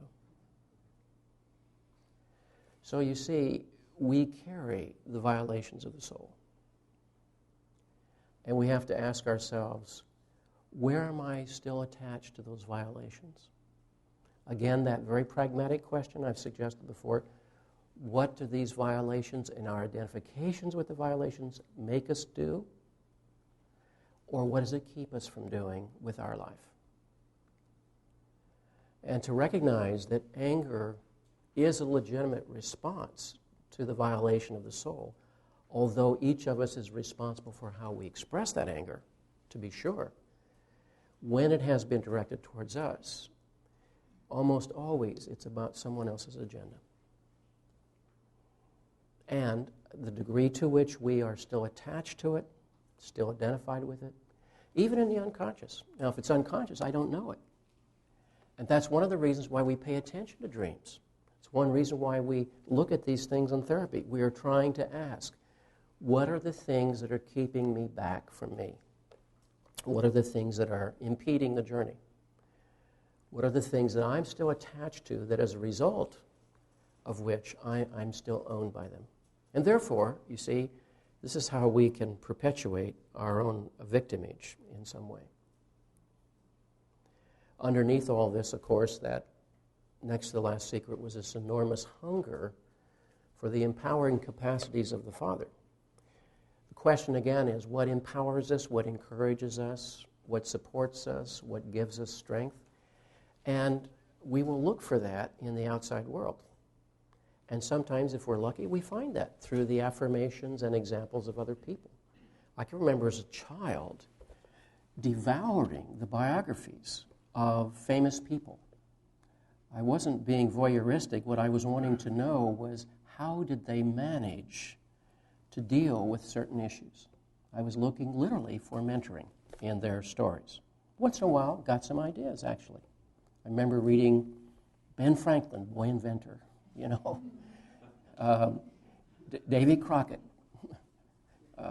Boy Indian Killer, whatever he was, And I look back upon that again as saying, why was that child so hungry for those biographies? Well, it was because the soul was looking for permission, for examples, for teaching, for modeling, and for bridging, you see. So again, the search for the Father is that which helps bridge us out of fear and dependency into the exercise of life. And the Father often has little to do with the personal Father, has an awful lot to do with whatever the empowering images in your culture or in your family. And absent that, you'll have to find them on your own, of course, which is ultimately what brings us, I suppose, to the Jung Center. Next week, I will try to share some of your emails, and there's another week to email me, and I will treat these anonymously, so don't feel that you'll be embarrassed in any way. And the last week, 2 weeks from tonight, we will focus on the issues of healing and what are the practices or attitudes that foster healing. So thank you.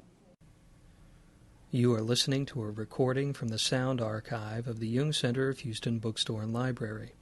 For more information about the Jung Center, visit our website at www.junghouston.org or call us at 713-524-8253. This recording has 2 parts. Part 1.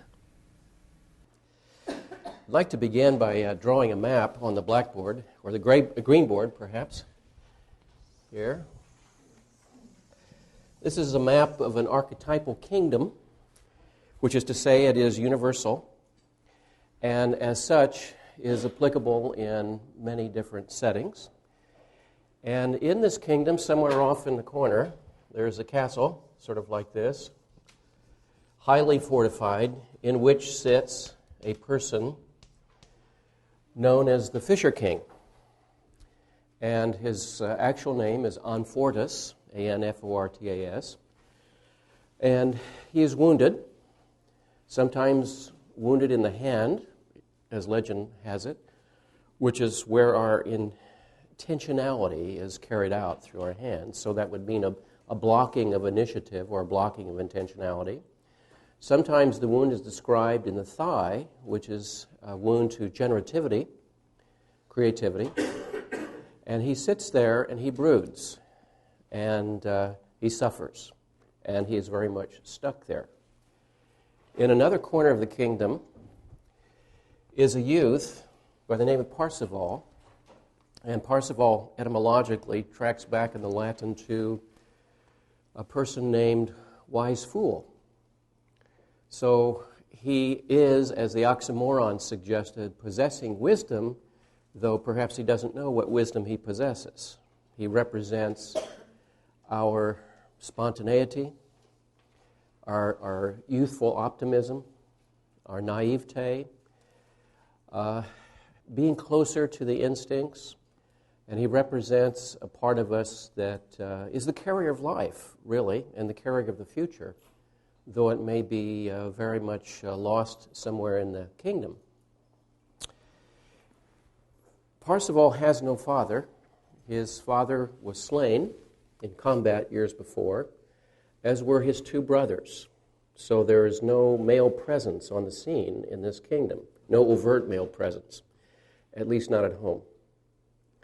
But there's plenty of female presence because he has a mother there. And his mother is very protective, very correct in her attitudes toward him, and she seeks to take care of him. Her name is Heart Sorrow. And one day, a red knight goes trotting by, or cantering by, hereafter known as RK there, and something stirs in Parsifal's chest. He is drawn to this image. The outer somehow activates something within and stirs what we call the principle of resonance.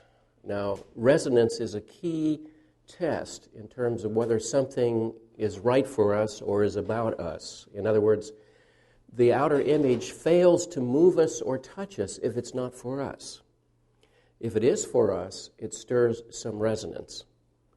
I've often suggested the principle of resonance is a very important aspect of the piecing together or development of personal spirituality, because no matter how well intended or how authoritarian a tradition might be, if it doesn't stir a resonance within, it's someone else's experience. It's not about us. On the other hand, if it moves us and touches us, then in some way, perhaps in an unconscious way, it's about us and it touches us.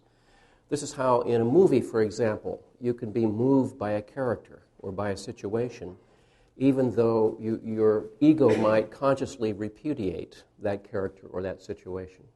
So the principle of resonance suggests there's something in him that's activated or touched or somehow generated by the vision of the red knight going by.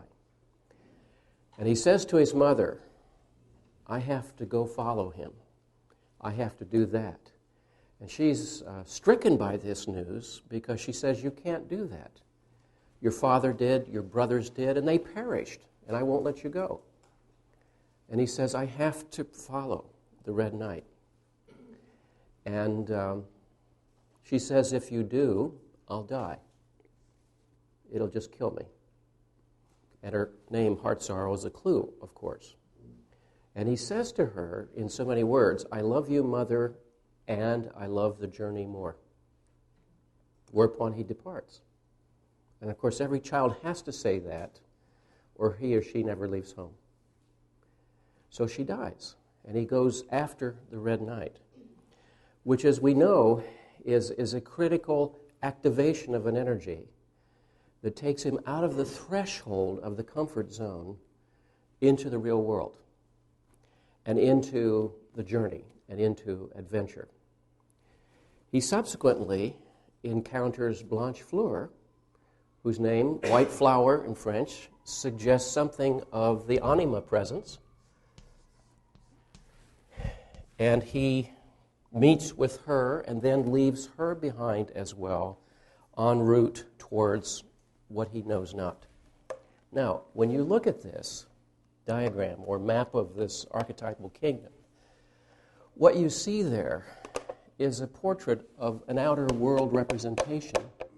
I'm told not to lean on this, by the way. It cracks it. It shows up on our tape recording awfully. It sounds like gunfire going off, apparently. But I can't help myself, so there it is. So when we look at dreams, and you look at a dream as if you're a spectator, and you say, well, there's someone I know in that dream, there's someone I don't. There's my third grade teacher, there's my child, there's my boss, that sort of thing. At the first level, we always ask the question, is this about that outer situation? Is it about that outer relationship? That's the objective view of the dream. The subjective view of the dream is to see that every aspect in the dream is an aspect of the dreamer. It's an aspect of myself as the dreamer. And therefore, central casting uses my third grade teacher or my boss or my child as an aspect, as an image to carry the energy that this dream happens to be concerning. So when we look at the subjective view of this map of an archetypal territory, what we're seeing is a portrait, a kind of psychic MRI, if you will, of the classic male dilemma at midlife. So what we see in one part of the kingdom, remote, perhaps split off from the other parts, the ego. The ego is stuck within its walls. The ego is wounded. The ego is suffering. It's in, for example, a depression. And in its depression, it's stuck. It can't go anywhere. There's nowhere to go. The same walls that constitute its defenses also constitute its imprisonment. There's nowhere to go. At the same time, within the psychic reality of that person, there's always a Parsifal. There's always a part of us that is the instinct to life. The naive part, the unlearned part, the part that is spontaneous, free, follows impulses. Many times in traditional stories, myths, fairy tales, you will find it's not the older brothers who are close to the attitudes of the kingdom. They're close to the attitudes of consciousness that offer a path out. It's typically the simpleton. It's typically the third child, or what in German is called the Dummling, which could be translated roughly as the Dumbo, because the Dumbo was closer to the instinctual life. And its impulses or insights are going to be much more useful in the long run to restoring some kind of homeostasis to the kingdom. Now, one of the characteristics that you see here is that Parsifal and the wounded ego, or the king figure, are quite distant from each other. They're separated. There's a split there. How many times is our conscious set of attitudes, perhaps in service to cultural values, personal complexes, digs itself a deep hole, realizes it's in a hole, and then says, how do I get out of this hole? And the only tool we have at our disposal is a shovel. So we use that tool even more frenetically, and the hole deepens. In other words, the ego can seldom on its own terms dig itself out of the hole or free itself from its own prison. But there's something in us that has the potential to do that. There's something in us that has the potential to bring a new energy into the kingdom. Now, what we need to see, though, rather than static presences or objects, these are energy systems at work within a psychodynamic system. And that this is all subsumed in the ancient imagination under a story that was called the Grail legend. Existed in many lands, existed in various versions, and existed in the oral tradition first, and only was written down in the 11th century BCE, or AD, I should say. And in the 11th century, it takes its form primarily in France. And the Grail at that time is a medieval image of the vessel of the sacred, a container of the mystery. It's, in some sense, the vehicle for the expression of soul. In the Grail legend, as you recall, the Grail has been lost to history. It's reputed to have come to England somewhere. And the various knights are devoted to the search for the Grail. And there's a question, a Grail question, that each one of them has to answer. And the Grail question is never sufficiently explicated. It's never sufficiently explained. I said to you last week, my experience in Switzerland was more of a Zen monastery than of an American graduate school, in the sense in which the thing that the ego understood to be the case was actually typically the problem and not the solution. And therefore, the Grail question is this: whom does the Grail serve? And we have to wrestle with what's the answer to that question. Now, what the king doesn't know is that the Grail is hidden within his own castle. But he doesn't know it. I wonder if that could mean something. You see? And that's actually one of the most ancient of religious insights. One hears it in Pascal, for example. That which thou seekest is near and already coming to meet thee. That which thou seekest is near and already coming to meet thee. Now, what if this ego state, in a typical male fashion, having heard of the Grail, or its modern equivalent, maybe today it's called success, is looking for it out there? He has projected it onto the outer world. Now, everybody does that in youth. In youth, we wouldn't leave home without projection. You see, there's too much swarming in us that's unknown, and that energy is dynamic, and it has to go out and attach itself to objects, ideas, values, structures, ideologies in the outer world. That's how we get out of our torpor. That's how we get out of the house. And so it will be projected onto career, for example, or relationship, or the army, or some ideology.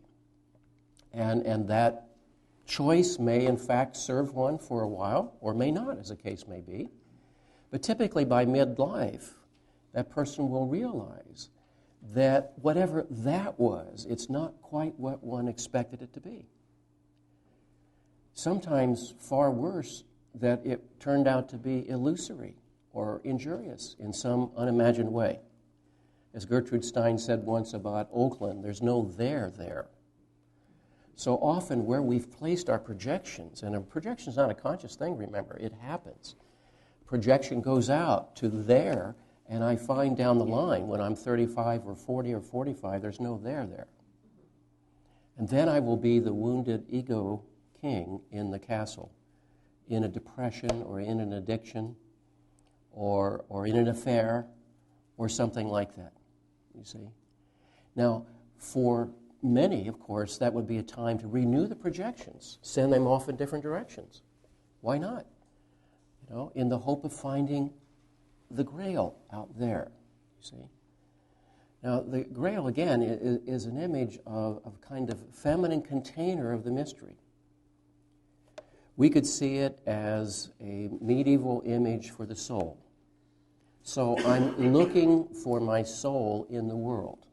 Where am I going to find it? Am I going to find it through you? Am I going to find it by the right career? Will I find it in Houston? Imagine. You see, where will I find it? That's a universal question. Where will I find my soul? And in a sense, the wounded fisher king is sitting on it all the time, so to speak. It's right beneath his feet, so to speak. It's right beneath his eyes, but he can't see it. That which thou seekest is near and already coming to meet thee. Okay. Or in the words of Hölderlin, the divine is near but difficult to grasp. However, where danger is greatest, there the deliverance grows apace. So it's exactly where it's most critical for a person that which is seeking is in fact seeking him, or her, as the case may be. Okay. Now, what we have here is a portrait of a neurosis, common to all of us, because it is a homogeneous system, you see. But these parts of the psyche are split off from each other. And so we can see that there is a mother complex, as there will always be. Even if I'm an orphan, that becomes a different kind of mother complex. And the mother complex can be nurturing and life-supporting, or it can be constrictive, as the case may be. It could be the kind of voice in us that could say to us, you know, it's big and scary out there, and if you go out there, you're going to die. That's basically what Heart Sorrow says to her son. I'm going to die, you're going to kill me. You're going to do that to your mother? Again, if you look at that intrapsychically, it's saying basically, don't go out there. On the other hand, the Red Knight has come by and activated something else that says, I have to go out there. Now, that's a push-pull that goes on continuously in adolescence. If you're the parent of an adolescent at the moment, my deepest sympathies. Okay? But you see that push-pull every day, because he or she is wishing to be treated as an adult, entering larger roles in a larger body, and at the same time has the same neediness as a child. And naturally, it's a little crazy-making for you, because you're likely to say, you know, you can't have it both ways. Grow up or stay a child, but you can't have it both ways. And yet inside you feel the push-pull. It's a very difficult time. Now, if heart sorrow's admonition prevails, then what happens is the kingdom will perish because there's no development. There's no new life. There's no journey. Okay? And one thing I think we've all had to learn is there's no there on the journey, but there still is the journey. Some of you may be familiar with a wonderful poem by the Greek poet Cavafy called Ithaca. And remember, Ithaca was the homeland of Odysseus. And so Cavafy is imagining what Odysseus must feel like as he begins to pull into Ithaca after all of these years, 20 years, 10 years at Troy and 10 years on the wine-dark sea. And he wonders, what would Odysseus really feel like after all of that journey? Would he recognize, for example, this Ithaca to which he's been devoting his life is, after all, a kind of shabby collection of mud huts? And he's been, to the Big Apple, so to speak. He'll realize that the people he left behind are dead or all changed. Everything's gone. Everything's changed. What would he think? And so the unknown speaker in the poem says in the ear of Odysseus, Ithaca has not defrauded you. Ithaca gave you the most wonderful thing of all. Ithaca gave you your journey. See? So through the years, I've come to realize that our home is our journey. Your body might be domiciled in Houston, but your home is your journey. That is to say, where your soul is taking you, or perhaps where you're refusing to allow the soul to take you. Or perhaps where there are tons of interferences that interrupt the connection between you and your soul. But that maybe there is no home, but there is the journey, and the journey could be our home. So there's something in Parzival that wants to stay home and be safe, and that's understandable. When that prevails, there's no journey, no development, no new life brought into the world. All right? However, what pulls him out is the red knight. Now, the red knight, red, of course, would be associated with blood, passion, courage, large energy, aggressivity. And there has to be something in us that is aggressive enough to step out into the world and to take it on. Now, the problem is, if one's too identified with heart sorrow, with the mother complex, we never leave home. If one is too identified with the red knight, then one stays stuck in a kind of adolescent attitude. Now, we need to have the red knight because there are times when you have to go fight for something. You have to go fight for your life. You have to go fight for your values. You have to decide what causes are worth your investment and to fight for them. That's necessary. We may need that at any point in our life. However, if this energy dominates, then you realize one's stuck in a partiality also. Now, if you want to read further about this, you might want to look at Robert Johnson's book, He, where he discusses the Grail legend. And he uses the phrase red knighting. Every once in a while, you'll see men, particularly in their teens and 20s, red knighting, and it's kind of common for the age, and it's sort of natural in their development. If they're 40 and 50 and 60 still red knighting, there's something in there that hasn't developed. There's something that hasn't differentiated sufficiently. It's still caught in aggressivity. It's still devoted to winning for the sake of winning rather than in service to some other value. It can show up as bullying or taunting or being invested in the notion that life is a zero-sum game. There are winners and losers. If I'm not going to be a loser, I have to be a winner. And you all know older men who still operate their lives in those ways, you see. And it's a part of life, but it's only a part. And of course, anytime we're stuck at a certain part or stuck in our relationship to those parts, then our life will be stuck in those places too. Now, the Blanche Fleur phase of this journey too is a further differentiation and does mean that so-called anima values will come into play. And these are the questions of relational values. What is the quality of my relationship? What is this relationship about? Whether it's to my work or to a partner or to children or to friends or to the city-state or whatever. What is my relationship to? What's the quality of that relationship? And so the Blanche Fleur modification and differentiation is critical too. And again, if a person was stuck at that level only, he or she might get caught in being in service to relationships rather than forgetting, or remembering, I should say, that the whole idea is the Grail. Okay? Now, this story has never ended, not only because the literal text doesn't end back in the 12th century, but the story doesn't end because we're all replicating it in various ways. Where are we in this story?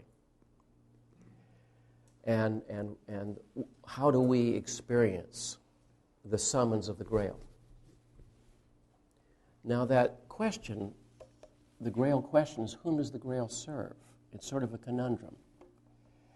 At no extra cost to you whatsoever, I'm going to answer this question for you. Okay? My speculation is the Grail serves those who serve it. A modern translation of that would be, the psyche serves those who serve it. Now, how do I serve the psyche? Well, for one thing, it means paying attention to each of these different energy systems. We can't keep them in balance all the time, but if my consciousness is aware of that task, it's far more likely to say, I wonder what my dreams have to say, because the dreams are often part of this compensatory balancing that goes on continuously. Or the ego might say, I wonder what my symptoms mean, because my symptoms are protests of the kingdom rather. You know, the symptoms are the peasants in revolt. We haven't mentioned the peasants here. They're all over the kingdom, and they're not thrilled. And they show up in the body, and they show up in our projections, and they show up in our relationships. And you have to ask once in a while, what are the peasants saying? Now, interestingly enough, no surprise here. Jung said once, salvation comes from the little people. Salvation comes from the little people. In other words, the peasants know more than the king in that castle. So what does this mean? It means the king has to figure that out. And guess what? Be humbled. Sometimes the king gets humbled by being humiliated. We make such a mess of our life that we have to ask the question, what the hell is going on here? What do I need to learn? Or what does it mean when people hit bottom and have to go deal with an addiction or something like that? It's because the king has been pulled out of the throne and thrown onto the floor, and the peasants are walking all over his body. And so it means that there are certain attitudes that the king has to develop here. And guess what? The king doesn't want to develop those attitudes. It's very much invested in being king. In other words, the ego wants to believe continuously it's in charge. And if I'm in charge, I don't have to pay attention to the peasants. I don't have to pay attention to Parsifal. He's a fool. You know? The wise fool is an oxymoron. And an oxymoron means, from the Greek, literally, pointed or meaningful foolishness. Means that it's always pointing towards paradox. So it's the naive part of us, that is to say, the uncorrupted, uncivilized part of us, that will often be the carrier of the new life. That's where creativity comes from. That's where spontaneity comes from. Ask yourself, whatever happened to the joyful, spontaneous child we once were? Where did it go? Once in a while it shows up, but not very often. Okay? It proved too costly, or it was unwelcome at the table, or whatever. So we realize then that the king is in so many ways increasingly responsible for his own suffering. Anfortas, which is his name, is a person who's very much stuck, and most likely, as we would say in contemporary language, very depressed and very stuck. So you can see in any system, any systems theory, that the system depends on the free flow of all of those energies. And the free flow cannot occur when the ego, let's say our conscious choice, has invested itself in one place over the others, choosing one at the expense of the others. It has to be, in some fashion, all of the above. And talk is cheap. That's not an easy thing to do. Because the daily pressures are such that they ask our one-sidedness continuously, on the one hand, and secondly, our own complexes. That is to say, our own psychological history, our own fragmentation of history has a life of its own, and it increasingly puts demands upon that ego. Now, by ego, again, I don't mean egotism. I mean simply who we think we are or what we think is going on at any given moment. That's what we mean by ego. Who I am as a relatively conscious being at any moment. But at this moment, am I aware of where my anima is, so to speak? Am I aware of where the Parseval is? Do I know where my mother complex is showing up? Where's the red knight in me? You see? Need all of those things. Need them all on a continuing basis. And none of us is smart enough to get that all worked out. And because it's a psychodynamic system, it's continuously either correcting itself, and one of those corrections is through dreams, and others through our symptomatology. And it's forever seeking some recognition of everything, of wholeness, which is again why Jung said we can't become good, but we have rather as a goal to become whole. So then you can say the Grail question is perhaps understood in contemporary language by asking, if I serve the soul, does the soul serve me? And if the soul is not serving me, what do I need to do to change that? What do I need to do to come more in line with or in accord with the agenda of the soul? Okay. Now this is a story centuries old. The archetypal imagination has created this. No committee sat down and wrote this out. As students of myth will tell you, we do not create myth. Myth is creating us. In other words, these images move through us, and if they speak to enough people, enough of the time, over time, then we preserve those stories, and others slip away, which is why this story has held on. Now, any thoughts about this, or questions, or comments?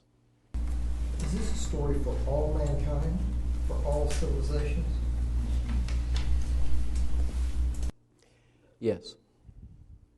I hesitated because this is a specifically Western story, and a story that takes its garb from the Christian tradition. However, it is a universal story to be found in different narratives in different cultures. Because it's the story, basically, of development, of splitting and woundedness, and of the possibility of healing. And those stories are found in quite different ways in every culture. When did it start being recognized as this story? Probably around 800 in the Western world, and was written down in the 12th century in the 1100s. Yeah. With respect to dreams, do they have a beneficial effect only in the analysis of them, or does our experience of what we're dreaming have an effect on us, whether we remember the dream or not? This is a question we can't answer definitively, because what do you compare it with? But I think the answer would have to be yes. First of all, there's no evidence that nature wastes energy. There seems to be a purpose that nature has, whether we've remembered dreams or not. Secondly, because there are these nightly embodiments of energy, probably it's being absorbed into the system. Now, people in sleep research studies who have been deprived not of sleep but of dreaming, and they can tell by their EEGs, will find after a number of days without dreaming that they will start hallucinating. And it suggests that there is psychic material that has to be processed, whether or not one's conscious of it at all. And by golly, it's going to be processed. And that material also could come out in terms of fantasies and projections, like paranoia, for example, that are really intrapsychic aspects of oneself. And the paradox is, it takes a strong ego to be a flexible ego. Too much flexibility and the ego is just flooded, but not enough, it becomes rigid and split off and is the wounded fisher king. So I think the answer has to be yes, but I don't know that there's any way to prove it whatsoever. Yeah. Recently on the History Channel there was a program on the Third Reich and the occult, and it identified, Hitler identified with Parsifal very strongly. Is this a case where he identified with the Red Knight, always wanting to seek adventure and to conquer? Well, Hitler is not known for his careful reading of Western classics. It's a very selective, just as they did with Nietzsche and many other sources, very selective use of certain images, designed, interestingly enough, to go to bypass what they felt were the weakening, humanizing influence of the Judeo-Christian tradition in service of a much more, warrior-grounded mentality, certainly. Now, there's several things I'd like to do today. It's kind of a cleanup session, as it were. Yes, Paul? The title of the book by Johnson, which you... is called He, Understanding Male Psychology. And he wrote a companion book called She, Understanding Female Psychology, which is a study of the Eros and Psyche myth. And he wrote a book called We, which we studied here a few summers ago, I think, which was a study of relationship. And he may be working on Thee, I don't know. So.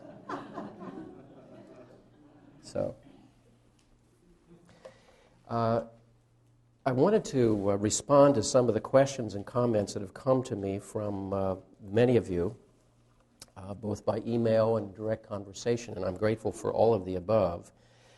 Remember that the book itself rose as a kind of assignment to give a synoptic or summarized view of male psychology in a single hour in Philadelphia years ago, and out of that came the book. So therefore, it doesn't cover every topic by any means, nor is there any way it could, really. And once we decided to offer this course here, the question was, should this be a course for men? And I felt opposed to that. I thought it should have been inclusive for everyone.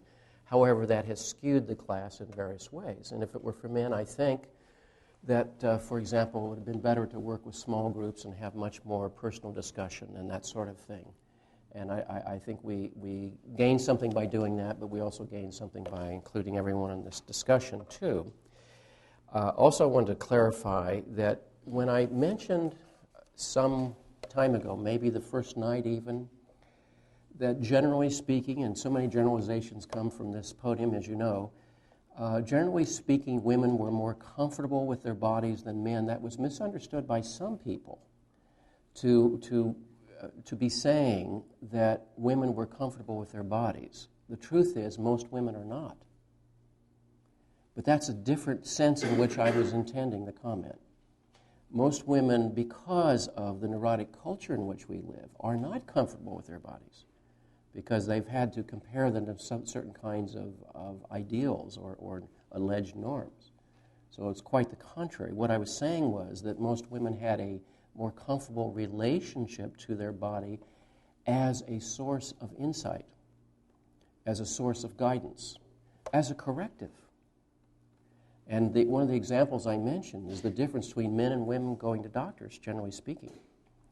When I go into my annual physical, and that's already a concession, mind you, right, it's sort of like filling the tank and changing the oil, you know. You go in, you get your shots, you do these things as quickly as you can, and you get out because you've got more important things to do. Am I right? That's right, okay? When my wife goes, there are pages of comments. She has to tell the doctor everything in the last 3 months. It's been 3 months only, not a year. She has questions for the doctor. It's like a final exam, okay? And she comes home with all that information, all of which I get to hear. You see? You see? Now, I submit to you there's a difference here. You see what I'm talking about now. I was talking not about being comfortable with body image, I'm talking about being in a different relationship to the body. Because again, you see, part of the cost of the separation from the anima is also in a very personal way, separation from one's own body as a source of instinctual guidance and separation from one's inner life as a source of continuing correctives offered by the feelings. You know, the old cliche, to be out of touch with one's feelings? I used to sort of scoff at that when I was young. And I came later to realize that feelings represent an ongoing autonomous evaluation of how your life is going, how it's working or not working. All right? For example, you don't create feelings. Feelings come to you autonomously. They are autonomous responses by your psyche. You don't create them. Now, you may have the attitude, well, I don't have to pay attention to them. I can repress them. I can split them off and project them onto someone else. Or I can deal with them, you know, sometime next year when I can work it into my schedule. But they don't go away. They always go somewhere. They go underground as a depression, or they can attack the body and create somatic disturbances. They can come out as projections onto other people. They don't go away. But you don't create feelings. So you see, if a person, a human being, is estranged from his feeling life, he's literally estranged from an internal gyroscope. How in the world would you be able to plot a course for your life when you don't have a gyroscope going on inside? And I know it's a generalization, but it's mostly true. For most women, the body and feeling life is a gyroscope. And moreover, they discuss that with their colleagues, their female friends. Men never do. Never. So that's what I meant by talking about a different relationship to the body. Okay? And the greatest cost of all of this, naturally, for the wounded Fisher King, would be self-estrangement. You know, as troubled as relationships are with other people out there, his biggest difficulty is his own estrangement from himself. Another thing that came up, I was talking with a woman last week who was in the morning section of the class, and I said that one of the things that I find interesting about men is that everyone that I've ever had a serious conversation with at this level thinks of himself as a failure. This person couldn't imagine that. And I'm not talking about their resumes or their offices or their titles. They feel failure as a human being. Failure as a husband, failure as a father, failure as a friend, failure as a man. Now, when you ask people, what does that mean? It gets very vague. One can't even define what a man is, but I'm not quite it, you see. Now, I grant you that sounds crazy when I put it in overt language, but that's been my experience in every serious conversation with a man through the years, that he feels at heart a failure. All right? That doesn't mean, again, women won't feel failures in certain areas of their lives, but generally speaking, my experience has been they are more willing to accept that as part of the human condition rather than as a kind of continuing self-indictment. And where that sense of failure will show up in their life either is by hiding out and being secretive or in grandiosity and overcompensation. In other words, nothing goes away. Everything goes somewhere. Or to put it in the latest psychological language, chickens come home to roost. Okay. Now, the wounded Fisher King here has an attitude. Here's a poem titled To Women, as far as I'm concerned. The feelings I don't have, I don't have. The feelings I don't have, I won't say I have. The feelings you say you have, you don't have. The feelings you would like us both to have, we neither of us have. The feelings people ought to have, they never have. If people say they've got feelings, and you may be pretty sure they haven't got them. So if you want either of us to feel anything at all, you'd better abandon all idea of feelings together. Anyone guessed our guest poet for tonight? That was D.H. Lawrence, who had a very powerful mother complex, by the way. Very powerful, which was why his prose had such a macho patina to them all the time. Yeah. Okay. Well, I have many reflections from many of you, and I can't share all of them because of time, but this is one question that has come up. Very practical question.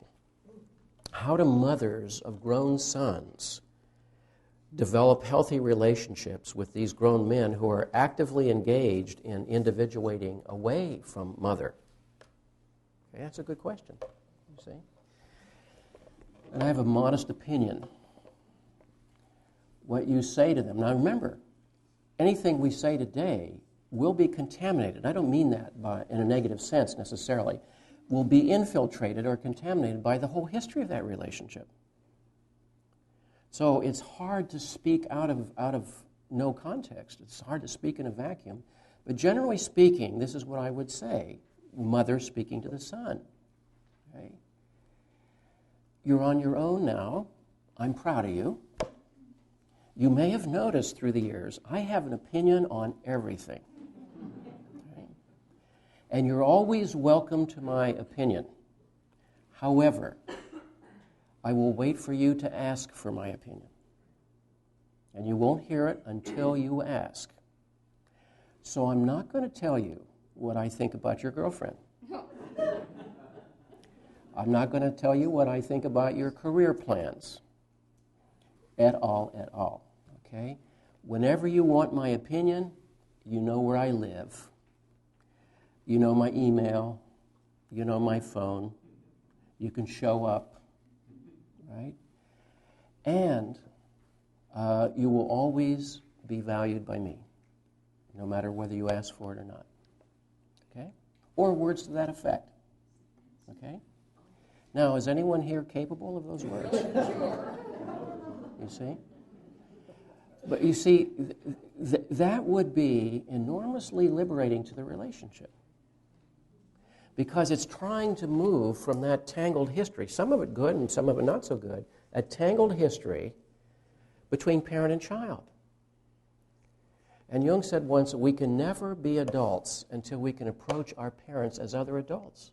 Obviously with special feeling and so forth, but as other adults.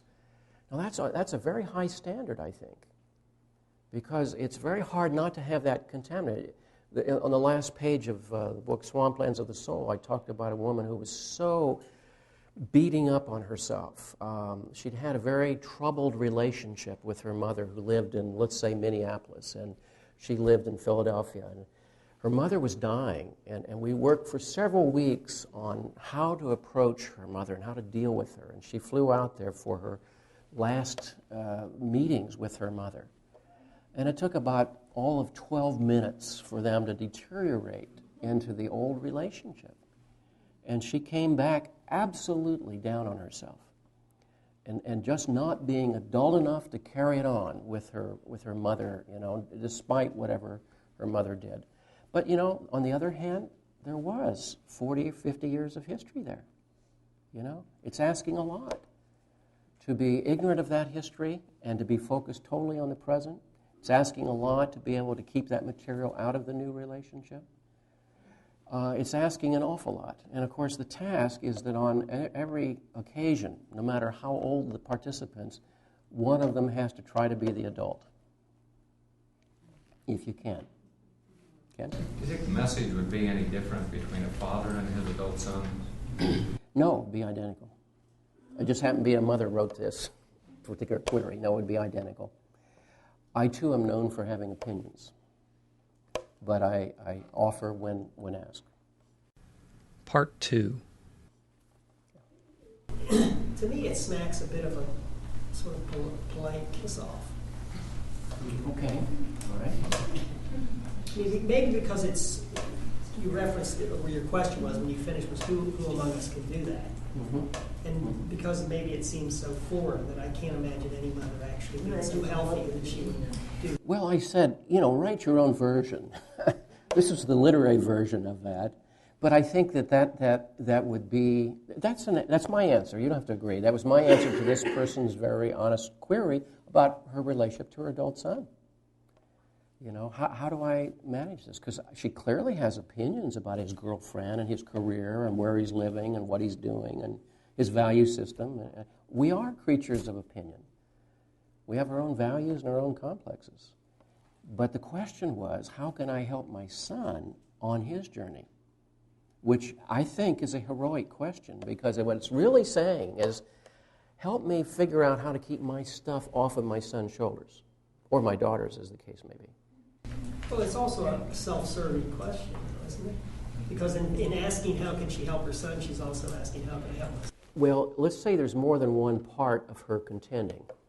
The part of her that's, as of this email, prevailing, is the part that wishes the best for her son regardless of whether it's the best for her. Now, that could fall under the category of that which we call love. In other words, one of the definitions of love is that I'm restraining my garbage from dumping it on you. Doesn't mean I don't have it. It doesn't mean I can do it all the time. On those moments when I can do it, I am, in the image of the I Ching, living in the house of self-collection. In other words, I'm holding my stuff together rather than dumping it on you. Frankly, there's no relationship where we don't dump on each other from time to time, because we're not superhuman. So what she was trying to say is what's the best thing I can do here? And I would say, your child so fully knows you have opinions on everything. In fact, they probably already know your opinions, because you've had years of conditioning there. In fact, your opinions are probably internalized as their biggest complexes. Okay? So, but we're talking about lessening some of the interference. I think it would be a freeing thing, not a kiss-off, but a freeing thing. Well, that really reminds me of the affirmation for a child that you have at the end of Finding Meaning. Mm-hmm. When I first read that, I was really touched by it, knowing that I never received that when I was growing up, but I took it at that point and received it as something for me to have from the big mother, big parent. Yeah. I don't think anybody in this room probably feels free wholly to live their own journey. Don't confuse that with legitimate outer obligations, like paying your mortgage, taking care of your children, stopping at the stoplight. We're talking about free inside, where it's unconditional that you're here to be yourself. I don't think anybody feels that. So what we're trying to do is improve the conditions in which people we care for might feel that. But you can, whether another human being is your sibling or child or whatever, you can view other human beings with that same grace. Yeah. Whether, just love them in that same way and have the same, give them the same freedom to be who they are. Yeah. It reminds me of a story I've told on many other classes. Marie-Louise von Franz was interviewed once by, I think, Psychological Perspectives or some journal, and she was asked the question, what is your theory of therapy? And she said, basically, I have no theory. Then she went on to explain her theory. She said, you know, I'm not a divinity. I don't know what's right for another person. I may have opinions, but I don't know what's right for them. But I also do know that there's something in them that knows what's right for them. And I try to pay attention to that and respect that, and that attitude gets communicated to the person so that in time he or she comes to respect that as well, and what is right for them will emerge. Now, that's truly therapeutic, because the word therapy from the Greek means to listen to. So psychotherapy literally means to listen to the soul. Literally, to listen to the soul. Okay. Now, in this map here of the archetypal kingdom, listening to any one of those wounded pieces is listening to the soul, which is why one would have to pay attention to the language of the body and pay attention to the language of the feelings. You know, when Jung talks about typology, when he writes psychological types in the 1920s, he defines thinking and feeling as the two rational functions. You may say, oh, but feeling's irrational, isn't it? No, he meant it in the original sense of ratio, to measure. So thinking and feeling are always qualitatively measuring life. They're always evaluating it. That's why to be split off from the feeling function would mean that I'm out of contact with my own internal evaluation system. Now, from an ego standpoint, I may be embarrassed by my feelings, or I may be threatened by my feelings, or I may feel that they interfere in the conduct of my conscious life. I can't afford to pay attention to them. Well, okay, that's a choice. And from that choice, consequences follow. Over time, that produces self-alienation. Okay. Another question. I don't know if this was the morning or the evening class last week. You ended last night's class saying, well, it was last night then. Okay, that answered my question. Saying that we are attached, many of us are attached to our wounds and to the violations of our soul. My question is, why are we so attached to our woundedness, and how can we learn to give up these attachments? My experience is that it's very difficult to give up identifying oneself by one's wounds, which is a very good question. I mean, I think it's true for all of us. Now, there's a huge difference. See, life is inherently traumatic. Life is inherently wounding. It's the nature of nature and the nature of our sensitivity. There's a big difference from experiencing life's wounding and being identified with the wound. There's a difference between I have this wound and I am this wound. Now, we don't necessarily say I am the wound, but when a wound is sufficiently large, or sometimes has occurred at a critical developmental phase of that person's life, such as childhood, for example, it can be so engulfing and so overwhelming that, in a sense, it usurps consciousness. It takes over for that person. And then, in that sense, the person's wound identified. He or she thinks of oneself as that wound, meaning sees through the lens of that wound all the time. So in that category called the personality disorders, typically the person has experienced large trauma, either the incursions of the world or the abandonments of the world. And he or she then tends to see oneself in a world which is invasive or abandoning, as the case may be. And therefore, subsequent choices are made based on that premise. It fails to differentiate that every experience, every person one meets is a new person, a different person, and with a different outcome as a possibility. So the so-called borderline psychology is forever experiencing others as abandoning. Therefore, he or she sees the world through that lens, often ironically chooses people who are relationally impaired in order to fulfill that outcome. Because there's a strange and paradoxical comfort in knowing who one is, what the script is, and how it's going to play out. Or he or she can place such inordinate demands, expectations on the other, as to drive that person away, and then to say, see, there you go again, abandoning me.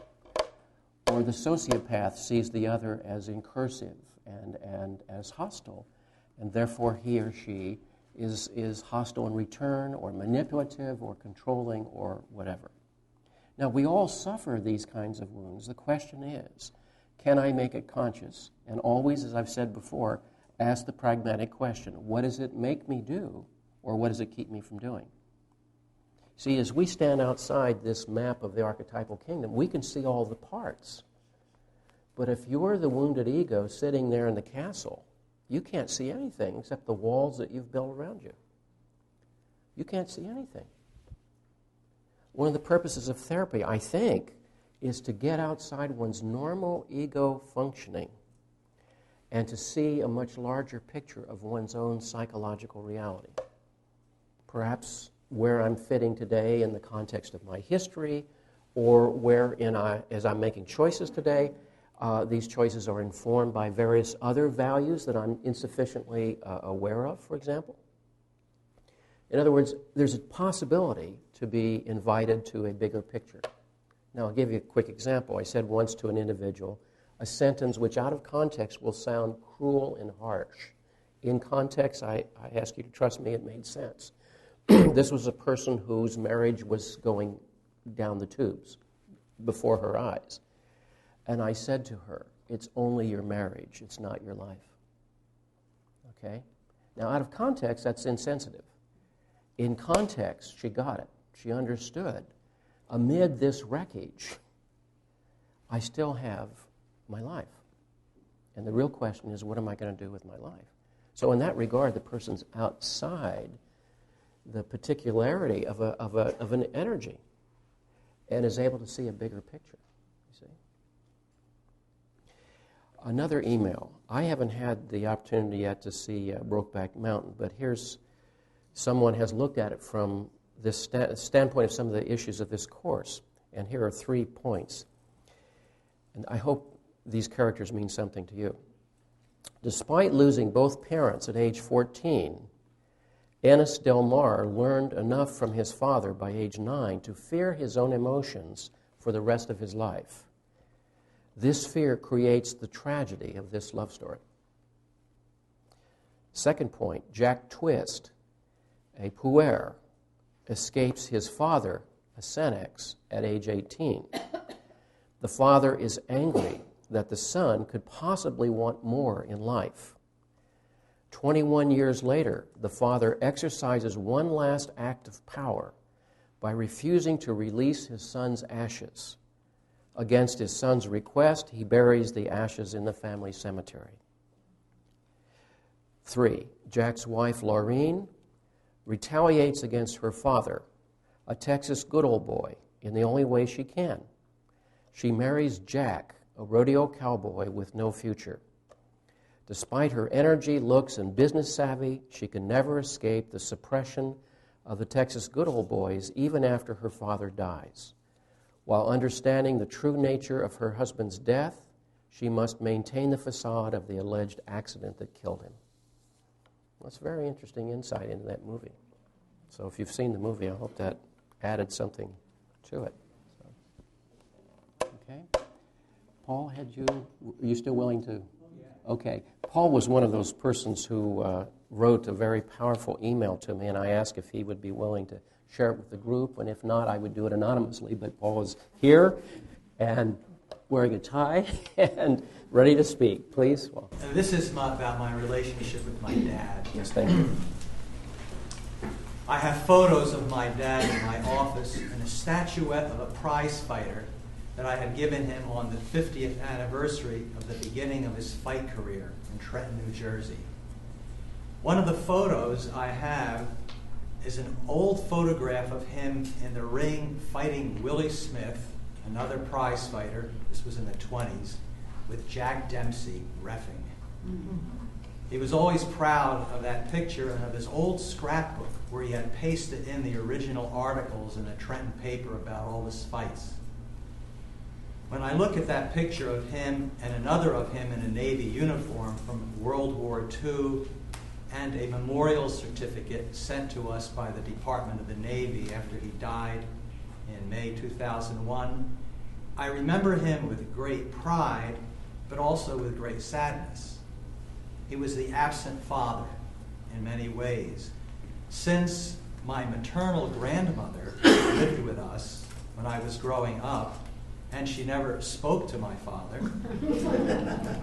And since there was a great deal of conflict between my mother and her mother, and my father and my mother, etc., he spent much time with his buddies at the local social club, playing cards and working a waiter's job on weekends so he could make enough spending money to gamble with. He was a great pinochle player. My memories are of a father who was not an ogre, but who simply had to escape to make his life tolerable. Unfortunately, he escaped not only the women in the house, but my brother and myself. So I left for the Roman Catholic Seminary at the age of 13 on the conscious level to become a priest, on the unconscious to escape these conflicts in my own way. I found fathers there, that is, priests who were dedicated teachers, enthusiastic, caring, always there for us, modeling for us. Of course, as you said last week, the church develops us into adults, and I believe adults to carry on the mission and not to make us as individuals. Fortunately, a few of those priests were individuals who taught me to love language, music, poetry, literature. They were my heroes, and I look back to them with gratitude for the good things they taught me. I still look back with sadness at my father's life. I realize he had his days of glory in the ring. He was in a spotlight as a waiter in an old, elegant hotel in Trenton, New Jersey, where he knew all the politicians, mayor, state senator, the governor. But at home, he was not the hero, and I felt he was demeaned by my mother and grandmother. So it is with mixed feelings I remember him, and I have difficulty writing about him or talking about him without feeling a tightness in my throat and tears in my eyes. Thank you. Thank you very much. Yeah. Are you able to talk about something in the next email you sent me? I don't have it with me. I do. Shall I? Okay, thank you very much. You know, in that question, what does something make me do or keep me from doing? It's a good, if I may just borrow you for a moment, Paul. If asked at the time, I have it here somewhere. Okay, I'm not going to read all of it, just one section here. If asked at the time, you would have said, I have a calling when you left home, you see. When what you were doing was trying to get out, number one, as you acknowledge, and number two, also as you acknowledge, looking for the mentors, you know, that necessary bridge. The way out, the red knight, yeah, who teach you what you need. And you got some of it, which is good, you see. And that was more unconscious than it was conscious at the time. I think that's the thing we need to recognize, that, you know, in Freud's famous metaphor, the psyche is like an iceberg, you know, 1/9 above the surface and 8/9 beneath the surface. I think that's being very optimistic, you know. I think the ego is actually a wafer floating on an ocean, you know, and how easily is that wafer overthrown or overrun. So what does it make you do? You know, it was one of those things that sort of led you to leave right on schedule in a way. And as our culture is set up, 13's premature. It wouldn't have been historically. It was right on schedule, because that's with the onset of puberty, but also at a developmental stage where there's this need to begin to step out into the world. And if one in another culture could have stepped into a clan, by clan I mean those units like the Bear Clan and the Eagle Clan and that sort of thing, they would have continued the mentoring process and the confirmation of identity, and that would be another way of learning in the world. In some way, for you, the seminary was that, you know. And by the way, the word seminary and seminar comes from semen. You know, it means to be impregnated with new life. So there was a kind of unconscious urge to be pulled into that, you see. And of course, what does it make us do, and what does it keep us from doing? You know, and that was a huge influence. And I'm sure some part of you was aware of that, and some, you know, large parts were not. You know, And if I, with your permission, I'll just share another paragraph or two, which you wrote the next day.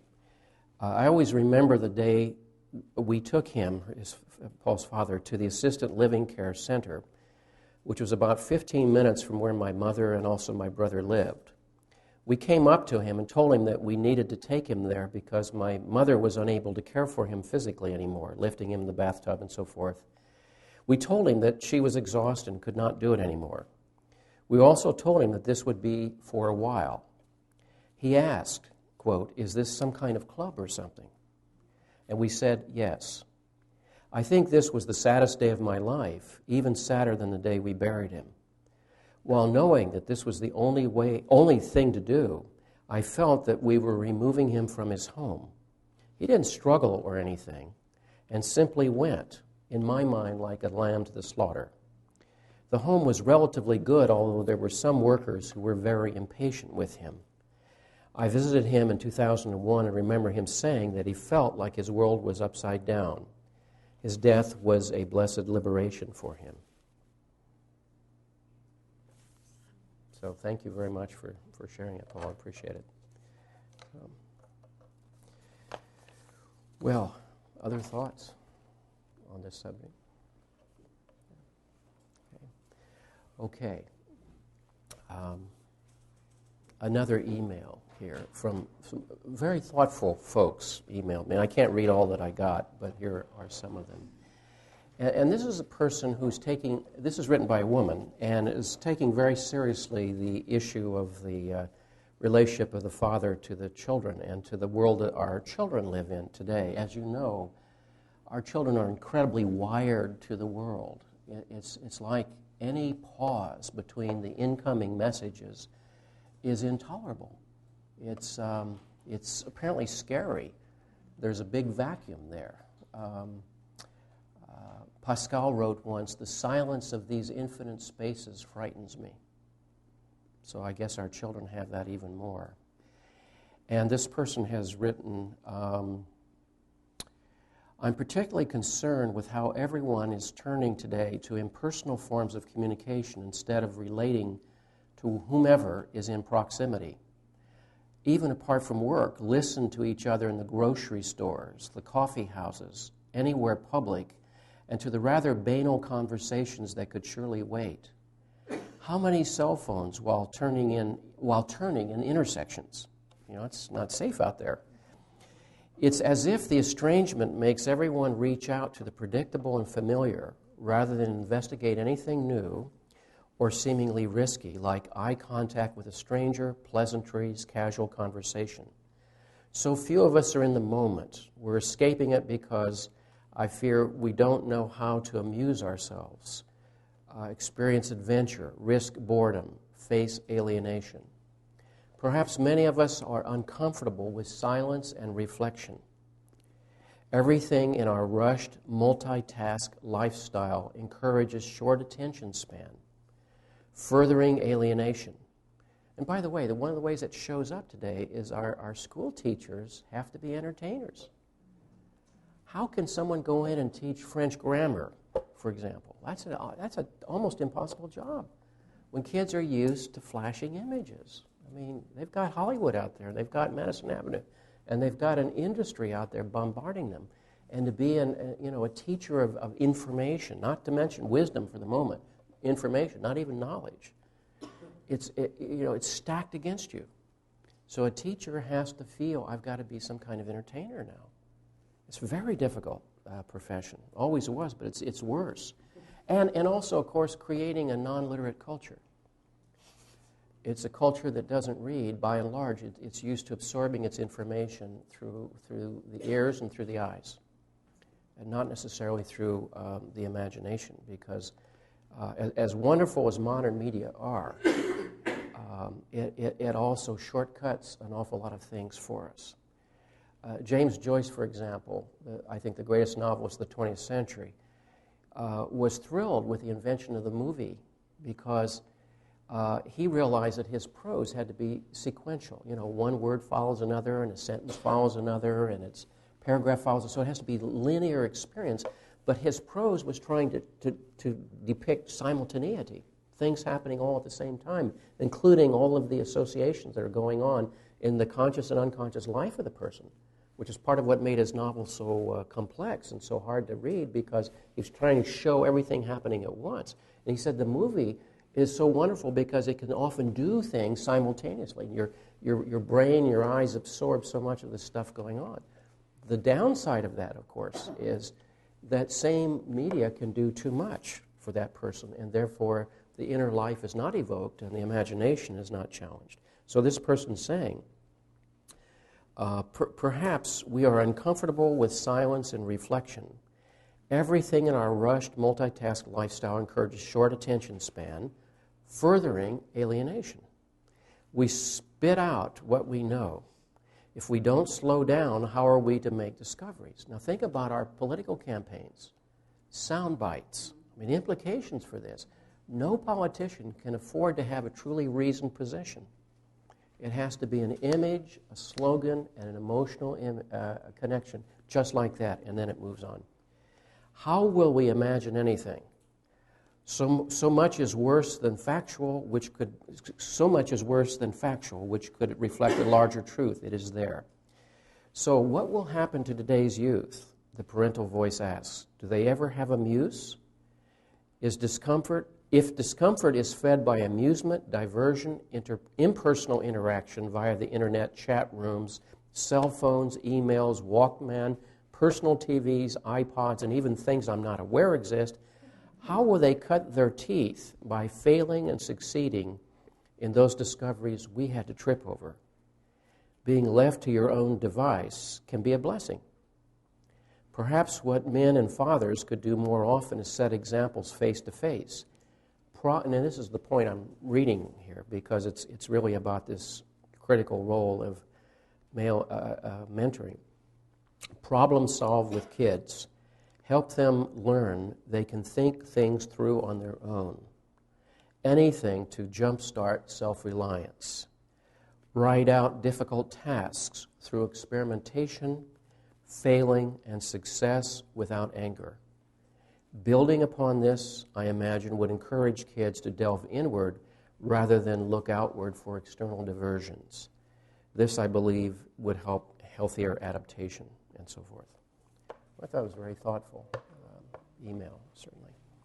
And one of the themes there that is interesting, I said earlier that every man I know feels he's a failure in life. It's also true that the counterpoise of that, it's through our failures that, of course, we begin to develop our own resources, ironically, when we're not shamed and devalued by them. You know, Edison said once, who was a perfect example of the self-made person, uneducated, and yet his own natural curiosity and talents. He said, I never failed.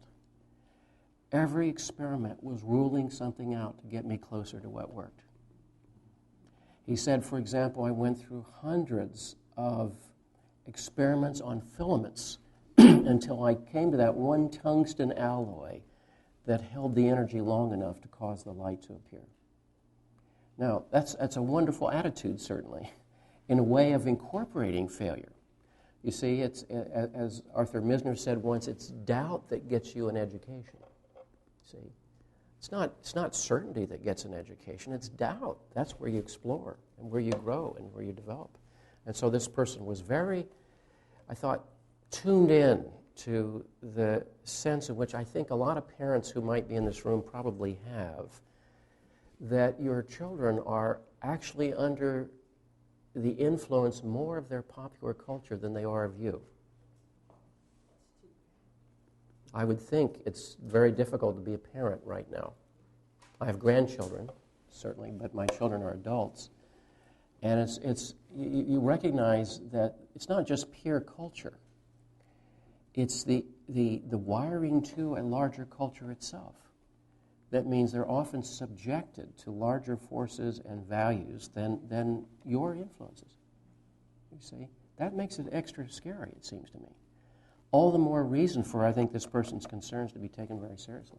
You know, we talk about not being in our own souls and going outside and being attached to celebrities. There's now, George Clooney is now bringing to court. He's suing this company that is called Gawking Stalking. And it's people who love celebrities, and they contact each other by cell phone or something else to tell you exactly where this person is at this time. Of course, he's doing it not against free speech, but of course it can be very dangerous. But again, there's a company that basically just feeds on this necessity that people have of knowing about celebrities. So it's all out there, nothing inside. Yeah. You have to ask yourself psychologically, what does it mean that I'm interested in a celebrity?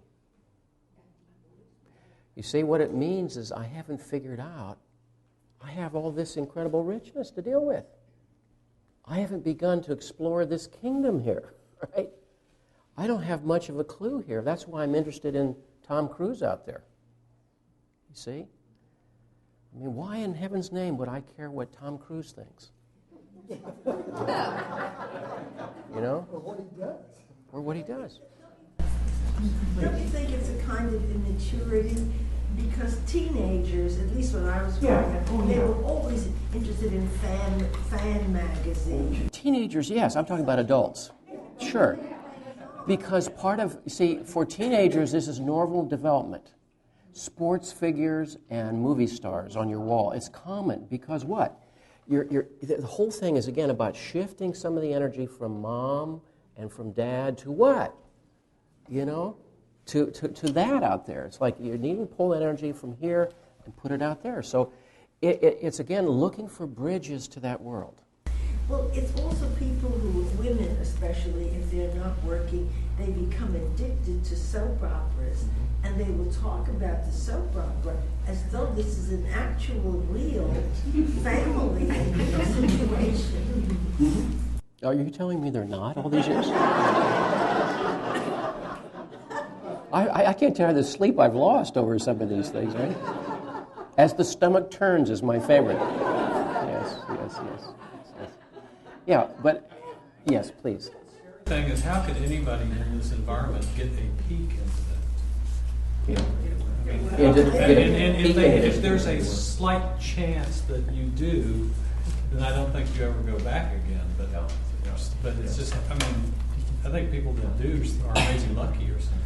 Well, the way you would get it is that somebody would PDF it and send it to you on your BlackBerry. There you go. That's right.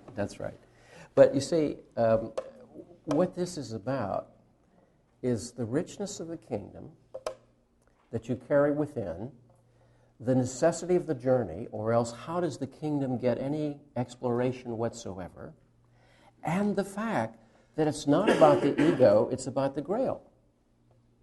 Okay? Now translate that into modern terms. The incredible richness of the single human personality, the fact that we are huge mysteries to ourselves. How in the world can I have a relationship to you when I have no relationship to myself? You see?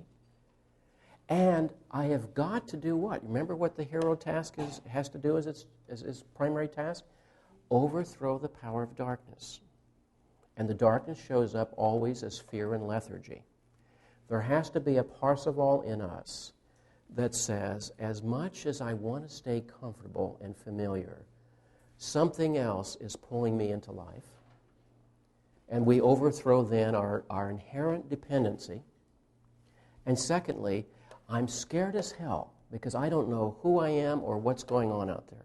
And to recognize that's okay, that's normal, and so is everybody else, and you have to go out there. I mean, what if some adult said that to you as a child? It's okay to be scared. We all are. The big people are. They just hide it better than you do. But you have to go live your life. You see? So that's overthrowing the fear. Now, that's the hero journey. Now, if I haven't taken this on in some meaningful way for myself, guess what? I may very well spend my life projecting it on others. You know, the whole culture based on vicarious living through others. You see, we don't have a heroic age, we have an age of celebrities. And you know, the half-life of celebrities is about 20 minutes or so, see? And celebrities per se represents a pathology. I mean, there may be someone whose acting you admire or someone whose athletic skills you admire, that's fine. admiration, okay? Hero worship, celebrities is all a deferral, a deflection of the fact I've got plenty of work to do here by myself on my own journey. And again, it's not in service to narcissism or self-absorption. That's how you become a more developed human being in the world. That's how you become a better partner. You know, you want a better relationship, you have to be in a different relationship to yourself. Sorry, there's no magic. It's hard work. You want to be a better parent, better citizen, you have to develop more of the kingdom within. You see? This is one of the oldest of insights. And yet, where do we find it today in our culture? See? So what I have instead is diversion, celebrities. It's not new, it's just accelerating through our technology on the one hand and the loss of a mythological center to the culture on the other hand. Because many of you recall that Pascal in the 17th century in his Pensées, or his thoughts or reflections, said, culture today is a vast divertissement, a vast diversion, the purpose of which is to distract people from encounters with the self. He said, even the court has to invent a jester for the king. For king though he be, if he think of self, he grows miserable. And the jester is there to divert the king from the self. This is Pascal writing, you know, in the 17th century. Think of that. Before Desperate Housewives. Now, no doubt there were in 17th century France, they just weren't on the telly. Plenty of television sets in France, but unfortunately no wall outlets to plug them in, so that's why nobody saw these things at that time. You see. So again, yes, please. I think the titles are very good and it's starting to teach us, you know, you just said Desperate Housewives, that's going to start sinking in. And the other one, the American Idols, Yeah. the use of that is going to start sinking in hopefully. Yes, I mean, just think of that, American Idol. Yeah. These are dramatizations of our pathology. Again, I say pathology without judgment. I'm saying it's a separation that occurs. Okay. Other thoughts or questions? I think there's another cultural thing that's happening that we don't talk about very much, but there is a pervasion of pornography. Oh, yeah. And I'm a pediatrician, and I hear kids, parents say all the time, Johnny just spends hours a night on the computer. And I know that Johnny's not looking at National Geographic, probably. He's either in a chat room or talking to pornography. And I just wonder I know what it's doing, but to the ways that teenagers are learning to relate to each other in really quite a perverted way. And then you talk about a distraction. This is a distraction that keeps on giving. And I'm concerned about that part of our culture right now and how it is pervading every part of our family life. Well, thank you for bringing that up. At last count, and this was as of last December, 400 million web pages were devoted to pornography. Only the day of 9/11 were more hits on newscasts than are daily for pornography. Okay?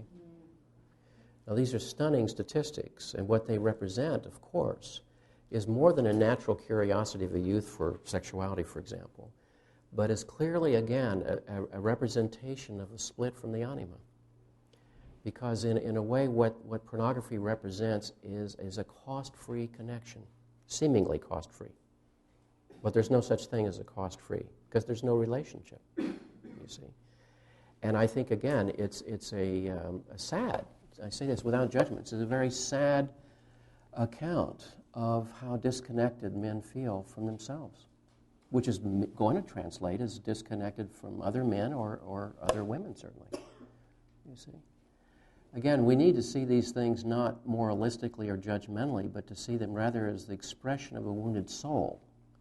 And how does the wound treat itself, you see? Well, ironically, the last person to ask here is the wounded Fisher King. And yet, unless I come to consciousness, unless I change my behaviors and attitudes, nothing in the kingdom will heal. And it's seldom that we're walking down the street and suddenly a great idea occurs to us about how to heal ourselves. It's more likely that we're driven to these places by desperation. In other words, typically it has to hurt so much that we just can't stand it anymore before there's any change. And that's a fact. Well, our subject next week is healing, so if anybody has any ideas on that subject, please bring them. And I'm going to come with more questions than I am answers, but I think these questions are meant to be personalized by you and to take them home with you. Okay, see you next week. You are listening to a recording from the sound archive of the Jung Center of Houston Bookstore and Library. For more information about the Jung Center, visit our website at www.junghouston.org or call us at 713-524-8253. This recording has 2 parts. Part 1. This evening's subject, as you know, is the theme of healing, and healing is a very delicate matter. And I think we have to not be naive and recognize that the weight and the imperative of the Saturnian instructions and Saturnian roles will continue. And for that reason, we will still be called to sacrifice our bodies and our souls for abstract goals. And we will still be encouraged to support patriarchal structures which ensure self-alienation and alienation from others. And we will probably continue to internalize this as a quicker and speedier path to the grave. Other than that, have a nice evening, right? So don't want to be naive about the issue of healing, and yet to suggest that it begins by recognizing that something is wrong. Something is terribly wrong and has been wrong for a long time. It's wrong in us because we feel it if we're allowed to feel what we feel, and it's wrong in our culture. Almost 100 years ago, D.H. Lawrence wrote a poem titled Healing, and I think it bears repetition this evening. I am not a mechanism, an assembly of various sections. And it's not because the mechanism is working wrongly that I am ill. I am ill because of wounds to the soul, to the deep emotional self, and the wounds to the soul take a long, long time.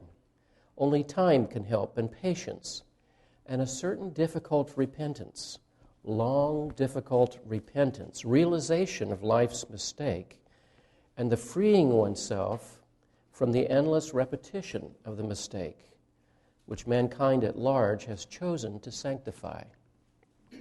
So certainly D.H. Lawrence was recognizing that the wounds we're speaking of are primarily wounds to the soul, and that we've been in them so long it's hard to even know that they are experienced as wounds to the soul. But as individuals awaken to that reality, then they need to make certain decisions. So if you read the chapter for this evening, you know there were a number of suggestions I made about the potential for healing.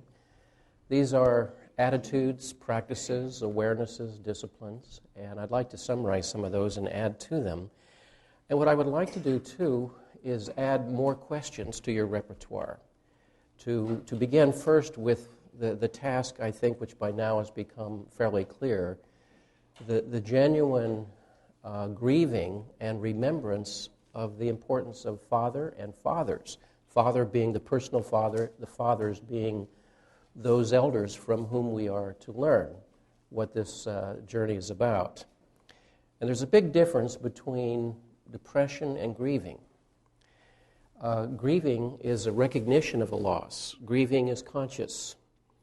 Grieving is not pathological. It involves suffering. But grieving is an acknowledgement that something was not there or is not there today, or that one is missing something. Grieving is honest. When the grief is not owned, when the grief is not acknowledged and is not suffered consciously, it goes within and becomes depression. And depression in this respect is pernicious. It is repetitive. It undermines us in so many different areas. Or if the grief is not honest and observed consciously, then one finds that it's often distributed into the world in various ways. One tries to anesthetize the feeling. One tries to look for its compensation in others or in the external world. Or again, it's internalized as a deep sense of internal disconnection. Now, in dealing with the issue of father and the fathers, okay, it's important to ask some questions. And I'd like to share those questions with you and have you reflect on them. And each one of them is quite legitimately the work of the next 5 years of therapy, so to speak. Because every time you ask the question, another piece comes to the surface. Every time you ask the question, another memory returns or another issue, or you see it in a different way. And this is not about regression. It's not about looking to the past. We have to remember that these influences are very much internalized within us, and they are part of our present experience. As you've probably heard me say to your great boredom, perhaps, the question always is, what do these issues make us do, or what do they keep us from doing? So it's a very pragmatic question. And the first question basically is, what do you perceive to have been the wounds to the soul of your own father? Is that a question that we can answer? We may not know the answer to that question. We may guess at it. Recently, I've had the privilege of listening to a CD of the biography of my aunt, who is 90 years old.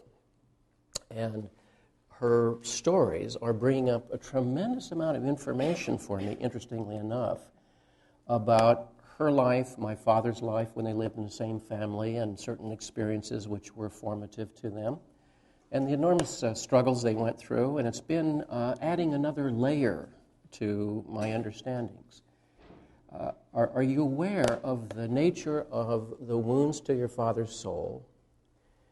And then the question, of course, again, is the very pragmatic, what did that make him do?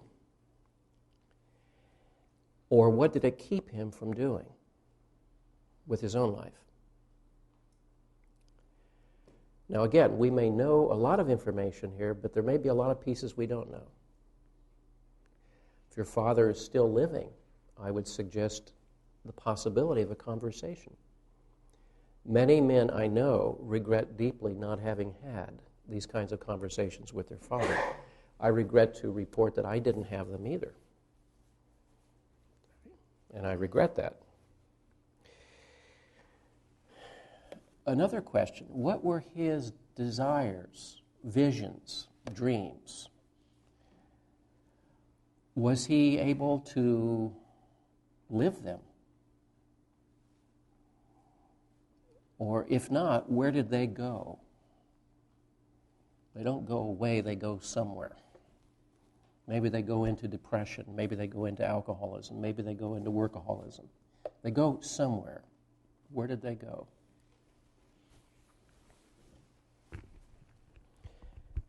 Another question. What was his message to you when you were a child? That was the overt message. What was the covert message to you about you, your task, your identity, your journey when you were a child? Because there's often a difference between these messages.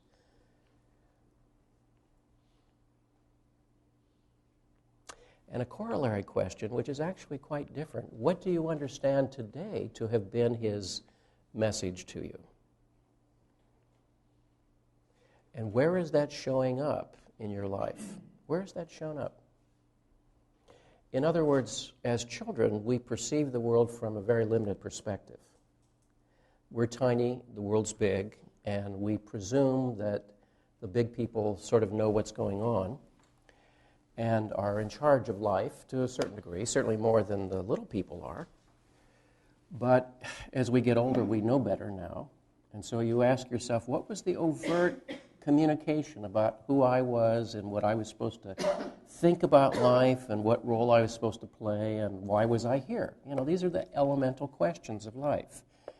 And I think our first lessons, and possibly our most powerful lessons, come from the parent examples and the parent messages. And sometimes there's an overt message what's being communicated. Do this, don't do that sort of message. There's also a covert message because, you're all eyes and you're all ears when you're a child.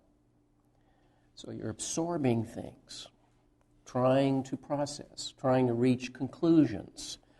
Many of the conclusions we reach are profoundly inaccurate or misperceptions. But nonetheless, they get internalized by us as, formulations, perspectives about what's important in life and what's not important, and whether you're valuable or whether you're not valuable. Someone said to me just last week, her mother was a survivor of the Holocaust, and she said, I realize under the circumstances of my mother's life that I was a burden to her. I was an unwanted burden on top of everything else, okay? Well, can you imagine if that's the message, the many ways that can show up in a person's life? I am as I am, either unwanted or burdensome to someone else. Can you imagine that? See? And how does that play out? And in this particular case, it's played out with this person searching for mother surrogates everywhere, from persons to substances, looking for mother surrogates, as you might well imagine, you see. So the overt message and the covert message sometimes are the same, but sometimes they're quite different. And then as you get distance from that experience and you look back, you say, and what was the overt message as I now understand it? And what was the covert message as I now understand it? Now, this last question is very difficult because the covert message is the message that has been in some way rumbling in the unconscious field for a long time. And again, the one thing I cannot speak to you about is that which is unconscious for me. I can't put my finger on that. But that doesn't mean it's not present and affecting my choices, my relationships, and so forth. Elemental issues like permission. Do I have permission to be who I am? Do I have permission to desire what I desire, to pursue what I want to pursue in life? You see, it's an elemental issue. And if you saw or were exposed to a parent who did not have permission, and I put that in quotes, psychological freedom, then where did you ever pick it up? And is it possible that was never raised to the level of consciousness? You see? Or if you saw a person who felt understandably overwhelmed by life, what was the message? Well, was it hide out? Was it comply with what people ask of you? Was it about going underground in some way? What was the message? How does that show up in your life? See? These messages are incredibly powerful. And many times, even when we think we know about them, they are operating unconsciously and pushing us in various directions. This is truly the work of analysis. And I don't mean everybody needs to be in therapy. What I'm simply saying is analysis means bringing this material up to the surface. That's what it really means, to stir up from below. And the work of this material is a life work. As Jung said, we don't solve our problems, but we can outgrow them. All right? So flash back for a moment to the person who felt she was a burden to her mother, you see. What a horrible impediment to feel in one's life, right? That never goes away. But what happens when a person can reach the point where he or she internalizes and believes, I'm not what happened to me. I'm what I'm choosing to become. Or put in another way, I'm not what happened to me. I'm what's wanting to come into life through me. See, that's still a different picture altogether. In other words, we have no control over fate, over what happened. The question is, where does that sit in the driver's seat? People dream of cars all the time. It's natural, we say. We live in an automotive era. when you dream of a car, who's in the driver's seat? What's driving you? Where's the car going? Elemental questions, you see. So these kinds of questions, I think, need to be asked.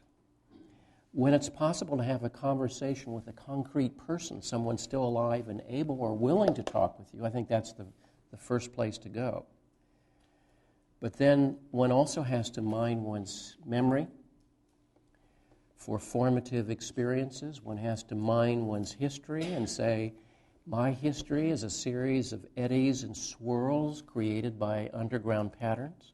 My history is a series of repetitions.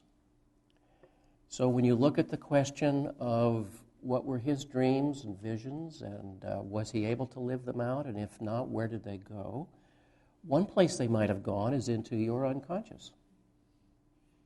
Now, it's kind of hard to imagine, but I can assure you that I've seen that kind of material come up in the analysis of individuals, that someone else's unlived life or someone else's dream or someone else's agenda has come up.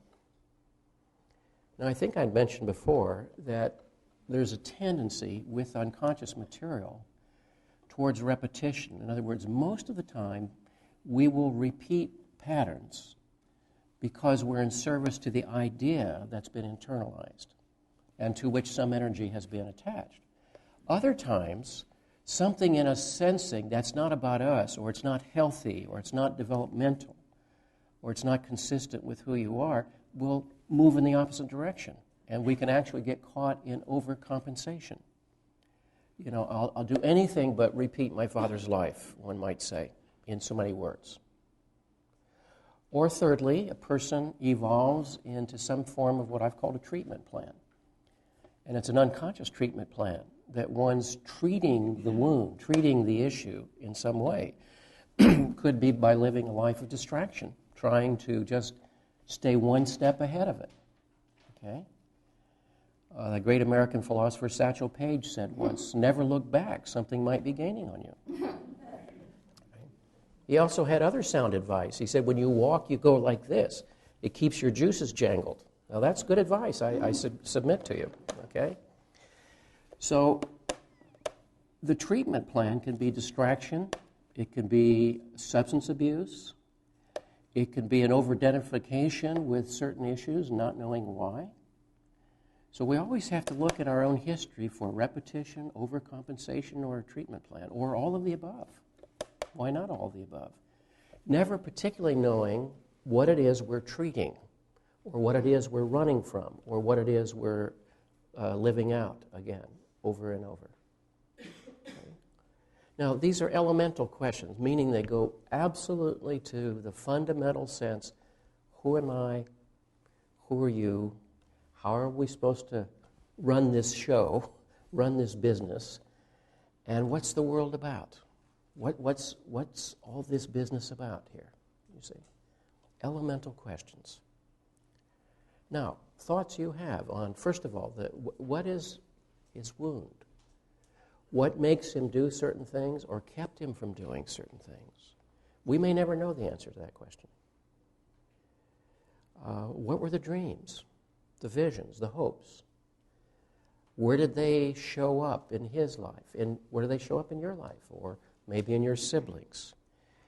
What were the messages that you internalized? Are they helpful today? Are they supportive? Do they undermine? They make you compulsive? They drive you? What do they do to you? See? Now that's contemporary work. That's not dwelling on the past. It's all about the present as fueled by and as driven by the past. Now, any thoughts about any of these questions? This is your homework assignment, you know. Next decade or two. Could you speak to another member of the family if your parent did not survive? Yes. Absolutely. Absolutely. My father has a sister who is 100 years old right now. And she was his younger sister. In which she might be a person that could share. Absolutely. Absolutely. I actually have someone right now in analysis who is contacting, and he's only 50, he's contacting people in his childhood. What do you remember of me? And it's interesting that people are writing, I mean, childhood being literally grade school and high school level in another country. And it's interesting, because of the internet, you can contact people, and it's interesting what they're writing back. They're supplying missing chunks of his history, number one. But number two, they're telling him qualities of personality that they saw in him even at that time. And that's why I mentioned it's been a privilege to have some opportunity to revisit my father's childhood, about which he seldom spoke, through the rather extensive memoirs of my aunt. It's about 175 pages, something like that. And it takes one back into an era where, for example, poverty's at the door all the time. Hard work is critical. No one thought anything of sacrificing themselves, to make 10 cents an hour kind of thing. An era of tremendous economic hardship and pressure, and clearly the expectation that everything would be sacrificed for this. And it was part of the entire family, certainly. But I would say yes, ask whatever information you can from any survivor. There are conversations we all wish we would have had that in many cases didn't happen. My father died in the year 2000, and I'm sorry to say that there are many questions I didn't ask him. I have to say, in honesty, I felt even then the code of silence was too great, and I'm not proud of that, but I felt that in some way, even asking some of these questions would prove painful on his deathbed. I regret not having had that, but I'm not sure what I would do if I had the opportunity again. Because I think in some cases these would have been very painful questions. And I'm not sure how he would have heard the questions either. Whether he would have heard them as something critical or judgmental or not, I don't know. I'm intrigued by how the things that you're saying can be applied personally, and that's, of course, the most important application. Yes. But I think it also applies. Generation have what you might call characteristics. Mm-hmm. And you talked about economic deprivation, and I think that's what shaped my father and my relationship to him, and shaped me a lot in terms of, working for economic security. But I'm intrigued. You talked about was the perception that I was that you might have been a burden on your parents economically. I think maybe that's part of my makeup. But I'm intrigued by today. I saw an article that talked about today's parents struggling to fund their children's education, and how some children, in effect, are being told, many are being told, well, we will support your tuition educational costs to a state institution, but over and above that, you have to go find it. And some students are saying, isn't that kind of selfish? Well, I read that and I'm thinking, my gosh, what a difference in generations. Because I wanted to escape being a burden, so I wanted to get out and be independent. And I see a different, and not everyone, of course, does that, but I see a different kind of generational characteristic to that. Yeah. Actually, you're mentioning it brought up a memory. The tuition and all that sort of thing when I went to college was $1,000, which was a fortune to my parents. And they sacrificed and raised that, and they didn't know that it didn't cover food and dormitory. That was just the tuition, which I didn't tell them. It would never have occurred to me to tell them, so I had 3 jobs on campus. Later, somehow, I guess it's when my brother came along, he was 5 years younger, they learned that to their horror. But I thought, I'm lucky to get anything, and we're all in the same boat, so it wasn't even a thought of mine to share with them that paid for classes but not for living. So living was my job, and I think appropriately. But it was just interesting because one of the key messages I learned was exactly the message I mentioned from my aunt's history, was you make the sacrifice because that's what a person of value does. So, someone over here, yes.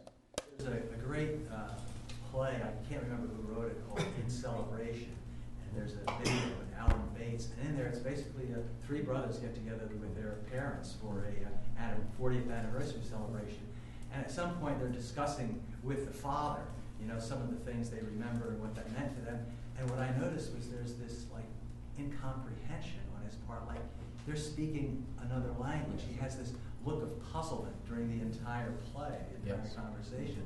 And I just remember one time, somebody said to me, when was the last time you told your father you loved him? And I said, I don't remember. And one day in the car, I said, I don't know if we've got Dad, I want to know I love you. And he was deaf, partly. And he said, what? He said, I love you. But it was very hard. It was like I said it and like went over like a lead balloon. But it was like, You could imagine him saying, so what's wrong with you, right? Yeah, something bothering you? You want money, right? You see? Mm-hmm. Sure. Well, another interesting thought is, could you imagine your father as a friend rather than as a giant? Because every parent's a giant to the child. And we have to remember, too, that these issues are important not just because they're part of our personal biography. That's important enough. But it's also because it spreads down into an archetypal field. In other words, in saying your parents are giants, not just because they're the big body people, but they are typically, with very few exceptions, they're typically the primary source, the first source, the archaic source of information about life itself, about the body, about emotion, about strategies of relationship, about whether life is safe or unsafe, whether trust is possible in this world, elemental relationships to the world. And that's why with the death of a parent, even when there's been estrangement, there's a sense of a kind of archetypal shaking of one's foundations. And I've seen people to go through the death of a parent and be numb to it or indifferent to it for a year or two, and then to have it really come up. Because in a way, it's sort of like a big ship going down. You see, you notice there's something in the psyche that registers. Excuse me. And what one recognizes in all of this is that the parent is the mediator, or the medium, if you will, or the medial agent between you and the world. That's why so many critical messages, so many elemental or fundamental messages come through. And to think of your parent as a friend whom you would talk to in some fashion is very hard to do. And at the same time, it's part of the sort of revisioning or reframing of one's experience. And of course, there's a kind of corollary here, isn't there? Many of you are parents. So you can think upon how this influence in your life ripples back into your children, into your daughters and your sons. And interestingly enough, probably you could have some of these conversations. You know, if you're in this room, you're already relatively conscious about the importance of these issues. So you could have conversations with your children that you probably couldn't have had with your parents. The culture has changed, to be sure. Information is so much more available, and there's a greater sort of culture of awareness around these issues. It's not that our culture isn't screwed up, it's just there's a greater awareness. In Auden's well-known memorial poem for Sigmund Freud, Auden concludes the poem by saying, "You have become a climate of opinion." In other words, agree or disagree with any single idea, but the whole notion of the unconscious, the notion of repression, the notion of neurosis and so forth, is part of the modern climate. And so it's quite possible that you can have these conversations today or these days with your children in ways that were not possible for you. And that's one of the ways history changes, actually. That's one of the ways that your unlived life becomes less of a burden to them. And again, the greatest thing we can do is live our own life as fully and as richly as we can, because that's, again, what ripples back to the child as a issue of permission. A second issue, in terms of the healing, is something we've been trying to do, I think, this whole semester, and that's to tell secrets, finally. There's a saying in the 12-step groups, what we resist will persist. And secrets always have to do either with anxiety or with shame. Of course, shame produces anxiety too. So you see, you have to start telling the secrets to yourself. I began this class 8 weeks ago by saying I had been sort of drafted into giving this talk in Philadelphia, a decade and a half ago, reluctantly, and just did out of a sense of duty. And then found myself resisting these topics. So I was not telling truth to myself in that. So we start with telling truth to ourselves. Sounds easy, but I think it's very difficult because we don't like what comes up for us. And then we have to tell it to someone else too. It would be very interesting to tell it to another man because therein, you see, there's the great risk. It's been my experience and frankly, surprise and privilege that I've gotten emails from all over the world through these years of people who thought, men primarily, people who thought there was something wrong with them for having these concerns, or that they were strange or different in some way. The most recent arrived yesterday from Portugal, of all things. Person writing in English from Portugal. Now, who would ever expect that? And it was about exactly these issues, a total stranger. So again, you see that telling of secrets means that whatever has been binding us begins to loosen a bit. Another etymology of the word analysis is also a loosening of things. So there's a certain loosening, you see, of ties, loosening of strictures, loosening of shackles. Without which, you see, we stay stuck at the level of our secrets, or we're torn between anxiety and rage and get sick one way or the other. A third issue about healing has to do with the critical task, which we've described before, of mentoring. Remember, life is a series of developmental stages, a series of developmental tasks, and at the playing out of every stage of our life, there's often an interregnum, an interstices that is difficult to passage, it's difficult to cross. And what gets us over? What allows us to bridge? And mentoring, you see, is critical for anyone's growth and development. What do I need to know? How do I need to prepare? What is it that I need to do in order to get to the next stage of this process? What happens when you take mentors away? Well, we have an enormous confusion, isolation, alienation. You see that in such a painful form in adolescence, of course. And you see around a high school or a mall on the weekend the milling, literally the milling of herds of adolescents. Enormous hunger, you see, for connection and for mentoring. Not that anyone would particularly acknowledge that, but you see, that's the hunger. And instead what you get is another teenage confusion, to relate to, sadly. So it's always about a bridge to a larger world. That's what mentoring is about. And you see, our mentoring never stops. I think our mentoring includes, for example, how do we age? What are our attitudes towards aging and mortality? I think that's a critical piece of mentoring. We live in a very sick world. How do we face our mortality?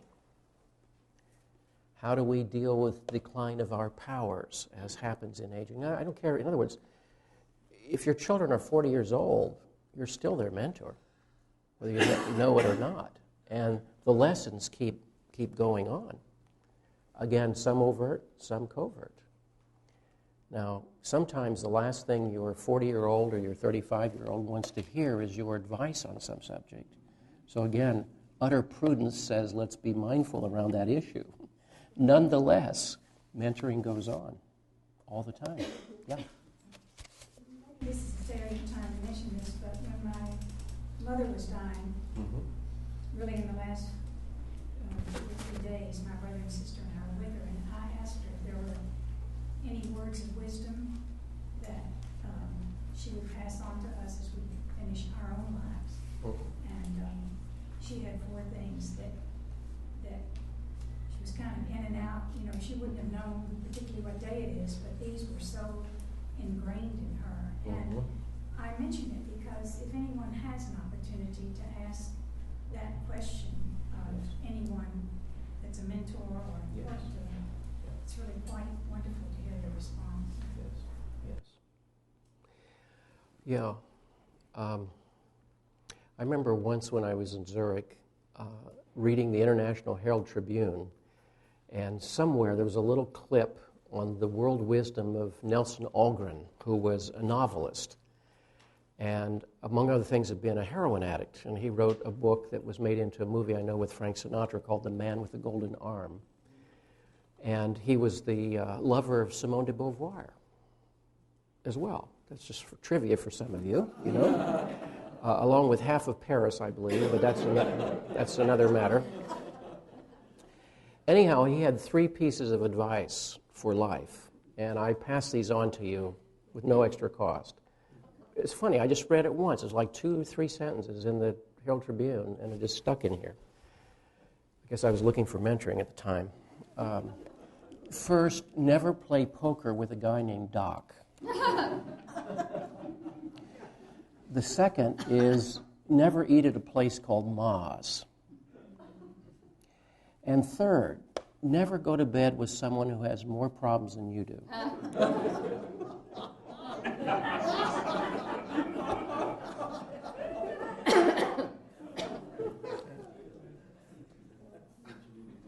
Now that was 1977. It'll be what, 20 years, 30 years. Still good advice. It stuck with me.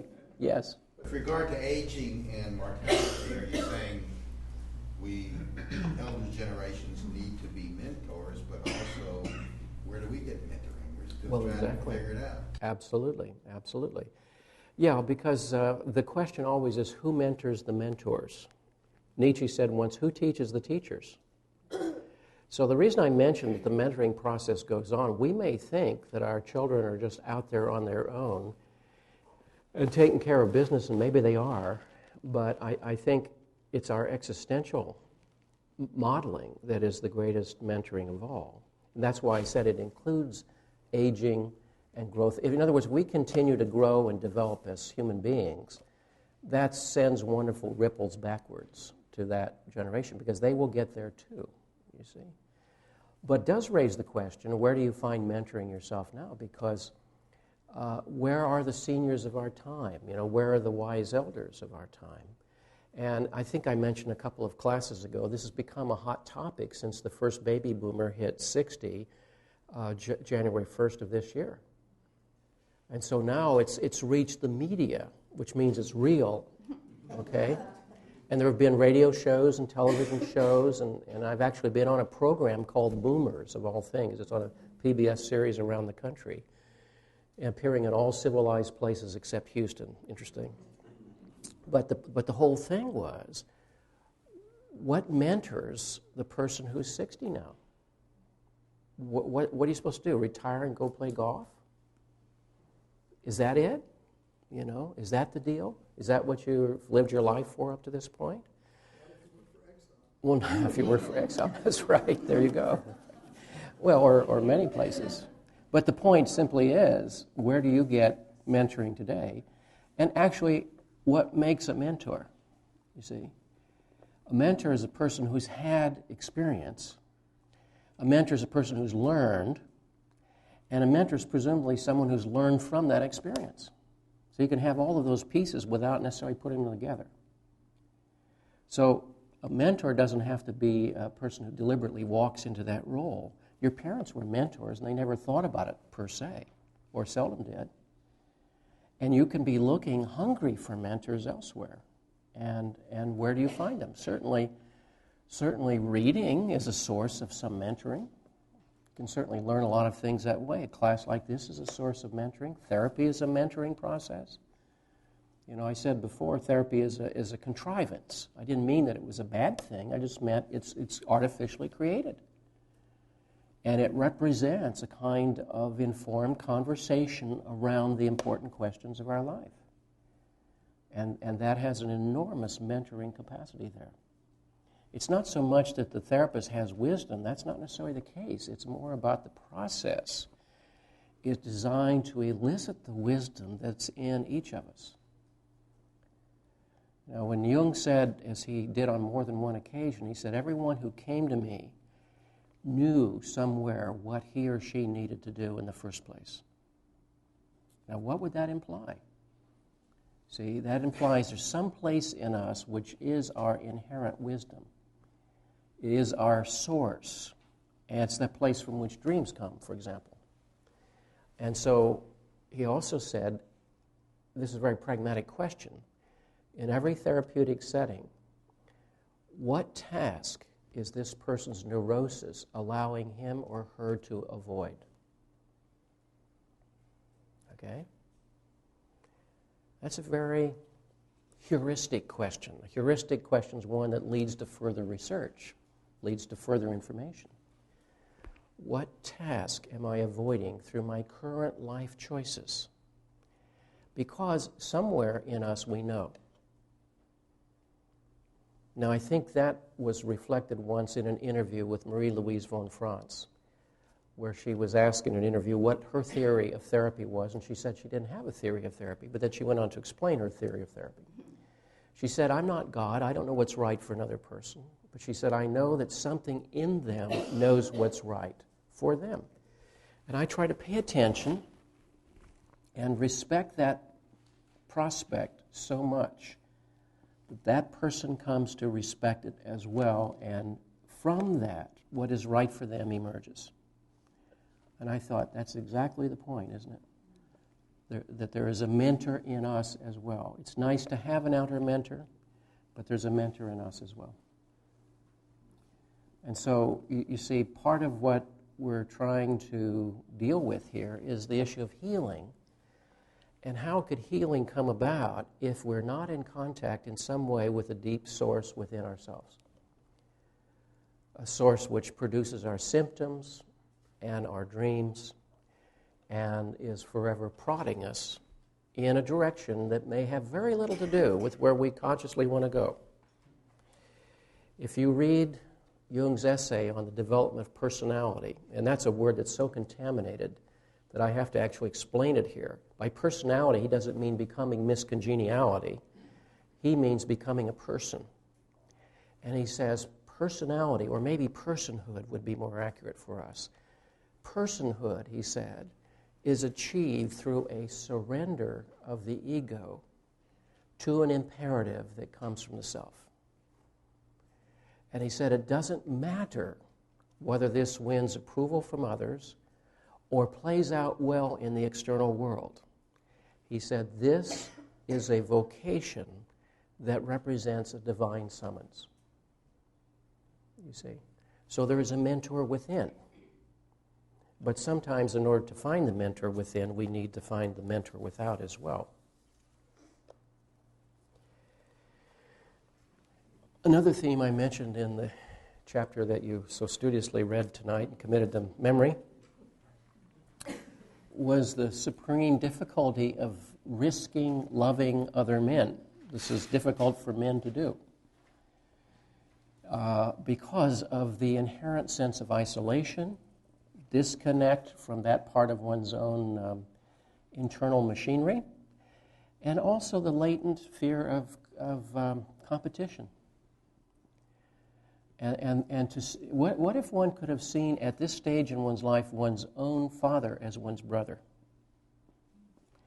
or one's competitor as one's brother, and not the evil brother, mind you, the brother that is suffering along with us as well. Now, this is very difficult to do. I mean, it requires an imagination, doesn't it? That is to say, it requires an image different than what has been lodged in our psyches as complexes. Because a complex is an energy-laden image, you see. And so in risking loving the other, one is open to the possibility of what is reported to be called relationship.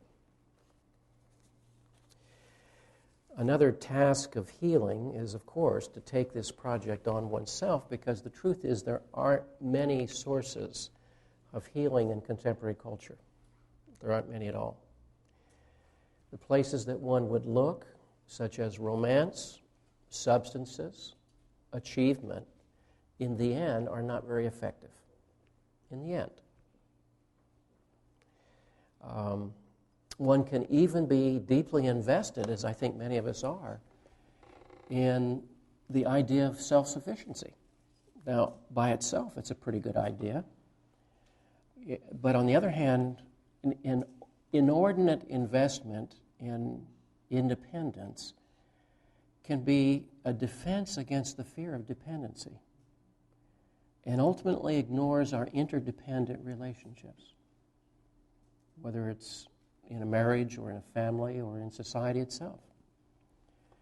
And so how that often plays out in men's lives is an enormous psychological isolation. Enormous. And I think it's one of the factors that leads to earlier death. This recording has 2 parts. Part 2. Now, there are certain inventories, it seems to me, in healing oneself that one has to go through. And again, these come up as questions that I have for you. And these questions, I submit, are worth at least the next decade of your life. Because each time you ask it, another piece of it comes up. Basic question. What were your key fears as a child? And what are your key fears today? Because often you will find a connection between the two of them. Not necessarily the first glance, because they will appear to be different. In other words, maybe today a fear might have to do with, say, economic struggles. But underneath that, there's something else altogether. What were the key fears of childhood, and what are the key fears today? Always, again, playing out. What do the fears keep you from doing with your life? Or what do they make you do? Right. And we need to look at fear not in any judgmental way. It's a byproduct of being here on this planet. Another question. Where does competition still own you and drive you and maybe beat up on you? See, there's a place for competition. It's particularly present, I think, in the first half of life. The same for ambition. I mean, we need a certain amount of juiciness just to leave home. Go out in the world, try yourself out. How high can you fly? What can you do? We certainly find limits quickly enough, but we also have to find where we're not limited. And competition in the first half of life can be very healthy. It's part of testing oneself. It's part of committing to certain goals and certain values. But there's a point where if in the second half of life the person's still driven by competition and ambition, it's not pretty to watch. Because I think you see it showing up in his or her children. I think you see it showing up in damaged relationships. You see it showing up, worst of all, in that it imprisons that person. He is a prisoner. Now, there's a famous story of a time, and I've told this before, a woman brought her child to Gandhi and said he has this insatiable desire for sugar. And Gandhi said, bring him back in a month. She was puzzled, but she agreed to do so. Gandhi spoke with the boy. No one knows what they said. And his addiction to sugar disappeared. And she asked him, why did you ask me to come back in a month? And he said, well, I had to deal with my own addiction to sugar. Right? This is reported as a true story. Now, the point was simply, what owns us? If competition owns us, what is it? What battle are we fighting? You see, underneath that always is an issue of personal esteem, isn't it? Or an issue of personal powerlessness. If one can smoke that out, then one's not owned by it. We're owned by the things that are operating autonomously. So if competition owns me, it's because I have to prove my worth. Well, to whom? Under what circumstances? Are we still trying to prove it to mom and dad? Are trying to prove it to ourselves? When's enough enough? When does it start being fun and ceases being so hard, so difficult? You know? So to ask yourself, because remember, the first night we met, I said one of the ways the game is set up is a zero sum, winners and losers. Okay? And as long as it's set up that way, you have to keep proving yourself. Well, to whom? You see? And that's a game that's ultimately infantilizing,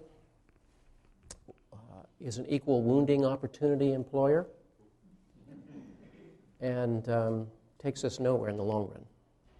I think probably necessary, not avoidable in the first half of life, but then there comes a point where we can maybe grow up and get beyond it. Another question for our personal inventory has to do with returning to this field of grief that I spoke about. Whom do you miss and why?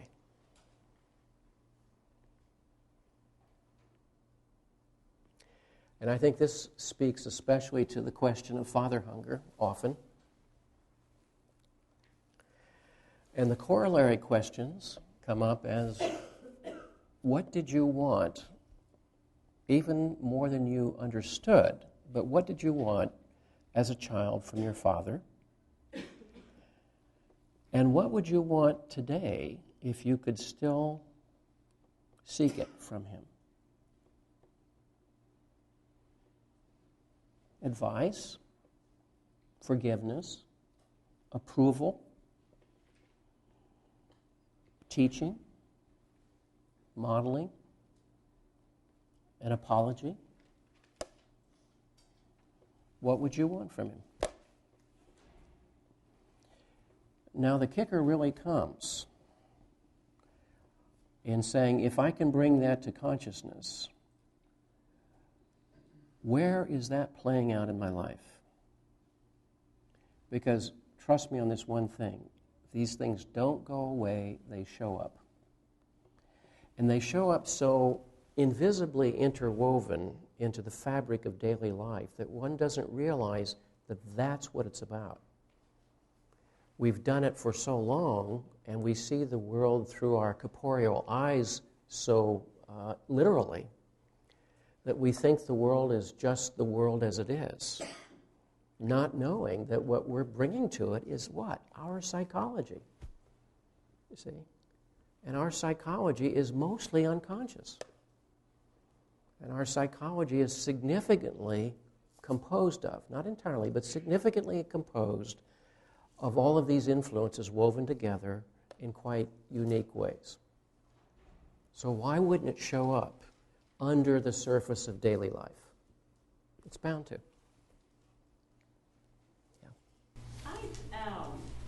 My question is, I can kind of see where, as a female, that if I didn't get these needs, wants, questions answered from my father, that then I would see that in a man. But then I have sons who, and for men, if they don't get those needs met from the father, so much of the discussion is about mothers. Where does the grown man go to get those recognition? That's my question. See, the point is, one is being pushed by that from within and not knowing it. And that's well, one example, as I've just mentioned, would be still being owned by a spirit of competition, needing to gain approval, let's say. If, for example, person X, his father was critical and withholding. So the message he gets is, son, you're not good enough to win my approval. And so that becomes a very powerful controlling complex. And it can show up either in self-sabotage down the line, which produces confirmation that I was unworthy of my father's approval, or far more likely will push a person to try to be, winning plaudits from people, not knowing he's still trying to sort of solve the father debt, as it were. In other words, maybe someone who is 65 years old and goes in and says, and makes a deal with his law firm. I don't want to retire, and so that he's being fed within to. Well, I don't want to say that. Yeah, I hope we're not talking about something specific here. Yeah, because people set me up that way. Not that you were, but people set me up that way, and they're wanting instant analysis and diagnosis and stuff. And no. I'm simply saying wherever I might be driven to win that approval, not knowing that's what's driving me, and not knowing that what I'm dealing with is that archaic deficit back here. You see? Or one could feel driven towards accomplishment in a certain area as a kind of compensation for the feelings of one's own father's own failures, so to speak. Okay? Now, earlier in the semester, we alluded to how often the child carries the agenda of the parent.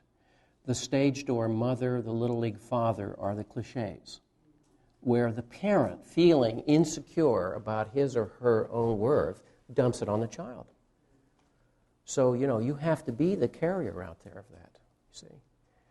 And did I mention the Dracula animus in this regard? Okay.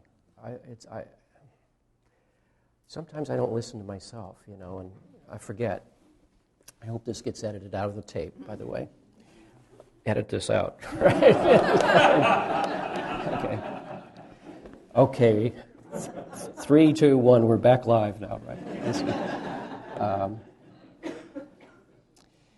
A colleague of mine, Julia McAfee, who is retired now but lived in Jacksonville, Florida, wrote a fascinating essay called The Dracula Animus, and it was a study of 3 women writers. Sylvia Plath, who committed suicide, Zelda Fitzgerald, who died in a psychiatric hospital fire, and Anne Sexton, who committed suicide. All 3 had the same mother, so to speak, a woman born to the old aristocracy and had literary pretensions, but her daughter got the talent. And so she sees the daughter as a star, and she pushes her daughter and promotes her daughter and puts her out there on the stage, at the same time is jealous of her.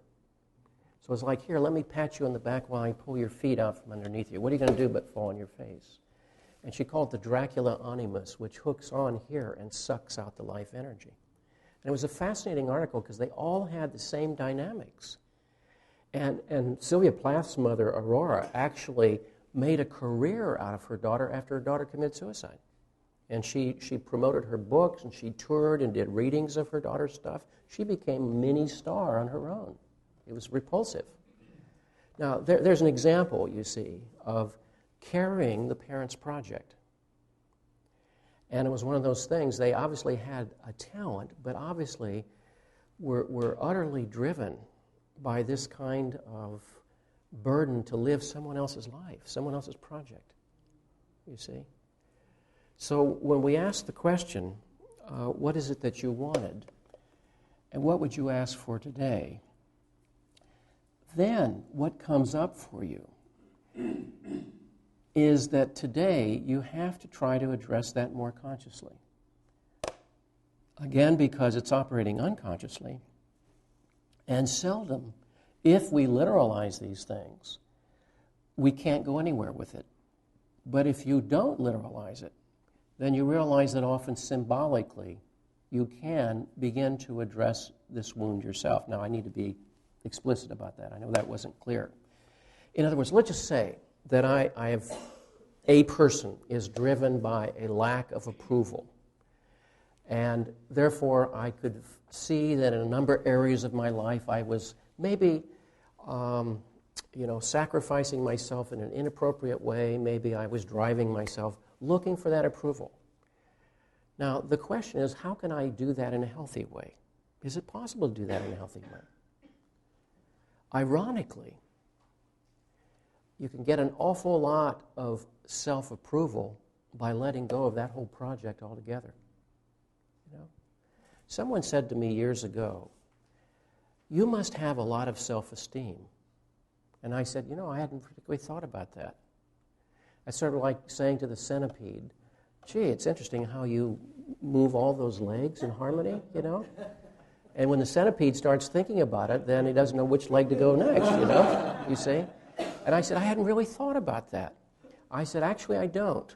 I can give you 1,000 reasons, just the short list of reasons not to have self-esteem, but I'm sort of too busy doing my life that the issue is not important to me. In other words, your self-esteem can come not from having to prove something, but come from the fact that you've chosen to take your life on. If you take your life on, you've got enough to do to keep you busy. You might actually become less of an annoyance to the world. You see? So if you ask yourself, what is it I wanted from the mother or the father, and did not get, perhaps could not get, recognize again, that's about them, it's not about you. Just as we have, sadly, withheld certain things from our children because of our own complexes, okay? And that's something that one has to try to address if it's possible to. But to say, what is it that I wanted from my father? And how can I look for that symbolically? How can I give that to myself? Okay? Now, last semester I gave the example of a fellow I was seeing who came here when he was 73 for analysis. He was long retired, and the presenting reason for his analysis was he wanted to work on his spirituality. And that makes sense. And as a result, in looking at his dreams, we came to realize what he had never consciously fully understood in all those years was that most of his adult choices, including his two major professions, had been in service to his mother's ambitions. And that was a shock to him. It wasn't that he had done wrongly, it's just that it was in service to what, she would approve, rather than something that he particularly wanted to do himself. We began to notice that she turned up in many, many of his dreams, and his father never did. And that became a subject of our conversation. And then, and this happened over many months, this was a 48-month process, over many months, then there were token appearances of the father presence. It started off with maybe a car. Oh yeah, that 1946 Dodge, that's the car my dad drove when I was a child. And that's how it would show up in the dream. And then, and this is fascinating stuff, his father would walk across the stage, as it were, like a bit player in the play that's going on. There's father there, but he doesn't connect. And then increasingly the father becomes a presence in the dream. Okay? Now you'd have to ask yourself, what's going on there? Since we, from an ego standpoint, don't make dreams, they're making us. We could say that while there was a conscious reason for analysis, and a legitimate one, and one we address, but there was also an unconscious reason. And that was to free the personality from this world of obligation that he'd served all of those years. And, moreover, to begin healing something else in his own psychic formation. His father was long deceased, but here he was, intrapsychically. Death does not end relationships, you see. Death doesn't end our possibility of working these things through. And he and his father began to converse. And one of the things in asking this question specifically, what would you have liked to have received from your father if you could? And what came up for him was, he said, the one thing I always wanted to do with my father, who was always away at work, was, he said, I wanted, as a child, to tour the Old West before it disappeared. And I said, so what's keeping you today? You know how to drive today, you see. And that idea was a very foreign idea, but as it began to percolate through the sentimental levels of the psyche, it was something that gained increased enthusiasm. And so he gave himself about a 6-week trip, unfettered, crossing the great American West through small towns alone, no highways, small roads, going to small towns, taking photographs along the way. It would have been better to have done it with Dad in the first place, but it was the kind of thing that did not and could not happen under the circumstances. And so having it at age 73, actually 75 when this happened, was an enormous gift and a sense of healing. Now you see, that has a symbolic value to him that it may not have to you, but it was a piece of that unlived connection to the mentor father. And again, it would be nice to have these things work out differently in the first place, but that's out of our control. Therefore, I would suggest to you that one of the things to address in the issue of healing is, what is it that you wish to have received, and how can you address that in a conscious and in a empowering way. And sometimes in a literal fashion, as this trip seemed to be, but it was more important at its symbolic level, because it's at the symbolic level that we are most deeply touched in the end. So, what would you want from him, and where can you address that need today? Another question is, where do you most feel separated from yourself? Most feel separated from yourself? There are separations from the body, separations from friends, separations from one's own dreams, separations from one's own enthusiasms. People have said to me many times, well, I'd like to do this, but you know, I've got kids coming up to college and I've got a mortgage and so forth. And that's true. And they'll say, should I do this or do this? And my answer is always, do both. So what if you have to work hard? So what if you have to sacrifice? Do both.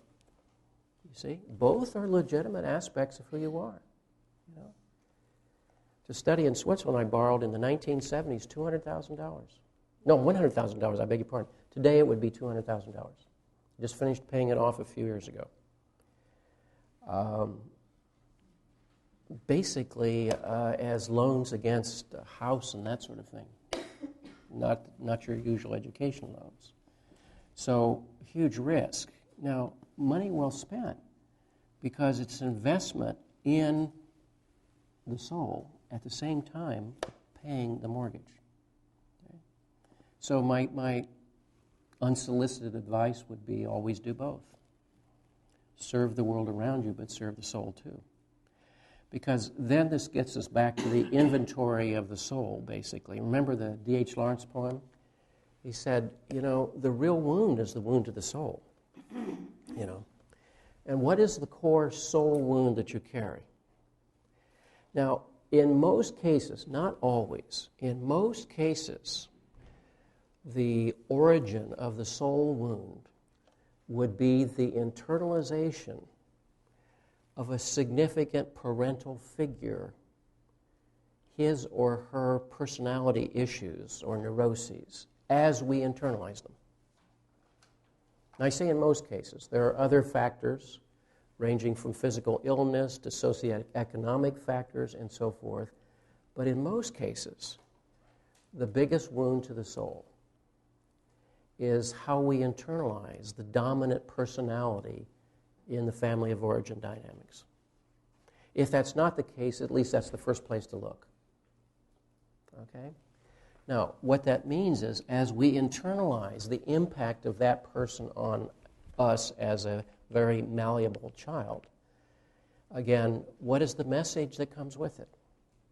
So the gentleman I just mentioned to you had 2 distinguished public careers.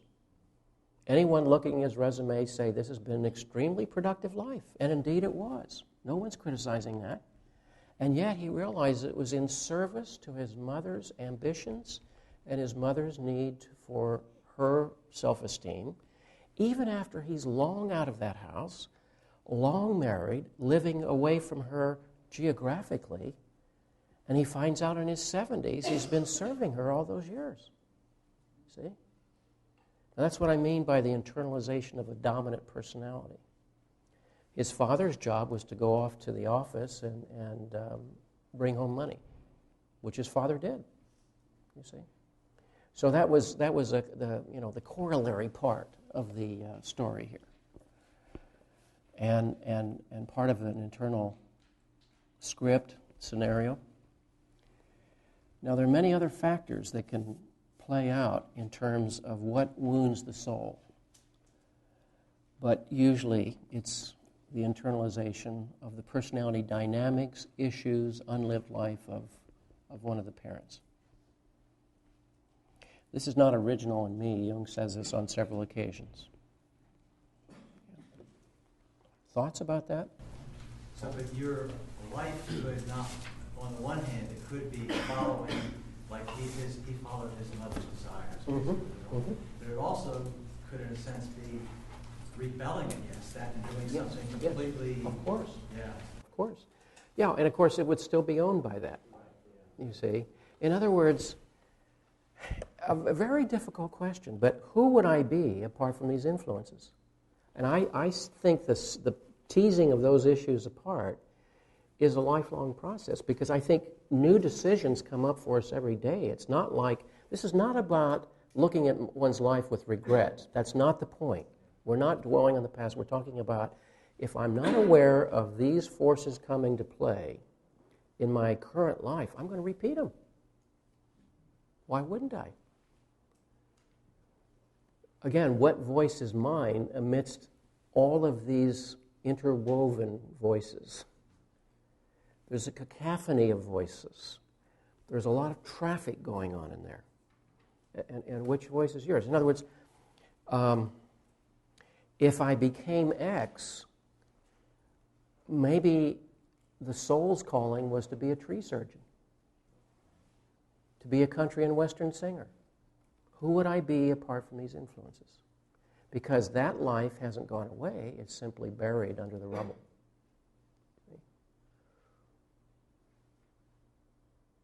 And I think this project of psychological awareness and freedom goes on as long as we're conscious, and possibly even beyond, who knows. Yes? The example you just gave of someone at 75 being able to take this cross-country trek is a very simplistic, concrete sort of step toward healing. Can you find something that simple, that concrete in most instances, though, to bring about healing? Or I think you have to ask I think you have to ask in the context of each person's life. You see, the trip was about freedom, and it didn't include taking his mother on the trip. You see? Now, it would have been far better for him to have his dad in the car seat, but that wasn't possible. So it was better that he take the trip. See, it wasn't just a concrete thing. It was about freedom, is what it was about. The freedom to do what your imagination calls you to do. That's what it was about.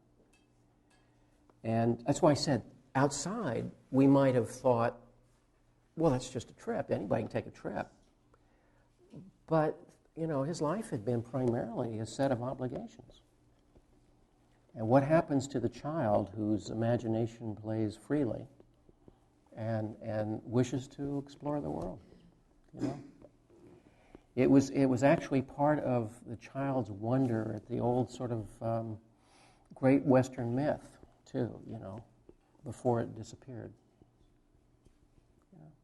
But to answer your question, I think that's why I said you need to realize that many times these things are not the literal issues, but what does it mean symbolically? And underneath there would be the freedom to give assent to what in you wishes expression. That sounds simple, but you know there are an awful lot of constrictions.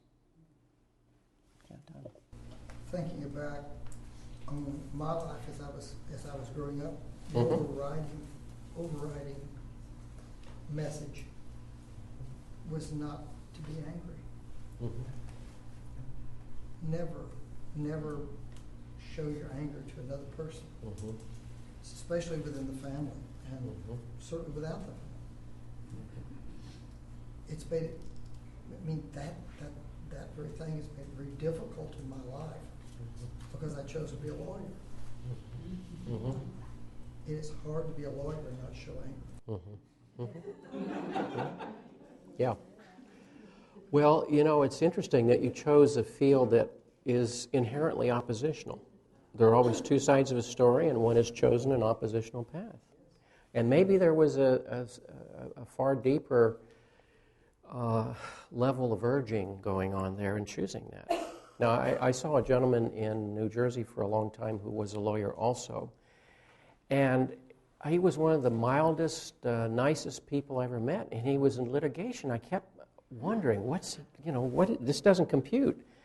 And one day he said, getting to trial is a failure.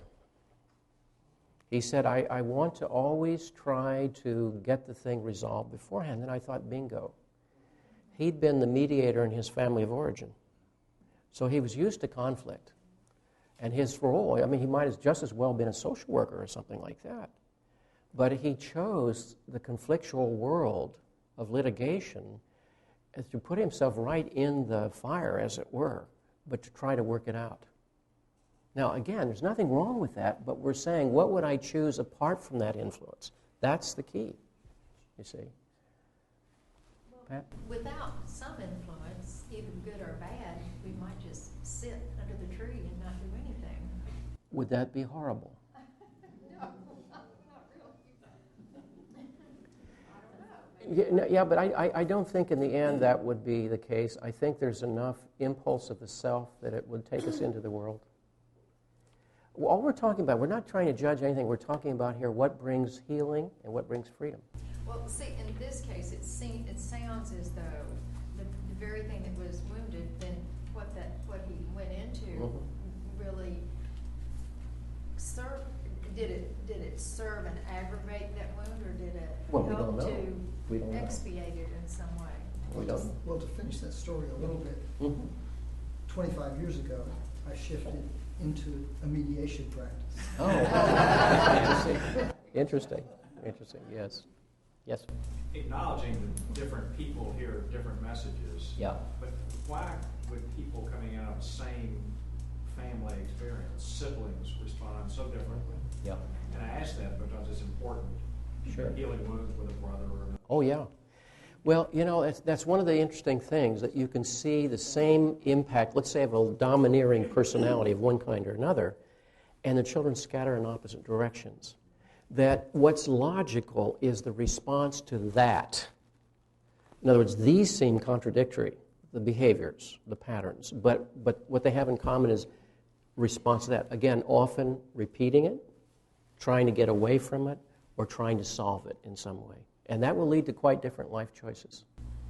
Yeah, good example that, you know, we sometimes have the simplistic idea that siblings growing up in the same family are exposed to the same environment, and therefore should have similar attitudes.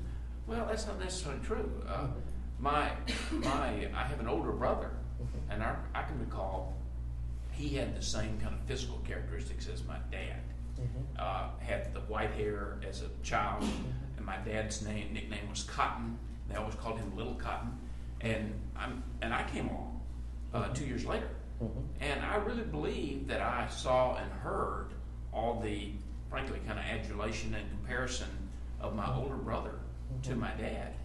And that set up a real competitive fire in me. And that kind of drove me.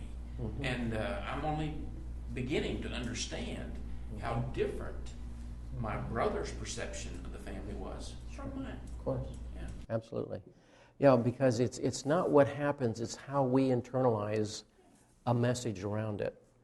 And it's that message we're in service to. And I think parents are at different developmental ages at each child. So they're changing all the time. So the child is really experiencing a different parent than the older sibling or the younger sibling may be experiencing. Absolutely. Yeah. The same air and the same Cheerios is not the same air and the same Cheerios. It plays out differently. Yeah. Other wounds to the soul we have to address. What does the soul desire? You know, Jung said in a sentence that sounds utterly simplistic, to be a man is to know what you want and to do it. And that's a good definition for the positive animus for a woman, by the way. To know what you want, to do it. Because to know what you want means sorting through all that traffic. Which voice is yours? Okay? And secondly, then to mobilize energies in service to that in the face of whatever obstacles life presents. Some external obstacles, some internal. And what it means is truly pursuing the agenda of the soul. The difficulty is we all get separated from that because of the necessity of our adaptations. So we have a kind of weakened relationship to the soul, as it were. And one has to then ask the question, how can I separate the needs of the soul from the needs of the world that I've internalized? Now, Jung speaks to this very directly. He says, I have frequently seen people become neurotic when they content themselves with inadequate or wrong answers to the questions of life. By neurotic, he means simply split. He's not being judgmental here. They seek position, marriage, reputation, outward success, or money, and remain unhappy and neurotic even when they have attained what they were seeking. Such people are usually confined within too narrow a spiritual horizon. Their life has not sufficient content, sufficient meaning. If they are enabled to develop into more spacious personality, the neurosis generally disappears. It's an interesting metaphor, into a more spacious personality. It's like enlargement as opposed to diminishment. The problem with the complex is they are always diminishing. They go back to their point of origin, they go back to the script attached to it, they go back to the history that generated it. They're always reductive. So he says developing a more spacious personality means that complex or that neurosis gets absorbed into the system. A second passage from Jung, both of these are from Memories, Dreams, Reflections. Are we related to something infinite or not? That is the telling question of our lives. If we understand and feel that here in this life we already have a link with the infinite, desires and attitudes change. In the final analysis, we count for something only because of the essence we embody. And if we do not embody that, life is wasted. So I think you can see then the importance of the recovery of the agenda of the soul is that which brings one back into relationship to the large again. Because as we all know, we all live diminished lives. We all live within the constrictive psychologies that are the sum of the voices of the culture and the internalization of the voices of the family of origin and other such influences that become normative, determinative, and directive. And living a larger life does not mean in service to youthful ambition. It doesn't mean in service to ego inflation. It means, ironically, quite the contrary. It means often sacrifice of the ego in the places which are most uncomfortable. It means often coming back to a sense of the large task that lies before each of us. And I think in the end, that's the only thing that's healing, really. It means that the wounds and the splits get absorbed into a much more spacious personality. Elsewhere, Jung uses the phrase a more compendious personality. And both metaphors are about enlargement rather than diminishment. Now, the voices of Saturn, the history and legacy of Saturn, the Saturnian roles have damaged women and damaged men and damaged children for millennia, and they continue to do so, and they continue to do so intrapsychically, because women and men, we've all internalized them. And so this class is about at least making that conscious, at least bringing that to the surface, because without which there can't be any kind of change that occurs. Because the last secret is about, or last suggestion about healing, rather, is about joining the revolution, which says basically, I recognize something's wrong here, and it's wrong in me, and I will address what's wrong in me. And as I do that, and as enough people do that, it begins to show up in our families and show up in our culture as well. May I say thank you to each of you for your splendid participation in this discussion this semester. It's been extraordinary. It's been very moving, and I hope it's been informative to you. And I hope to see you again in the future. Thank you.